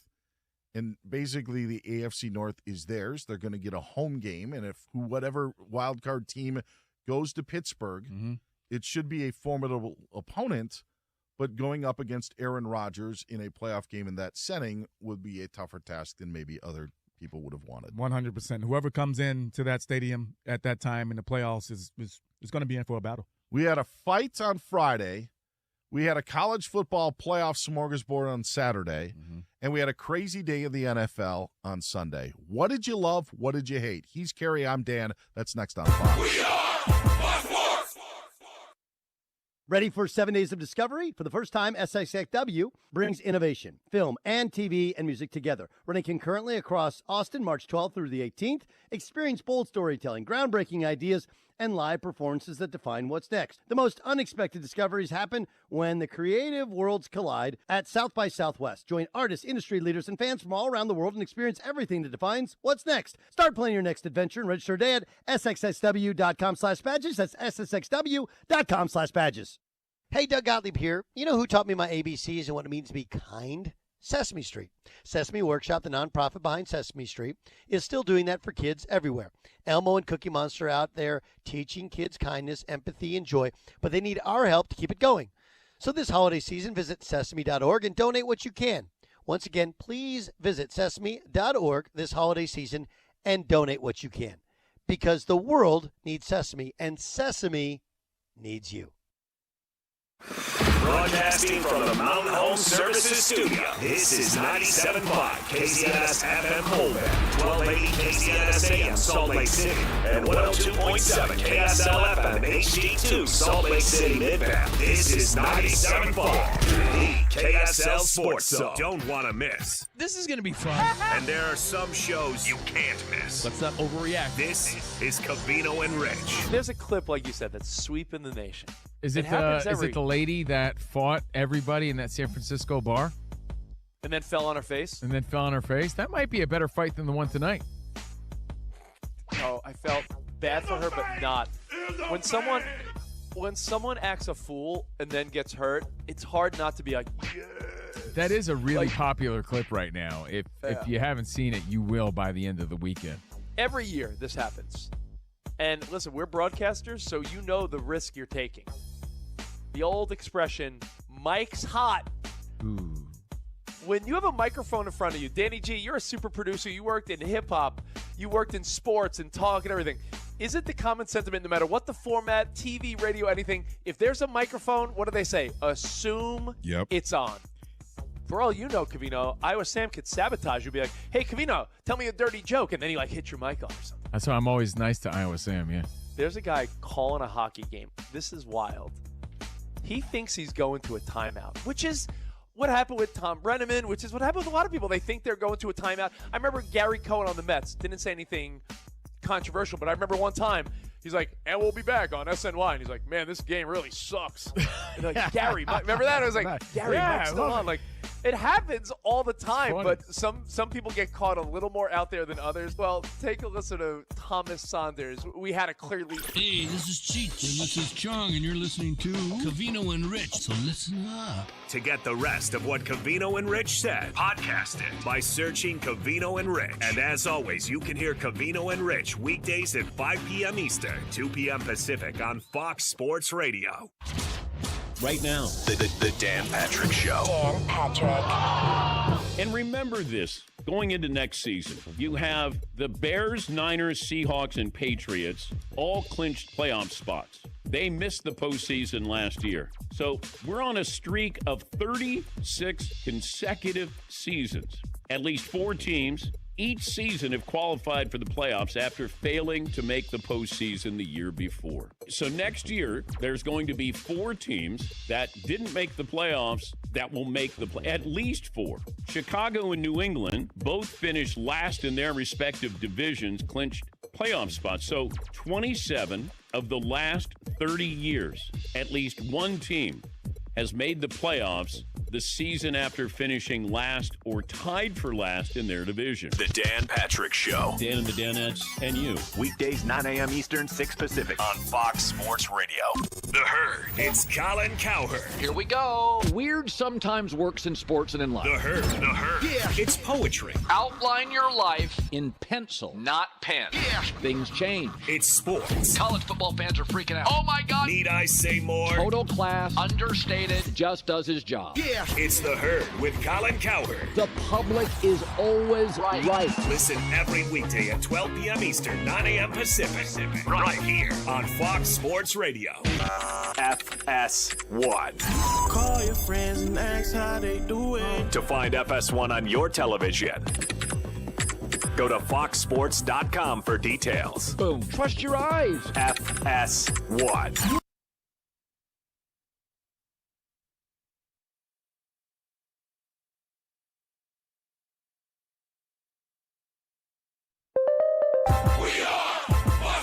And here's what you need to know. The Kansas City Star reports that the Chiefs will announce today that they're planning on moving to the state of Kansas for the 2031 season. After today, the state of Kansas Legislative Coordinating Council unanimously approved a bond project for a new stadium.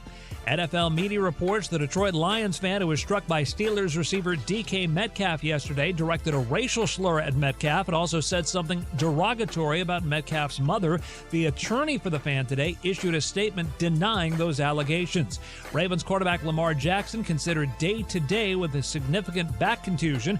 The NFL suspended Los Angeles Chargers linebacker Denzel Perryman 2 games for repeated violations of rules intended to protect the safety of players. He will appeal. And in Major League Baseball, multiple outlets report the New York Mets are trading second baseman Jeff McNeil to the Athletics. I'm Isaac Lowenkron. This is Fox Sports Radio. You ready? We deliver the topics, the hits, the news from on and off the field. This is Fox Sports Radio, and this show right here covers it all. It's go time. Now, live from the Fox Sports Radio studios, here's Dan Beyer and Kerry Rhodes. Happy Monday to you. Getting ready for Niners and Colts. You don't see this game too often. Once every 4 years. Wow. Is that? Oh, I've never. Yeah. Can't even AFC, think about NFC. Yeah. I mean, just kind of an odd one. Yeah. Right? I mean, you think Giants, Patriots, you can think back to Super Bowls. Yes. Niners and Colts. You don't think back to anything at all. Period. I honestly, I can't even remember either team playing in each other's stadium ever on any highlight. Wow. Whatsoever. Yeah, I can't even. Now that you bring it up, no. Can't do it. Can't do it. Jason Stewart's here. So is Iowa Sam. Isaac Lowenkron hanging out on a Monday here on Fox Sports Radio. The road to Milan runs through St. Louis. See Ilya Malinin, Alyssa Liu, and Amber Glenn compete at the 2026 Prevagen U.S. Figure Skating Championships, January 7th through the 11th. Be there as the 2026 U.S. Olympic Skating Team is named live. Tickets at usfigureskating.org. It's going to be a crazy 2026. Not only World Cup coming up this summer, we got the Winter Olympics, coming up in February. They actually get underway a couple of days before Super Bowl 60, which will be played in the home of the 49ers. Tonight's game being held in Indianapolis. It was a crazy weekend, one that started out with a fight and a concert. How was your weekend, Kerry Rhodes? We're going to find out in a segment we like to call Love and Hate. What did you love? God, I love you.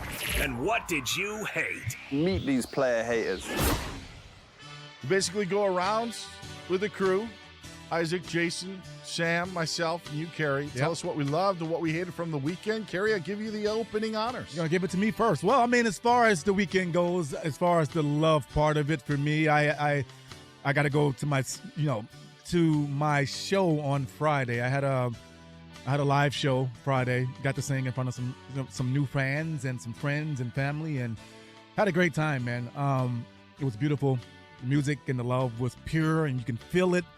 And in the same vein, Dan, the thing I hated the most about this weekend was the show as well. Oh boy, yeah, because I was up past my curfew, and it ran all the way until almost game time Sunday with you until it took me to recuperate. So, love and hate in the same vein of the show. It was beautiful, love, and hated it. Well, I'll tell you, if you got any more hates, we'll get to more of your hates later on. But just so you know, Kerry went on stage 9:30. And Kerry's bedtime is 8, so he was already playing from behind. Yes. Even though he loved being on stage, 100%. He was 90 minutes past his bedtime when he sang that first note. Exactly. Jason Stewart, our executive producer, what did you love from the weekend? I really liked that my Los Angeles Chargers, and Isaac, you can co-opt this if you want. Chargers win yesterday. That wasn't that surprising, but it is surprising if you take the context of this franchise over the past, 20, 30 years. The Chargers do not win these kinds of games. Even though they're supposed to, they usually find a way to lose these, and they won it in impressive fashion. And then you read that they control their destiny in the AFC West after the Broncos lost. My goodness. So if the Chargers went out, they could win the division. With this offensive line, they could actually win the division. I love that. That's amazing. Christmas comes early for Charger fans. It's one of those things that I don't think we realized, and I'm going to use the Bengals as an example, but the complete opposite. So we saw the Bengals and Joe Flacco beat the Steelers on Thursday Night Football in that crazy game, and Joe Flacco amazing. And that was the only game the Bengals won when Joe Burrow was out. Like from week 2, they won the game against Jacksonville in week 2 when Burrow got hurt. But from then on, the only game that they won was that Thursday night game, and we saw it. And I feel like with the Chargers, we saw them lose to the Eagles on Monday Night Football, and we thought, you know what? Yeah, this just isn't. Oh, no, they won. They won Monday Night Football. What am I thinking? The Jaguars game. They lose 35-6, and we think, man, Chargers just aren't it. Chargers just aren't it. And here they are, a game back. To think that they're actually in the division, that I think Denver ran away from it, is crazy. But sometimes those things stick out. I'm sorry, who's that? Think about what you just said. So the only real slip-up over the last few weeks for the Chargers was to a Jaguars team that at the time was like, oh, you lose to the Jags, it's always a gut punch. But given the way they've played, it's a totally forgivable loss. Now, yes. But it's how they lost, too, because they got crushed. They did. It's 35-6, to that point. And now you look back at all the injuries that they have, and you're like, oh, yeah, hanging around. Chargers just keep on doing it and doing it and doing it well. And now they've got the Texans coming to town on Saturday. Ooh. And then a possible winner-take-all with the division matchup in Denver in Week 18. Isaac Lowenkron, since Jason mentioned you have the floor. What I loved from the weekend was one of the most underrated social media accounts out there. The Twitter feed for the Texas A&M Campus Police, which was the sole source of entertainment for most of their college football playoff game with Miami on Saturday that everyone did not like unless they enjoyed missed and partially blocked field goals. For the uninitiated, the Texas A&M Campus Police live tweets its activity log during Texas A&M home football games, and it allows fans out there to enjoy gems such as this as we had on Saturday. Quote, minor caught with 2 St. Arnold's lawnmowers, 1 Michelob Ultra, 1 nicotine vape, and pack of Marlboro 100s in pockets. Ejected. Another minor caught with 7 Fireball shooters in pockets.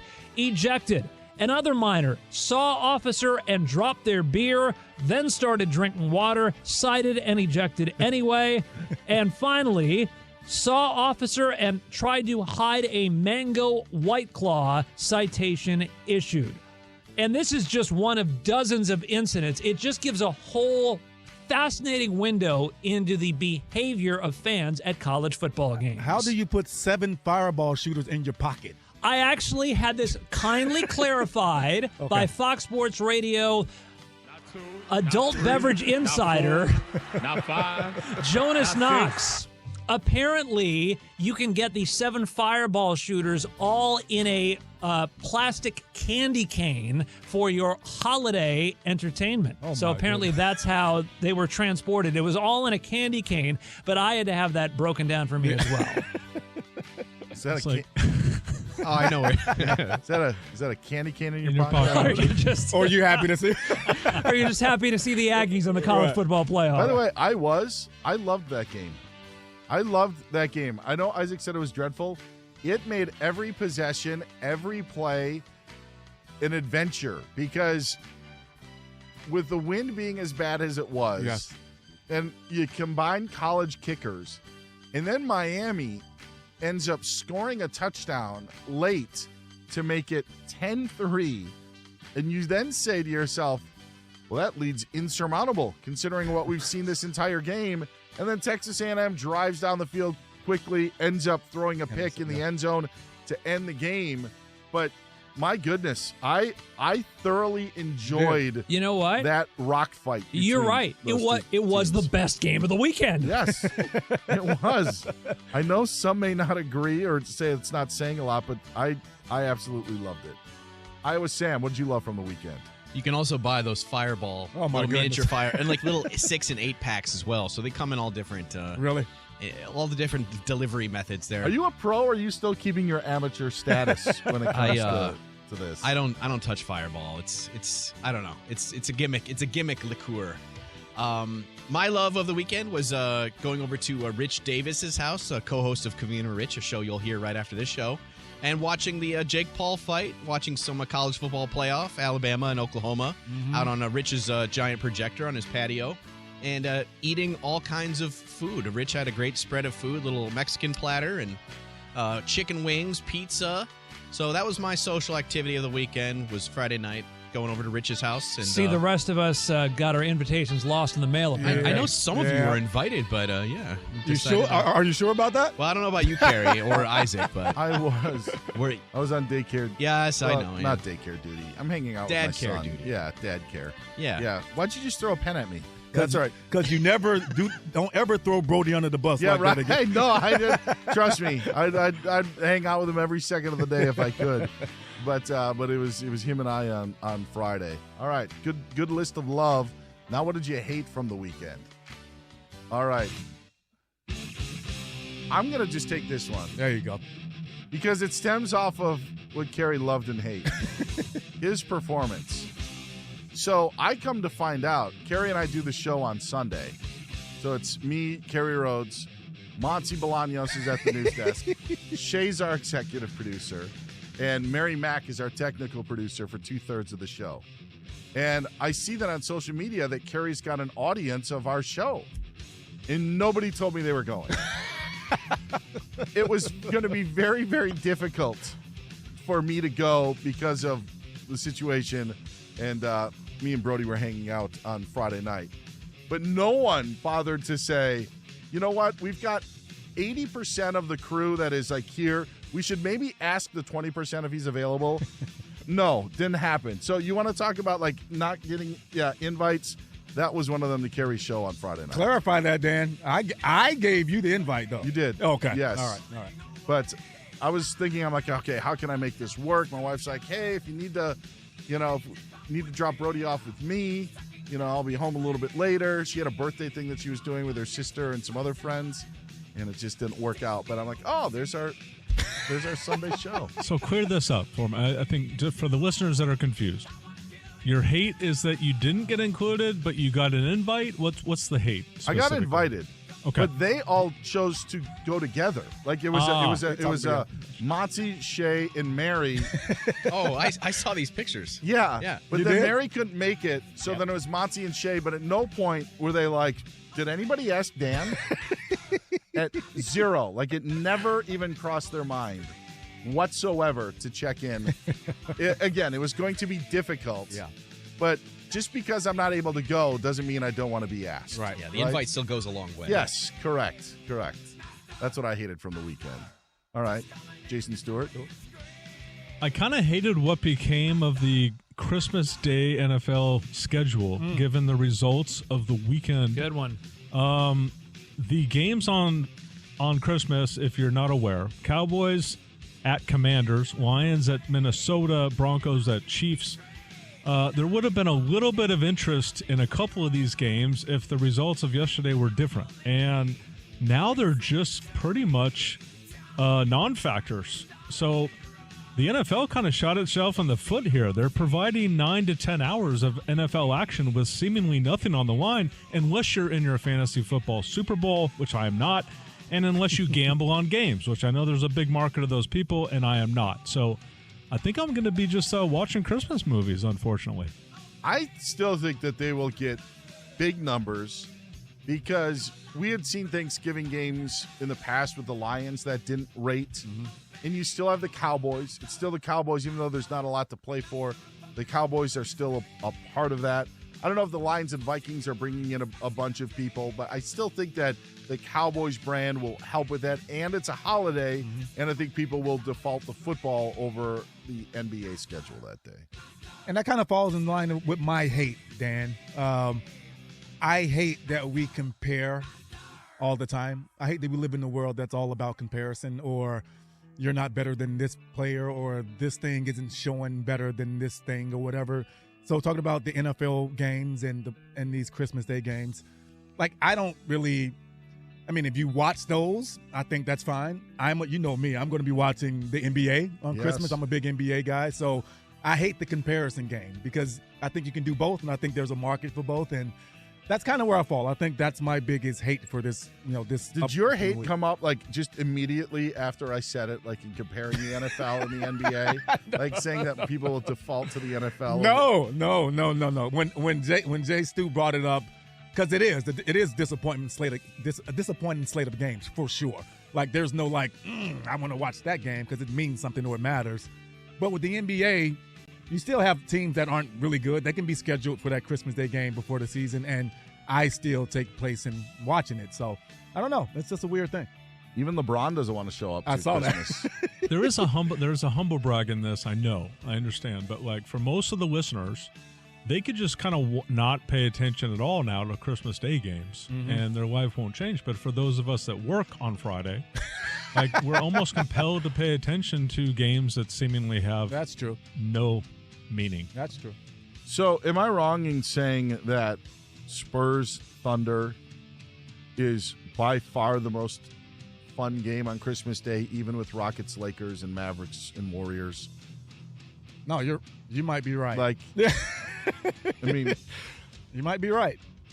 That considering what we just had in NBA Cup, so yeah, I'm curious to see how that game would match up to the other games. Isaac Lowenkron, what'd you hate from the weekend? I'm going to say I hate it, but deep down, I am endlessly amused by this. This is also really not technically from the weekend. It happened early this morning, and I thought it was going to be a bigger topic than it turned out to be. But Bill Belichick is reportedly close to hiring Bobby Petrino as the new offensive coordinator at North Carolina. Just to refresh people's memory, this is the same person who 13 years ago wound up being fired as the head coach at Arkansas after he got into a motorcycle crash and lied about being alone on the motorcycle when it turned out that his young mistress was on the motorcycle. So understandably, social media has reacted with great measured discipline to this news.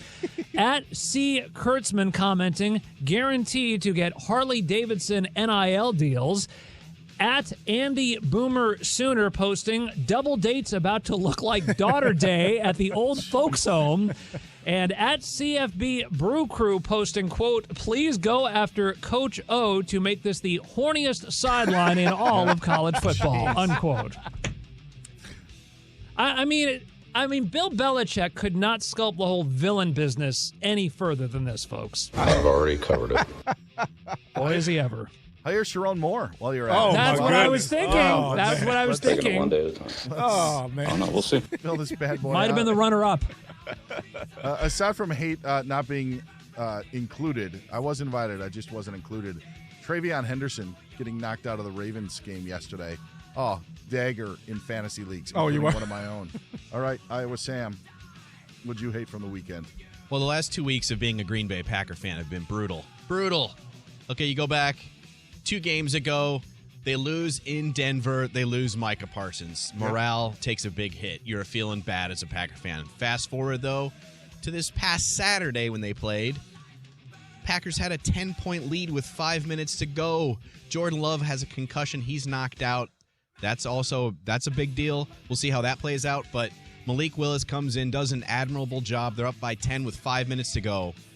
Caleb Williams shows why he is ahead of, is he ahead of schedule? I think so. The team's ahead of schedule. Yeah. Shows you why he was the number 1 overall pick. Gets them tied. They win in overtime. And now you have a situation where the Packers, if they had won that game against the Bears, they would have swept the Bears. They would have been in really great shape. They would have clinched a playoff. I don't know what the division, it's still pretty much the Bears to lose, right? Yes. And so now you go from, if you won that game, you would have been in great shape. Now you're fighting for a wild card spot. The health of Jordan Love is in question. Obviously, no Micah Parsons for the rest of the year. Your morale, you thought, okay, we'll just win this game, and we're feeling good. We're feeling good again. But it's 2 back-to-back losses, a lot of big injuries for the Packers in that game, and obviously Micah Parsons. It's a hard time being a Packer fan right now. Onside kick. It was, I don't know what Romeo Dobbs was doing, but. That works, 8% of the time, they said? Yes. And it was a terrible kick. It was a soft liner, too. I was like, this is easy. Catch the ball, get down. Didn't do it. It was just a Shakespearean-style tragic unfolding of events for the Packers. It was crazy because I didn't think that Thursday could be rivaled, and I thought that maybe Saturday night topped it. Because of the history of Packers-Bears. I think so. What went on, it was just crazy, and the Bears continue this crazy run. And that throw by Caleb Williams, it could be the best throw of the season. Sure. Yeah.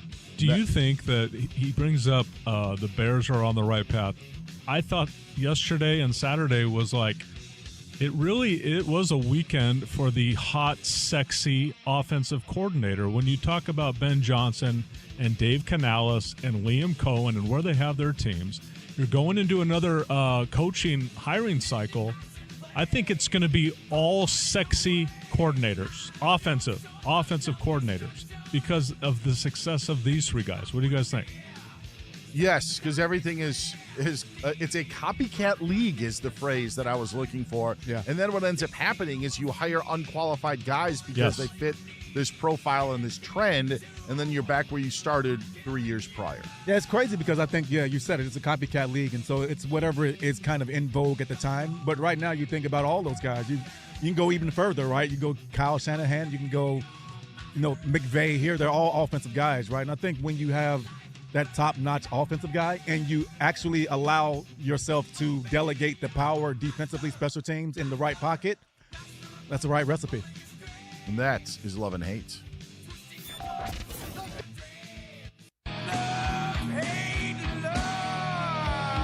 Have you heard about trainer games? Add this to your binge list. 10 athletes go head-to-head for the chance to win an iFit trainer contract worth $250,000. Streaming on Prime Video starting January 8th.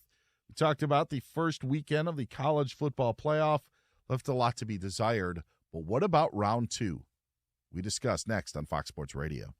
The college football playoff. College football fans are freaking out. And after that first round slugfest, we have the reaction. That was everything I hoped would be and more. Keep it here as we set you up for the quarterfinals. Excellent. Your moments, your college football playoff on Fox Sports Radio.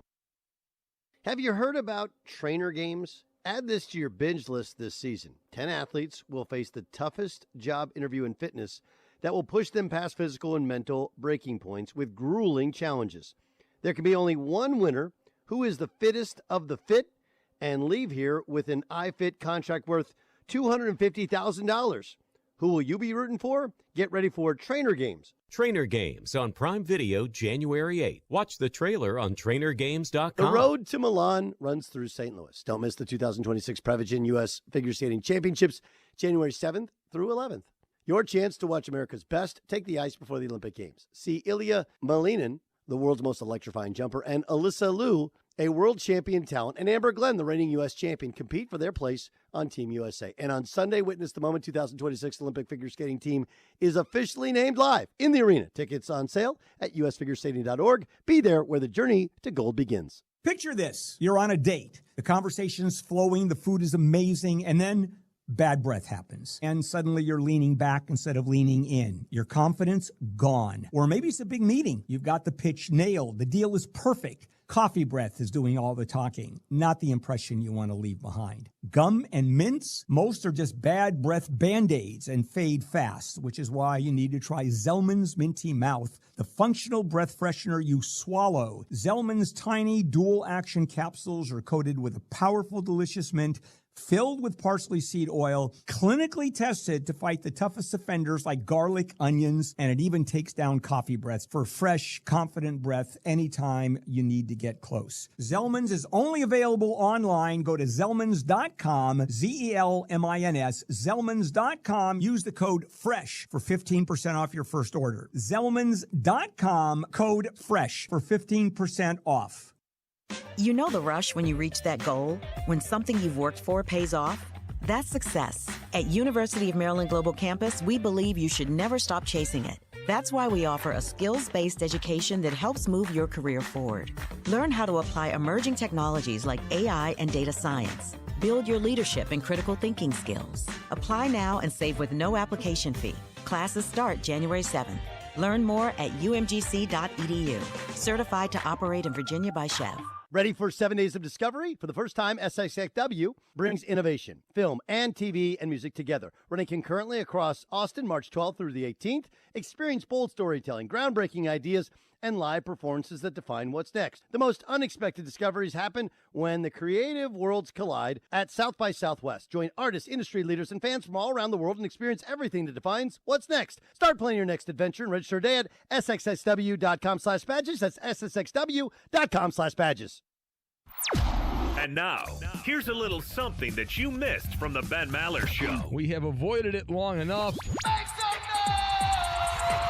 Baltimore is in stranger danger of missing the playoffs. Much of the focus here on the quarterback play or lack thereof at the quarterback position. Lamar Jackson knocked out yet again. Where have we seen this before? It happens on a regular basis. Lamar knocked out of this game with a back injury. Oh, my aching back!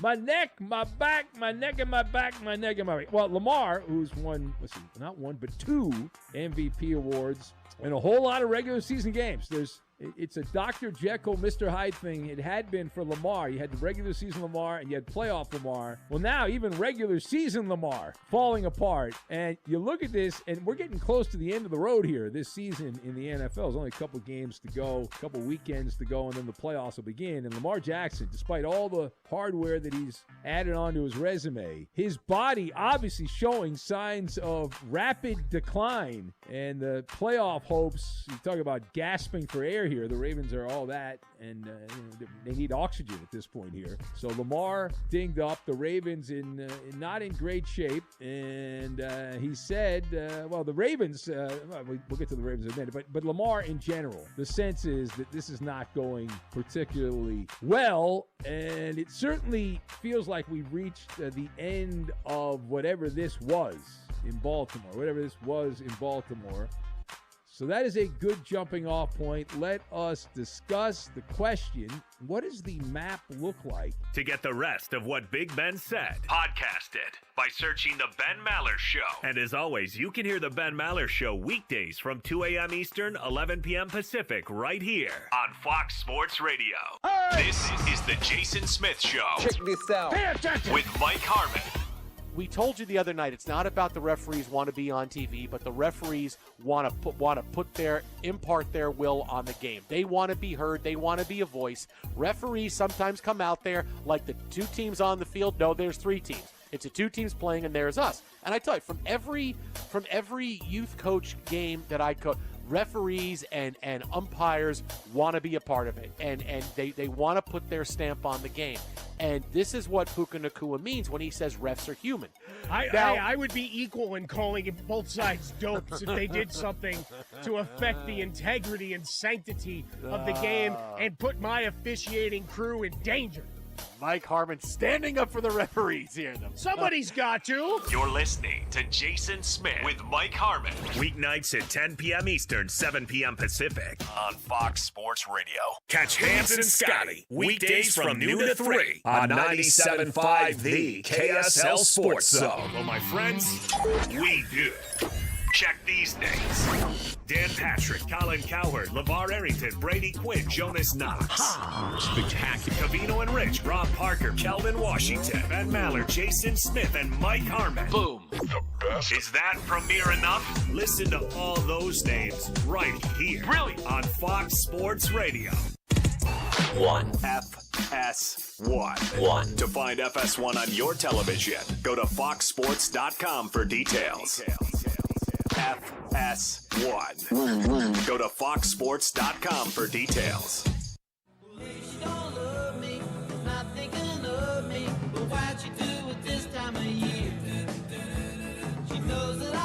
He's the All-Pro Gary Rhodes. I'm Dan Beyer hanging with you on a Monday afternoon on Fox Sports Radio. For over 40 years, Tire Rack has been helping customers find the right tires for how, what, and where they drive. Ship fast and free, backed by free road hazard protection with convenient installation options like mobile tire installation. TireRack.com, the way tire buying should be.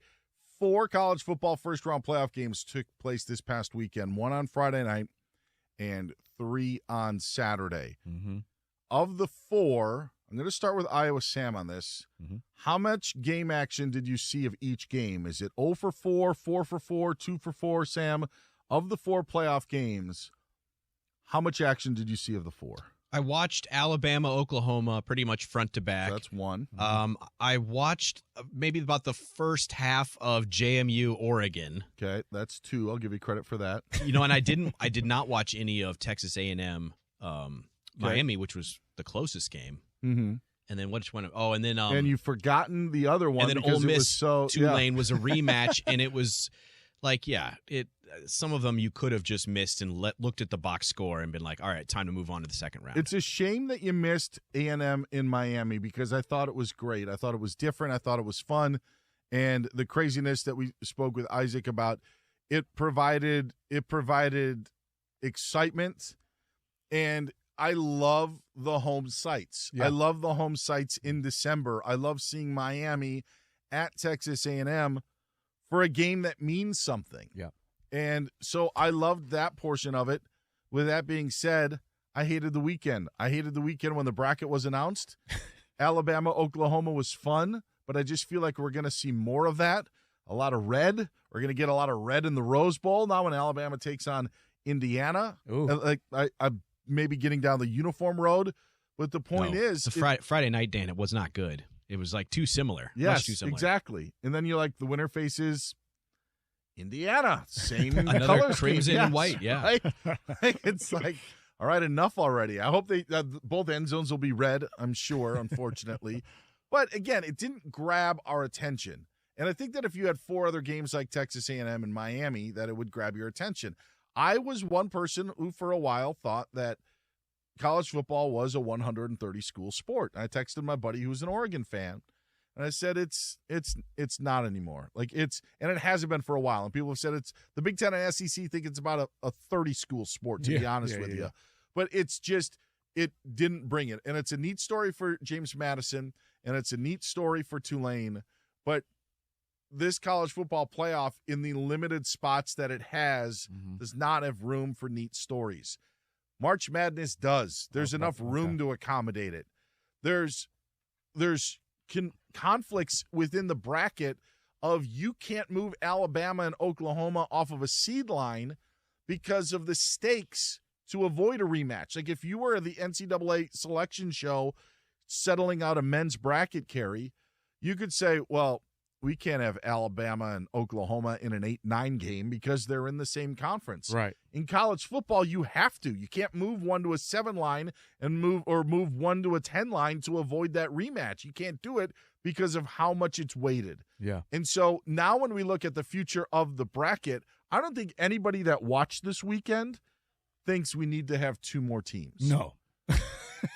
Not at all. This is it. This is enough. And I know people will say even 12 is too much right now with the way these games are playing, but I would disagree. Just only in the I guess the vein of James Madison, right? They're not going to make it again. They could, who knows? But this could be their only chance to do it. And now we talk about the quality of what the game gave us. That's fair because they shouldn't be there for that reason. But the fact that this team will probably never be in another playoff again, I think is a neat story in that. It's not an indictment on James Madison or Tulane. It's an indictment on college football. It's an indictment on the ACC.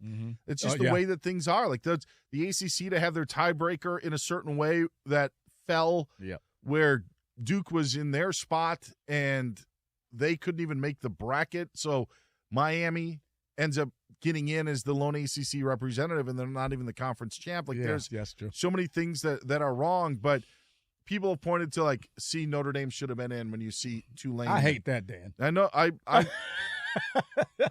They lost to the 2 teams that are in it. I get it. Yeah. I understand it. Yeah. But I would if I'm an Oklahoma fan today and I'm watching my team pack up their equipment and leave for the season while Alabama gets to go and play the Rose Bowl, I look back and I see, you know what, that win in Tuscaloosa really didn't mean as much as I thought. True. And so, there's a rematch. Again, 2 of those 4 games were rematches. What I think is very interesting is what's on the horizon that Jason Stewart, who I think is the fan that college football fans are trying to bring in. It's not Iowa Sam. It's not me. It's not you. It's the casual fan. Jason Stewart, what do you think about the second round, the quarterfinal games we've got coming up on New Year's Eve and New Year's Day? Yeah, total football, college football casual. In fact, if I wasn't in the industry, I don't know if I would pay much attention to it, to be honest.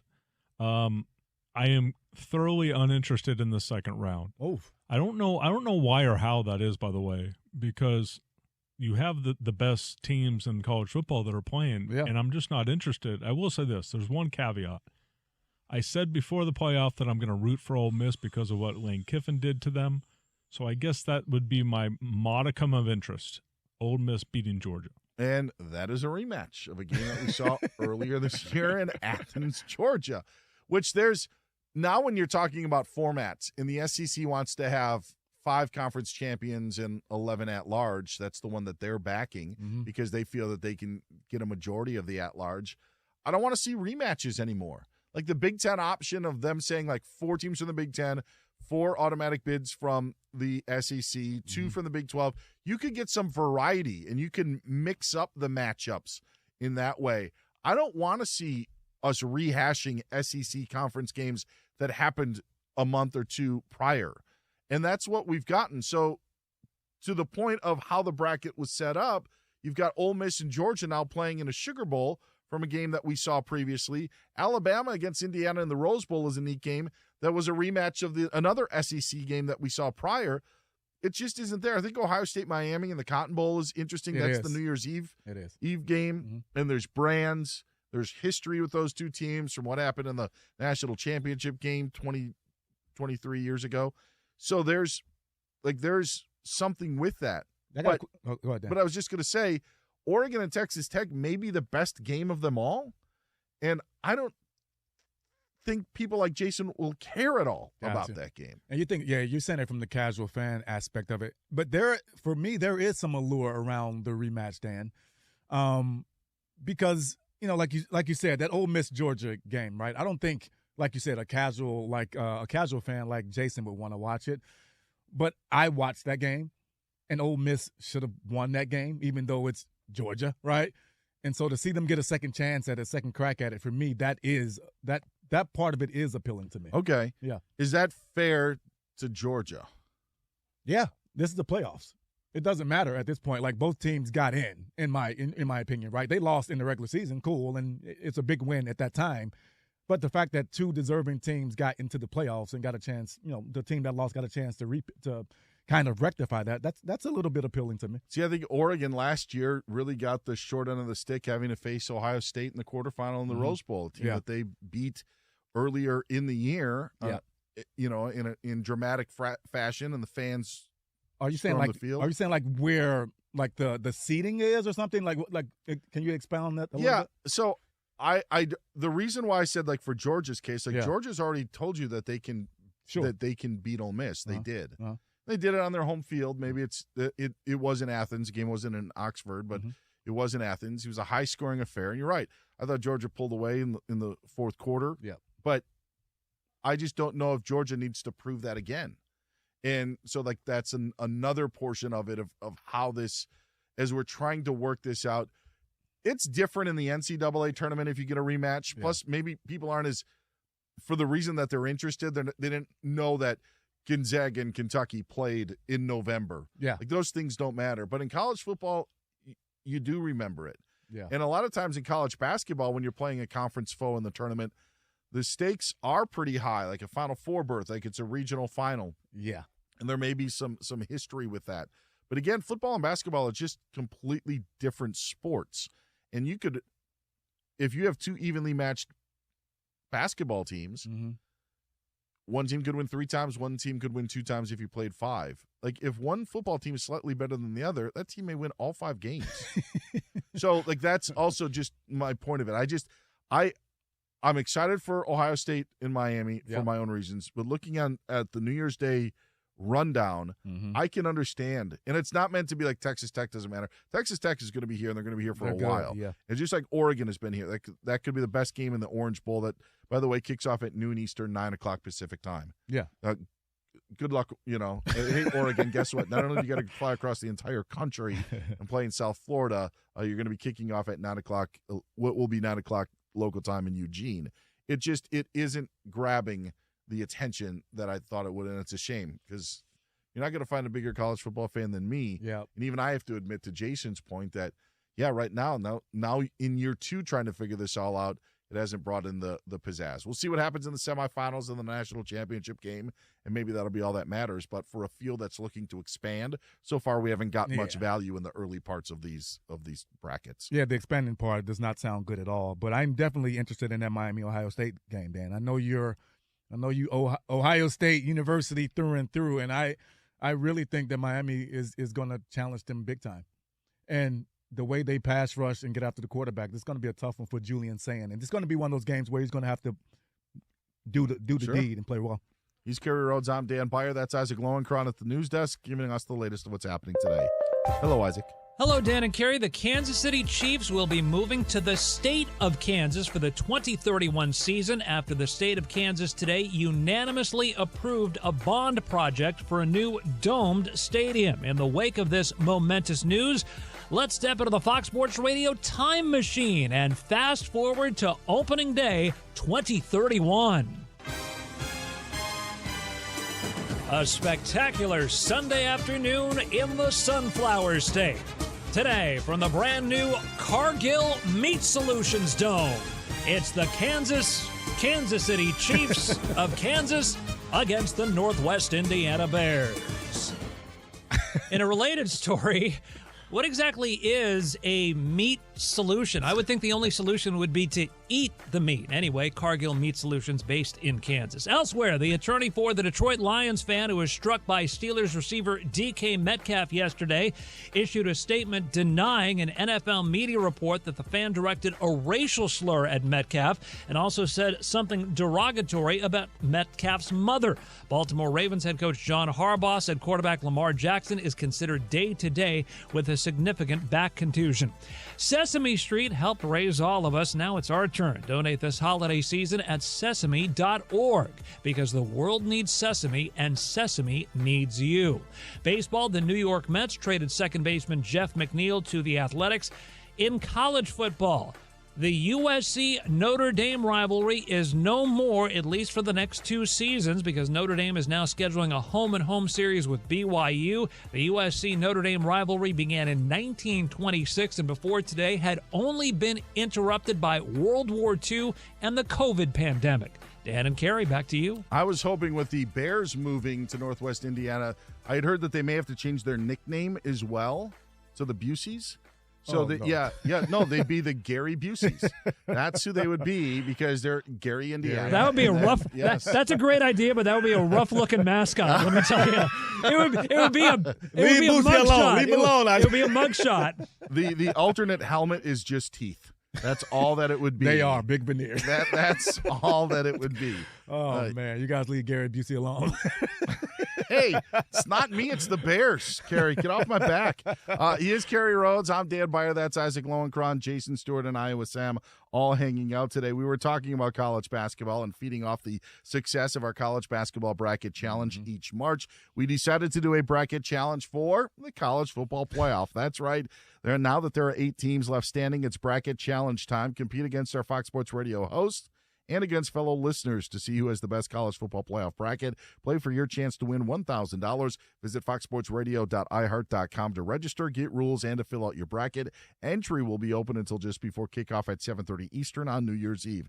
Again, fill out your bracket at foxsportsradio.iheart.com for your chance to win $1,000. Isaac just mentioned the new stadium for the Chiefs. Yeah. All right. The Chiefs. Boy, how the mighty have fallen. How far? We'll tell you in our own unique way next here on Fox Sports Radio. He'll flare, he'll fire, he'll hit the three. We love the NBA.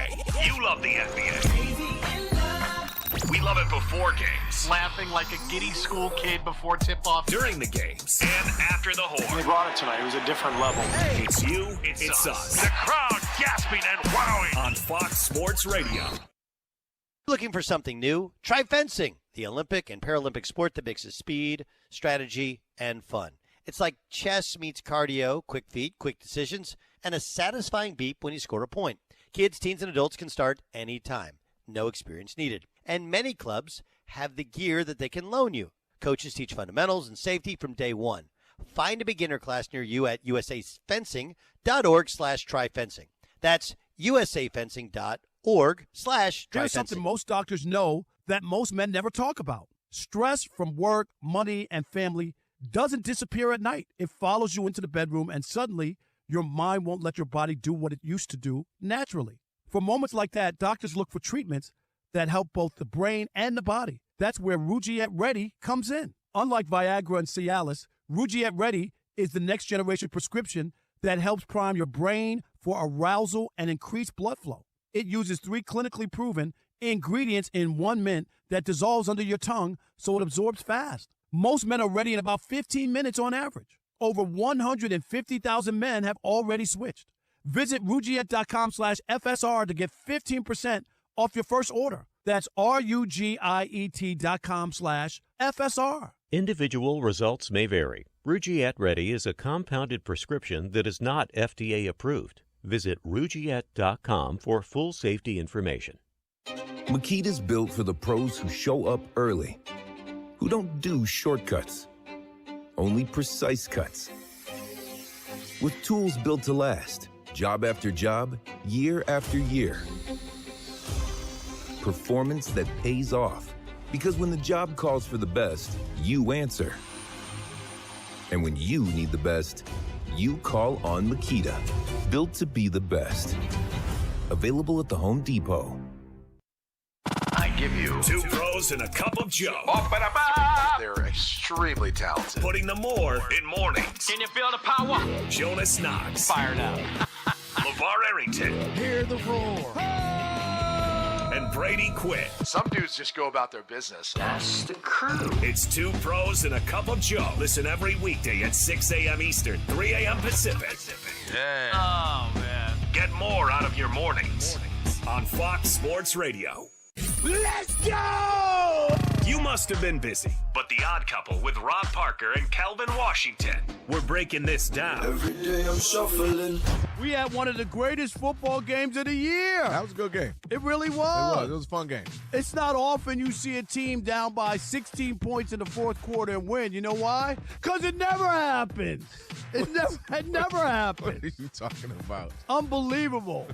Down 16 points. The other team had no turnovers. I'm talking about the Rams. Mm-hmm. They had over 500 yards in offense, right? Over 500. No team had ever lost a game where they had no turnovers. They had over 500 yards. They were led by 16 in the fourth quarter, and wound up losing. And I know all of the people decided this is the day that they were going to sing the praises of Sam Darnold, but I'm not one of them. Sam Darnold, I know they won the game, but I'm going to tell you, I'm going to give it to you real. Sam Darnold got bailed out and got a reprieve from the Rams. That's what that was. Yeah, the sports writers in the press box had to change their stories that they had written after 3 quarters about how he can't win a big game. And the Rams choked. And in the process, they let Sam Darnold off the hook. And I'm talking about for right now, because this still follows him. And the reason it still follows him, and I heard first quarterback to win 12 games with 2 different teams. All right? That's not a badge of honor. It's an indictment of Sam Darnold. To get the rest of what The Odd Couple said, podcast it by searching Odd Couple. And as always, you can listen to The Odd Couple with Rob Parker and Kelvin Washington. Weekdays at 7 p.m. Eastern, 4 p.m. Pacific, right here on Fox Sports Radio. They do sports. He like football. They do life, but mostly they do themselves. Podcast and radio, no one's got anything to talk about, but I do. Steve Covino. There's a spring in my step and a nickel in my pocket. Rich Davis. Fred Savage, Ben Savage, and Macho Man Randy Savage. Your afternoon pick-me-up. It's not a show, it's a lifestyle. It's Covino and Rich. Weekdays at 5 p.m. Eastern, 2 p.m. Pacific on Fox Sports Radio. It's Jake Scott and Ben Anderson. Weekdays from 10 to noon on 97.5 The KSL Sports Zone. Numbers. That's how you get beat. You want any other information? No one can compete with us. End of story. Just search Fox Sports Radio. I'm just enjoying listening. Thank you guys for the entertainment. When you have a product this good, no one, and I mean no one, can compete with us. Nope, guess what? That's the truth. Let's go! We are Fox Sports Radio. FS1. To find FS1 on your television, go to foxsports.com for details. FS1. Go to foxsports.com for details. Take a trip down Candy Cane Lane with me. It's the cutest thing I swear you'll ever see. It's the best. So get dressed. I'll impress you with the colors of the rainbow. Take a trip down Candy Cane Lane with me. It's so magical. Let's go. Fox Sports Radio, I'm Dan Pyer. He's Kerry Rhodes with you on this Monday. Niners Colts tonight. Have you heard about Trainer Games? Add this to your binge list. 10 athletes go head-to-head for the chance to win an iFit Trainer contract worth $250,000, streaming on Prime Video starting January 8th. I posed this question to Kerry yesterday. I'm curious on what you guys think of it. And then we're going to play a little game to wrap up today's show. The best, worst franchise in the National Football League. My claim was the New York Giants, Because I think that if you took a step back and looked at the New York Giants, you would see their Super Bowl championships. 4 of them. It's a lot of Super Bowls. But when they haven't been winning Super Bowls, like, things haven't been great. And I think that at times they're just as dysfunctional as the Jets can be.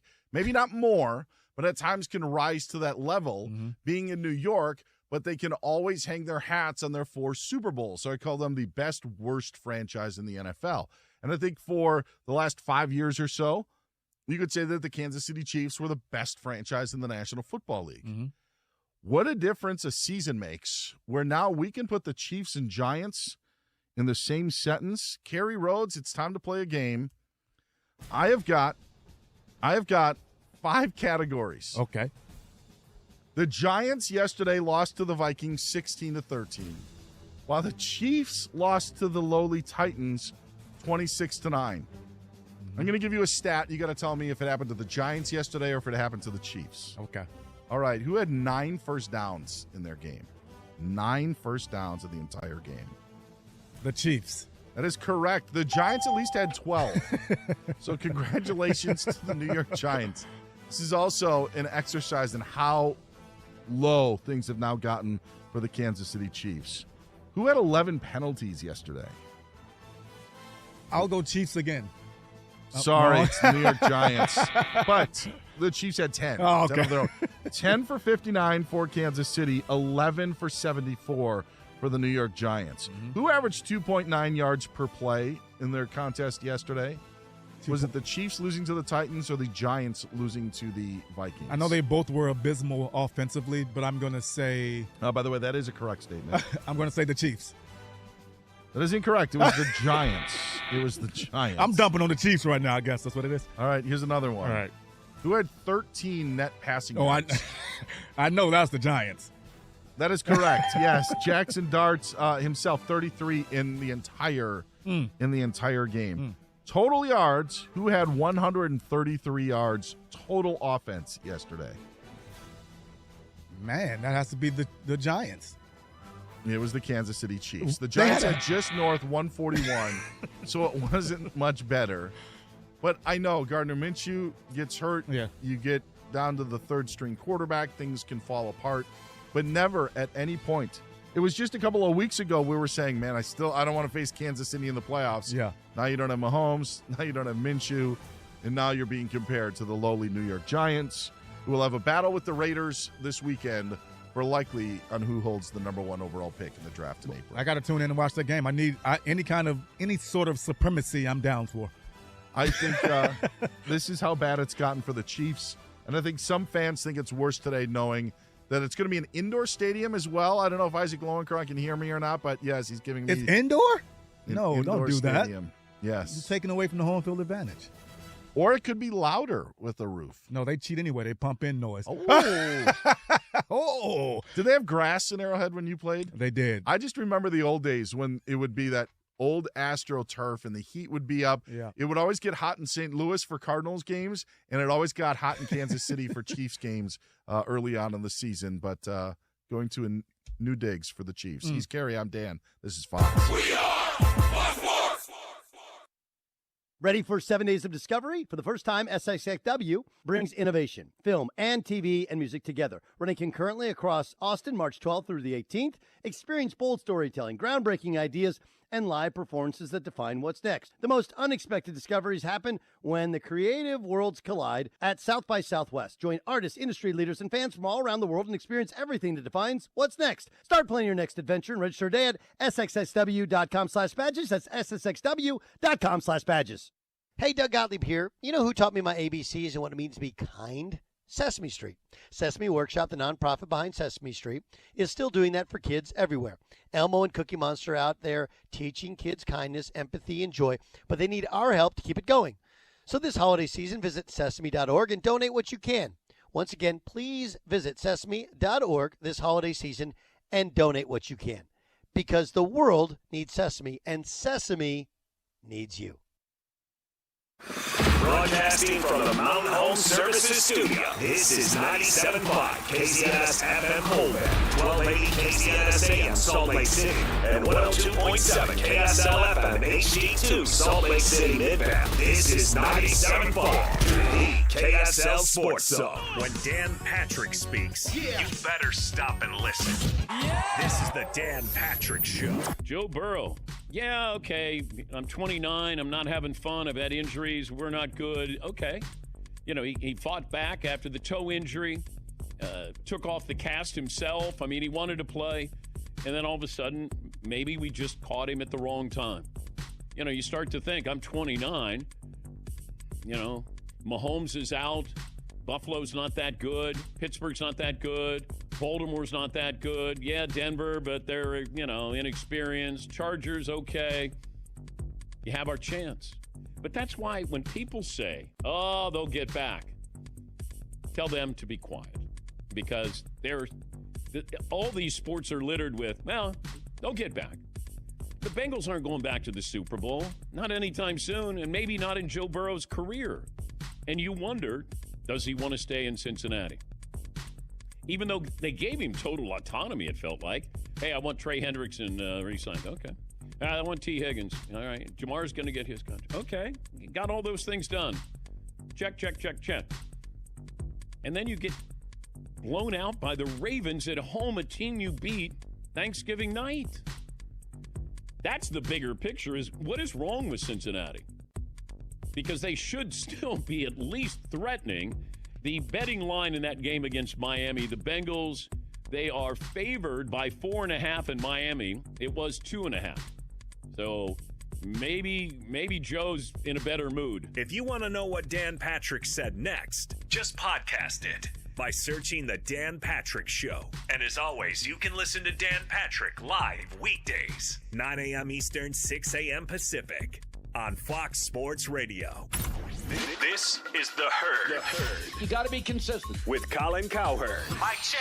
But I've heard this before from athletes. The great athletes, and Caleb Williams is a generational talent. He is special. Caleb Williams wanted to be coached hard. He said, there's nobody to watch film with me. He wanted to be coached hard. He wanted somebody to get on him. And enter Ben Johnson. I mean, Patrick Mahomes didn't become Patrick Mahomes because Andy Reid pandered. They disagree. The volume goes up. So, and Caleb's got an ability to make the hard look easy. And sometimes the easy looks a little difficult, but the entire Bears organization, you know, and again, once you get the coach right, Vrabel in New England, Sean Payton in Denver, Jim Harbaugh with the Chargers, Ben Johnson, it doesn't take long. Literally, it takes like 6 to 8 weeks. This is The Herd with Colin Cowherd. Wow. Weekdays at noon Eastern, 9 a.m. Pacific. Here we go. Ben Maller. Look out. The late night wordsmith. We speak fluent emoji. Ben Maller, holding the sports world accountable. They went out there like a toy poodle with fleas, is how they played in that game. And when he's right, you'll know about it. And you know what? I was absolutely right. It's the Ben Maller Show. So I've got NASCAR, IHOP, and opera. Listen on the overnight, 2 a.m. Eastern, 11 p.m. Pacific on Fox Sports Radio. FS1. Looking for the one, what you looking at the one? To find FS1 on your television, go to foxsports.com for details. FS1. Looking for the one, what you looking at the one?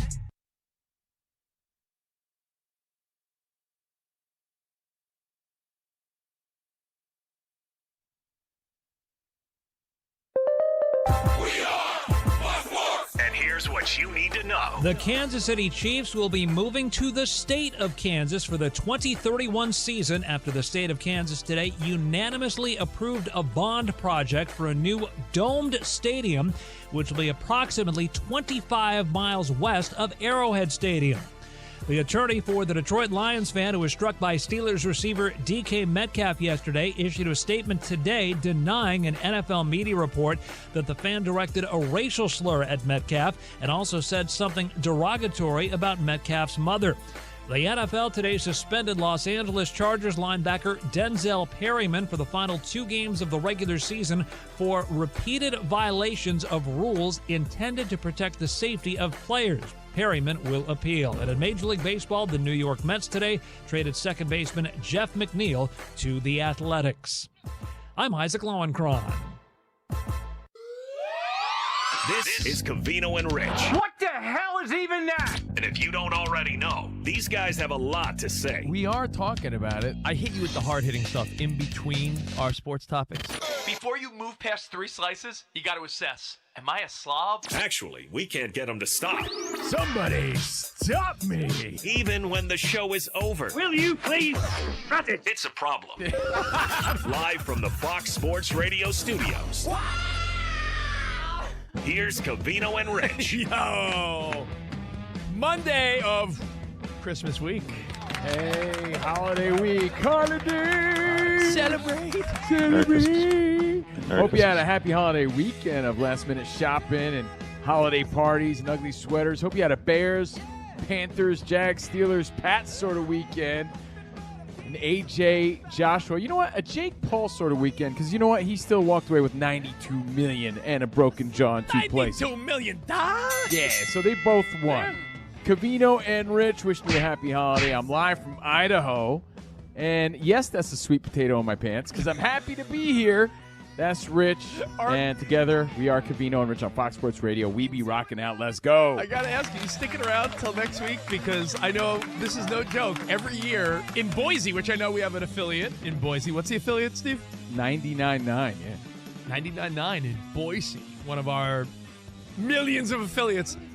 They do a potato drop. Instead of like a Times Square ball drop, they drop a big potato and everyone throws like chives and sour cream and stuff, right? I think I'll be back before then, but man, am I missing out. Throw some cheddar, right now, some bacon bits. It's a celebrity. It's a celebration. I'm the celebrity. I'm going to be out there dropping the potato. Broadcasting live from the Fox Sports Radio studio. Our show is sponsored by DraftKings Sportsbook, an official sports betting partner of the NFL and NBA. And right now, use the promo code CRSHOW, CRSHOW, to claim your special offer at DraftKings. Again, that's promo code CRSHOW at DraftKings. The crown is yours. And if you miss any of today's show, Danny G, thank you so much for putting up the podcast. He does a best of each hour, and you can watch the whole show in its entirety anytime on our YouTube page. So youtube.com/@Covino and Rich. See what you hear. Most interactive show in the land. And I'm here. I'm happy. I got to take a deep breath because I just went straight from the mall to the studio. I did a couple last-minute errands. And I got here in plenty of time. But you know what took me more time than the actual mall? Getting in and out of the parking lot. It is infuriating when you see like 6 cars in front of you. And every time a car pulls out, you have to wait for that car to pull out, and then someone pull in, and it's like a train of annoying people. But it's my fault. Parking, yeah. There's not enough time for all that. It's the holiday hustle and bustle. You know, that's part of the things that make me go, and we do it every Monday in the world of sports, entertainment, and, of course, NFL Week 16. Let's go. Iowa Samuel, hit it. Let's go, baby! Things that make you go, Things that make you go, Well, the observations, Rich, they go from everything from shopping to the fight to foosball and more. Oh, can I start by saying my proclamation of the day? You know, the Pittsburgh Steelers, I hate you because you ruined everything. The Pittsburgh Steelers ruined what could very well have been even more exciting football. Nah, that was great. That was a great game. Yeah, but Danny, it's great because you randomly picked it. You didn't win any money on it, so who cares? You like Aaron Rodgers? You're the guy that hates him. You were supposed to place our bets from last Wednesday. Let me tell you this. Aaron Rodgers and the Steelers. This season has been remarkable. We've talked about how each week there's games that feel like they're playoff level excitement. This year, the NFL has been delivering on every level. So my one and only complaint is by the Steelers winning, they ruined multiple storylines going into the final 2 weeks of the NFL season. The Steelers and the game looked like it was won by Detroit. You saw a penalty in the end zone, then you saw maybe a lateral, and you're like, oh, wait, did that count? Goff's in the end zone. You saw the flags, though. You knew something was up, and Aaron Rodgers was trying to lip read. It was an exciting game, dude. It really was. But you're saying as a result, we got robbed of some really exciting ones next week. Dude, it sucks bung that the Steelers won that game. Is that what the fans said to DK Metcalf, by the way? Yeah, yeah, so, yeah. Yeah. That made me say, we're going to get to that. Yeah. But let me just explain why the Steelers winning sucks ass.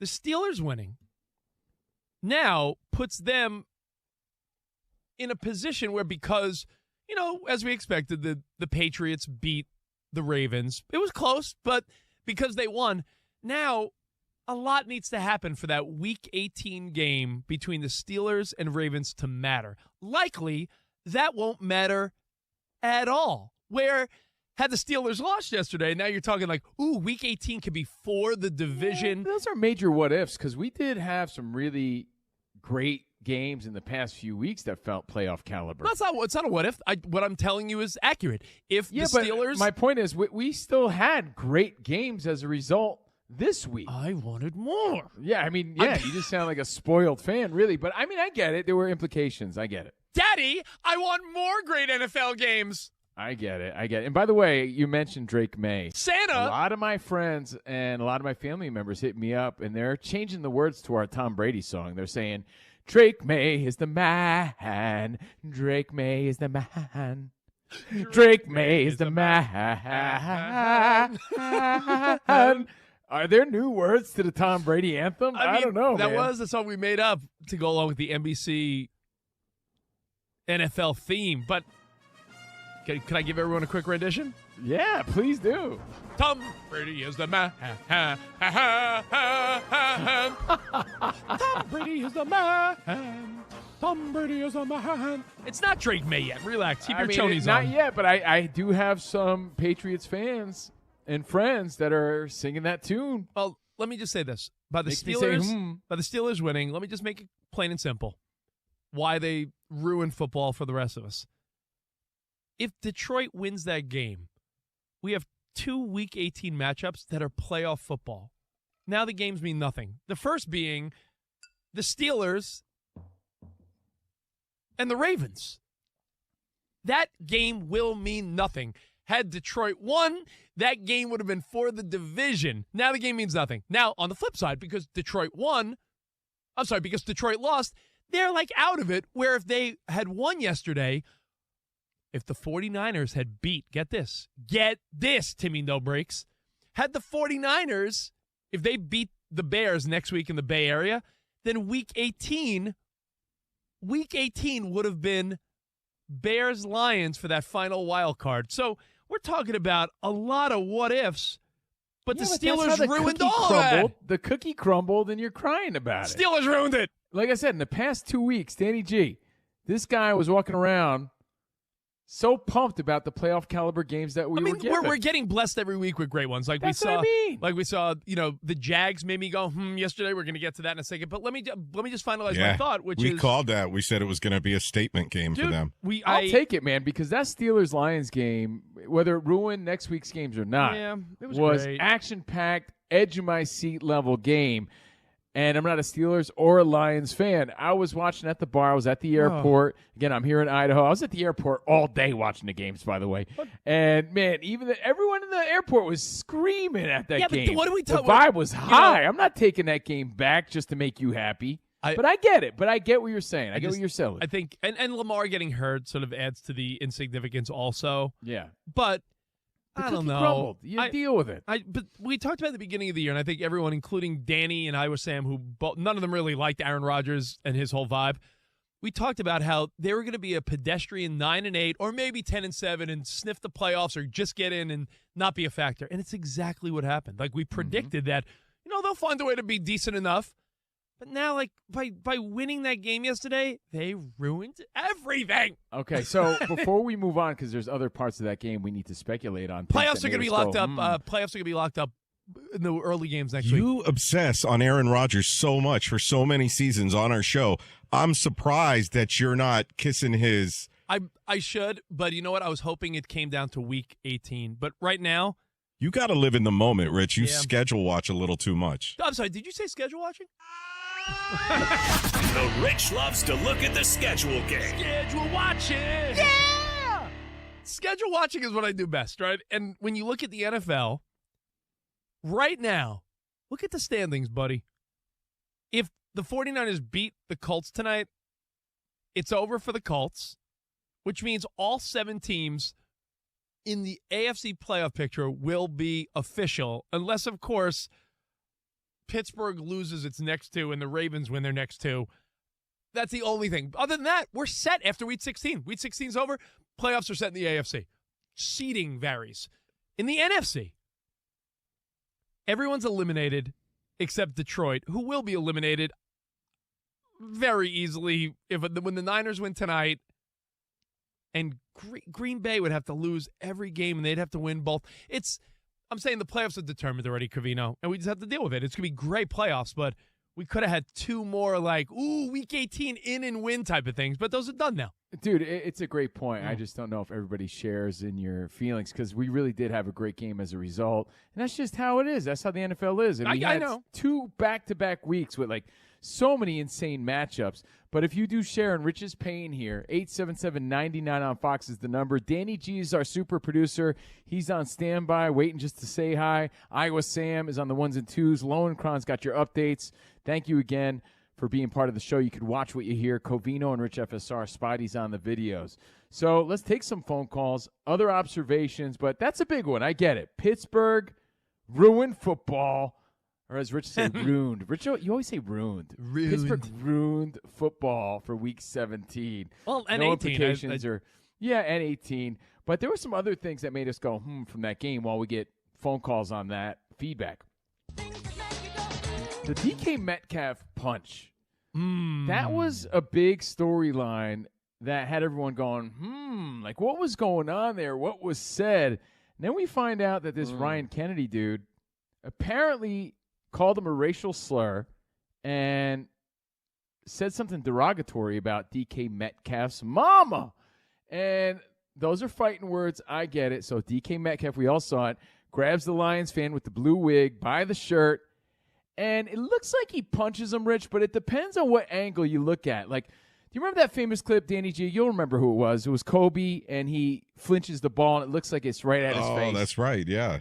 That was a pacer. It looks like it's right at his face, right? But if you really look at the angle from a different angle, it was in the direction of his face, but aside from his face. Depending on what angle you look at is how you see it. This guy throwing a punch. He sort of just shoved him up. Yeah, that was the famous podcaster Matt Barnes. Oh yeah. So the famous Kobe to Matt Barnes flinch clip. It looks like he does it right in his face, but if you see it in another angle, which most people don't like to look at because we like the one where Kobe's getting hard, it's not really in his face. Just like this punch wasn't really at this guy's face. It was sort of in another direction. It was just sort of shoving him up. But that's just my observation from the side angle, I'm DK Metcalf. I want everyone seeing the side angle where I grab the guy by the shirt or wig or whatever he has and shove him back up. Shove him up. Anyone that's saying he punched him, that side angle shows that he did not punch him. But you're right, Rich. Side angle says one thing. Front angle looks like he threw a punch. And Ryan Kennedy is the fan. He's publicly out there, and he's making it no secret that he thinks it was a punch. Well, guess what? He's got lawyers involved, and he's denying every single thing that's being claimed about him. Because you have to ask yourself, is this an NFL spin to save Metcalf's ass moving forward? No. I think this guy's a loser. If you wear a blue wig to a football game, you already lose the battle in my mind. He may be a loser, but that doesn't mean he said these things. There's a lot of controversy. Even our own Dan Byer was saying this is an NFL spin, and the implications. Jay Stu was saying implications could be strong here because now you're saying that this guy was saying racial things, racist things that may have never been said just to save the ass of a DK Metcalf or the face of the NFL. Well, I'll tell you that's this. what makes it a serious story. I'll tell you this. No one really knows what was said. Allegedly, people could say things. You could make guesses, dude. No, but I'm not going to guess because it's in the hands of legal lawyers and crap now. But I will say this. Know who side I'm never going to take? The ass clown fan with a wig on that comes down to the front row to taunt another man. You think that guy's innocent? I mean, for all we know, he could have said nanny, nanny, poof, poof, man. He could have just been – apparently, his side of the story is that he called them by DK Metcalf's birthday. Let's go around the room. Isaac, Danny G, Iowa Sam, would you ever? Yeah, but, dude, you also can't throw these claims out. I know. they're very dangerous claims. They're very sticky claims. I agree, but would you ever, as a grown man, wear a blue wig to a game, go down to the front row, and taunt I would the not player? do that. Would you I do would it, not. Isaac? No. Danny, would you do it? No, Rich. But if we were at a CNR live broadcast and we had listeners there and fans of the show, and one of them got like faded and started popping off, I don't think any of us would go over and put our hands on him either. I don't know. I might smack a biatch. Well, you know what? I mean, not sure. a lot of professional athletes, even our own Curry Rhodes. I was getting ready today, listening. He was like, as a fan, as a professional athlete, as a fan, you got to be better. I get that, right? We all get that. But there's alcohol involved, and people are stupid. And this guy's got a wig on, right? They're stupid fans. They're fanatical. But as a professional athlete, that's just honestly an everyday thing that you deal with all the time. You have to become numb to that. But you know what would bother me? So the fan is saying that he called him the Kalen Zacharias Metcalf, his birth name, and it got under his skin, and that's what happened. Yeah, I'm sure that's what it was. You know, I'm with you, Rich. I don't want to believe that DK Metcalf lost his cool over something so silly. I'm not making like I'm not making but racial. Apparently they had history too, Bro, so that's another part of the story. I'm not making racial accusations for multiple reasons. All I'm saying is that dude's a clown. What the NFL is. That dude's a the clown. NFL is. That dude's a clown. And if he gets $1 from the NFL, DK Metcalf or someone, it's an embarrassment. That guy should just be happy he didn't get punched in the face. Get out of the stadium. Like, what a loser on every level. If I were Metcalf, I would really lean into that side view and show, like, look, I grabbed the guy by the shirt. Shouldn't have done that. But I did not throw Wouldn't you be grossed out if that guy got a penny from anyone? Some drunk idiot with a wig hold on. What if it was you? I'm just And saying what he's if drunk. you He might have not had a what drink. if Who you knows? What if you never said those things? Wouldn't you get lawyers to be like, yo, man, they're defaming my character. Now everyone in my community thinks I'm a racist based on what the NFL's claiming here. I never said those things. Yeah, I'm a stupid fan, but I never once said those things. Be careful what you do. Why are you going down to the front row taunting another grown man? Get a life. Here's another thing, too. Fans do stupid things. They're drunk, stupid fans. That doesn't mean he called them things. I'm just saying that there's two sides to the story, and the truth is we don't know which one is true. It's a he said sort of thing. There were witnesses, though. There was a family right next to this whole confrontation, and I would think it would be a good idea to track them down and see like what actually transpired if you could find those people. Like, yeah, we witnessed the whole thing. There was like a young boy and I think his parents sitting right next to that. The NFL is investigating right now. Exactly. So his name is Ryan Kennedy, and what makes this interesting is he's all lawyered up now, claiming that what happened was not cool. Right? A player should never put their hands on the fans, regardless. Taunting is part of the game. He's at our stadium. We were taunting him. We called him by his birth name. I had history with him, and he took it too far. He's saying he never said those things. Now, Rich, we often say here, if someone said you committed a crime, wouldn't you adamantly deny that if you didn't do it?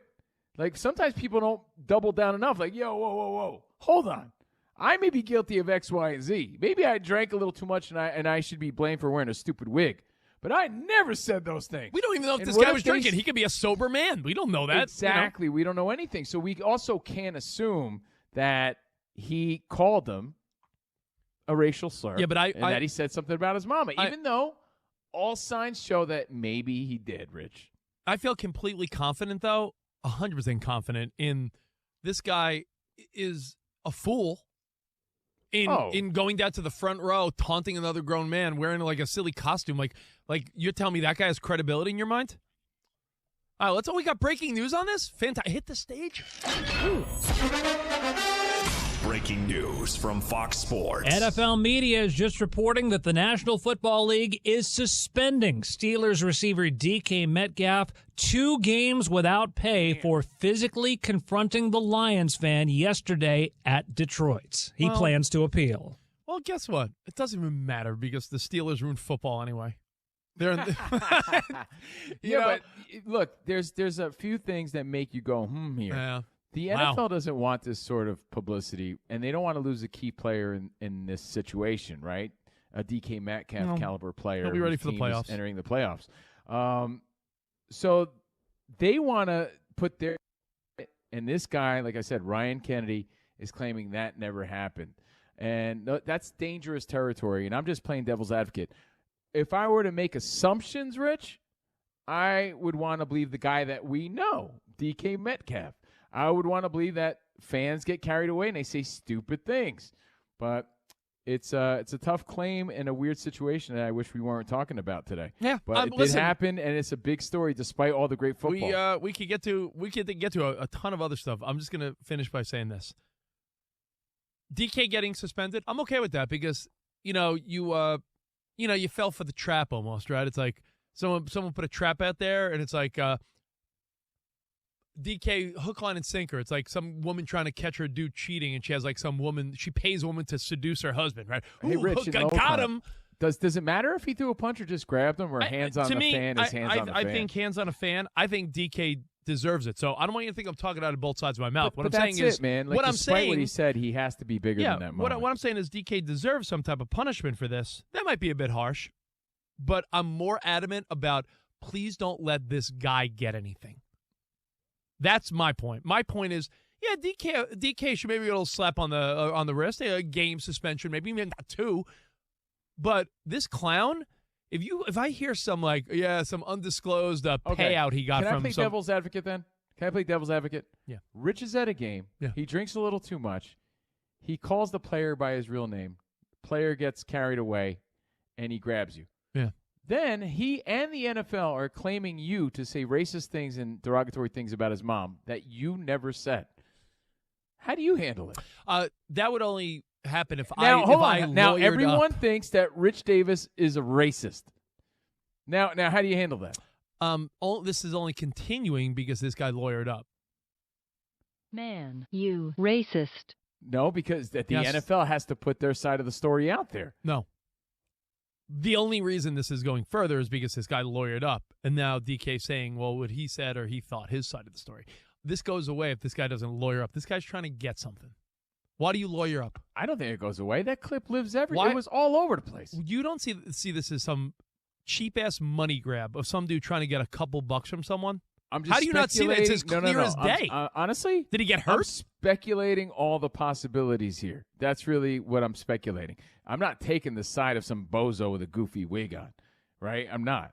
But I'm just speculating that, man, anything could have been said in that moment. Yeah. All right, well, listen, your thoughts, your feedback. We'll take it next right here on Covino and Rich and all the other observations. We've hardly even touched some of the games that went down yesterday. There was a lot of good ones. All things Pittsburgh to start it off. But Pittsburgh ruined everything. And look at that. To tie it in, not only did they ruin the rest of the season for a couple of good games, DK Metcalf and fans getting at it. So we'll take all your feedback next. More Covino and Rich next right here on Fox Sports Radio.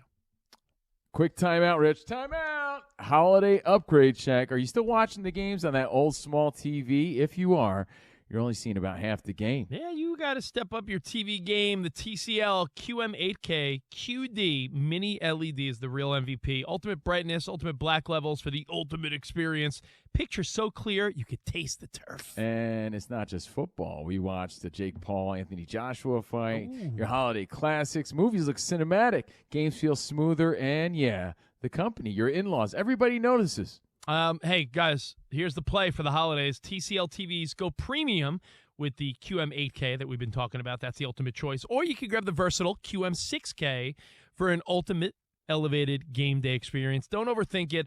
Lock in the ultimate experiences and savings, the undeniable bragging rights all season long. Get it while supplies last. TCL is the official TV partner of the NFL. Find TCL at all major retailers. TCL, bigger, brighter, better holidays. Select models, limited time. See all major retailers for details. Steve Covino live. With this platform, I got to keep it 100. Rich Davis live. I thought of like the worst idea possible. Right now on YouTube. Go now to youtube.com/@CovinoandRichFSR. Hit the subscribe button. Hit that thumbs up icon and the comments are live. Let them know. Here's something most doctors know that most men never talk about. Stress from work, money, and family doesn't disappear at night. It follows you into the bedroom, and suddenly your mind won't let your body do what it used to do naturally. For moments like that, doctors look for treatments that help both the brain and the body. That's where Rugiet Ready comes in. Unlike Viagra and Cialis, Rugiet Ready is the next generation prescription that helps prime your brain for arousal and increased blood flow. It uses 3 clinically proven ingredients in 1 mint that dissolves under your tongue so it absorbs fast. Most men are ready in about 15 minutes on average. Over 150,000 men have already switched.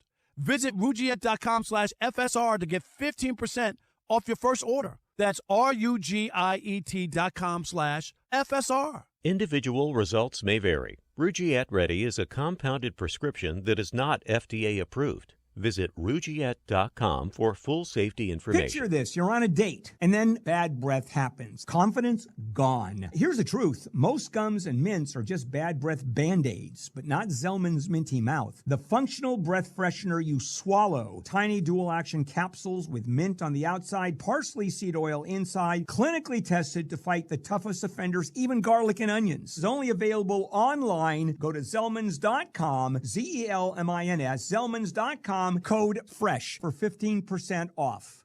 The road to Milan runs through St. Louis. Don't miss the 2026 Prevagen U.S. Figure Skating Championships, January 7th through 11th. Your chance to watch America's best take the ice before the Olympic Games. See Ilya Malinin, the world's most electrifying jumper, Alyssa Liu, a world champion talent, and Amber Glenn, the reigning U.S. champion, compete for their place on Team USA. And on Sunday, witness the moment the 2026 Olympic figure skating team is officially named live in the arena. Tickets at usfigureskating.org. Be there when the journey to gold begins.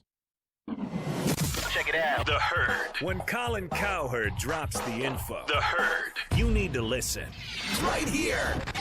Mike Tomlin, Aaron Rodgers, and the Steelers deserve credit. In a weakened AFC, no Mahomes-Burrow, right? They may pick up their first playoff win in 9 seasons. I mean, they had almost 5 yards of offense, unbelievable run game, and it's getting better in the last 3 weeks. They're averaging over 6 yards a play.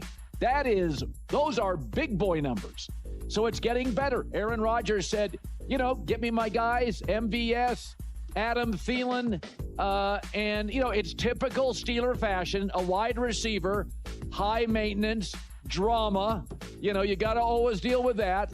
And despite the fact they had a 230-15 rush advantage, they had to hold on for dear life. It was Pittsburgh. But I will say this about Aaron. A lot of quarterback play is just getting you out of trouble. He's made the offense slicker and smarter. He takes what's available, not a lot of negative plays. Right now, Aaron Rodgers leads the entire NFL in fastest release. He's getting rid of the ball faster than any other quarterback. He's 42. He doesn't want to get hit, and he doesn't want that Steeler O-line to get into trouble. Because they really don't have the kind of receiving core or consistent run game they did yesterday that can get them out of trouble. So Aaron's like, give me the ball, let's get it out, stay ahead of the chains. I feel like Aaron has become like the oil, the lubrication for an offensive machine where the gears for the last 7 years have been getting stuck. If you're eager to find out what Colin said next, just podcast it by searching The Herd. And as always, you can listen live to Colin Cowherd weekdays at noon Eastern, 9 a.m. Pacific on Fox Sports Radio. Right now, the Dan Patrick Show. Dan Patrick. And remember this, going into next season, you have the Bears, Niners, Seahawks, and Patriots all clinched playoff spots. They missed the postseason last year. So we're on a streak of 36 consecutive seasons. At least 4 teams each season have qualified for the playoffs after failing to make the postseason the year before. So next year, there's going to be 4 teams that didn't make the playoffs that will make at least 4. Chicago and New England both finished last in their respective divisions, clinched playoff spots. So 27 of the last 30 years, at least one team has made the playoffs the season after finishing last or tied for last in their division. The Dan Patrick Show. Dan and the Danettes and you. Weekdays 9 a.m. Eastern, 6 Pacific on Fox Sports Radio. Jay and Alex, afternoons from 3 to 6 on 97.5 The KSL Sports Zone. Hit that subscribe button. Boom. And smash that notification bell like you're a safety. Coming across the middle. Sit back and catch all the videos from your favorite shows. Yes! Ben Maller, 2 pros and a cup of Joe. Very impressive. Dan Patrick, Colin Cowherd, Covino and Rich. Hey, it's all right here. The Odd Couple with Rob Parker and Kelvin Washington and The Jason Smith Show. Go to YouTube now and search Fox Sports Radio. The The most fearless voice in sports is on FS1. The one and only Colin Cowherd is bold, unique, and outspoken. Wow. You can see him on The Herd, weekdays at noon Eastern on FS1 in the Fox Sports app.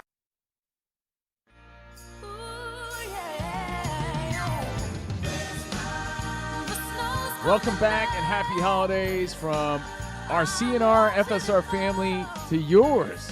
And we got the best crew in the world. Iowa Samuel's great partying with you, watching the fight on Friday at Rich's place. Yeah. We got Iowa Sam on the ones and twos. We'll talk about the fight. We got super producer Danny G, the best in the game, on the phones at 877-99 on Fox. Yeah, happy holidays. Boom, boom, boom. Danny G.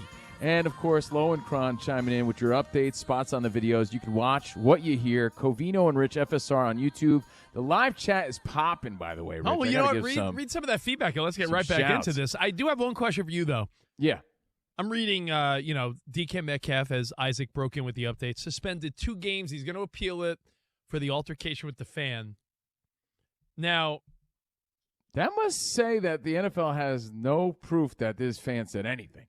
Now, according to the Nightcap podcast, that's with Ocho Cinco, the reason this all started was because Metcalf was being called the N-word and threw out a C-word? I'm about his mom. What's a C-word? Oh, you know the C-word. I wasn't sure. About his mom. Yeah. And then the fan is saying, Ryan Kennedy is saying that, no, he was just calling him by his birth name, but they had history. I'll explain. We'll take your phone calls. And why is this controversial? Dude, there you go. What? Exactly. I love it. Another layer as to why this guy's a weenie. They have history. He has history taunting the same player. Get a life. History? No one's not saying this guy isn't a weenie, but there's two sides to every story, dude. This isn't like, you know who has history with DK Metcalf? Sauce Gardner or some defender. This is a dumbass fan. He has history. What? Because he stalker taunted this guy? I'll explain. How could a fan have what the history? Great Dan Byer and Jay Stu were saying earlier today. How? It really was an eye-opener, which is why you need to catch their podcast, too. I'll explain. We're live from the Fox Sports Radio studio, and feeding off the success of our college basketball bracket challenge each March, we decided to do a bracket challenge for the college football playoff. Now there's 8 teams left standing. It's bracket challenge time. Compete against our Fox Sports Radio hosts and against fellow listeners to see who has the best college football bracket. Play for your chance to win $1,000. Tell them where to go, Rich. Visit foxsportsradio.iheart.com. Register, get the rules, fill out your bracket. You got to do it before kickoff at 7:30 p.m. on New Year's Eve. Again, foxsportsradio.iheart.com. Your chance to win a G. Super dope. And the road to Milan runs through St. Louis. See Ilya Malinin, Alyssa Liu, and Amber Glenn compete in the 2026 Prevagen U.S. Figure Skating Championship. That's January 7th to the 11th. Be there as the 2026 U.S. Olympic Figure Skating team is named. 23 here against Georgia Southern took the loss. And no bowl game last year. So now think about this as we continue, Sam. So things that made you go, another year in the Bronco Mendenhall regime and era. Lowenkron This will be a team that will be fighting for bowl eligibility again next year. Why would they suspend them? So here comes Utah State. Dropping straight back, looking to throw to the outside, has a man open, caught into the end zone. That's Javen Jacobs. That should be a touchdown. It is. Touchdown, Utah State. Jacob Conover, his second touchdown pass as Jacobs reels it in on the far side of the field. Beautiful throw from Jacob Conover. As a little out and up from Javen Jacobs from the running back spot. Got a little bit of separation, made a terrific catch. And Jacob Conover with his second touchdown throw here in the fourth quarter. Now 5 of 7 for 78 yards and the 2 touchdowns. Rinker attempting the extra point with Utah State trailing 34-20. Now make it 34-21.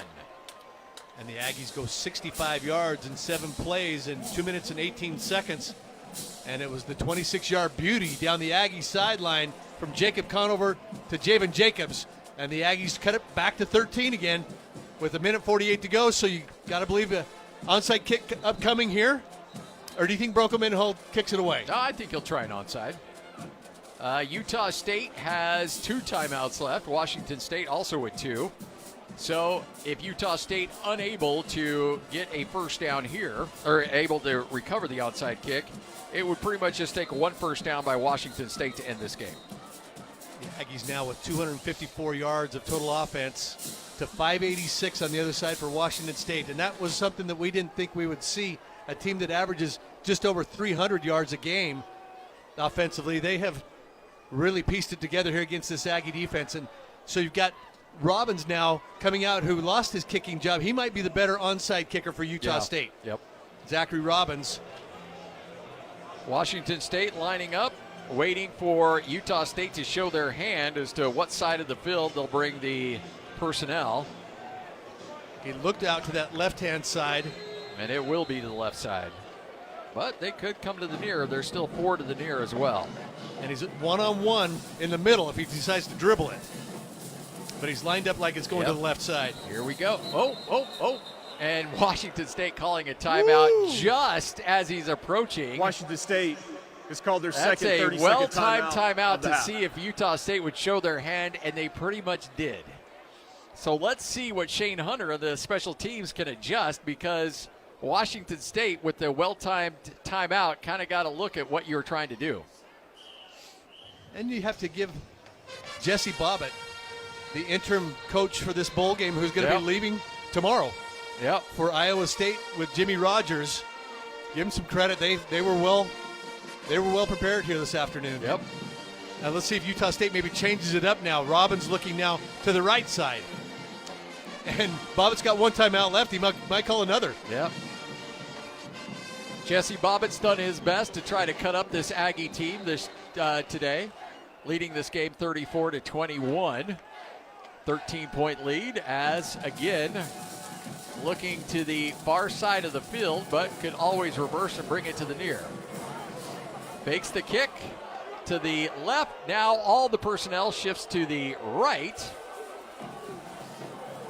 A little bit of eye candy here. And here's your onside kick. Looking for that big bounce, and it's tipped up in the air, controlled by Washington State. And the Cougars will have the ball at their own 47-yard line. Didn't take that one big bounce you're hoping for. Right. You want a little bounce and then the big bounce, and you didn't quite get the big one. And I'm wondering if it's because they didn't get all the water off the field with the little squeegees before the game. It's like playing in the rain on golf. The green kind of held that ball a little bit more than it should have. It was the wide receiver, Noga, that went up and snagged it with one hand and was able to reel it in. I suspect that the Aggies will use their timeouts, but we'll see after this first down play with Duggar back out there at quarterback for Washington State. Duggar in shotgun. Woods to his left as Washington State just trying to run the clock. Woods wrapped up after the gain of 3. Bronco Mendenhall comes in to use his second timeout. Stops the clock with 1:40 left to go. So Utah State has called their second 30-second timeout of the half. Please reset the game clock to 1 minute and 42 seconds. So as you look at 1-4-2. Yeah, 1-4-2. All right, we get it. All right, so as you look ahead to next year, you're welcome. As you look ahead to next year for Utah State, we've talked about the offensive needs.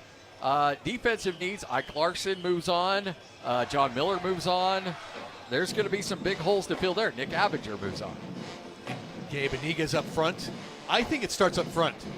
Noah Abinger, by the way. We'll see if what the injury is to Tyree Morris. You get Carson Tujay back. But you need 4 or 5 or 6 defensive linemen and defensive ends. I'm not sure what's going to happen with Will Holmes. So up front, I think it starts there. But then you got to replace John Miller at linebacker. You've got to replace Ike Larson and Noah Abinger in the secondary and Dylan Tucker. So, but I think it starts up front. I'd like to see them be able to rotate 5 or 6 guys up front.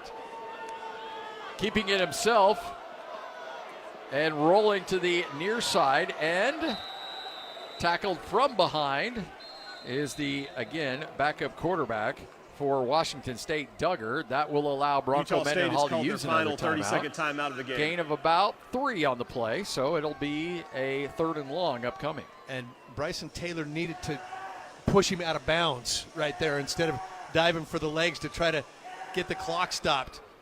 but that will force Bronco Mendenhall to burn that final timeout. And this likely will be the last-ditch effort for this Aggie defense, a chance on third down. Washington State has been very good on third downs, especially here in the second half, 9 of 17 on third down conversions. Remember, against Boise State, what did they have, 24 third down attempts in that game a couple of weeks ago? And it's been something that Utah State has struggled with to get their opposition off the field. So to answer your question, though, I think it really starts up front for Utah State defensively. You'd love to get some edge rushers, too. Yep. 3rd and 6 coming up for Duggar in this offense. One more first down, and this game will be over. Duggar fakes the handoff, keeps it himself, gets to the 39, to the 30. Yeah, they'll mark it at the 39, not quite the 38-yard line. It'll be 2 yards shy of a first down. It'll be 4th and 2, and I think Duggar in this offense will probably stay out on the field. Aggies can't stop the clock with 1:14 and counting left to go. Yeah, they'll keep the offense on the field and try to get the 4th down conversion here. They were stopped in the first half on a 4th down inside the red zone, or as we like to call it, the America First Credit Blue Zone. Blue Zone.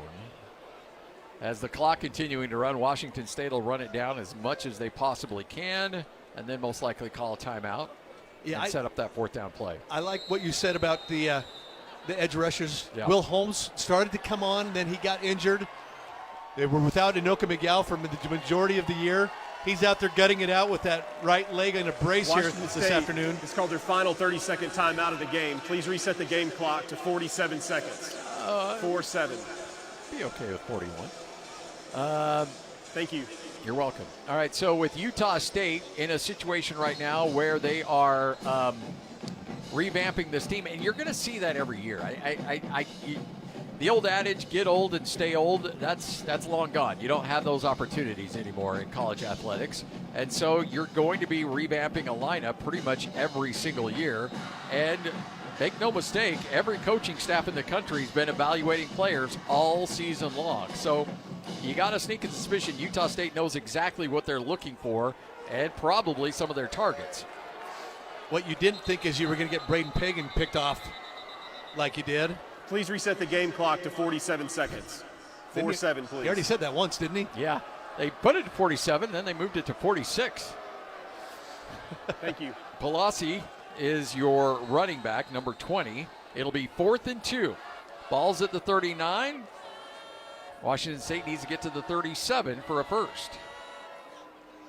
Duggar's going to keep it himself. He's going to throw it, and it'll be Flores catching the man from behind. Whoa. Oh, boy.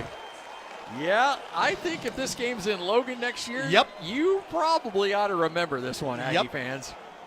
That is a play-action pass. And they're at the line of scrimmage running pace, Scotty. Wow. Oh, my goodness. Because they could run this down right now, but Duggar, they want to run a play and score a touchdown. Handoff dropped at the 5-yard line. That's with 23, with 21. Now this coaching staff said, hey, we're out of here. We're out of here. Why do we care? And now the team wants to call a timeout. Well, they don't have one. And now Washington State will let it go down. There's the Gatorade bucket full of French fries that goes over the top of Jesse Bobbitt. And Washington State has won the famous Idaho Potato Bowl. Final in this one, 34-21. Washington State gets the 13-point victory over Utah State. We'll take a timeout, kick off your post-game show next on the Aggie Sports Network from Learfield. Stokes Trucking knows how critical trucks and trucking are to the well-being of our nation, and our exceptional drivers deliver the goods every day. At Stokes, we're truckers and we're proud of it. If you want a better driving opportunity, in the best equipment, the ability to earn $100,000 per year, and to get home weekly, please stop by, give us a call, or visit our website, StokesTrucking.com. Stokes Trucking, doing the right thing since 1979. Hey Aggies fans, strong defense wins championships, and in business, it protects your data. Les Olson IT keeps your business secure, productive, and ready for the next drive. Play smart, win big. Les Olson IT, your business, our priority. Score big with your business tech. Call Les Olson IT now or visit lesolson.com and get in the game. Picture it. Your holiday table, the family cooking together, the scent of golden brown bread, rosemary from roasted potatoes, and a salad so crisp it snaps, spiced cider in every glass, laughter around every plate.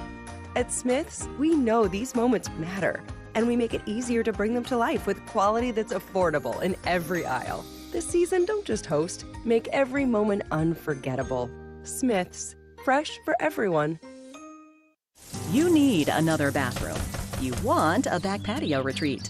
We have a plan. If you're looking to start a home improvement project, a discounted home equity line of credit from Zions Bank is an easy, affordable way to turn your home's equity into opportunity. Stop by your local branch to get started or visit zionsbank.com/HELOC to learn more. Loan subject to credit approval. Terms and conditions apply. See banker for details. A division of Zions Bank Corporation, N.A., member FDIC, equal housing lender. NMLS number 467014. On the Aggie Sports Network from Learfield. Hey!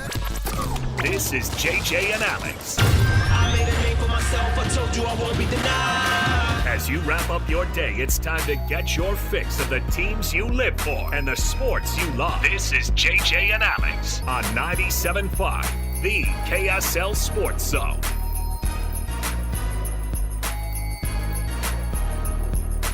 Welcome on in, everybody. Happy December 22nd.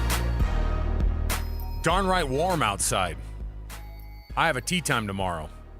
I would have had one today, but here we are.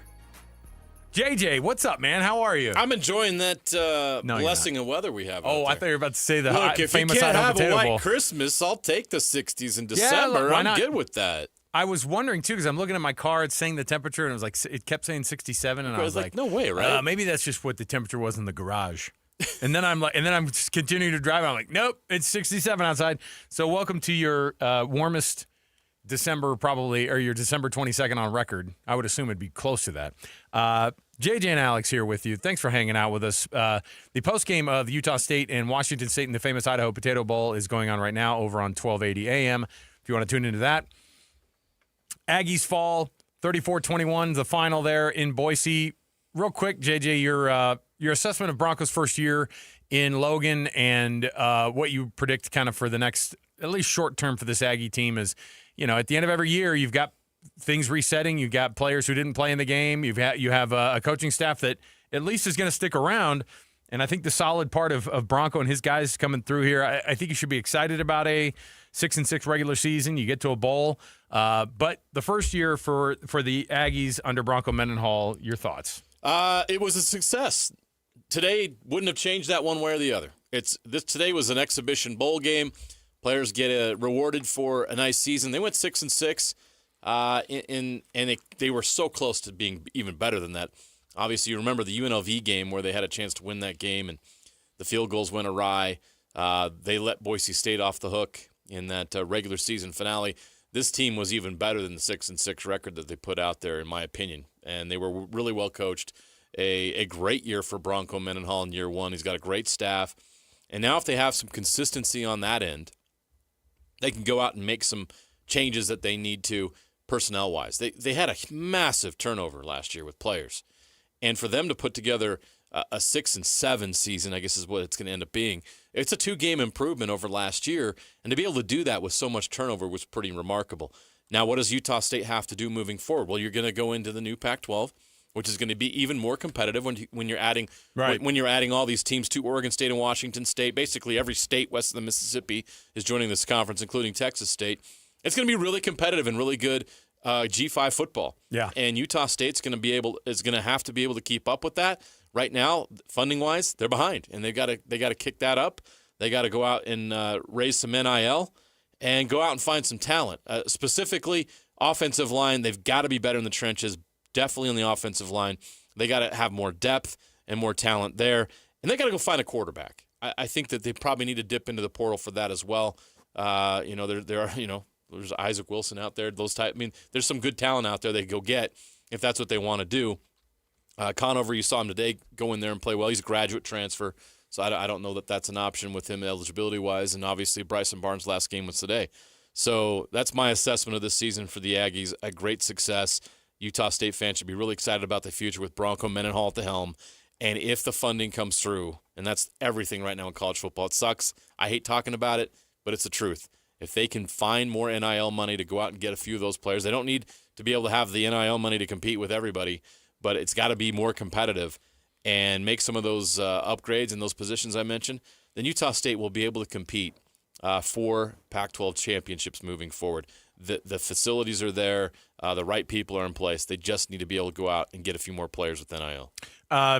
Well, it was a bummer to end the season on that. Those teams were extremely chippy, by the way. They hated each other a lot for no one caring about this game. Hey, this is a conference game moving forward. Future Pac-12 let's get rivals. This started. Come on. Remember, Utah State beat Washington State back in 2021. There was part of me on the Palouse. There was part of me that There's wanted history them, there. There's part of me that wanted them to score on that last one because it got close that they almost did, and just the. You know, you would have. That? I don't know. You would have gotten the Bronco Mendenhall going full Joe Glenn on the interim staff across the field. No, he would. I guess Washington State said it's the fourth quarter. Whatever. We don't know. Yeah, and look, we have so much respect for the Aggies. Yeah, they could come back and win this. We've got to go punch another one in. They got a bunch of guys out there who I'm sure were there like, hey, let's get so and so in.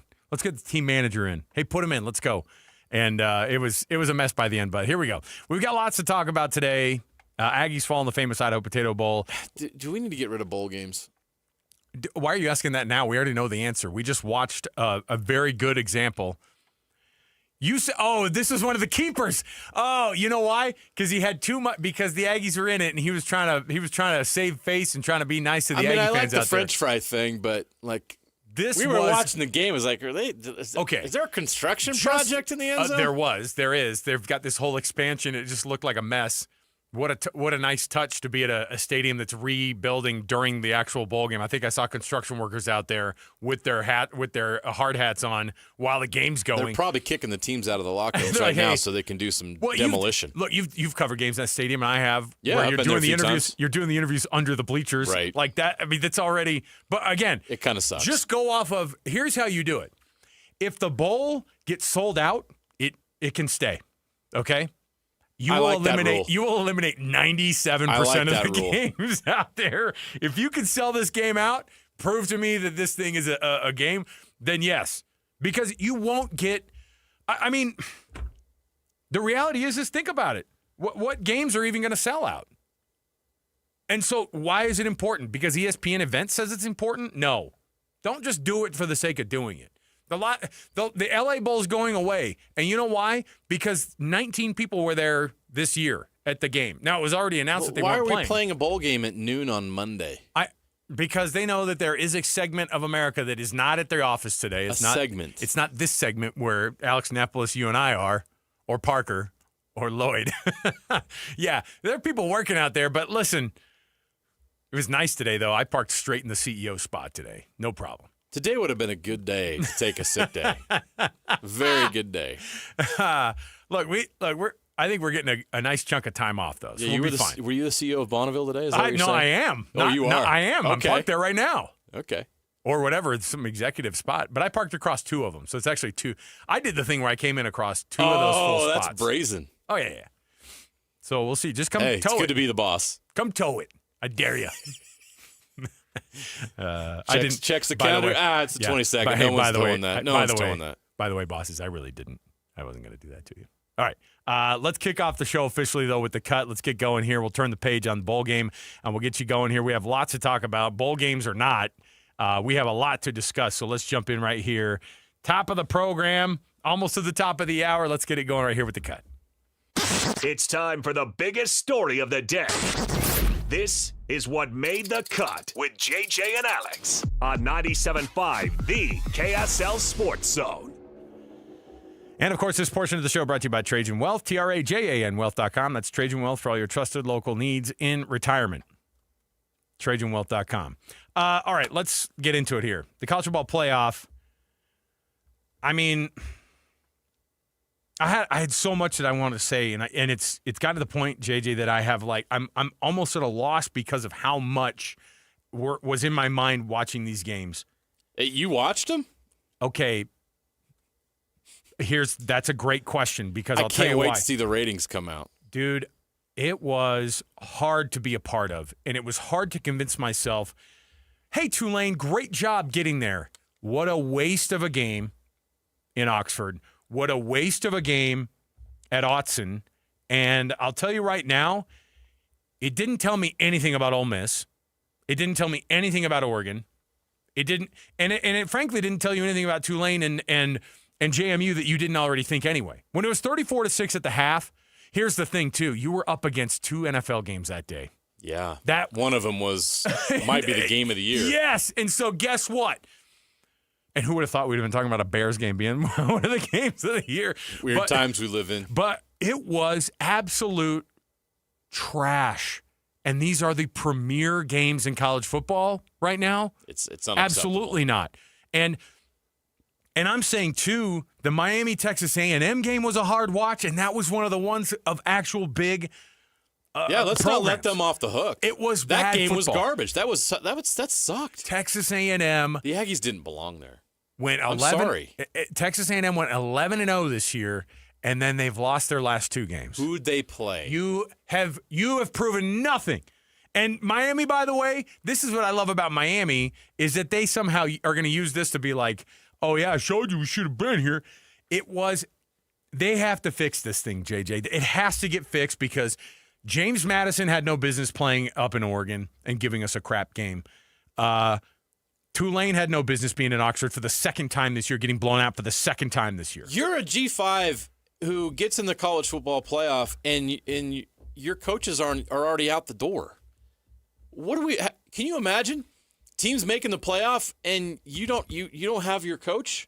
I mean, your coach was there, but they're not there. I mean, Sorry. which one are you talking about? Are you talking about Ole Miss, or are you talking about any of them? Oregon's? What are we doing here? Oregon's offensive or defensive coordinator is becoming the head coach at Cal. It's the most important game of the season for you, and you've already made coaching changes.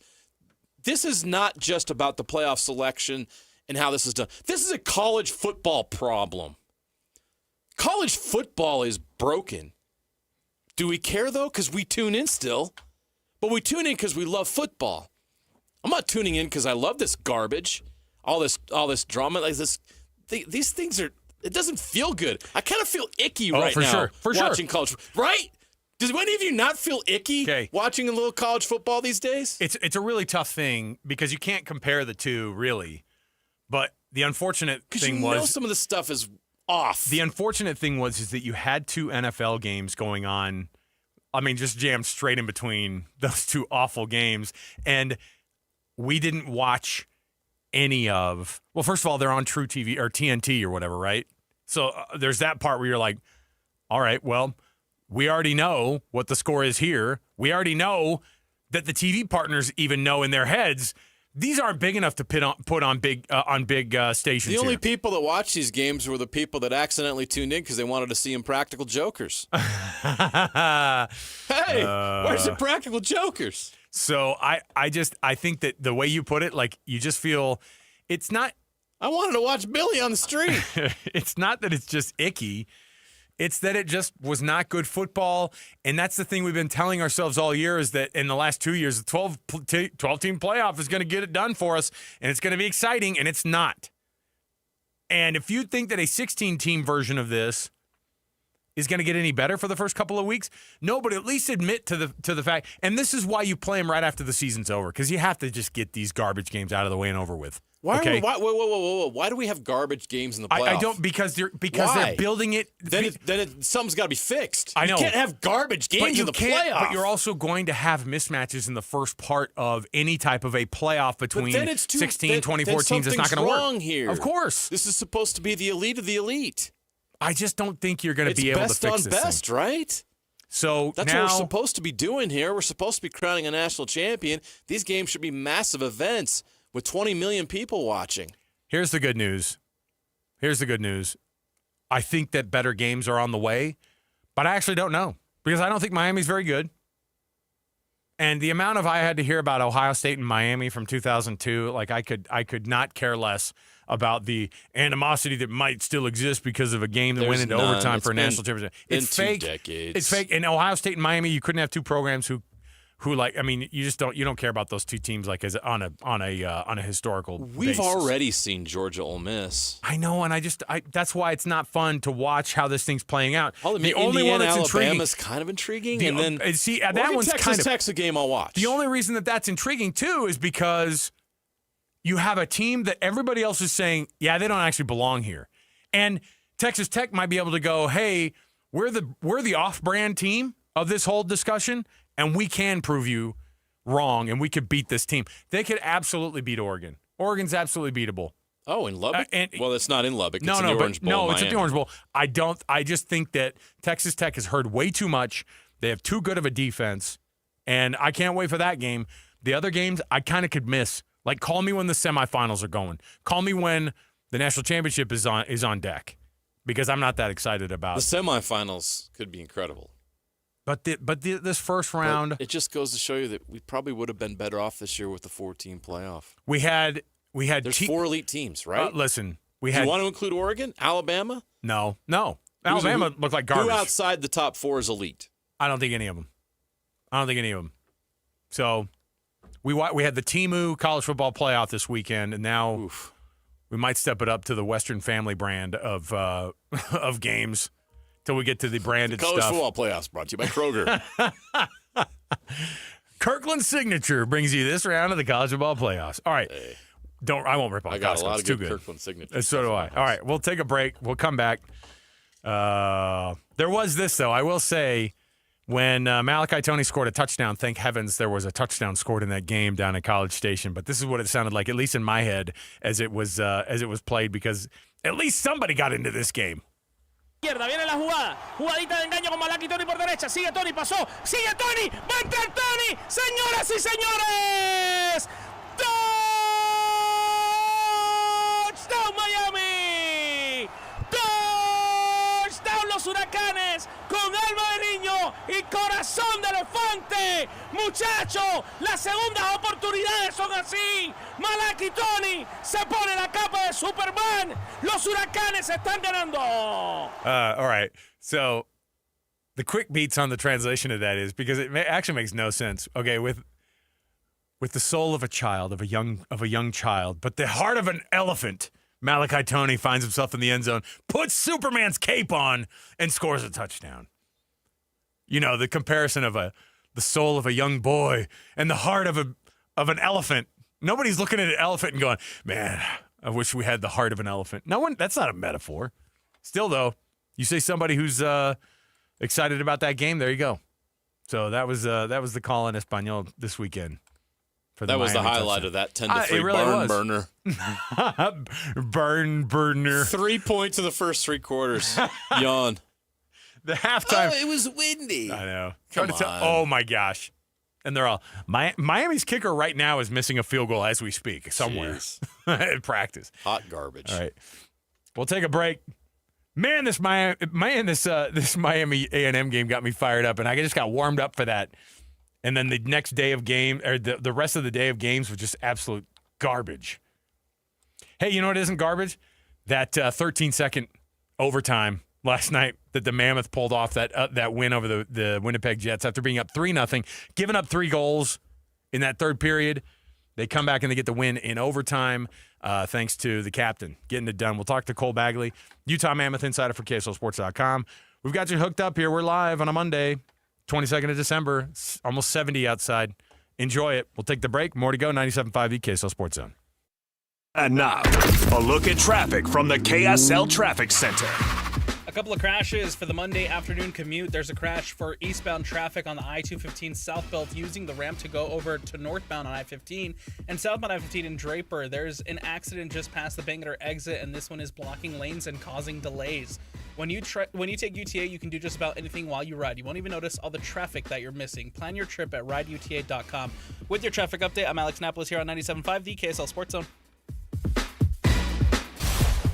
Whether you're stuck in the office, I believe you have my stapler, in your car, or at your in-laws. You want a piece of me? You bet I do. The Zone is with you every step of the way. Download the KSL Sports app to get live streaming of your favorite shows and access to all the latest updates on your favorite teams. Your home for the best coverage of the Utes, Cougars, Jazz, and Mammoth is on air, online, and on the KSL Sports app. This is 97.5, the KSL Sports Zone. This holiday season, give your home the gift of smart upgrades with Mountain Home Services. Electric vehicle? Meet your new best friend. A professional EV charger installed from Mountain Home Services. Fast, reliable, and done right the first time. Want to save energy to brighten your space? Ask about LED lighting upgrades, smart switches, and modern lighting controls. Perfect for cozy nights and year-round savings. Serving Utah since 1954, Mountain Home Services was the first to offer upfront pricing with no hidden fees, and every job comes with a 100% satisfaction guarantee. Protect your home and power up your lifestyle with expert electrical services you can trust. Plus, KSL listeners enjoy a discounted price on a fireplace tune-up for just $99. Visit mountainhomeutah.com or call 801-543-2222 to schedule your upgrade today. That's mountainhomeutah.com or 801-543-2222. Mountain Home Services, powering Utah homes since 1954. During the Mazda More to Move You sales event, Tim Daly Mazda Southtown is offering 0% for up to 63 months on 2025 Mazda CX-50 and Mazda CX-5 turbos. And to make it even easier for you to drive away in your new Mazda, you won't pay till next year. That's right, 0% and no payments till 2026. There's no better time than now to get your new Mazda. Come in today to Tim Daly Mazda Southtown in Sandy. Some restrictions apply. APR OAC. Not available with any other offers. See dealer for complete details. Fox Sports Radio is taking over YouTube, and you can be a part of it. Pay attention! Just go to YouTube and search Fox Sports Radio. Hit that subscribe button and smash that notification bell and catch all the videos from your favorite shows. Two Pros and a Cup of Joe, Dan Patrick, Colin Cowherd, Doug Gottlieb, Covino and Rich, The Odd Couple with Rob Parker and Kelvin Washington, The Jason Smith Show with Mike Harmon, and The Ben Maller Show. Fox Sports Radio on YouTube. Subscribe, hit that thumbs up icon, and comment away. Pros don't just show up. They prove how it's done, with precision and without shortcuts. Makita tools are built the same way, with a dedication to lasting quality, trusted performance, and results that reward your effort year after year. When the job calls for the best, call on Makita. Built to be the best. Available at the Home Depot. Utah's holiday magic starts here. Now through January 3rd, discover South Jordan's newest holiday tradition at the ballpark at America First Square. Holiday Lights transforms the ballpark into a breathtaking winter wonderland, complete with music, interactive fun, and festive displays the whole family will love. Holiday Lights is proudly presented by Minky Couture. For tickets and details, visit the ballpark at afs.com. Make this season unforgettable. Celebrate Utah's newest holiday tradition. Holiday Lights at the ballpark. This is a real good story about Drew, a real United Airlines customer. After almost 4 years of treatments, I was finally cancer-free. My mom's like, where do you want to go to celebrate? I'm like, let's go somewhere tropical. And then pilot hopped on the intercom and started talking about me, and I was like, what is going on here? My wife beat cancer too, and I wanted to celebrate his special moment. That's Bill, a real United pilot. We brought him drinks and donuts. We all signed a card. I was smiling ear to ear. Best flight ever for sure. That's how good leads the way. Makita knows that pros never settle, and neither do we. With Makita, you get tools that perform at the highest level, on every job, without compromise. Makita is for the most detailed pros, expertly engineered to deliver precision, job after job. When your work calls for the best, call on Makita. Makita, built to be the best. Available at the Home Depot. Broadcasting from the Mountain Home Services Studio, this is 97.5 KZNS FM Colville, 1280 KZNS AM Salt Lake City, and 102.7 KSL FM HD2 Salt Lake City Midvale. This is 97.5, the KSL Sports Zone. The exclusive home of the Utah Mammoth is on 97.5, the KSL Sports Zone. And this is Kerfoot, back for Stenlund, relayed back to Sergachev. This way, one-timer, they score! And it's the first of the year for Alexander Kerfoot. Welcome back. 3-2 the score. Pearson feeds the middle, right in front, they score! And this one is Morgan Barron. 2 quick goals from Winnipeg, and all of a sudden, we're tied at 3. The Jets have come storming back. Dylan Gunther gets to a loose puck, and the Mammoths start with possession. Gunther through center, a 2-on-1. Gunther, pass across, Keller scores! Merry Christmas, you filthy animal! Clayton Keller wins it in overtime!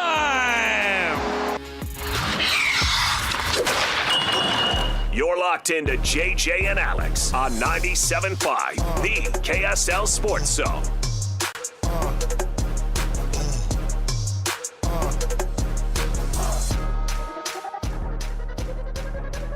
Welcome back, everybody. JJ and Alex, 97.5, the KSL Sports Zone. Alex Curie, Jeremiah Jensen, thanks for being with us on a balmy Christmas Eve? It's all those Eves in front of it. Just a few more days till Christmas, so get your stuff done. If you're out and about, congratulations. You still have a lot more to do. Just letting you know. Kids are getting antsy. They can't wait. And you think you're done with the shopping. Oh, no. You'll be out on the 24th doing something. There's an in-law you forgot. A panicked text from your significant other saying, I forgot this, or, oh, no, we got to get that. Hey, it's up to you now. It's up to you to solve that problem before Christmas comes. Well, the worst text you could ever get during this time of the year, the next couple of days, starts with, could you go to Costco? You lost me at Costco. Don't get me wrong, love our friends at Costco, but Costco on those days, no thank you. Our program at this hour brought to you by the good folks at the Doug Smith brand of dealerships in American Fork, Spanish Fork, and in Linden. Nobody knows cars like Doug. Cole Bagley, of course, our Utah Mammoth insider for KSLSports.com, joining you courtesy of the folks at Hercules First Federal Credit Union, growing stronger together. Cole, I was glad how that one ended. It seems like this team gets into overtime and they end very quickly. Sometimes it's the other direction. It's like if somebody gets into that zone in the first 30 seconds, they might score immediately in overtime. And it happened against one of the best goaltenders in all of the land, and Connor Hellebuck. And the Jets end up going home without those 2 points, the 2 points that the Mammoth needed, and they got it last night. Your reaction to that one as you watched it live? Yeah, I mean, possession is what, 9/10 of the law? And, you know, in the National Hockey League, when you go to overtime, it's all about winning the faceoff, you know, especially that initial faceoff. And that's why, you know, they've got their specialist out there, Kevin Stenlund. He does a beautiful job, you know, winning that, and, you know, Gunther helping out there, and then Keller jumps over the boards. And, you know, they needed that win really, really badly. You know, it pushed them back up into the second wild card spot. And I think just from a lot of different angles, you know, to beat, you know, a Winnipeg Jets team that just got Connor Hellebuck back, to have Keller have the game that he did with 2 points, a goal and an assist, for him to get the overtime winner. You know, when we asked Keller about it last night, you know, he said that him and Gunther were talking about what they wanted to do when they took the ice, and that was to come at them with a lot of speed, and that's exactly what they did. You know, Gunther won the puck, Keller jumped the boards and switched for Stenlund, and they attacked with speed, got the 2-on-1, and just a beautiful shot. You know, Keller threading the needle on that one to beat arguably the best goaltender in the world, and, you know, claim 2 critical points, because right now, you know, the goal, the short-term goal is to just stay alive, stay in the race, you know, stay within about 3, 4, 5 points of that wild card spot. And right now they're in a wild card spot. So yeah, a tough kind of letdown over about 5 minutes in the third period, but they responded appropriately, and they came out, you know, with their heads on fire in overtime and got the 2 points. Look, it feels a lot different since they won, and the excitement and the thrill of the way it ended is all great. But I think it's important that we go look back and say, okay, what was the letdown for? What happened in that third quarter, Cole, that led to that? Because that's something that, you know, we talk about with this team, and like, sometimes there are those moments where it feels like, I don't know, things kind of slip or the intensity goes away. What's your diagnosis of what happened in that third? And I'm sure that they're discussing that in their meetings and in their locker room. Yeah, I mean, the word that Andre Tourney used in his postgame was they got too conservative, and that's exactly what took place. For 55 minutes of that hockey game, 55 minutes and 14 seconds, I think, into the overtime, Utah dominated every inch of ice. And that was evident, especially in the offensive zone where they were winning battles. They weren't just turning the puck over. They weren't just dumping and chasing, but they were dumping, and putting the puck deep. They were going in, they're getting to the dirty areas. They were winning pucks in the corners. And from there, they were able to kind of set up their offense and facilitate. And they put a lot of pressure on Winnipeg. I mean, they were, generating a lot of grade A scoring chances. And that's why they jumped out to a quick 2-0 lead. And I believe they went up 3-0. And it just felt like Utah was absolutely the dominant force, and they were until about the 5-6 minute mark in the third period. That's when they got too conservative. And you could kind of feel it coming. I'd say that around the 8 to 9 minute mark is when they started to go too conservative. Instead of attacking and building on their lead, they kind of backed off and tried to defend it. And that usually is the worst thing you can do in the NHL, is just try to defend a lead, especially a 2-goal lead. As we saw last night, the game can flip on its head immediately. Two goal leads can evaporate in a matter of seconds. And instead of attacking, they packed into the defensive zone. As Krause kind of explained, look, we just kept chipping pucks out, and when we were doing that, we were giving it right back to them, and they couldn't get changes. And so, a minute and 30, 2 minutes goes by. That's a long time to be on the ice, especially when the Jets are just, moving the puck swiftly around the zone and creating open space. And that's how they got scored on, twice in about, I believe, 15 seconds. And, game was tied up. And so that's really where the letdown came from. And as Krause kind of continued, he said, look, we needed to find a big moment, a big play. And that's exactly right. If they would have finished off, some of their chances previously, or really pushed the pace and gone up by 3 goals, well, that more or less kind of puts the game out of reach. But, they let Winnipeg hang around, and, obviously they took advantage. You had one of the best lines in the National Hockey League as the Jets' top line, and, they scored quickly and tied things up. But that big moment came in overtime, and obviously, that's all she wrote. How big of a deal is it to get Alex Kerfoot back? Aside from the veteran presence, he brings some, that potential to be another threat scoring-wise for this team. But he's also one of those guys that's as solid and as smart as it gets on the ice, and I would imagine that they're pretty excited to get Kerf back. Yeah, of course. I believe he's a Harvard grad, so he's probably, one of the smartest guys on the team. Andre Tourney jokes that one day they'll all be working for Alexander Kerfoot in some sort of capacity. And, that's a big thing. He obviously sees the ice. He sees the game incredibly well. That was evident in his play last night. He was, really, really helpful. I think he was coming in late on PKs. He had one particular penalty kill where, he blocked a shot out towards the point and was able to clear it. And that, pretty much killed off the rest of the power play for Winnipeg. But I think where the most value for him is, like you talk about, he's a veteran presence. And, a lot of the veteran leadership and experience on this team has been coming from the blue line. Guys like, Ian Cole and John Marino and Sean Dursey. They haven't really had a veteran voice, a veteran presence amongst their forwards. And so I think that's where Kerfoot, really is most welcomed back, is, his knowledge of the game, his voice, how he sees it, and just the ability to put his foot down at times and say, okay, guys, like we're not playing particularly well in this area. Let's go ahead and fix that. And again, going back on what Krause's post game last night, that's kind of what he said is, look, it's, we love having him back because he's really smart. He's really talented, but his voice, I think, carries in that locker room.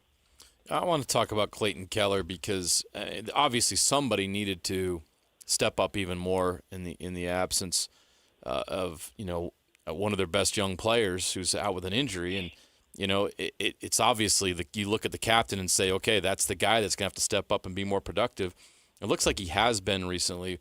What's different? What have you noticed about him lately that's led to more productive play and more spirited play from the captain? Yeah, I mean, he's got 4 points over the last 3 games, and in those 3 games, 2 wins, the first one against Detroit, and then obviously last night. against Winnipeg. And I would argue that in those 2 wins, Keller was the best player on the ice on either side. And I think the difference for him, and I had the opportunity to ask Tourney about this last night, is, he was kind of explaining that he feels like Keller's kind of starting to come into his stride this season. And he says the difference is that he's kind of playing mad. He's playing angry. And I think that's evident. It's been a tough year for him, both from a production standpoint and then, in his personal life, right? Losing his dad, is a tough thing, especially the fact that he kept playing hockey games. But there's been just that noticeable difference on the ice over these last 3 games. He's more engaged in the offensive zone. He's more engaged on all, he's playing a very complete 200-foot game.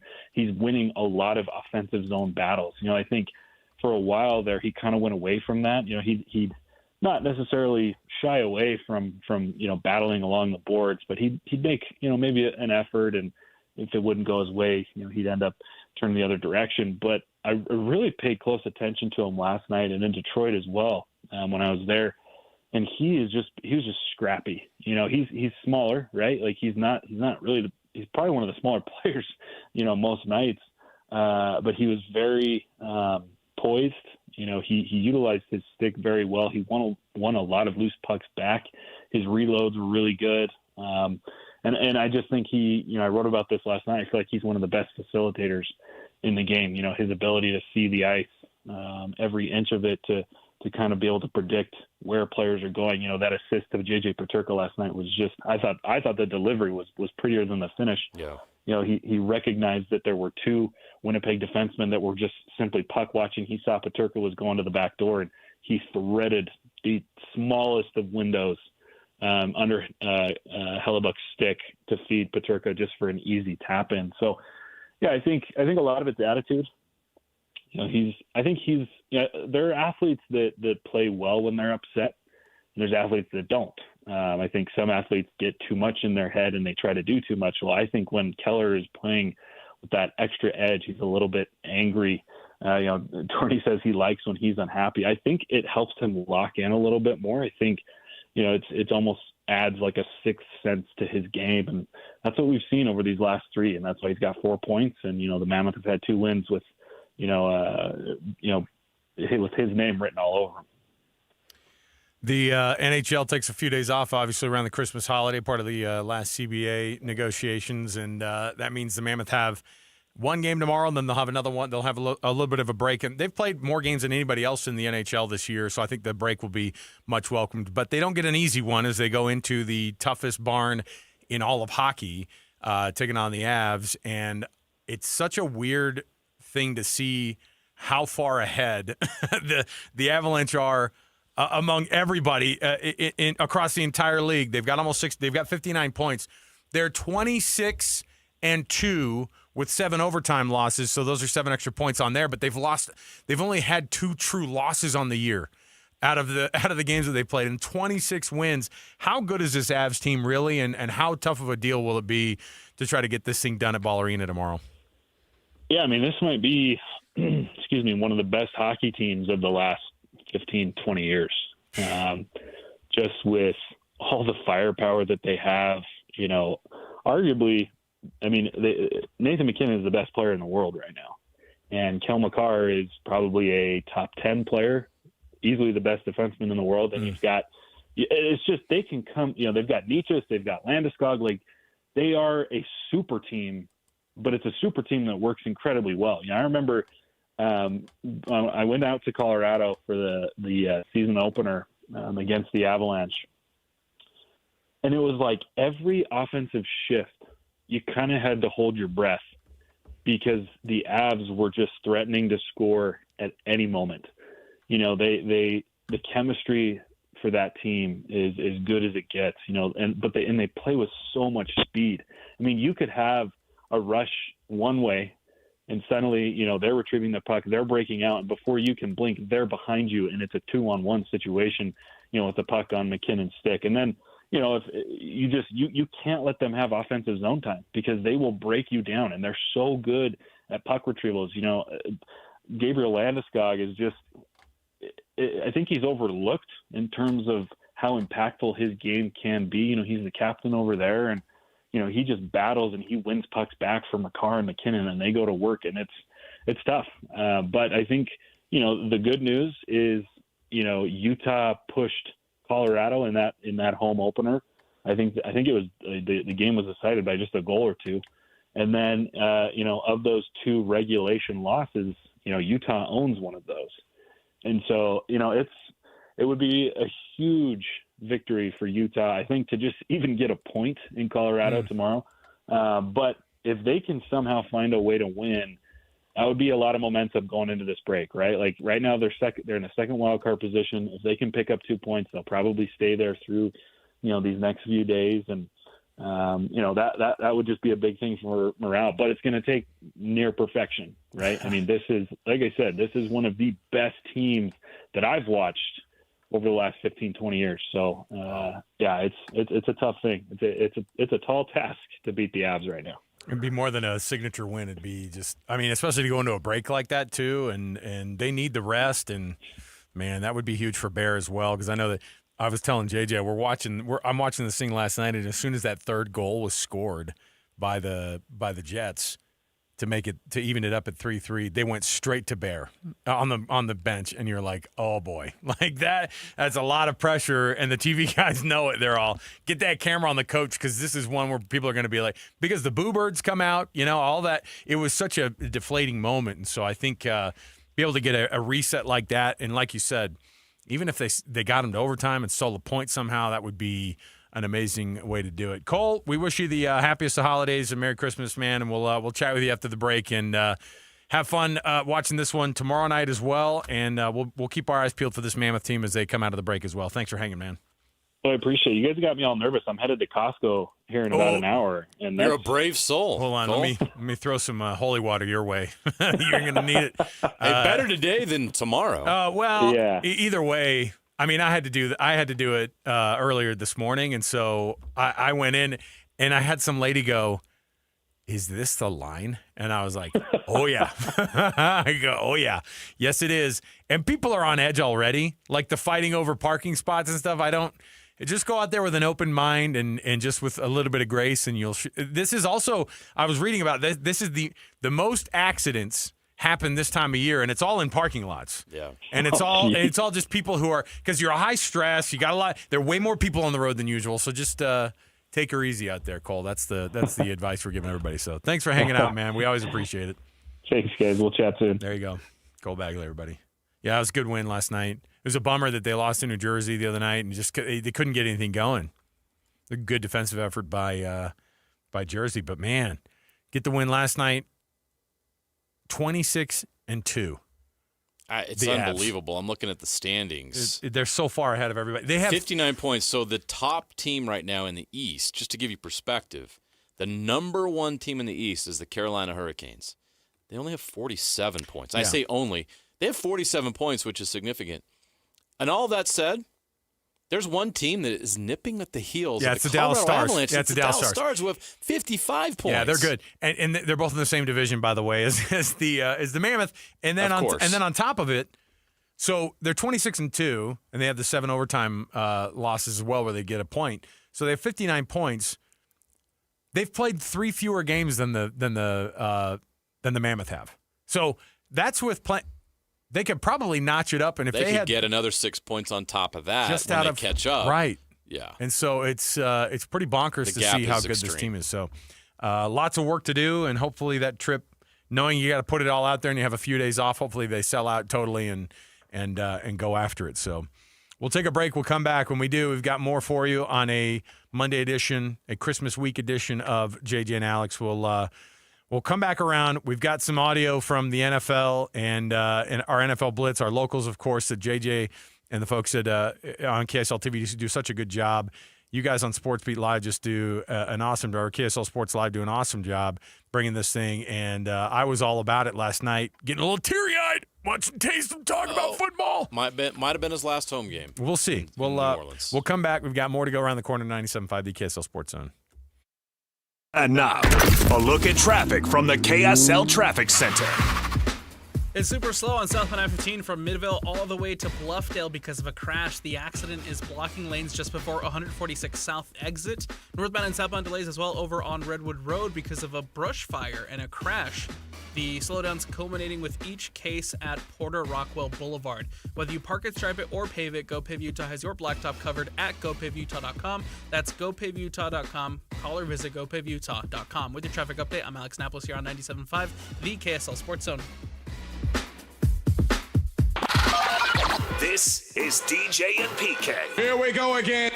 Kevin Young, BYU men's basketball coach, joining us. Barring something crazy, I think we all know AJ will be on your team for one season. You see him all around. He's representing BYU every place he goes. I just think that's incredible, and to me, it's a surprise. I'm guessing to you that it probably wasn't. It's amazing, honestly. It really is. BYU's a worldwide brand in and of itself, but now you tack on what most likely going to be a generational type talent to kind of wave the BYU banner on the heels of what Yegor has done and will do in the NBA. Just a really cool time for BYU on a basketball standpoint to get the brand out there even more and have really awesome young men represent it. It's fun and it's exciting. Catch DJ and PK mornings from 6 to 10 on 97.5, the KSL Sports Zone.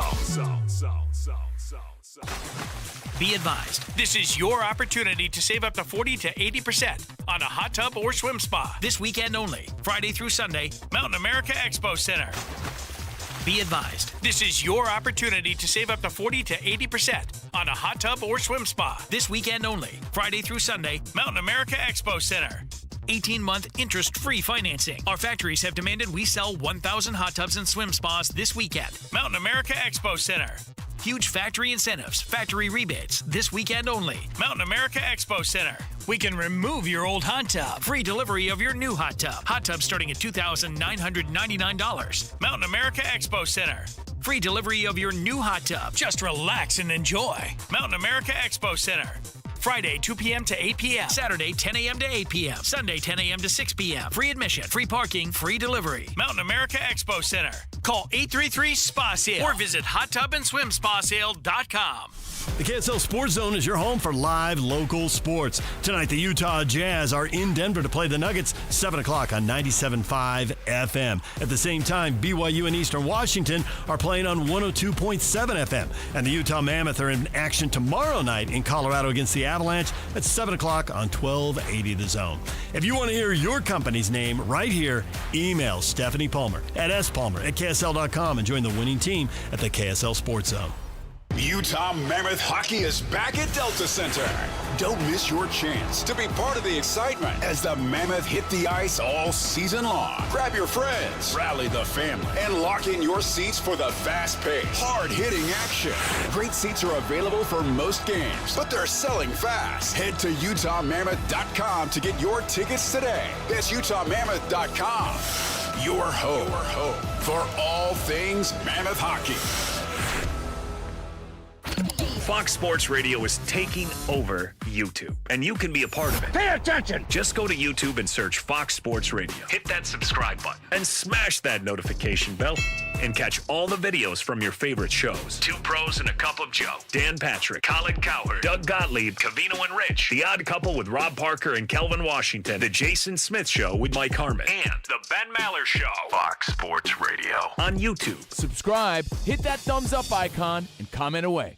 Makita knows that pros never settle, and neither do we. With Makita, you get tools that perform at the highest level on every job without compromise. Makita is for the most detailed pros, expertly engineered to deliver precision, job after job. When your work calls for the best, call on Makita. Makita, built to be the best. Available at the Home Depot. Gear up for the holidays and conquer that to-do list in a new Chevy truck. Now is the time to get red tag savings on the 2026 Silverado. With 4 powerful engine choices, impressive towing capability, and legendary dependability. Or choose from other great offers on Colorado, giving you clever and convenient bed and tailgate functionality, plus outstanding torque for big adventures. This holiday season, it all comes together in a Chevrolet. See your Rocky Mountain Chevy dealers. Hey, this is Chris with JCW's. Drop in for one of our delicious gourmet burgers made with 100% choice Grand Chuck. We're in Lehigh, American Fork, Provo, South Jordan, and Harriman. JCW's, quality and a lot of it. This is a Utah Jazz at 30 update on 97.5, the KSL Sports Zone. Utah Jazz forward Kevin Love talks about the improvements he's seen from the team in recent performances.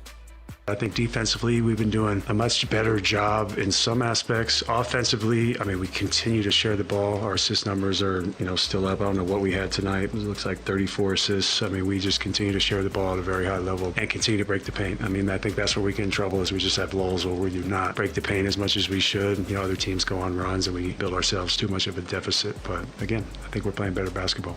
That's your Jazz at 30 update, and it's brought to you by U of U Health. At University of Utah Health, hope is in our DNA. Learn more at uofuhealth.org. University of Utah Health, for you, for life. The NFL Blitz starts right now on JJ and Alex, 97.5, the KSL Sports Zone.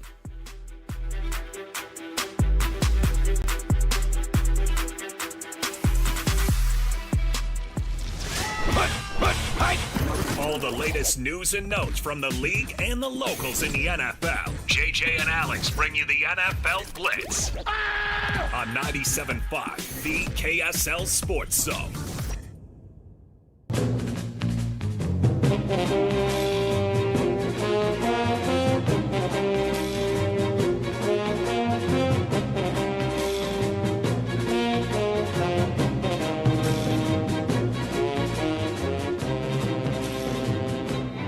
Welcome back. It is JJ and Alex, 97.5 the KSL Sports Zone. Hope you're enjoying the warm weather out there as we get you ready for Christmas in a couple of days. Yes, it's almost 70 degrees in Salt Lake City. Very weird, but hey, That's a good weird. It is. I welcome it. There's that part of me, though, that goes... A little concerned about the snowpack, though. Always thinking about the snowpack. I have two kids with ski passes. That's not an insignificant buy when you do it in September. It's not. And it's an investment. But to their credit, they've gone up a couple of times, and it's not been great, but they've been up there. And I'm forcing them to keep going up there. You're taking that ski bus, and you're going up there, and you're going to have a dang good time. I'm going to get my money's worth. Yeah, I'm worried about the ski resorts, worried about the snowpack, want to make sure we have enough moisture. Oh, boy. You're gonna pass out some refreshments before we enjoy the moisture, or what? We can't have refreshments without moisture. All right. NFL Blitz, of course. You can nominate the U Sports volunteer that you know for the Hercules Hero of the Week program. Submit that nomination, KSLSports.com/contest. Listen every Thursday, JJ and I read off a winner for you. Help us celebrate the efforts of those volunteers making an impact in their community with the Hercules Hero of the Week award, brought to you by Hercules First Federal Credit Union and Beehive Meals. Locals in the NFL is a big week. We talked about Puka Nakua's big game on Thursday, despite the loss, and the Seahawks getting that huge win. That game, the Seahawks game on Thursday night, by far the best Thursday night game there's ever been. But also, like, one of so many NFL games that were so good this weekend. Yeah.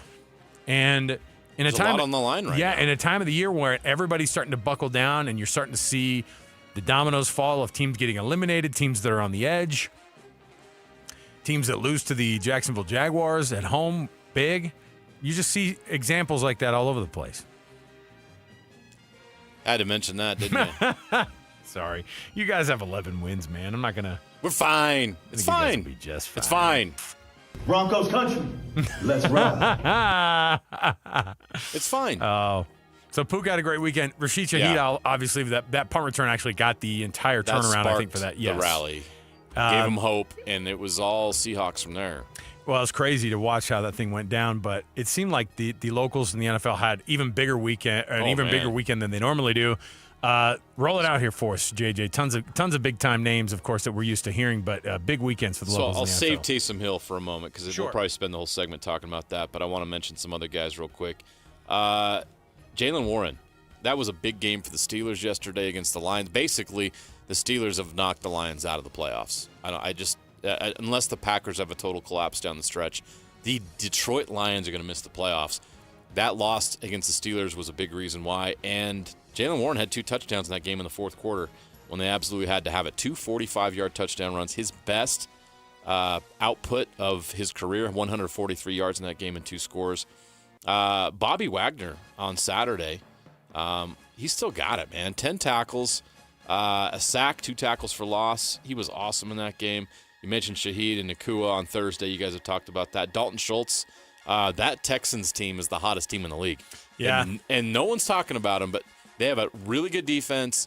I know offensively it's hard to trust right now, but Dalton Schultz has touchdowns in back-to-back games, and the Houston Texans are the hottest team in the NFL based on their 7-game win streak currently. And what did they start the season off as? It was same kind of thing. It was like 2-5. They 1-4, 2-5. Yeah, it was bad. And you had the Ravens have had a similar turnaround, although they lost last night. But it was, you've had a couple of teams who are defying those pretty high odds or those low odds to be able to make the playoffs after you start a season like that. And the Texans are. And part of the reason they're so nasty is because that defense is so freaking good. Yeah. And that's why the Detroit Lions have no business being in this year's playoffs, because their defense is so bad. They can't get enough stops. They're banged up. They're hurt. They're just not the same team we've seen the last couple of years. And you wonder about that situation because they had to replace 2 coordinators. And Dan Campbell looks like he's stretched. He's calling plays. It's like, man, I don't know, man. What are the Lions going to do to kind of fix this? Because the Bears have emerged as a force. Yeah. Do we owe an apology to Caleb Williams? Oh, of course. I didn't buy the Bears all season. Now I'm sold now. They went into Philly and won. They just beat the Packers when, everybody. All the Packers had to do was recover that onside kick, and Caleb Williams threw one of the best balls you will ever see. That touchdown in overtime, you can't defend that. That is one of the best throws I've seen.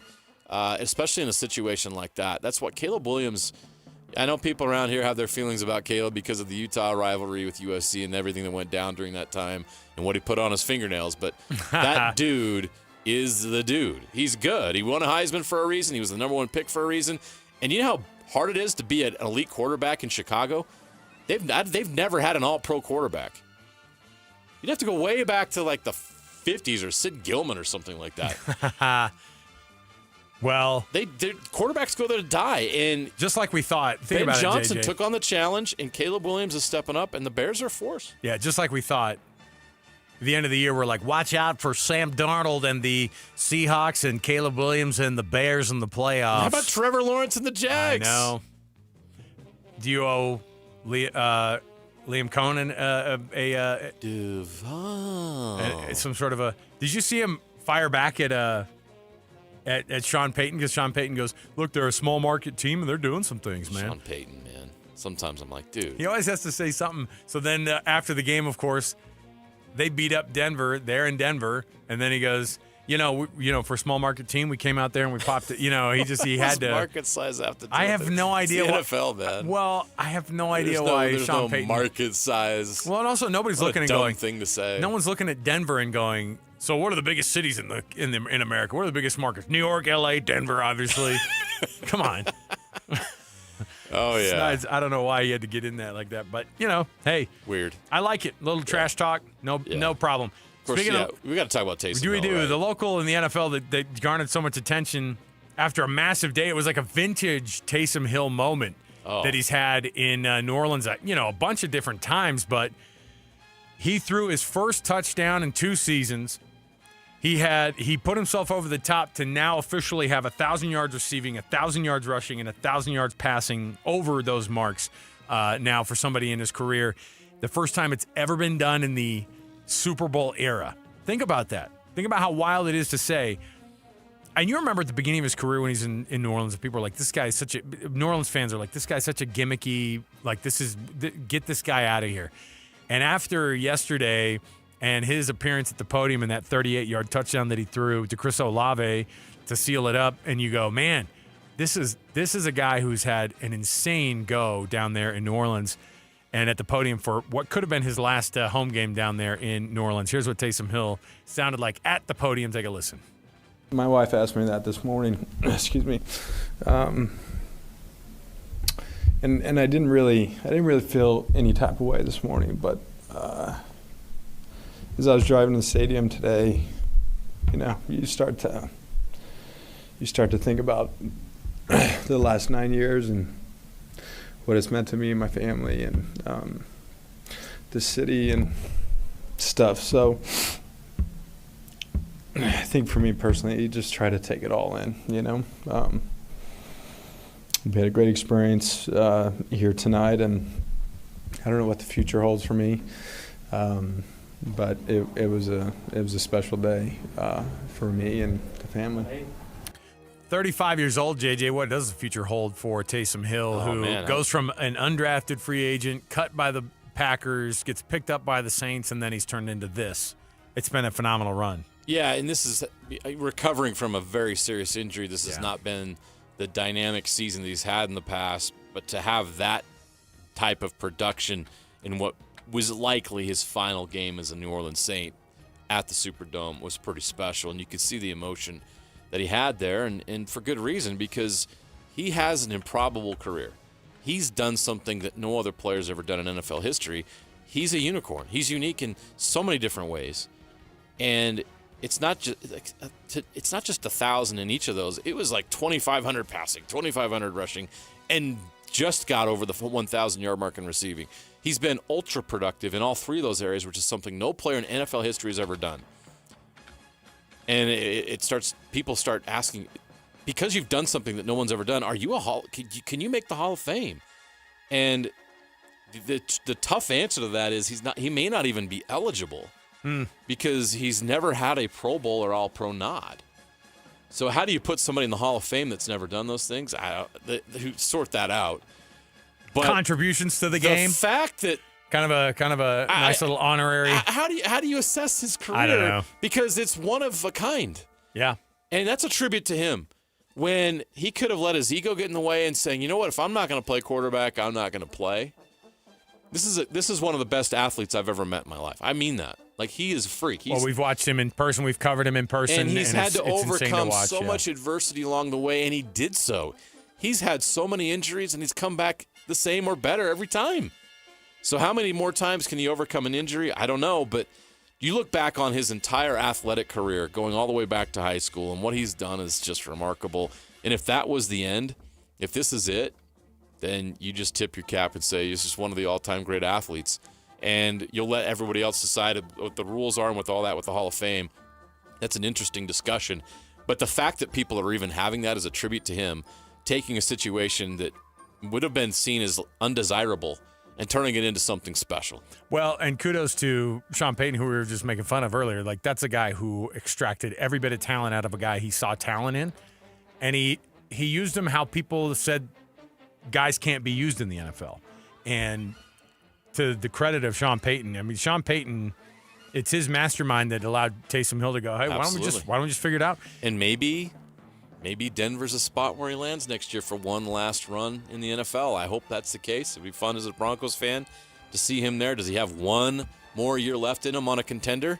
There was part of me that was hoping, Rashid Shaheed ended up going out the door at New Orleans. Yeah. There's that thought where you go. Oh, there was discussion before the trade deadline. Because if Denver picked him up and added some interesting wrinkle into an offense that's already rolling, I bet they didn't want to disrupt anything, but Taysom's not the kind of guy. He's only additive. Like, right. He's not going to come in and ruin the vibe. I think what would happen is that it takes a little bit more of practice in a training camp to kind of get what number 7 does under the belt of an offense of a really young quarterback and see how it goes. But I could see him going there for a year, maybe 2. Why not?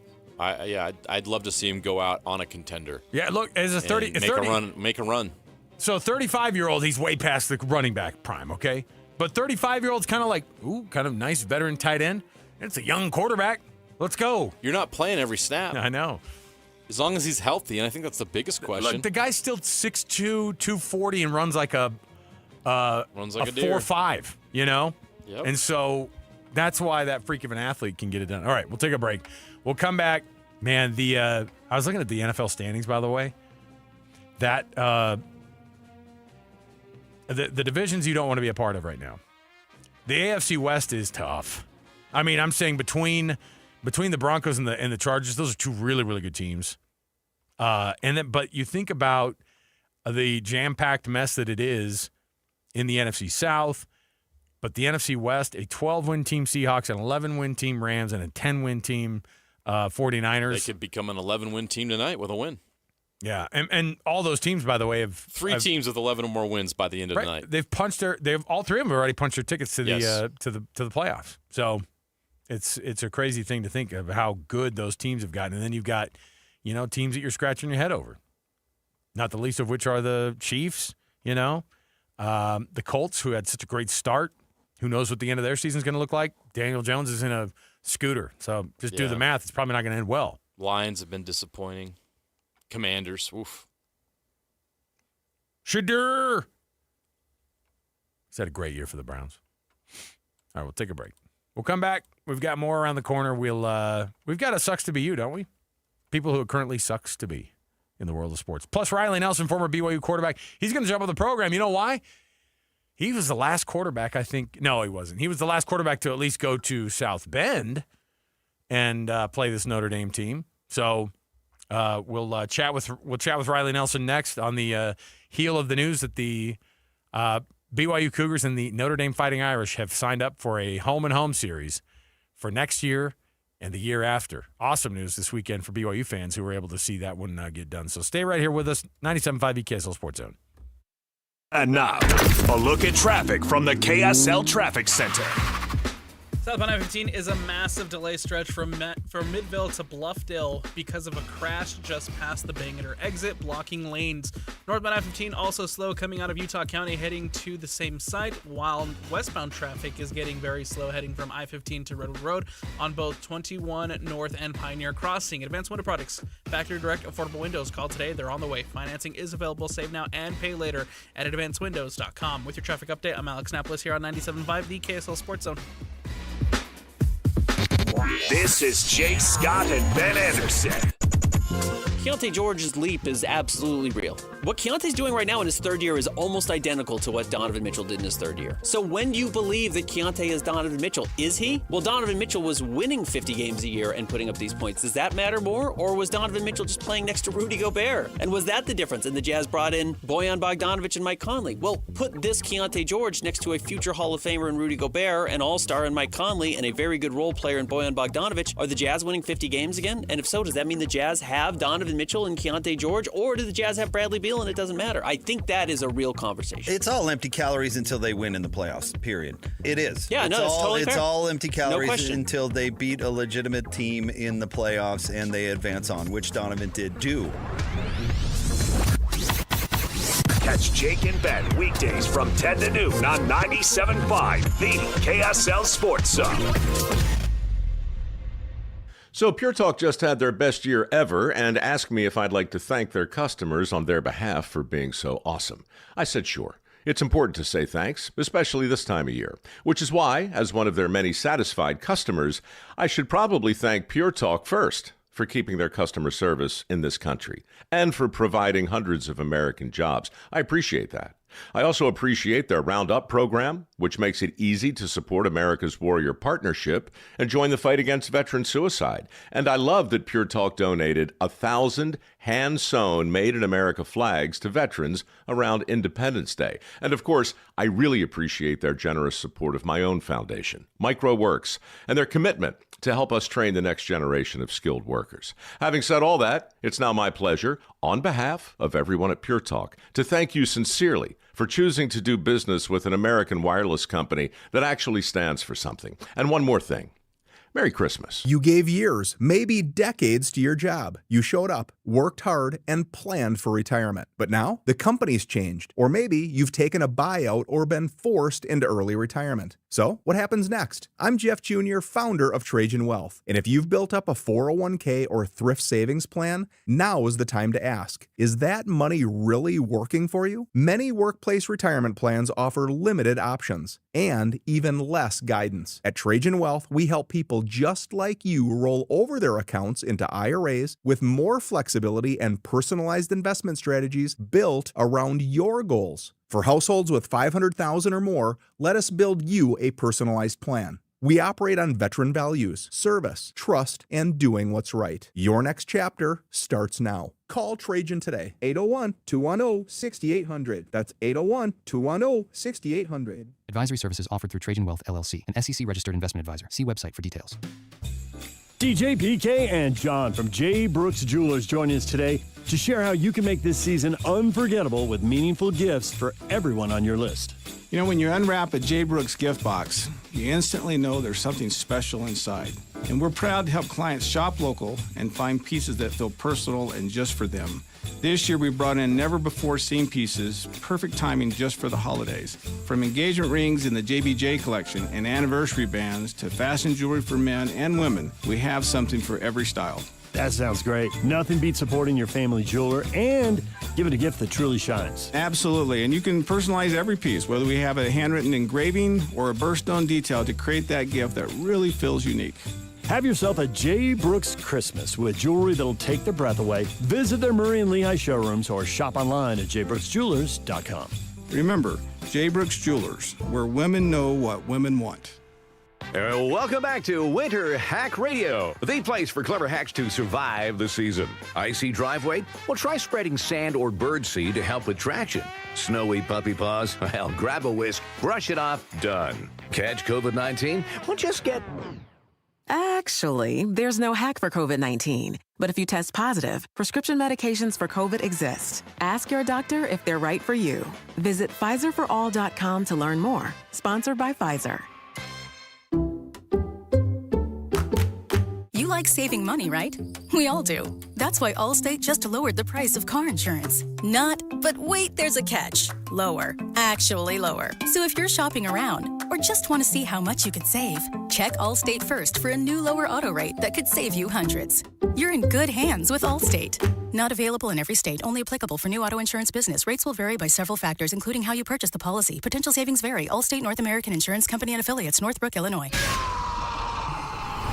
Basking in the sports misfortune of others to help make you feel just a little bit better about yourself. As JJ and Alex present... Yes, we got beat. We got beat badly. It sucks to be you.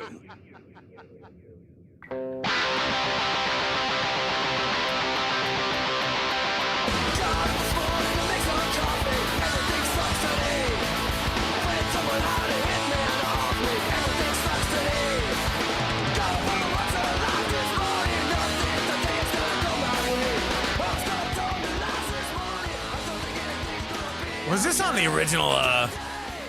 Was this on the original Tony Hawk? It feels like I can feel myself like making some jumps happen on this with this music in the background. It could be, yeah. It's the Descendants, so it would. It fits in that vibe. And you, by the way, that's like a. I remember being like, I got to get this soundtrack, and then they did at some point. They put out the like Tony Hawk 2 on the PlayStation soundtrack. So yeah, maybe it's on there. I don't know. It at least sounds like it belongs there. Sucks to be you. These are the people it currently sucks to be in all of the world of sports. Hey, they broke out the brooms and the mops. They're trying to clean up a mess on aisle 3 at Michigan. Ew. Biff Poggi, who's the interim head coach. Speaking of cleaning up, this guy, I don't know what to think about him. Well, one, he's angling for the job. Yeah. But also, he's been allergic there. to sleeves. He does not. Yeah, he doesn't like sleeves, but he also has like your aunt's arms. You know what I mean? Like he's not.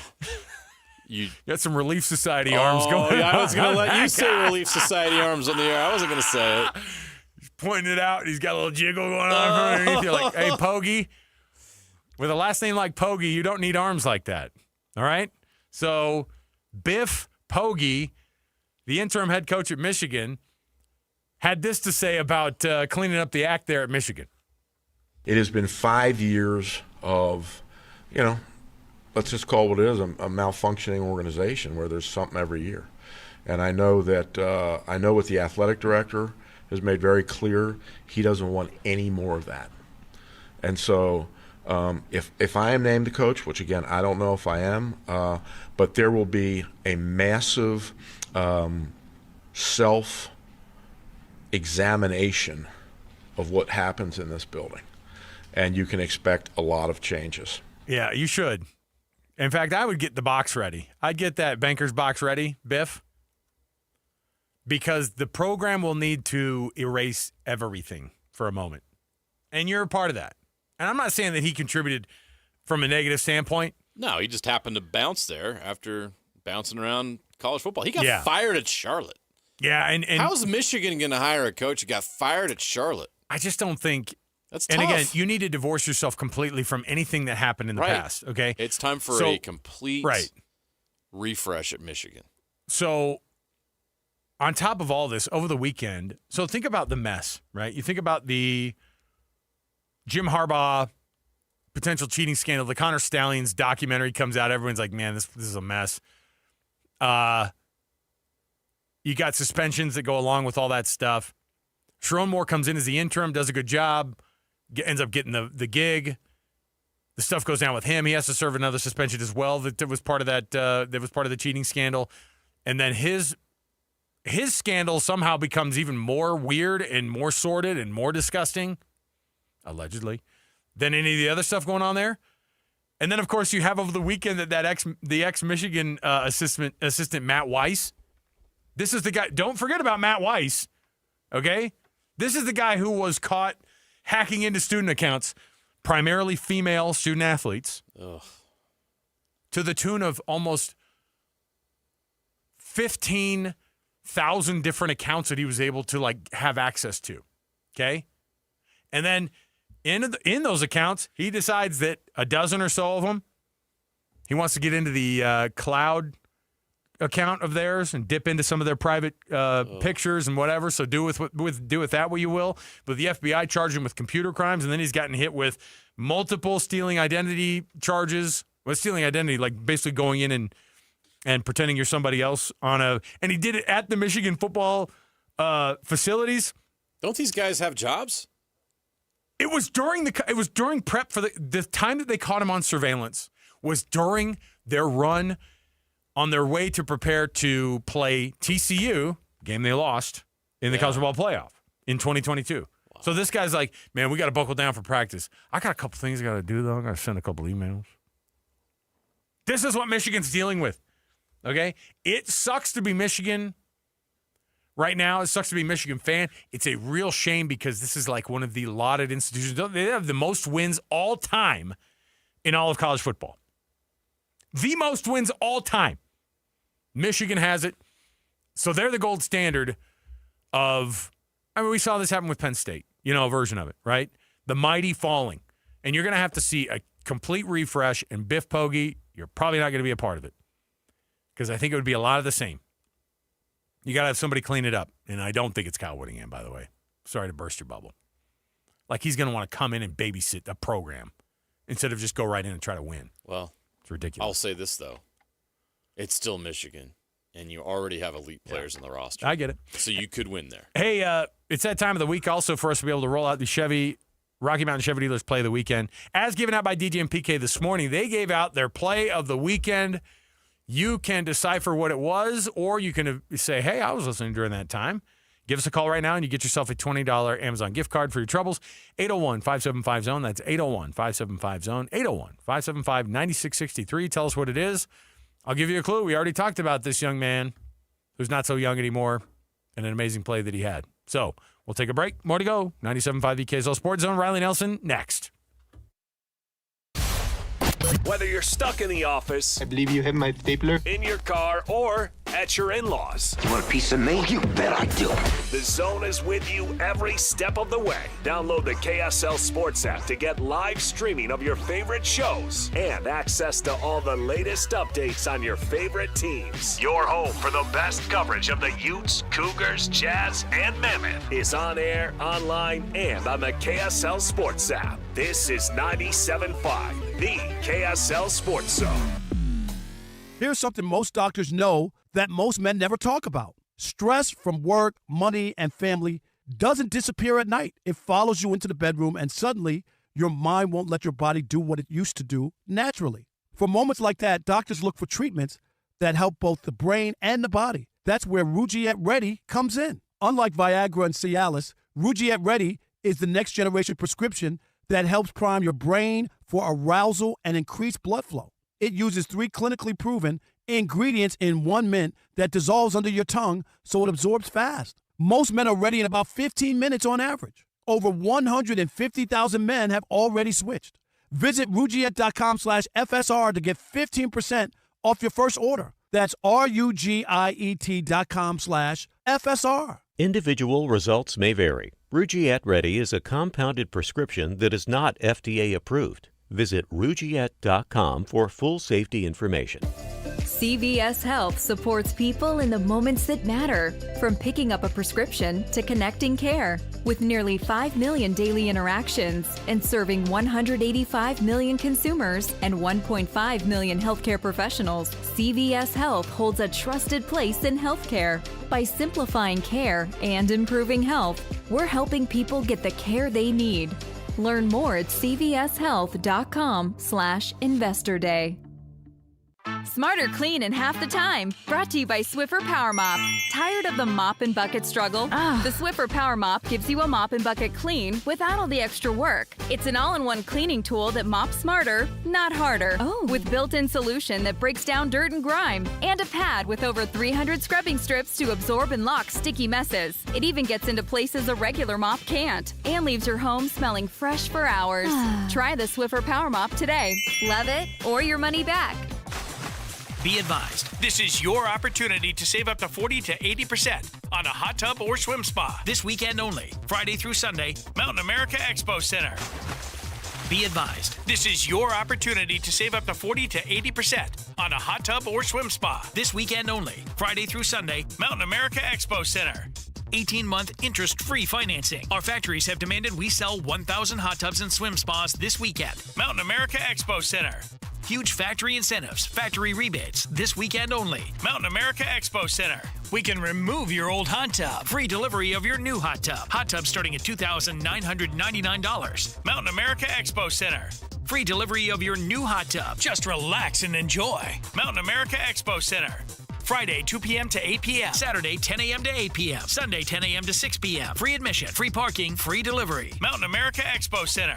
Call 833-SPA-SALE or visit hottubandSwimSpaSale.com. Looking for insurance solutions that actually work for you? United Underwriters have been serving Utah families for over 25 years, offering smarter coverage solutions at better prices. United Underwriters auto policies include a no-cost windshield benefit because we travel on I-15 just like you, and also offer smart home insurance solutions and earthquake plans you can't find anywhere else. Call United Underwriters at 801-396-0828 or visit uuinsurance.com. United Underwriters. Real insurance solutions. Real value. Real partners. Based right here in Utah.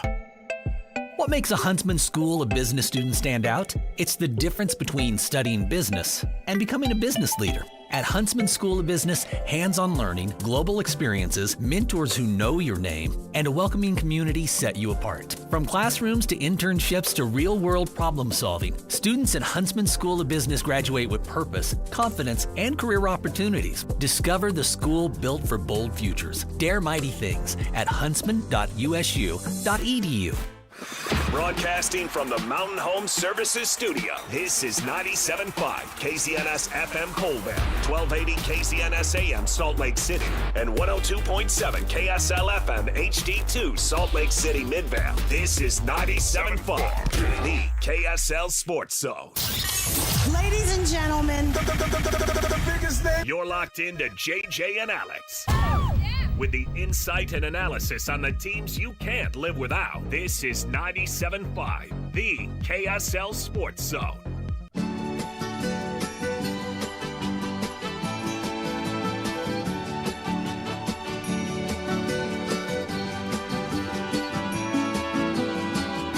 Feliz Navidad, Feliz Navidad, Feliz Navidad, próspero año y felicidad. Feliz Navidad. Welcome back, everybody. And for those of you that celebrate Navidad this time of year, a happy holidays to you as well. We don't want to exclude anybody, all right? Who sings this? Jose Feliciano? Is that who it is? So good. My kids get into this. I love it. It's a great tune. Is this top 5 all-time Christmas songs? Oh, I don't know if it. Oh, Annapolis is number 1. Numero uno. Of course. Now, at the same time, and I reminded Annapolis too. It's tamal season. Ooh. So is it? Support your local fresh tamale maker wherever you get them. Where should I go? I have a guy. I'm ready and eager to support. I told you, I have a guy. Just tell me where to go. I have a guy, but it's not recommended because the health department probably would try to shut him down because I get it out of the parking lot at the Sam's Club in Layton. Okay? There's nothing wrong with that. No judgment here. No. It's the best $20 you'll ever spend for 2 bags of tamales. Those are the best ones. The chicken and the pork. Yes. Come on. Let's get it going. He also speaks Espanol. I'm pretty sure he served his mission in Spain. Riley Nelson joining us on the program here on JJ and Alex, enjoying a Navidad season himself, and we're going to get things kicked off right here with the cut. Let's do it. It's time for the biggest story of the day. This is what made the cut with JJ and Alex on 97.5, the KSL Sports Zone. Trajan Wealth brings you this portion of the program, TRAJANwealth.com. Trajan Wealth for all your trusted local needs in retirement. Riley Nelson, tell me that my mind booted up from your playing days the couple of times somebody mentioned you went to Spain on your mission. Am I still right on that? You got it. Tamales de cerdo y pollo. But yeah. Tamales are 100% Mexicano.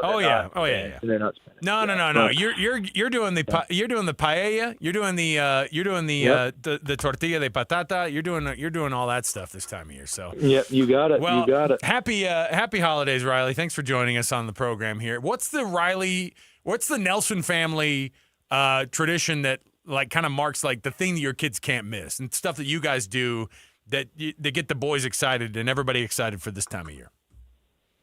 Yeah, we're still kind of working that as our kids are small and don't have the constitution, but we're heading up tomorrow. So this will be 3 years in a row for those up in northern Weber County, the Barker Park Live Nativity. Y'all ever been up that way? It's like it's right east of Weber High. Have you guys ever been to that? Never been. No. I've done the Live Nativity in up at the Harvard Yale neighborhood in Salt Lake. That was a pretty cool one too. But is it a big deal? So this one I haven't been to Harvard Yale, but each wise man had their own camel.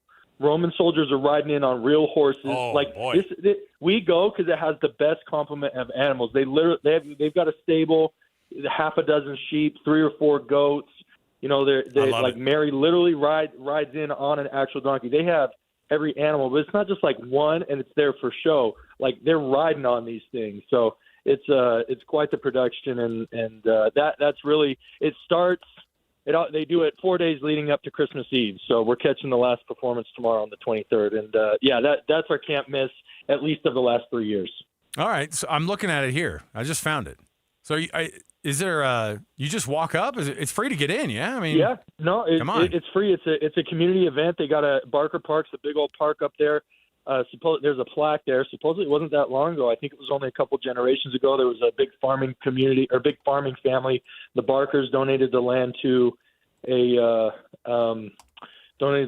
city, and they built a big amphitheater in it. And yeah, they do a live nativity to the nines. It's pretty sweet. Well, I'm gonna sock that one away, and if my kids are if my kids are misbehaving, we're taking the ride up to North Ogden, and we're gonna make this thing happen. And I'm gonna force the older kids to participate. That's what we do. Now it's just punishing the older kids when they're with any chance you right get. with family traditions. Be like, oh, you're Riley, going. when you're a teenager, you'll understand. Oh, when you have teenagers, you'll understand. You're going. Get in the car. All right. Yeah. No, you can't drive either. Nope. You can't drive separately. Nope. You're hanging out with us. Riley, thanks for coming on the program. We're excited to announce, of course, that the news that everybody's been hearing all day today, but BYU and Notre Dame sign up for a shock home and home that we didn't see coming. Like, we were trying to figure out last week, how is BYU going to pull this off? Who even has an open date on the 12th of September? Who even has an open date on the 12th who will come to Provo? In our wildest dreams, we wouldn't have said Notre Dame. The last team I thought would consider it. But it's a big one. I mean, and I was saying, too, I think they did it a little bit to poke the eye of USC, and BYU's the benefactor of that because, you know, Notre Dame was having a hard time ever renewing this relationship and having a home and home ever with BYU. But your thoughts initially, because I think you were the last quarterback to play in South Bend. At least you were one of the last to play in South Bend there in that 2012-2013 series. Yeah, except I wasn't 2013. 2012 was my last. So Taysom went in there in 2013 in what everybody says was one of the coldest games. Yes, I was there. I can confirm that. Yeah, but no, like I was about, like, when I first heard about it, I didn't see any details. I'm like, yeah, right, I'll believe it when I see it, assuming that we go to South Bend next year, and then they're supposedly supposed to come back in 2034, and they never show up. Yeah, and they never show up because that's been their MO for the last 25 years. But I was pumped to see that they're coming to Provo next year. And you say a little bit of poking the eye to USC, but I also think, like, you know, for all the faults the playoff has, like, I think BYU being the first team out and Notre Dame being the second team out on the outside looking in of these playoffs, I think this is like Notre Dame realized. Look, I was just talking about this with Notre Dame about Notre Dame with some buddies.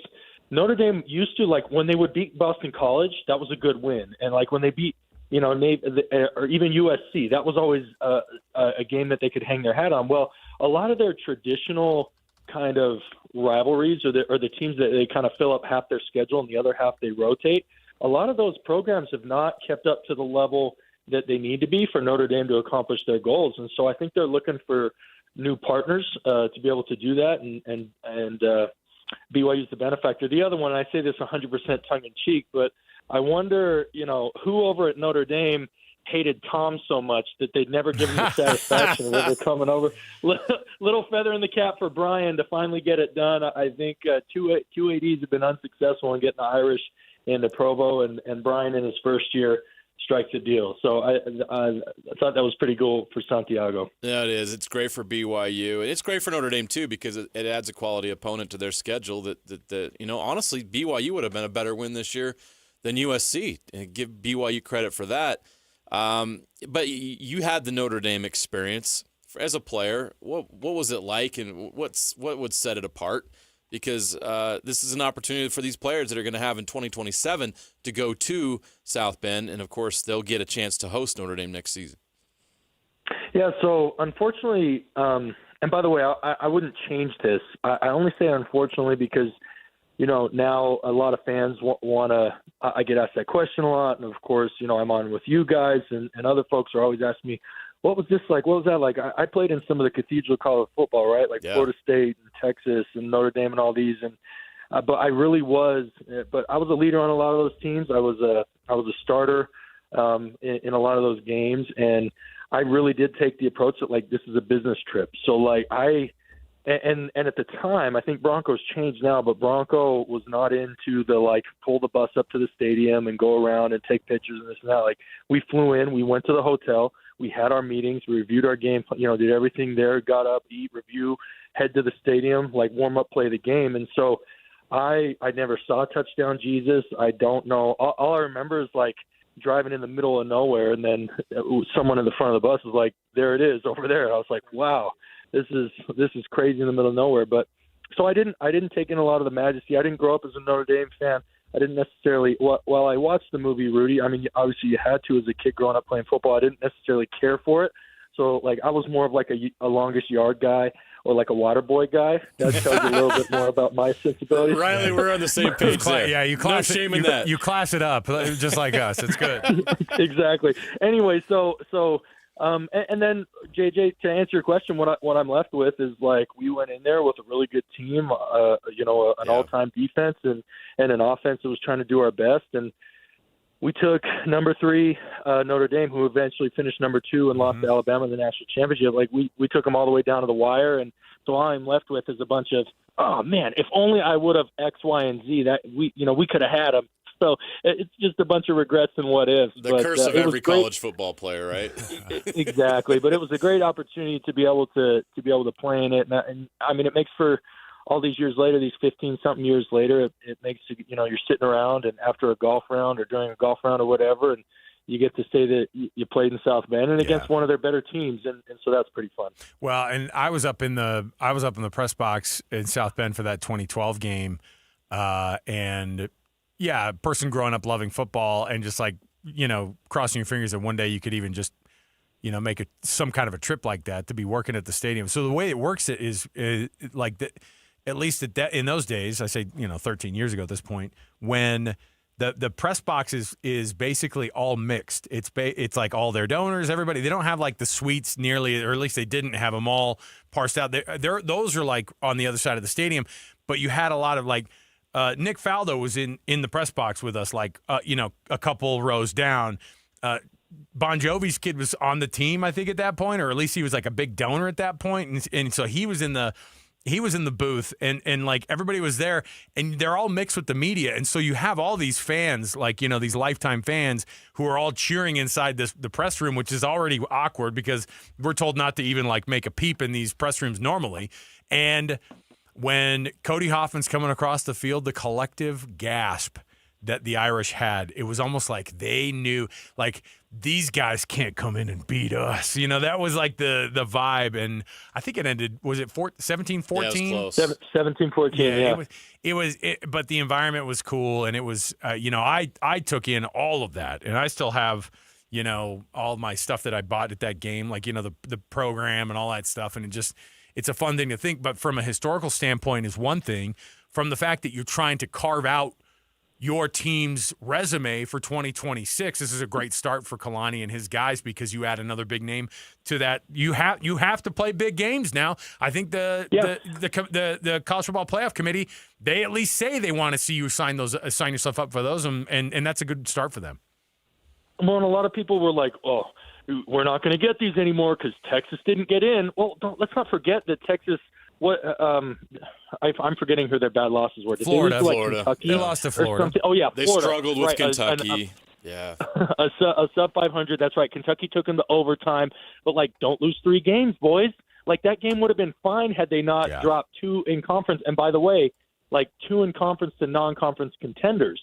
So it's great that you were able to come back and beat A&M. But look, the college football playoff demands that you play well through each phase of the season in September, October, and November. You can't just come up with one big win in November. Let's put the shoe on the other foot. Let's say they lose those same 2 middle games in the season, Florida and whoever else, and whoever else they lost to. Was it who did they lose to? Or Bama? Yeah, Bama beat them. Yeah. So they lose there anyway.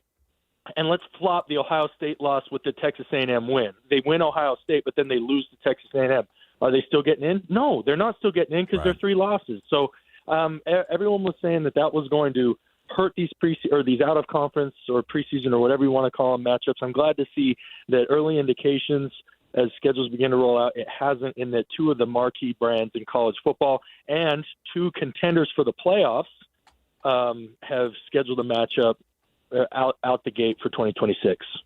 Riley, what's your thoughts on bowl games nowadays? Do you believe, someone who's loved college football for a long, long time and the tradition of it, do you believe that the college football playoff has damaged the need for bowl games or the excitement around bowl games, or do you still see a lot of value in them?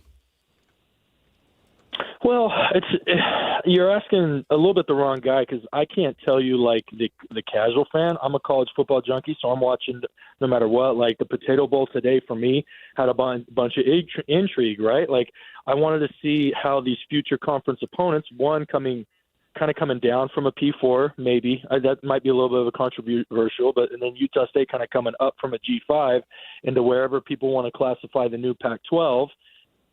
But like these are 2 conference opponents meeting in a bowl game. So like especially for me and with Coach Mendenhall, I want to see how big is the gap that he has to close in his personnel. I think everybody knew, and Bronco first among them knows that like Utah State has to improve their roster. Washington State's kind of coming down from taking some hit, wandering in the wilderness for a couple of years in the 2-team Pac-12 or whatever. So how big is that gap still? And we were able to see, judging off the first half, you're like, geez, Utah State got a lot of work to do in Washington State. My dog walked the conference. Riley, let me interrupt you just for a second here, because I'm going to have our producer Alex call you back. You turned into a little bit of a robot there. No, your personality didn't. You did a phone connection issue. It was just It was. I want to get his take on the Pop-Tarts Bowl as well, but just overall bowl is like, we were watching that bowl game. It was like I failed to find the skeleton crew. It's the problem isn't it's. Teams aren't necessarily able to take their best players. There's coaching staffs that aren't. There's head coaches aren't there anymore. There's just so much, it's hard to get into these bowl games. Definitely the casual thing, but I guess if the bowl games are making money, they're getting like Riley's saying, we'll watch any of them. We'll watch it. Yeah, and I failed to find a little bit of the intrigue that Riley did. Obviously, the connection with with Bronco and his staff, and I was interested to see how they're going to show up. But the teams got so chippy at the end. Then you're like, oh, they did take this kind of seriously. Sorry, Riley, we had to reconnect you there so we could get a decent connection. But what about the Pop-Tarts Bowl? BYU's playing in this Pop-Tarts Bowl. That one has intrigue, obviously, for BYU fans, but it's always a mixed bag. I never know what you're going to get with these teams. Is it just enough to say, well, Kalani gets his guys ready for games, or is there a feeling of letdown because you got stiffed on the ability to be able to get in the college football playoff? No, I think. Look, like I don't. He hasn't declared or anything, but like my guess is L.J. Martin's going. He was Offensive Player of the Year as a running back. You've only got so many carries left in you. Dude, he wants to put it out on tape. He wants another shot of putting it out on tape that, like, this dude should play and he should be one of the first running backs off the board. The same thing for, like, Jack Kelly, right? And some of these other guys. And I'm sure on Georgia Tech's side of the football, you've got guys like that they want one more opportunity to put it on tape, and especially exclamation point. If Bulls can continue to produce matchups like BYU and Georgia Tech, I mean, obviously that was a sweet BYU Notre Dame, but BYU Georgia Tech, then players were going to want to continue playing. But one of the tough things, and look, when you get down to the six and sixes versus 6 and 6s, those are a little bit tougher to watch. But I'm pretty sure they're still drawing and still sell ads for them. So if no one's watching that, I don't know if any of us should care. But if you look at the top half of bowls, I think those are still going to garner national interest. And if you look lower down, I still think the regional, like me, explaining that for my interest in the Potato Bowl, right? I might be one of only a couple 100,000, but that still matters to a couple 100,000 people. And then as you get, obviously, you got the playoff, and then that next tier of bowls, I think are still going to draw nationally because the brand of the sport is that strong. Riley Nelson, former BYU quarterback, of course, and somebody we love having on the program and love getting his take on all these things. We hope you guys have fun in the holidays. Be safe, Riley. Say hi to your family for us and have fun out there with all those little kids, man. It's going to be an awesome one. Thanks for joining us. Will do. Love it. Thank you so much. Thanks, Riley. There you go, Riley Nelson. Man, yeah, maybe I'm a little too pessimistic on the Bulls. No, you are. Because he's jaded right. sports guy. Us hardcore sports guys, we're going to watch most, if not all, the games. We'll do it. And that's what they're made for, right? Oh, yeah. No, don't get it wrong. We watch all these, but we roll our eyes at the games, and we can't believe it. We're like, oh, man, this is terrible. I'm older now, and I remember when bowl games were a big deal. I remember when there's teams with 8 wins that didn't get invited to a bowl game. How many times did BYU or Utah have 8 wins in the 70s, 80s, and 90s and never get invited? No, for sure. It's just weird nowadays. Everything's different. The game's changed, and you have to adjust to that. It's a tough one to be able to But if the players balance. and the coaches don't care, then why are we supposed to care? And I think, and ask fans. And that's too. But to Riley's point, that's too general. That's too broad of a judgment. Well, and ask fans. I think there's plenty of these players that are giving their heart and putting themselves out there to play and want to play one more game with their brothers. So, and you can sometimes see which games where that effort is obvious and where they're not. Yeah, I mean, the fans, if they're going to the game, great. I mean, you go to Orlando and you get the benefit of going to Orlando because, Yeah, if you want to make a family vacation over BYU the holidays, makes sense. BYU loves some Orlando. Oh, yeah. And so it makes sense. And, there are a lot of people who are making that trip, and they're making a Christmas situation out of it, and it's awesome.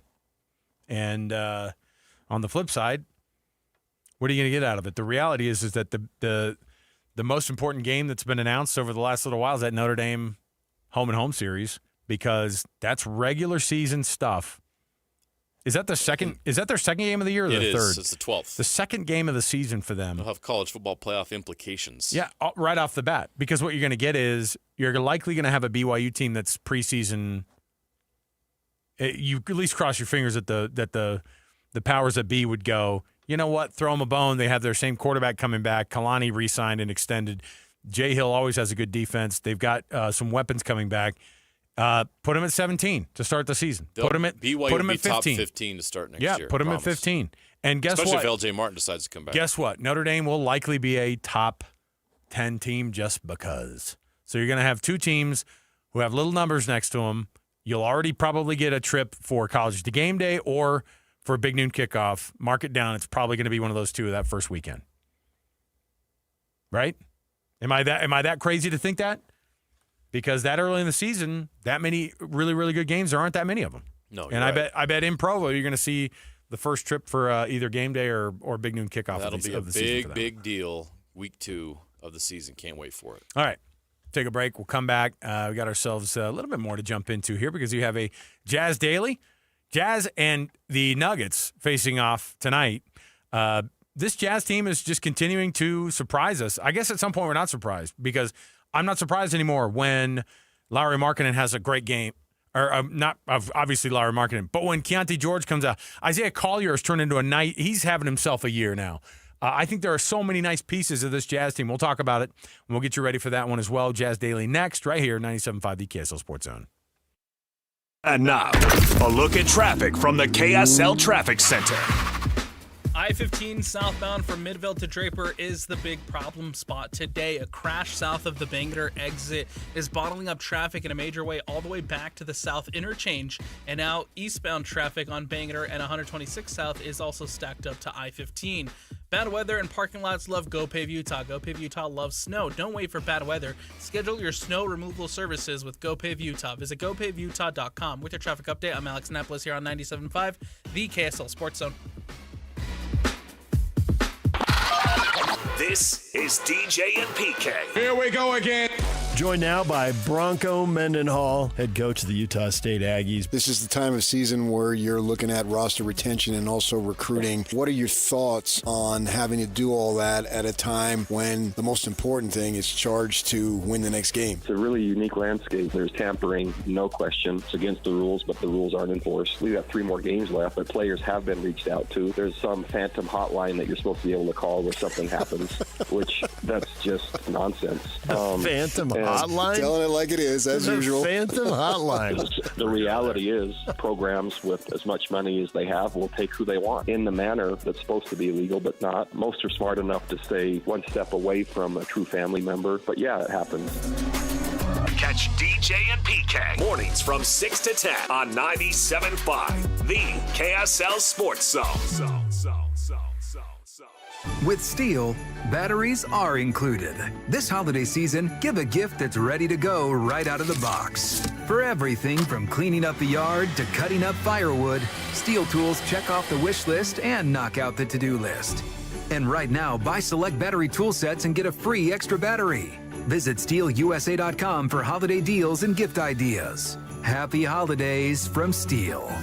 Offer valid for a limited time only at participating dealers while supplies last.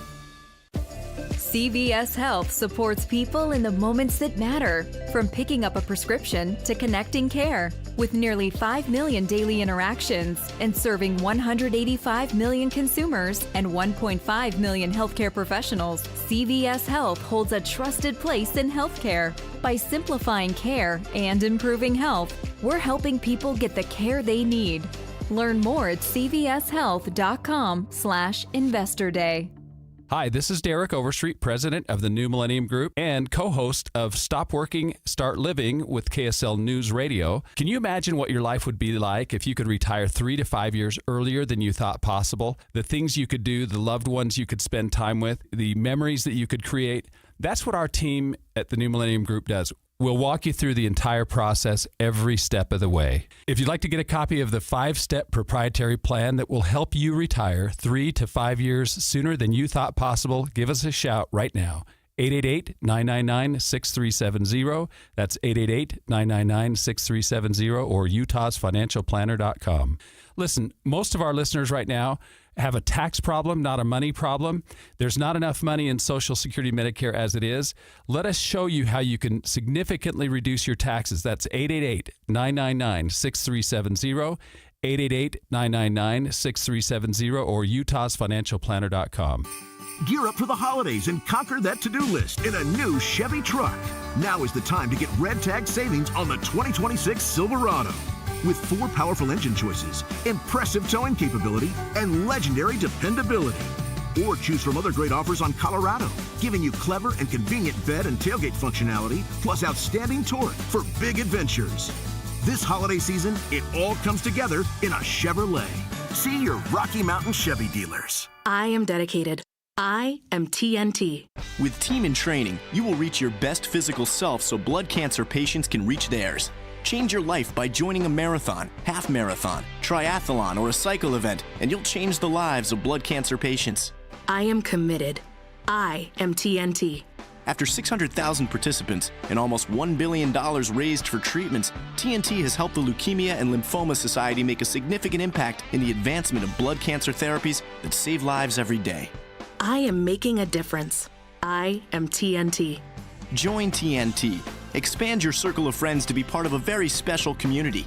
Train with world-class trainers and have the chance to be part of the most exciting endurance sports events in the country. Or train on your own schedule with TNT Flex. Join TNT and fundraise while you train and take part in getting us all closer to a world without blood cancers. Join TNT now. Go to teamintraining.org. This holiday season, you can make a difference. Hercules First Federal Credit Union is raising funds for their Christmas project, bringing joy to foster children in Salt Lake City and supporting the Humane Society of Utah to help pets in need. Your generosity can change lives. Visit HerculesCU.com to learn more and donate today to make this season brighter for a child and a pet. Hercules First Federal Credit Union, growing stronger together this holiday season. This is a Utah Jazz at 30 update on 97.5, the KSL Sports Zone.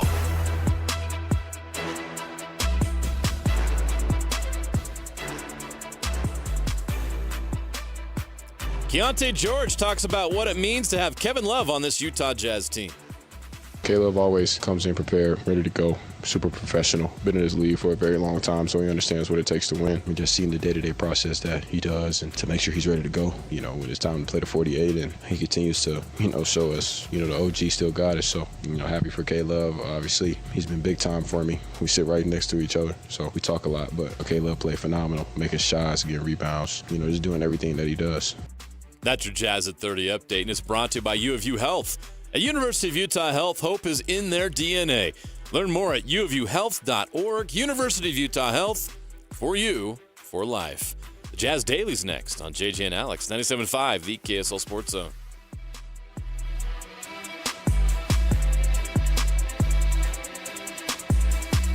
What time is it? Your exclusive home of Utah Jazz basketball is right here on 97.5, the KSL Sports Zone.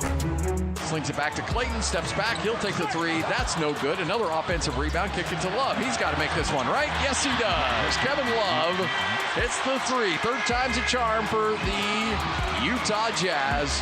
Isaiah Collier has been fantastic. Gets around his man, driving, shot. Yes, and he's fouled! No foul. No foul, timeout. Isaiah Collier ties it up. Thought they drew a foul. Isaiah Collier's hurt. That's why they blew the whistle. Isaiah Collier still on the court, but his scoop layup is up and good. And they should have called a foul. Stepping back, Keontae waiting. Gets underneath his man, shoots the three. Oh, yes! boy. He made it. He's fouled. Keontae George shoots the three, knocks it down, draws the foul, and a chance to give the Jazz the lead with 4 seconds left. Oh, wow. You're locked into JJ and Alex on 97.5, the KSL Sports Zone.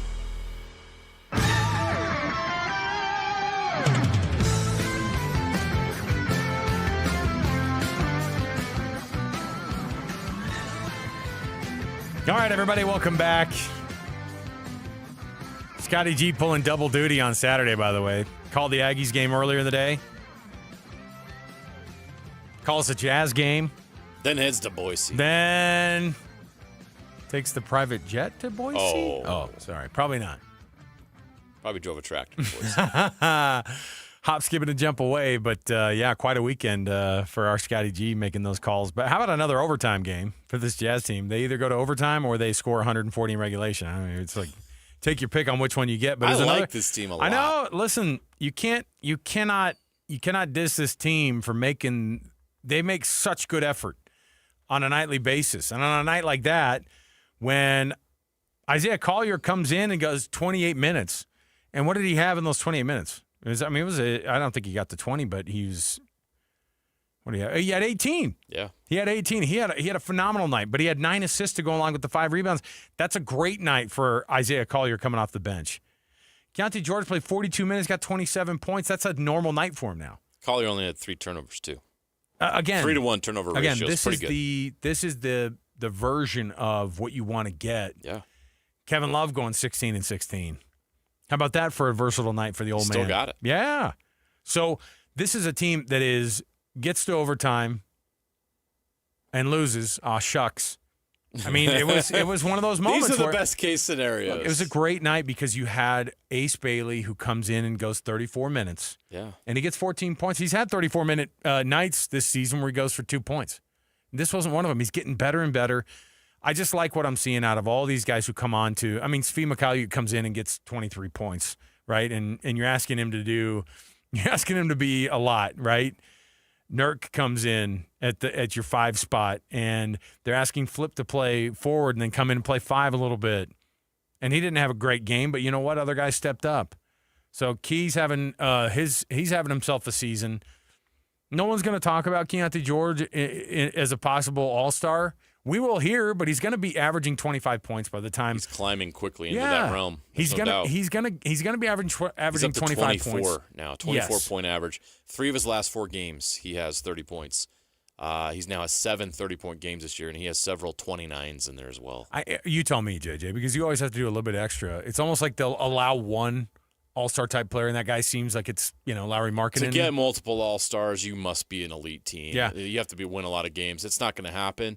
Lowry probably gets in this year, but Keontae George is proving right now that he's on that trajectory. And next season, when the Jazz are no longer worried about whether they're going to keep a pick in the lottery and this or that, when they're actually going out there 100% trying to win and get to the playoffs, Keontae George will be in those conversations because this is not something that's, just a nice little run here. This is who Keontae George is now. This has been the consistent thing throughout this season. He has taken the leap from 16 points per game to 24 points per game. That is a significant move. He should be getting most improved player in the NBA consideration. That is an award he should be a finalist for if this continues. It's kind of wild because you think about what the careers for a lot of these guys are. Let me go to a third-year Jazz man and some numbers that he had in that year. Remember, he's only 22.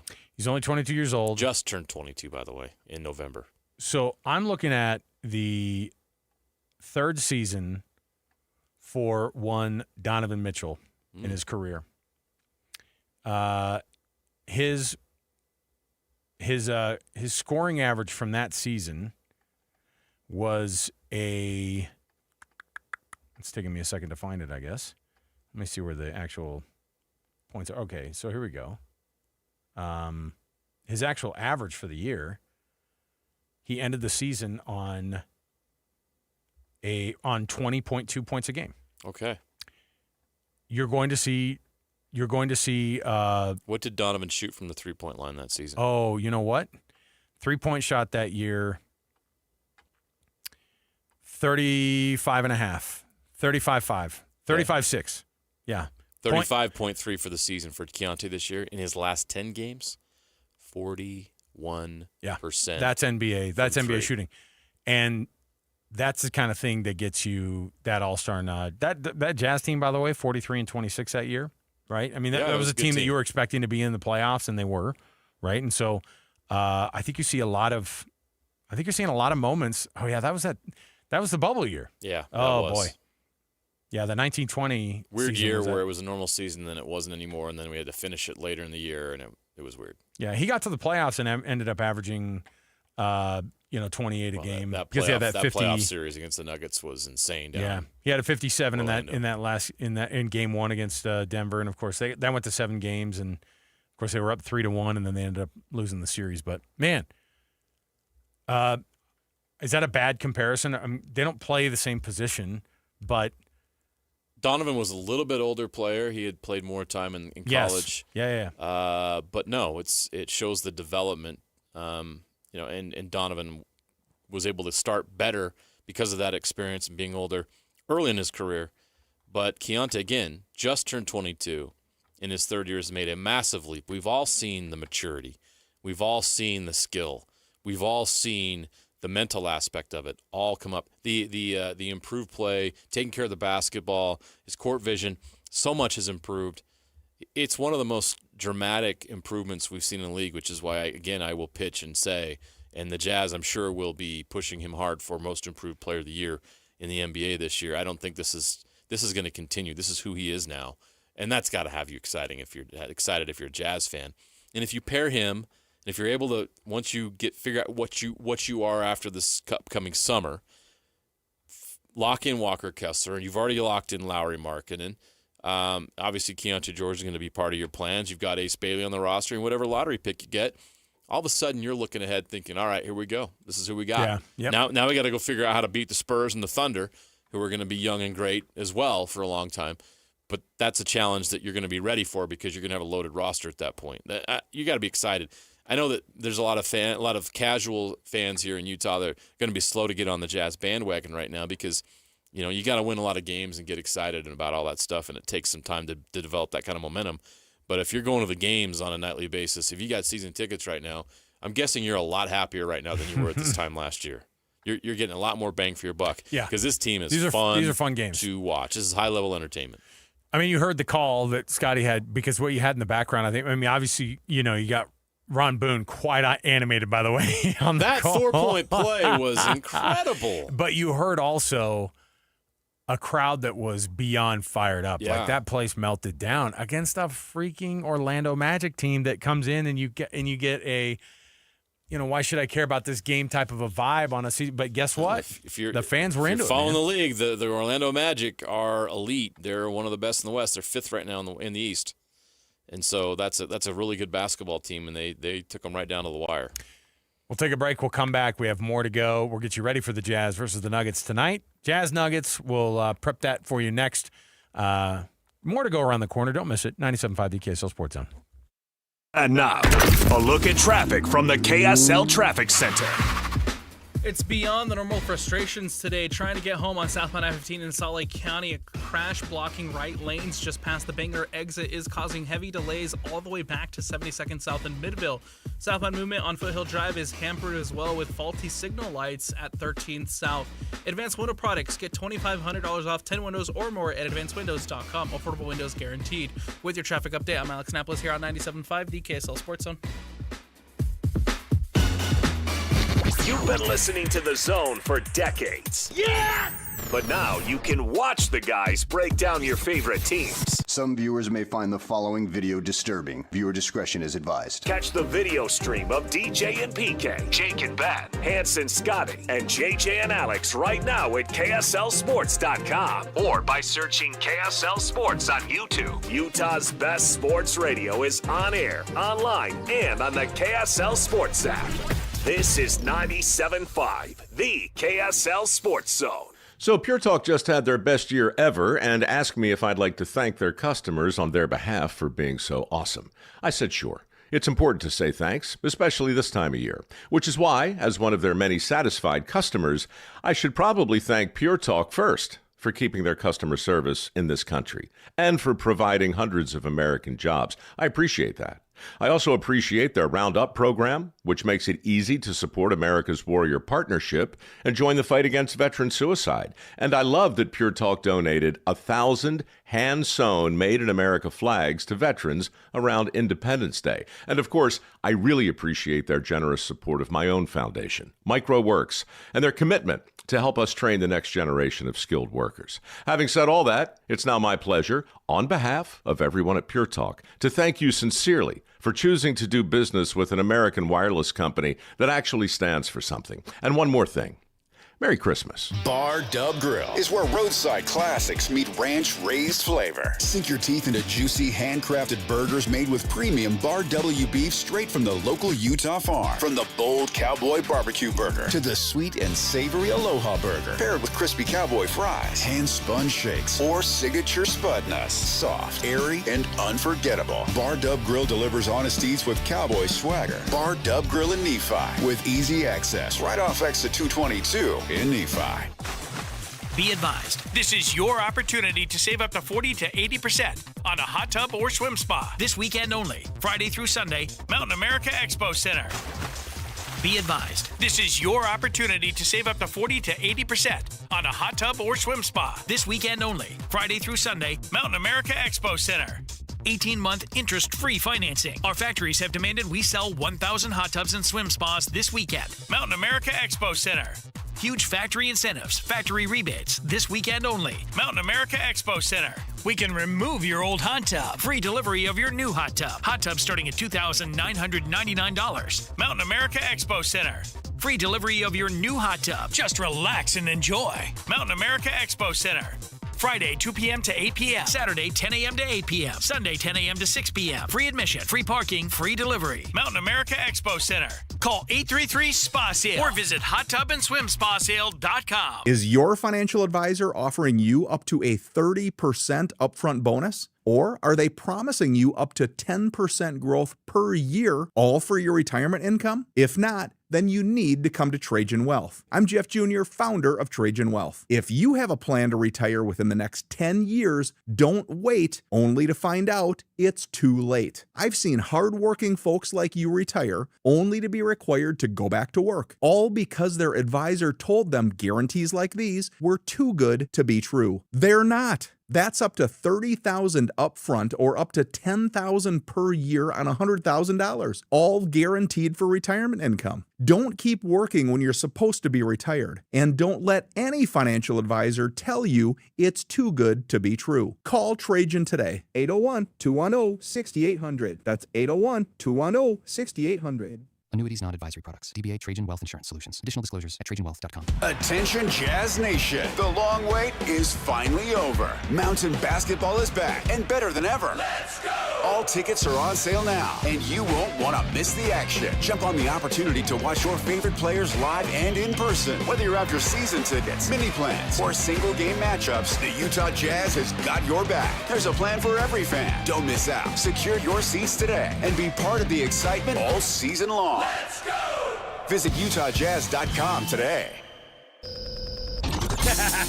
Wrapping up the hour with our picks for the best and worst moments on today's show. As JJ and Alex want to hear your best and worst of the day.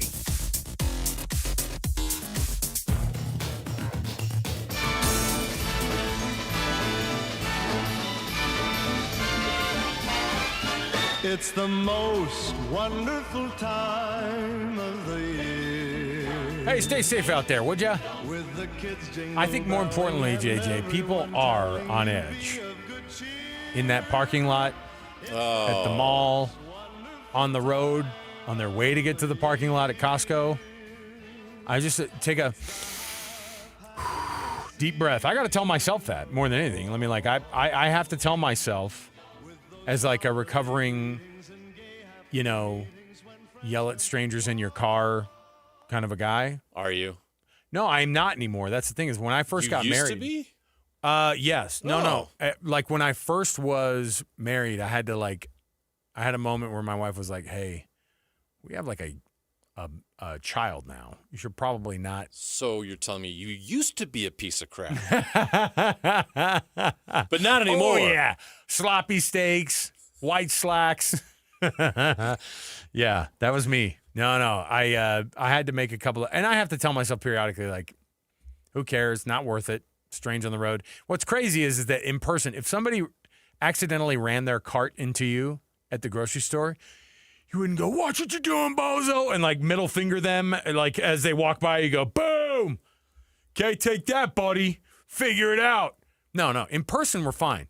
In our car, we become different animals. Why do we become animals in a car? What's in Utah? Up with that? I'm just telling you right now. Ooh. This time of year, when we need a little bit of grace, when you need a little bit of grace, give other people a little bit of grace, would you?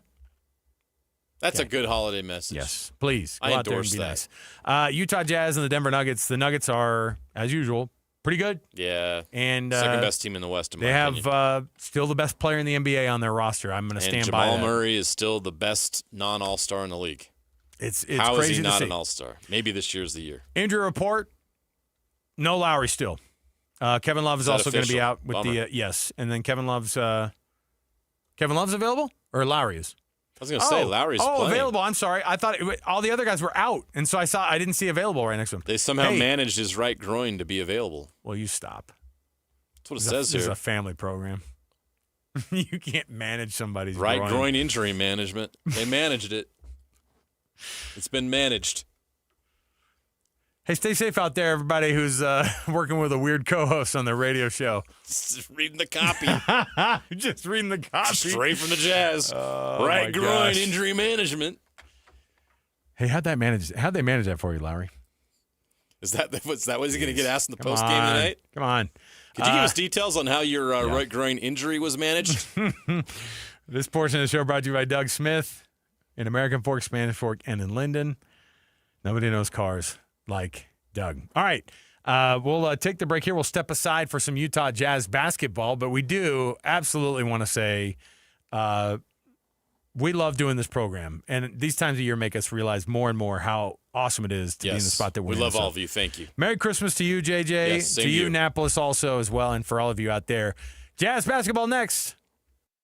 Stay up to date with everything Utah Jazz related with the new Jazz Notes newsletter. Get draft updates, analysis, and be the first to know about every off-season move. Visit KSLSports.com to sign up for the Jazz Notes newsletter.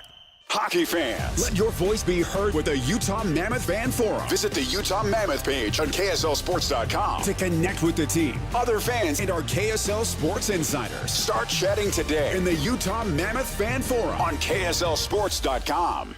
The Hercules Local Business Spotlight this holiday season is Ty the Window Guy. What started in 1998 as a small side job cleaning windows has grown into a trusted local business built on quality service and long-lasting relationships. More than 27 years later, Ty still serves many of his first clients with the same dependable care that built his reputation. To learn more or schedule your next window cleaning, visit TyTheWindowGuy.com. Hercules First Federal Credit Union, growing stronger together.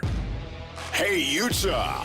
Are you ready for the Utah Mammoth to hit the ice? From game-winning goals to behind-the-scenes moments, Mammoth Plus brings the action to you all season long. Whether you're at home, on the go, or in the stands, don't miss a single shift. Visit UtahMammothPlus.com and start streaming today. That's UtahMammothPlus.com. Every game, every goal, live